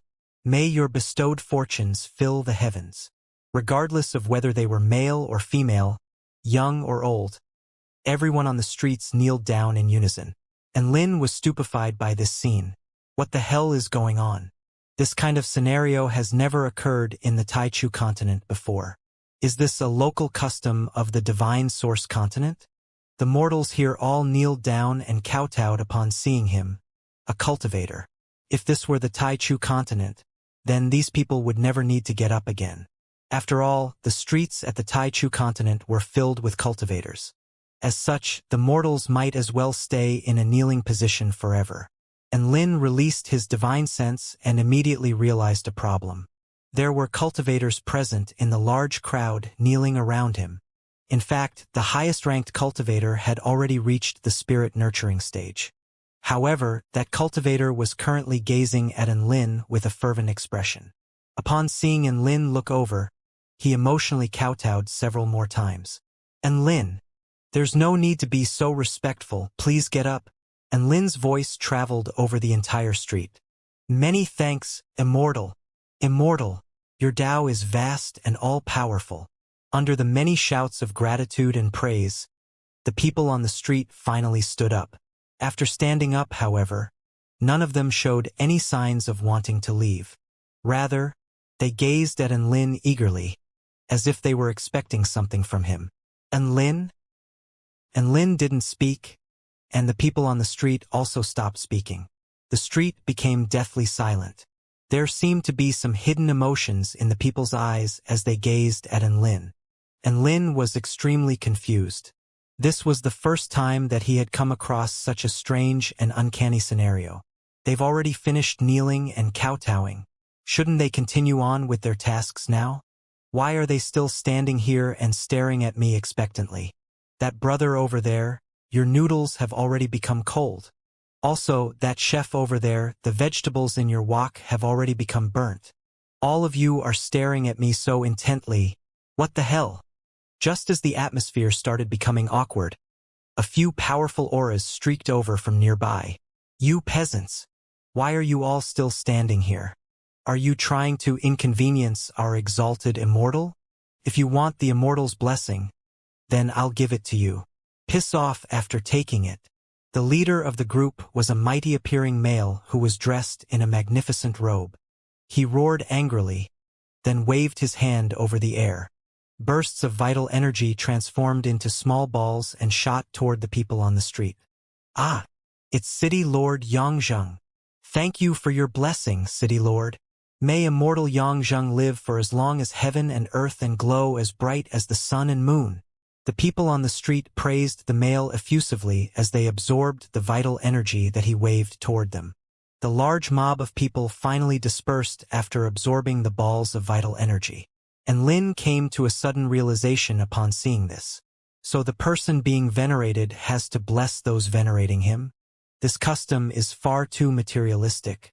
After making some small observations, Lin determined that City Lord Yangzheng was a powerful being of the soul formation stage. The people behind him were all of the spirit nurturing stage. Forgive me for not welcoming you earlier, exalted Immortal. Plop. Yang enthusiastically kneeled down and kowtowed toward Enlin. Enlin was given a fright, and he immediately helped Yang up. "No need to be so courteous. Please get up." Even the city lord plunked to his knees and kowtowed upon seeing him. Enlin was truly astounded. At the same time, he couldn't help but wonder why the local customs in the divine source continent were so strange. City Lord Yang and the entourage behind him all stood up. Then they all gazed at Enlin expectantly. Enlin paused for a moment before emulating the city lord's actions. He absorbed the vital energy of heaven and earth and forged them into his own unique type of energy. Then he poured this energy toward some of those standing before him. "Ah, so refreshing. Such pure energy. Ah, I'm about to attain enlightenment. Thank you for your blessing, exalted immortal. May this exalted immortal live for as long as heaven and earth and glow as bright as the sun and moon." The people standing before Enlin appeared extremely satisfied and happy after absorbing his vital energy. Yang shuffled toward Enlin respectfully. Junior Yang pays his respects. "Exalted immortal, may I ask why you've graced our city with your presence? If you need any help, please don't hesitate to ask me." Enlin was slightly surprised. Is this Yang a bit too enthusiastic? After all, I'm only a stranger to him. Even if his spatial walking technique was astonishing, there was still no need for the city lord to be so respectful. If this were in Taichu continent, some temperamental city lords might not even give a toss about passing supreme beings of the return to void stage. I've been cultivating in seclusion for tens of thousands of years, and I've only come out of seclusion recently. Thus, I'm not very familiar with the current state of this world. How about you fill me in on the recent events? Enlin clasped his hands behind his back and peered down at Yang. Yang didn't question Enlin's explanation at all. Instead, he became even more respectful. "So you're an ancient exalted immortal. Please come with me to my manor. I'll explain the situation to you there." Enlin nodded slightly. Then he followed Yang and flew toward the center of the city. Resting in the center of Yongyang City was a mountain. Clouds drifted and mist swirled. Flowers bloomed and waters trickled. Immortal cranes soared through the skies. This mountain was like a hidden paradise that had transcended above the mortal world. Enlin arrived at an exquisite pavilion halfway up the mountain. He gazed toward the bustling city in the distance. He had to admit, in terms of folk customs, this place was extremely similar to the Kingdom of the Nine States. An exquisite-looking female was preparing tea for Enlin. Her body was slender, and she was dressed in a red, off-the-shoulder dress. Her movements were especially graceful and smooth. "Ha ha ha! Senior Enlin, this is the winter-burning tea prepared by my daughter, Xianxia. Her tea dao is unmatched in Yongyang City." Yang smiled broadly as he said this. "Senior, please enjoy some tea." Xianxia extended her slender arms and carefully held a cup of tea toward Enlin. There was a hint of fervor and expectancy hidden behind her nervous expression. Enlin gracefully accepted the cup of tea. The tea was red, and it looked like there were flickers of flames dancing within it like lively fairies. It was truly a beautiful sight. He carefully took a sip. The tea was fragrant and refreshing, yet it also contained a passionate and unrestrained flavor. Delicious! Not only is this tea refreshing and lively, but it also contains a unique hint of flame power that makes it taste especially carefree and unrestrained. This tea is quite suitable for refreshing one's mind. Enlin praised and turned his gaze toward the female in the red dress. Xianxia, that flame power is presumably your unique flame power? Am I right? The female's face flushed red. That was indeed my flame power, she answered in a flustered voice. I'm so sorry for preparing tea like that without asking for your permission first. Please forgive me. Enlin smiled and remained silent. He picked up another cup and filled it with tea. Then, the demonic star flame appeared on his fingertip and scattered into the tea. It was as though a star had entered the tea and formed a small universe of stars. You were able to infuse your power into the tea, yet it was missing a hint of compatibility and intent realm. Here, try my tea. Yes, senior. Yang Lingqian felt extremely flattered as she accepted the cup of tea. Then she took a small sip. Ah! Her face instantly flushed red. Her slender body trembled in her red dress, and her breathing also quickened. Blazing starry sky. So beautiful. It's a flavor that causes one to lose themselves. Yang Lingqian couldn't help but exclaim in excitement. Her voice was tender and pleasant. Yang Zhang stared at his daughter in astonishment. This was the first time he saw his daughter show such emotions after drinking tea. Senior's tea Dao has already reached a pinnacle stage. I admire you from the bottom of my heart. There was a look of reverence on Yang Lingqian's face as she curtsied to Enlin. The way that she looked at Enlin was evidently different from before. If she had been respectful toward Enlin because of his status before, then she was respectful toward him now because she was immensely impressed by his tea Dao. Don't mention it. It's merely some small crafts. Enlin waved his hand casually. Yang Zheng's respect for him increased even more upon seeing this. Sure enough, Enlin is indeed an ancient exalted immortal. He casually showed off some skills, yet he was able to easily impress the top tea Dao master of Yongyang City. Enough with the chit-chat, Enlin said calmly. It's time for you to fill me in on what's happened these past 10,000 years. The fragment of the heavenly Tao had fallen into the divine source continent 10,000 years ago. Thus, the events during this period of time would definitely involve matters that were related to the fragment of the heavenly Tao. Okay, I'll tell you right away. Before you went into seclusion, the divine source continent was in the desolate era of the 9 emperors and 1,000 kingdoms. Am I correct? That's right. And Lin confirmed. What the hell are the 9 emperors and 1,000 kingdoms? There was a look of reverence on Yang Zheng's solemn face. Right now, however, we only have one king, one supreme immortal king. His emergence relegated the 1,000 Kingdoms era to the history books. Every inch of land under the heavens belongs to him. Everyone below the throne is under his absolute rule. And Lin's expression changed slightly upon hearing Yang Zheng's words. Based on Yang Zheng's description, an immortal king had suddenly emerged from nowhere and united the 1,000 countries. Moreover, he had managed to bring the entire world under his control. The immortal king that you speak of sounds extremely powerful indeed. May I ask, exactly how powerful is he?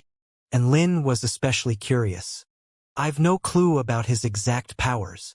Yang Zhang spoke softly as he looked toward the sky. However, the immortal king swept through the 1,000 kingdoms and trampled over the 9 emperors. Out of the thousands of exalted immortals in this continent, none were able to survive through 3 of his strikes. In this divine source continent, he is the most powerful paragon. Since that time, this world has only had one empire, the divine source empire. The immortal palace that he constructed lies in the center of this divine source empire. Moreover, his empire is the sole top-rate sect of this world. Everyone needs to kneel and kowtow upon seeing members or representatives of the immortal king palace. Even exalted immortals of the return to void stage aren't exempt from this rule. And Lin frowned. He's that domineering? The entire world is under the immortal king's rule now. Yang Zheng shook his head and sighed. All the resources of this world are controlled and distributed by his immortal king palace as well. Those who resist would be sentenced to death. It's that simple. How did this immortal king become so powerful? And Lin questioned. Was he also renowned in the past? The immortal king was once a ruler of the Kunlun Empire, Feng Wuya. There was a look of respect on Yang Zheng's face as he said this. A look of realization appeared on Enlin's face. So it's him. That's right. It's him. He had always been thirsty for battle, and he had always desired to conquer the other kingdoms. 10,000 years ago, a meteorite crashed into the territory of the Kunlun Empire. Afterward, the world underwent a period of huge change. The spiritual flow of heaven and earth grew exponentially, and the concentration of vital energy also increased significantly. Moreover, it became much easier to break through one's cultivation base. After 1,000 years, Feng Wuya surpassed the return to void pinnacle stage and reached a supreme stage that no one had ever reached before. A look of yearning flashed across Xianxia's face. He named that rank the Immortal King stage. Since then, there's only been one supreme ruler in this world, the Immortal King, Feng Wuya. And Lin's expression changed once again. Isn't the rank after the return to Void Pinnacle stage the Dao integration stage? As expected, a super mighty being of the Dao integration stage has appeared in this world. This mission is going to be much trickier than I anticipated. Perhaps this was all caused by that meteorite. And Lin took a sip of tea before continuing. How much do you know about that meteorite? Yang shook his head. I know almost nothing about it. All I know is that the meteorite has been placed in some secret room in the Immortal King Palace. In addition, the Immortal King uses it to cultivate. During these past few thousand years, there have been quite a few people who have shown interest in that meteorite. In fact, there were a dozen powerful exalted immortals who had appeared from out of nowhere and tried to break into the Immortal King Palace. However, all of them were killed by the Immortal King. Their corpses were hung before the Immortal King Palace to serve as a warning to other powerful beings. And Lin's expression became grave. Those powerful exalted immortals were most likely the return to void stage cultivators sent over by Nuwa and the Heavenly Lord of Tao and Virtue. However, all of them failed. As they chatted, dong, dong, dong. The distant yet loud sound of a bell suddenly traveled over. Yang hurriedly stood up. This bell signifies that an envoy of the Immortal King Palace has come, he said nervously. That's right. Today is the day that we need to offer immortal items to the Immortal King Palace. He bowed to Enlin apologetically as he said, Exalted Immortal Enlin, please excuse me. I must take my leave now. I need to prepare some cultivation resources to offer up. Enlin nodded slightly and didn't say anything.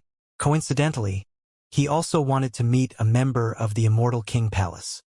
Within the welcoming hall of the City Lord's Manor, a golden-robed male sat on the throne arrogantly. City Lord Yang and his daughter Yang Lingqian immediately kneeled and kowtowed upon seeing the envoy. Lowly servant Yang Lingqian. Greetings, Immortal King's envoy. The male casually thrust his vital energy toward the two people before him. Then he said indifferently, You may stand. Thank you for your blessings, Immortal King Envoy.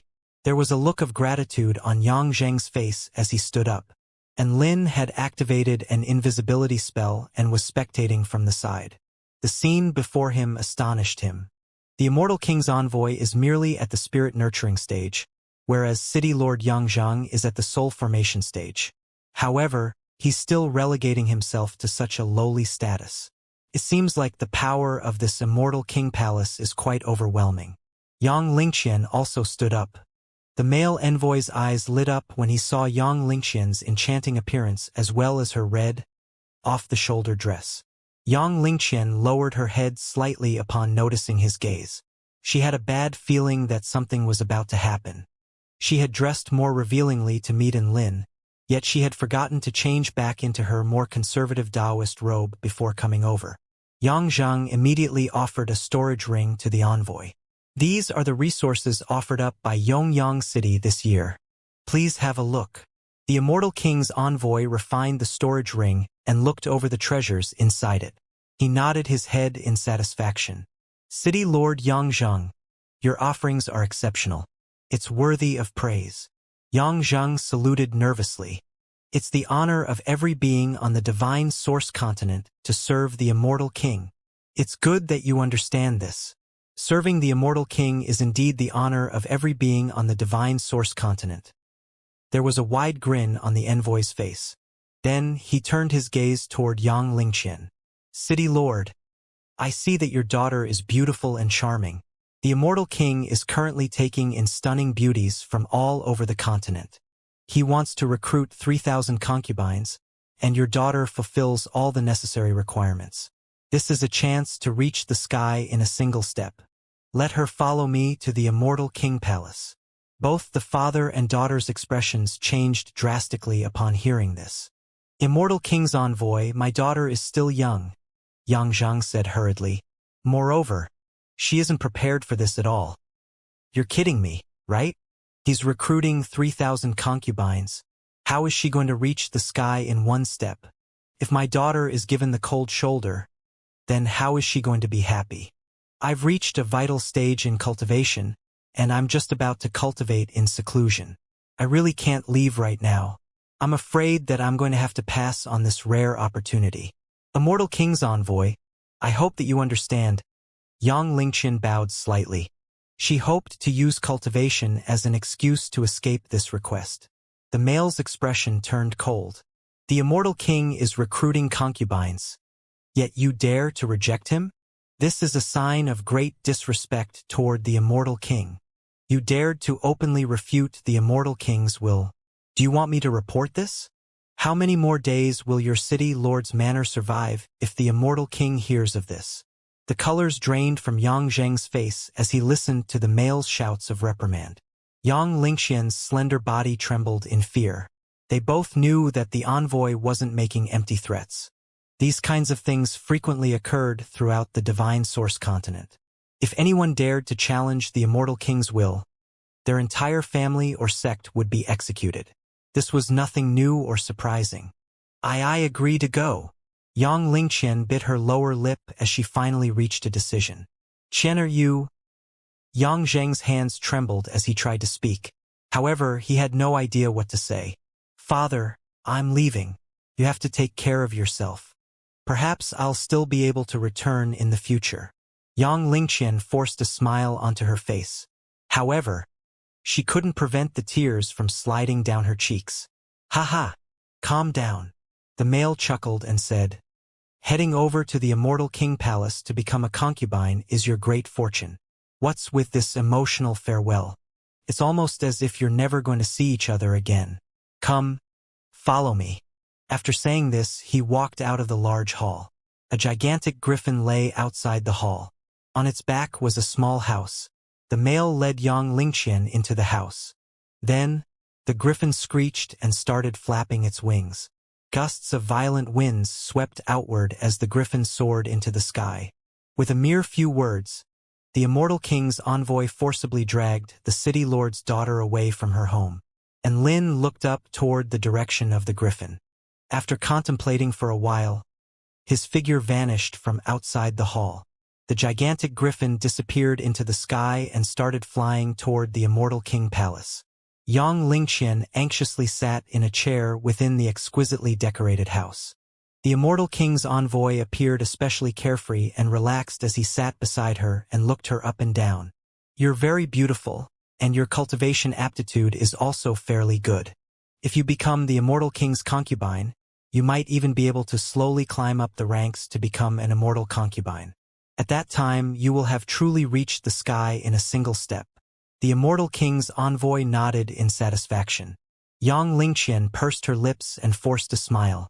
Thank you for your praise, Immortal King's envoy. I'll definitely try my best. Very well.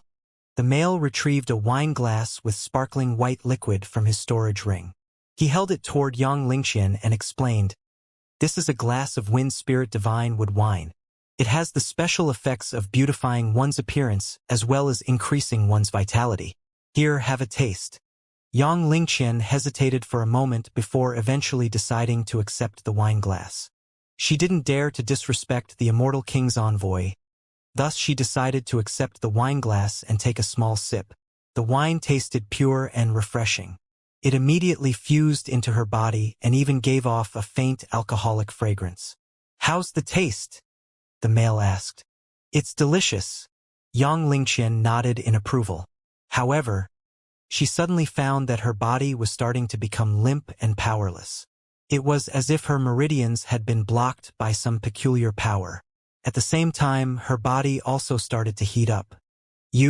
What did you put in the drink? Yang Lingqian's eyes widened in shock as she stared at the male sitting beside her. A sense of dread welled up in her heart. I fed you a medicine that will make you become extremely lustful. The male stood up, and his expression was completely different from before. His look of calm had been replaced with a look of thirst as his eyes swam over Yang Lingqian's body. Yang Lingqian understood his words. She stared at the male in disbelief and fury. Are you not afraid of the repercussions? The male spread his hands. Why would I be afraid?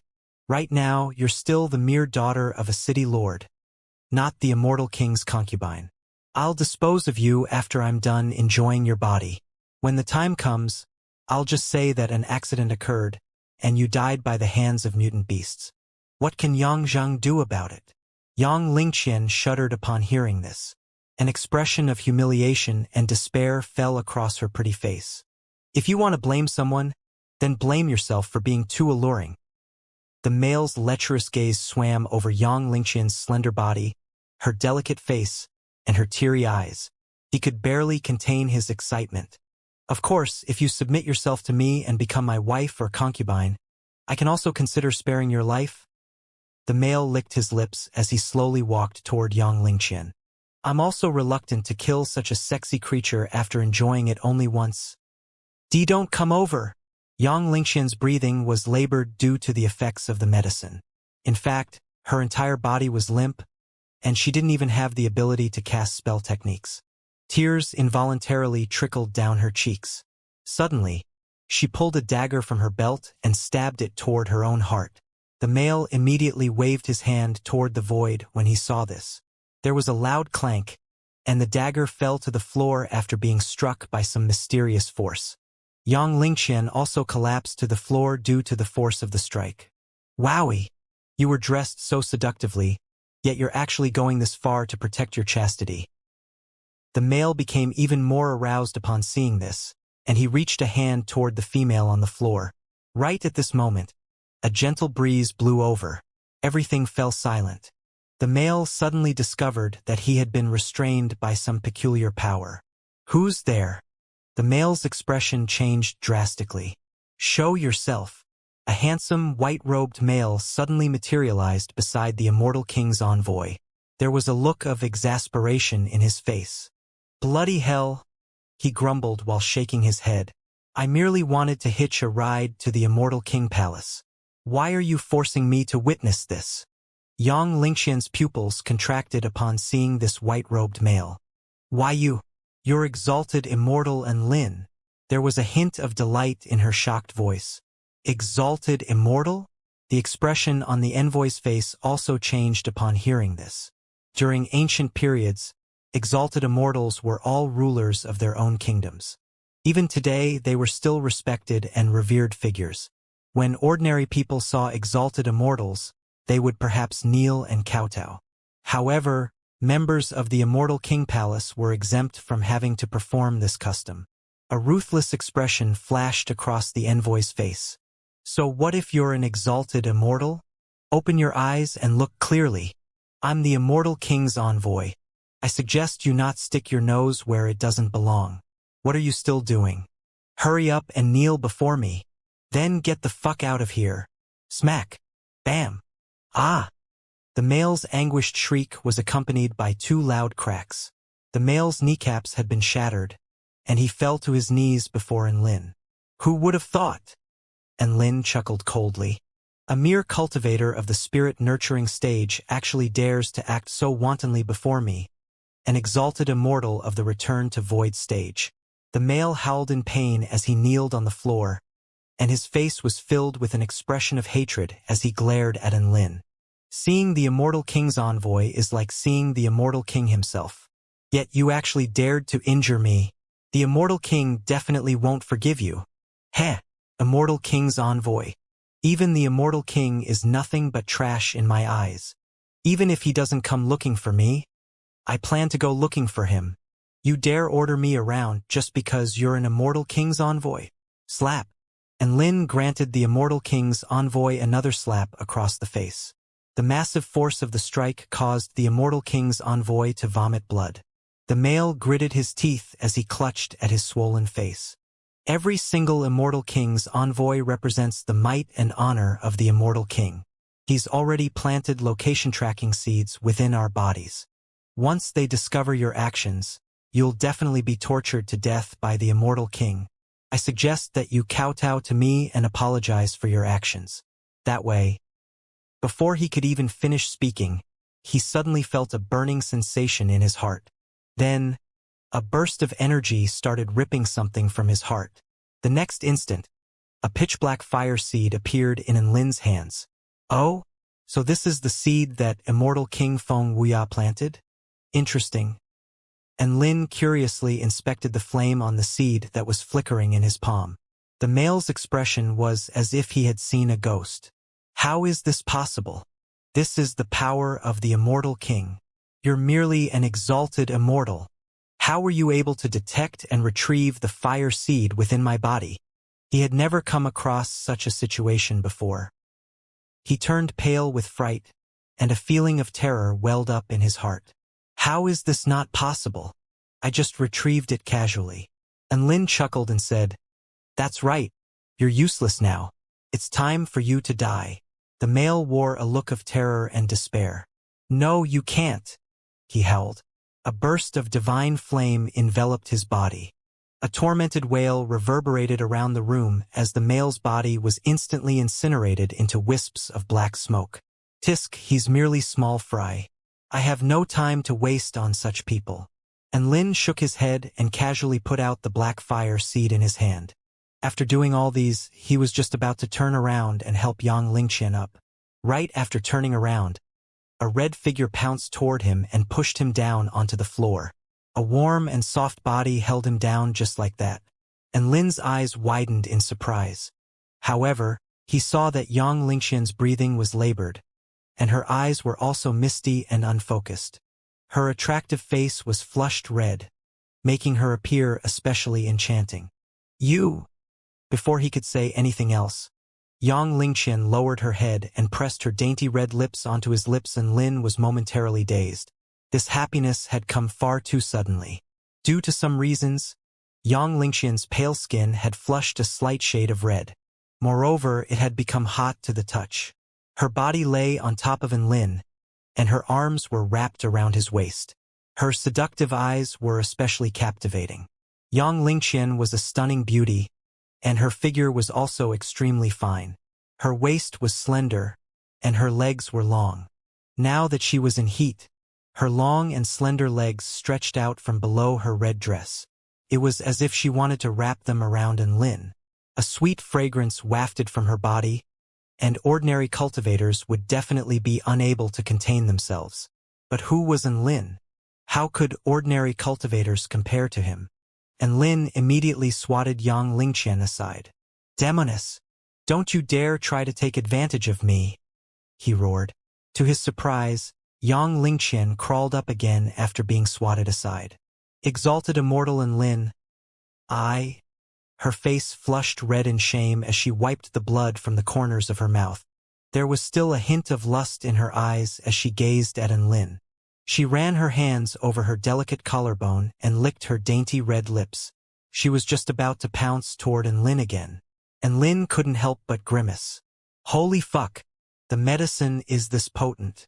Yang Lingqian pounced over. Enlin immediately channeled his evergreen technique and tapped his finger toward Yang Lingqian's soft and scorching abdomen.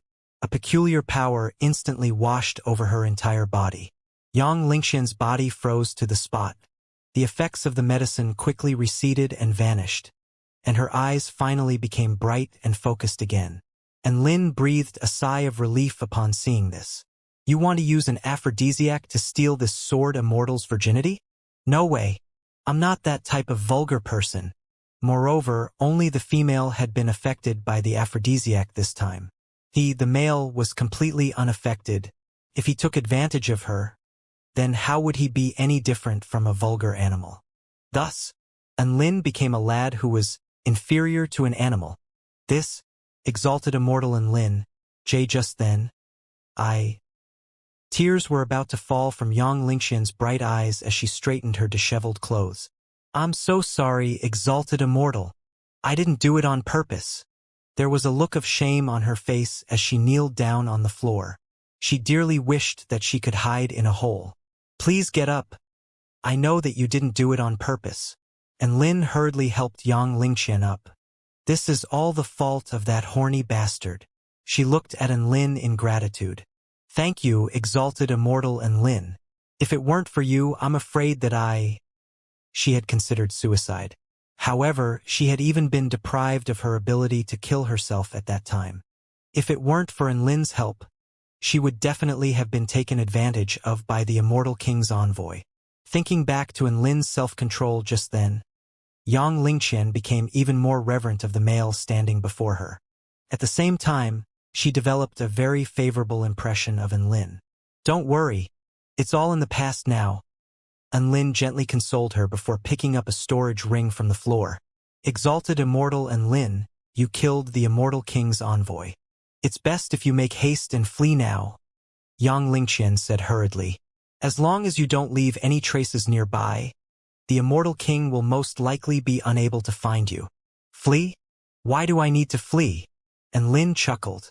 "Why, you're not going to flee? Then what are you going to do?" Yang Lingqian's pretty eyes widened in surprise. Enlin refined the storage ring and glanced over the mountains of treasures within it. "Your Yongyang city still hasn't offered its treasures up to the Immortal King Palace yet, right? I'll see my good deed through to the end. I'll help the Immortal King's envoy to complete his mission." Yang Lingqian was genuinely given a fright this time. There's no need for you to take such a huge risk.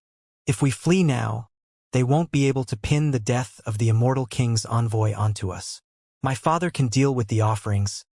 No, I want to take this huge risk," Enlin said resolutely. Yang Lingqian. "Oh, that's right." Enlin chuckled. "You can return now. You're free to go." Yang Lingqian hesitated for a moment upon hearing this.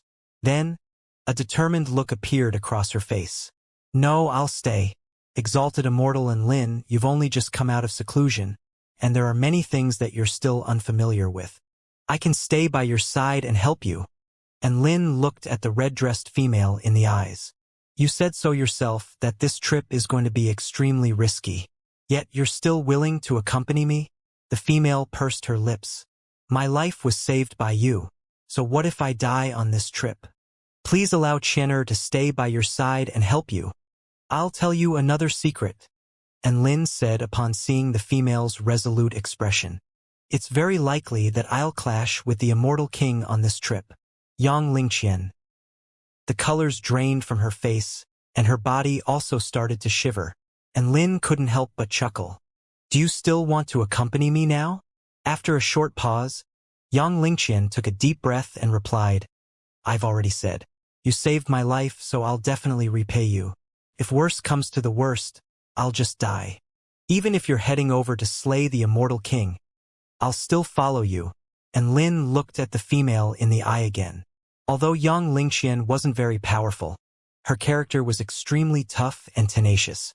From her initial rejection of the Immortal King's envoy to her willingness to sacrifice herself for the people of Yongyang City, and now to her decision to stay by Enlin's side to repay him for saving her life, the choices made by this female all required great amounts of courage. However, she didn't shirk in the face of danger. What Enlin didn't know was Yang Lingqian's thought process was actually like this: kill the Immortal King. You're definitely trying to frighten me. Exalted Immortal Enlin is probably heading to the Immortal King Palace to perform some duties. Moreover, the risk is probably low. After all, which exalted immortal doesn't value their life highly? He's definitely saying these things to test my loyalty. I'm definitely going to perform well.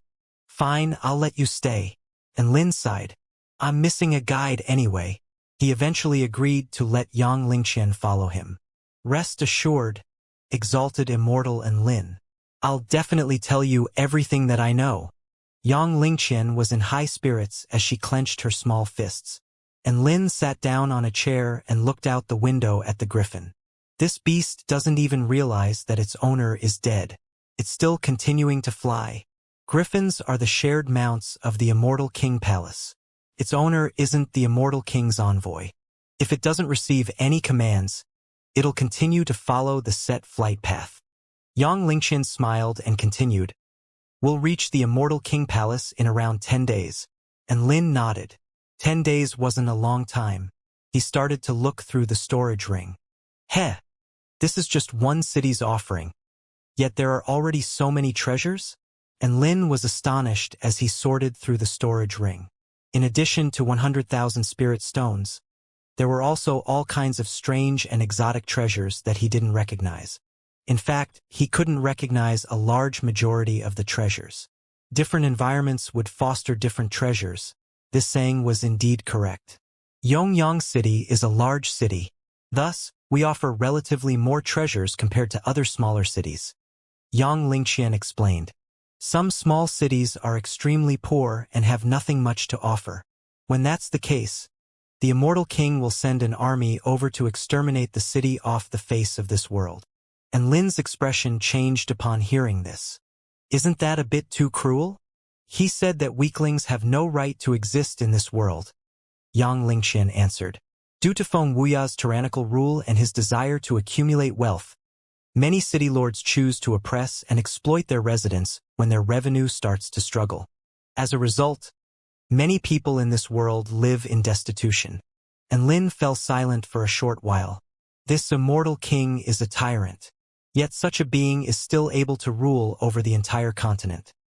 A look of resignation appeared on Yang Lingqian's face. What can we do? It's already been 9,000 years since he conquered the entire continent. There have been tens of thousands of uprisings and revolts, yet not a single one has succeeded. And Lin was left speechless by this. This number of revolts is a bit many, is it not? Not all tyrannical rulers will be overthrown. When it comes down to it, great power is what one needs to bring about change. It was clear that Yang Lingqian was also resentful of the Immortal King's actions. In the end, however, she could only chuckle bitterly.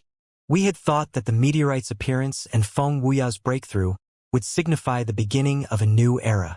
We had thought that countless more exalted immortals would break through to that new rank. Who would have thought that the beginning would be the climax and the end? 10,000 years later, and no one else has broken through to that new rank. And Lin chuckled upon hearing this. Heh! I can't wait to see how powerful this tyrant who has suppressed tens of thousands of revolts is. Yang Lingqian gazed at Lin with her beautiful eyes. How are you going to see how powerful he is? I'll fight against him, and Lin replied. All the immortals who have fought against him are dead. Yang Lingqian said in a panicked voice. All the more reason for me to fight against him. I want to see if it's me who will kill him, or if it's him who will kill me. And Lin's eyes burned with his battle intent. Yang Lingqian. And Lin leaned toward Yang Lingqian and grinned. What? Are you scared? And no. Why would I be? I'm not scared at all. Yang Lingqian's cheeks flushed red, and she shifted her gaze elsewhere. She had initially thought that Lin was scaring her when he said that he wanted to fight against the Immortal King. By the looks of it now, however, it seemed like Lin really did plan on fighting against the Immortal King. The griffin continued to fly toward the Immortal King Palace, and Lin peered through the window toward the continent below. He saw countless different kingdoms, and he also saw a myriad of different tribes. All in all, however, humans still constituted a large majority of the population. Immortal King Feng Wuya was also a human. Judging by its general characteristics, this was an exceptional world. And Lin had been to many worlds: Earth, Xianxia continent, Ancient Taichu realm, Ancient Taichu dragon realm, Divine Mirror world. The feeling that this divine source continent gave him was only below the Taichu continent. However, it was a pity that Feng Wuya had become its ruler. His tyrannical rule meant that many were living in fear and poverty. If it weren't because of these hardships, there wouldn't have been so many brave souls willing to revolt against him, even though they knew that he was invincible. The city ahead of us is Kunlun City, the main city of the Divine Source Kingdom. Before Feng Wuya became so powerful, this used to be the Kunlun Kingdom. That meteorite landed in the Kunlun Kingdom's Qingtan City. Yang Lingqian pointed toward a city in the distance. And Lin looked out the window and saw a white city wall that towered hundreds of meters into the air. It was like a gigantic beast that rested on the earth, and within its protection lay an extremely prosperous city. All kinds of living beings bustled about, and the gigantic city stretched for as far as the eye could see. Several towering pagodas dotted the city and radiated with dazzling white glows. Their energy fluctuations created threads of white light between each other and formed an extremely gigantic spell formation. So impressive! This Dao integration stage spell formation covers the entire Kunlun city. Not only can it observe the entire city, but it can also launch an attack wherever and whenever it wants to. And Lin clucked his tongue in wonder after a white glow flashed past his eyes.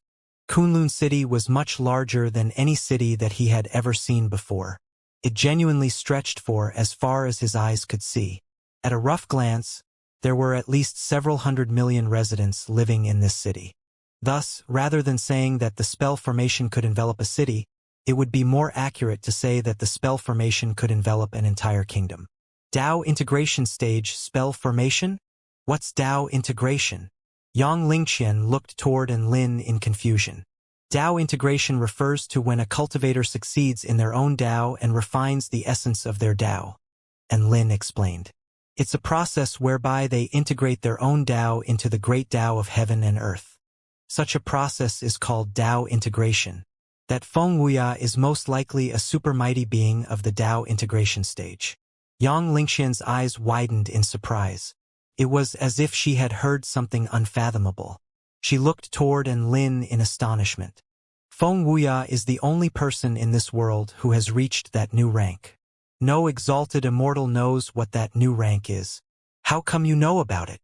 And Lin stood up and clasped his hands behind his back. He gazed out the window and said unhurriedly, "The heavens are vast, and the galaxies are boundless. This world is much larger than you can fathom. There are countless things that you don't know about." For some reason, a feeling of respect and yearning arose in Yang Lingqian's heart as she gazed at the back of the mysterious male and listened to his profound words. She still didn't know why Lin knew about Feng Wuya's rank. However, she knew that Lin was extremely capable. When the male turned around again, his face had suddenly become ugly. The colors drained from Yang Lingqian's face as she stumbled back in fright. "Why you? Are you exalted immortal Lin?" And Lin nodded, and the corners of his mouth curled up into a sinister smile. "How is it? Do I look like him?" Yang Lingqian patted her chest and breathed a sigh of relief. "Phew, you scared me to death. You look exactly like him, regardless of whether it's your appearance, expression, or aura. It's all identical to that immortal king's envoy." And Lin was very satisfied with Yang Lingqian's reaction. He had used the divine liquid creation technique to disguise himself, and even super mighty beings of the Dao integration stage wouldn't be able to see through his disguise unless they concentrated their divine sense on him. Screech. The griffin screeched before suddenly starting to descend. Then it landed on the ground with a loud boom. "We've arrived," Yang Lingqian said nervously, and Lin immediately opened the door and jumped off the griffin. Yang Lingqian followed closely behind him. After hopping off the mount, what entered his sight was a vast stretch of pure white imperial buildings. These buildings were very peculiar in shape. All of them had large triangular bases and pointy triangular tips. The smallest among them measured dozens of meters in height, while the largest among them measured hundreds or even thousands of meters in height. And Lin was immediately reminded of the Egyptian pyramids upon seeing these structures. However, these structures were pure white and smooth, unlike the pyramids. It was clear that they were constructed from unique materials. Countless griffins soared through the air and landed near where they stood. This place felt much like an airport. Many prideful cultivators dismounted from the griffins. For some reason, they all had an air of arrogance about them. "Hey, Lu Peng. Impressive, aren't you? You brought a stunner back for the immortal king. It seems like you're going to receive quite the reward this time." A purple-robed cultivator stared at Yang Lingqian as he walked over. Yang Lingqian felt extremely uncomfortable under the male's lecherous gaze, and she involuntarily shuffled closer toward Lin. And Lin finally learned the name of the trash that he had burnt to crisp. His expression suddenly became respectful. "Serving the immortal king is my greatest honor.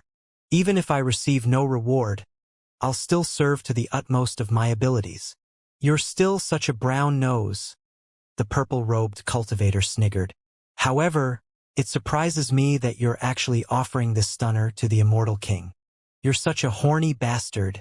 I thought that you would enjoy her yourself. You understand Lu Peng so well," and Lin thought to himself. He really did plan on enjoying Yang Lingqian himself. I'm willing to offer my all to the Immortal King. A fanatical expression spread across Lin's face. Okay. Hurry up and take her to the imperial harem. The male couldn't stand Lin's obsequiousness any longer. He waved his hands and walked away. Yang Lingqian was extremely tense as she stood behind Lin. What do we do now? She whispered. You're not really thinking of... Lin shook his head. Rest assured. Leave it to me. Let's act according to Lu Peng's established itinerary first. Lin whispered. That way it'll be harder for others to discover us. Moreover, we'll be able to gather some information. Don't worry. I'll definitely protect you. Okay. I trust you. Yang Lingqian nodded. Lin had come to the Immortal King Palace to search for the fragment of the heavenly Tao. If he could sneakily retrieve the fragment without causing a commotion, then that would naturally be the best result. After all, super mighty beings of the Tao integration stage were all freakishly talented and possessed numerous trump cards. Which one of them would be easy to defeat? Out of the thousands of return to void stage cultivators in the Divine Source continent, only one had broken through to the Tao integration stage. From this, it could be seen just how rare and powerful Tao integration stage cultivators were. Lin had never truly battled against a super mighty being of the Tao integration stage before. Thus, even if he was brimming with confidence, he still couldn't guarantee that he would be able to defeat a Tao integration stage cultivator. The most he could guarantee was that he wouldn't cower in fear before them. As such, sneakily stealing the fragment of the heavenly Tao was Lin's top priority. Yang Lingqian also felt much more relaxed and carefree. As expected, Exalted Immortal Lin isn't a death-seeking lunatic. He still understands when to advance or retreat. His words from before were merely meant to scare me. Several other Immortal King envoys had also brought beautiful females back. If Lin followed behind them, then he would be able to find the path toward the imperial harem. Yang Lingqian was the most beautiful out of these females. Thus, she attracted numerous pairs of eyes. Roar! Lu Peng, the concubine that you brought looks quite fine. An eagle-headed, tiger-bodied soul beast wore an expression of envy. Lin glanced at the soul beast and chuckled. The vixen that you brought also has a unique appeal to her. The vixen swayed her white tail and winked at Lin.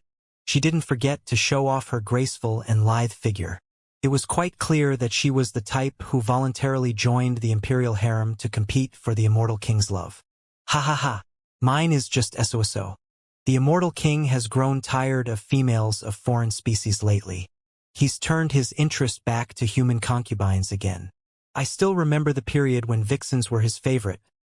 The soul beast sighed with emotion before glancing at Lin enviously once again. Lin was astonished upon hearing this. Yang Lingqian suddenly transmitted a message to his mind at this moment. Not only is Feng Wuya ruthless and tyrannical, but he's also obscene and debauched. He's interested in any beautiful females that bears some resemblances to human females. Out of his 3,000 concubines, over half of them are not humans. Vixens, mermaids, snake spirits, banshees, tree spirits. He likes them all. Lin sucked in a sharp breath. Say, this dude is not only a tyrant, but he's also a horny bastard. How terrifying. He's so licentious that he's already targeting foreign species. Lin continued to follow behind the Immortal King envoys. He eventually arrived before a gigantic triangular pyramid structure that towered thousands of meters into the air. An extremely beautiful female sat before this building. She was currently recording the details of the newly arrived females. Her eyes lit up when she saw Yang Lingqian. What's your name? Yang Lingqian bowed slightly and replied, This lowly female is Yang Lingqian, daughter of Yongyang City's city lord. Are you a virgin? The female asked. Yang Lingqian's cheeks flushed red. However, she still nodded and replied, Yes. Good, very good. The female nodded happily and turned her gaze toward Lin. Lu Peng, you did very well this time. I give you 10 out of 10 for your concubine recruitment mission. Lin acted as if he were overjoyed. Thank you for your praise, madam. Right at this moment, A bell suddenly chimed in his mind. Ding dong. After a long absence, the system interface finally lit up again. And Lin eagerly opened up the system interface. Detected that host has arrived near the Spring Light Palace. Now assigning the following special mission. A true god of war should take it upon themselves to free all lives from misery and suffering. Detected that over 2,000 females have been forcefully imprisoned in the imperial harem. Rescue at least 2,000 females and obtain a favorable impression from 2,000 females. Mission success. Receive Stage 2 Divine Might Technique. Great Divine Might Technique. Mission failure. What do I need this rod for? Impotence for 100 years. Note: the time limit for completion is 1 month. This mission cannot be rejected. And Lin felt like vomiting blood upon seeing this special mission. What did the system have against his weenie? His little weenie had never offended it before. Moreover, this mission required him to rescue 2,000 beautiful females from the imperial harem, as well as obtain their favorable impressions. In other words, this mission wanted him to gift Immortal King Feng Wuya 2,000 green hats? Why so dramatic? And Lin suddenly started to feel sorry for Feng Wuya. Maid, take Yang Lingqian into the Spring Light Palace. The beautiful female ordered. Yang Lingqian looked at An Lin pleadingly. And Lin secretly transmitted a message. Don't worry, I'll secretly protect you. Yang Lingqian nodded and followed the maid away. And Lin left the white pyramid structure and walked to an empty location. Then, his body transformed into clouds and mist and vanished from the spot. Mist Immortal Technique. A stream of clouds and mist breezed through the palace and caught up to Yang Lingqian. It ruffled her luscious hair, yet she was completely oblivious. She fidgeted uneasily as she glanced at her surroundings. The highest-ranked cultivator here was the beautiful female who was in charge of recruiting the concubines. She was of the Return to Void intermediate stage. However, even she was unable to detect An Lin's movements. After a short walk, they arrived before a large door. There were 3 gigantic golden words engraved above the door. Spring Light Palace. Yang Lingqian entered the Spring Light Palace. And Lin maintained his misty form and silently sneaked in behind her. Simply put, An Lin had sneaked into Feng Wuya's imperial harem. And Lin looked around curiously. In terms of scenery, this place was definitely outstanding. The Spring Light Palace was an explosion of colors, and there were all kinds of beautiful and exotic flowers in full bloom. Every few steps would lead him to a new scenery, and one would be able to see exquisite sceneries wherever they walked. Females loved flowers, so there was no problem with such an arrangement. Apart from these sceneries, there were also numerous triangular palaces dotting the land. They melted into nature wonderfully, and thus appeared especially tranquil and harmonious. From time to time, the sweet-sounding chatter and giggles of females would also travel into his ears. On his way, An Lin even saw an octopus concubine. Although she appeared feminine, her smooth and reflective skin was full of suction cups. The sight of this left him shell-shocked. He couldn't help but sigh in amazement at Feng Wuya's tastes. This will be your residence from now on. The white-clothed maid smiled.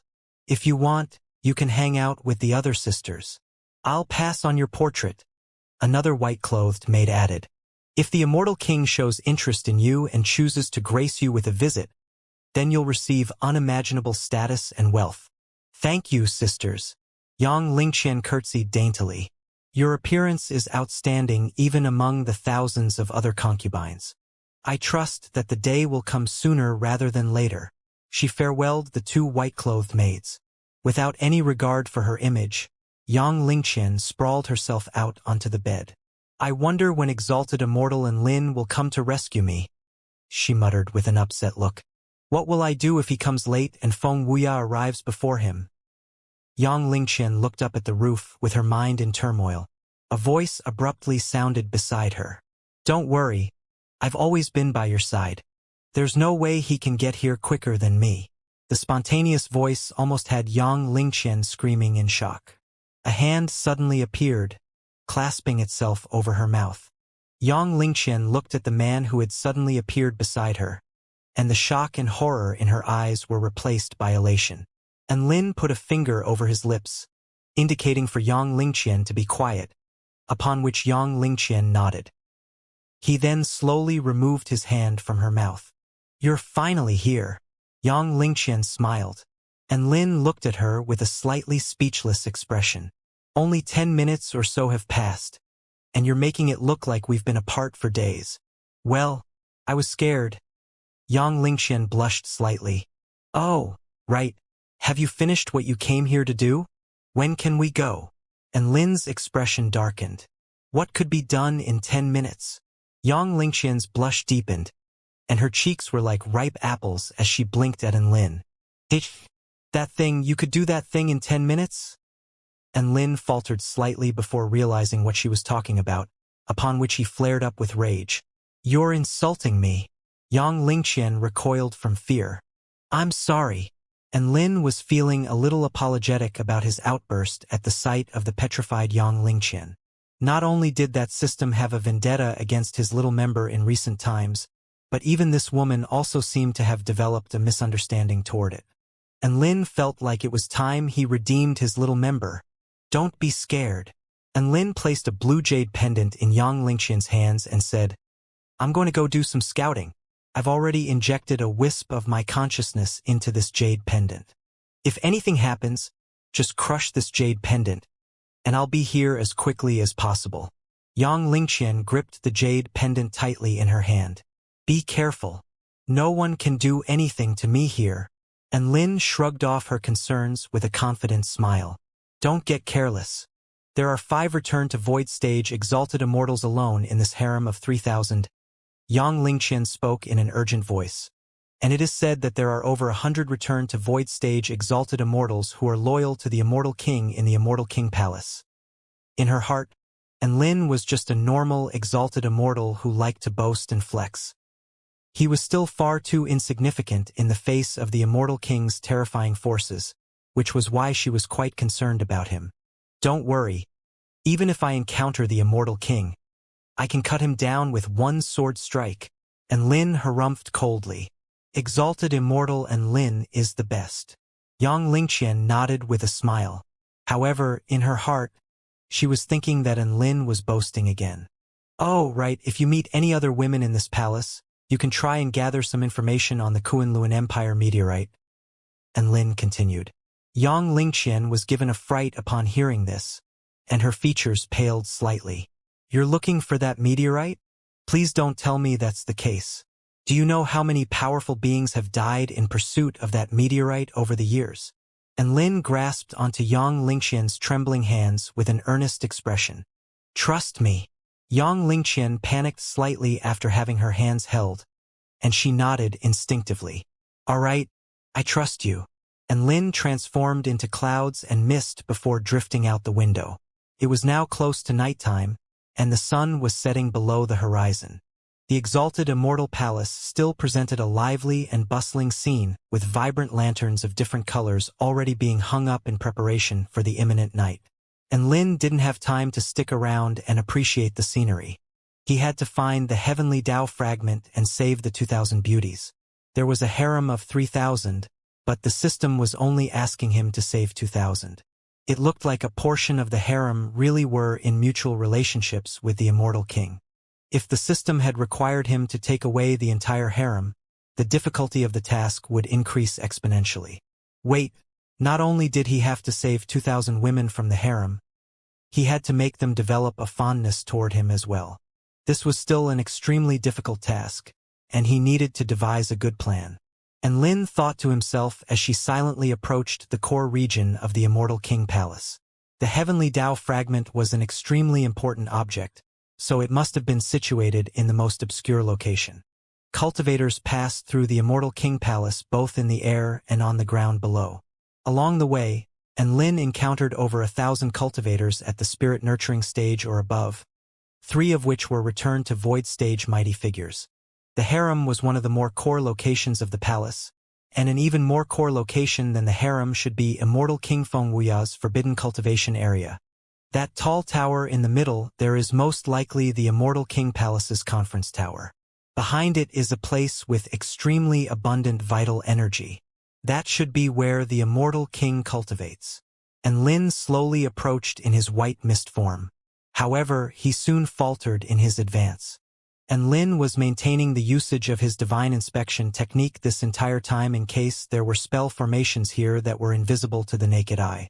At this moment, there was a blue, spherical formation enshrouding a black building.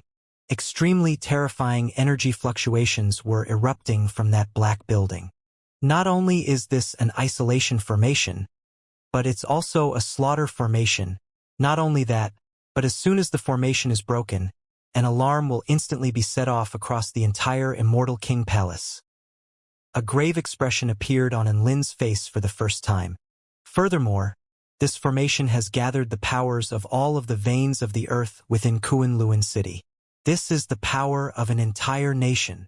It wasn't as if he couldn't break this formation. It was just that breaking it would cause a huge commotion, and he would be immediately discovered by Immortal King Wuxia. A battle would be entirely unavoidable then, which would make his harem mission quite difficult to accomplish. Aside from that, Wuxia had countless subordinates and trump cards within the Immortal King Palace, so Lin could not guarantee victory. His best bet would be to drag the Immortal King out of his palace before engaging in battle. This is not a good time to strike. And Lin thought to himself for a moment before arriving at this conclusion. Just as he was surveying his surroundings, the blue formation suddenly tremored violently before an opening emerged, from which a suffocating power erupted in a frenzy. A slightly thin and gaunt man with pale skin and dressed in a black robe slowly made his way out from the opening. His terrifying aura had only just erupted before it was curbed. Each and every step he took made a black lotus flower blossom from the ground, presenting a bizarre yet entrancing scene of beauty. There were two returned to Void Stage exalted immortals beside this man. One of them was a middle-aged man who was wearing colorful armor and had a vast aura emanating from his body. The other one was a beautiful woman with a seductive figure. The woman gently tapped her fingers in the air, and a series of images appeared. Immortal King, I have chosen several dozen acceptable new women who can enjoy a pleasurable night with you, the woman said with a dainty smile. The man's eyes narrowed slightly as he looked at the images in the air before his eyes finally settled on 3 of the images. And Lin was shocked to discover that one of the images was a portrait of Yang Lingqian,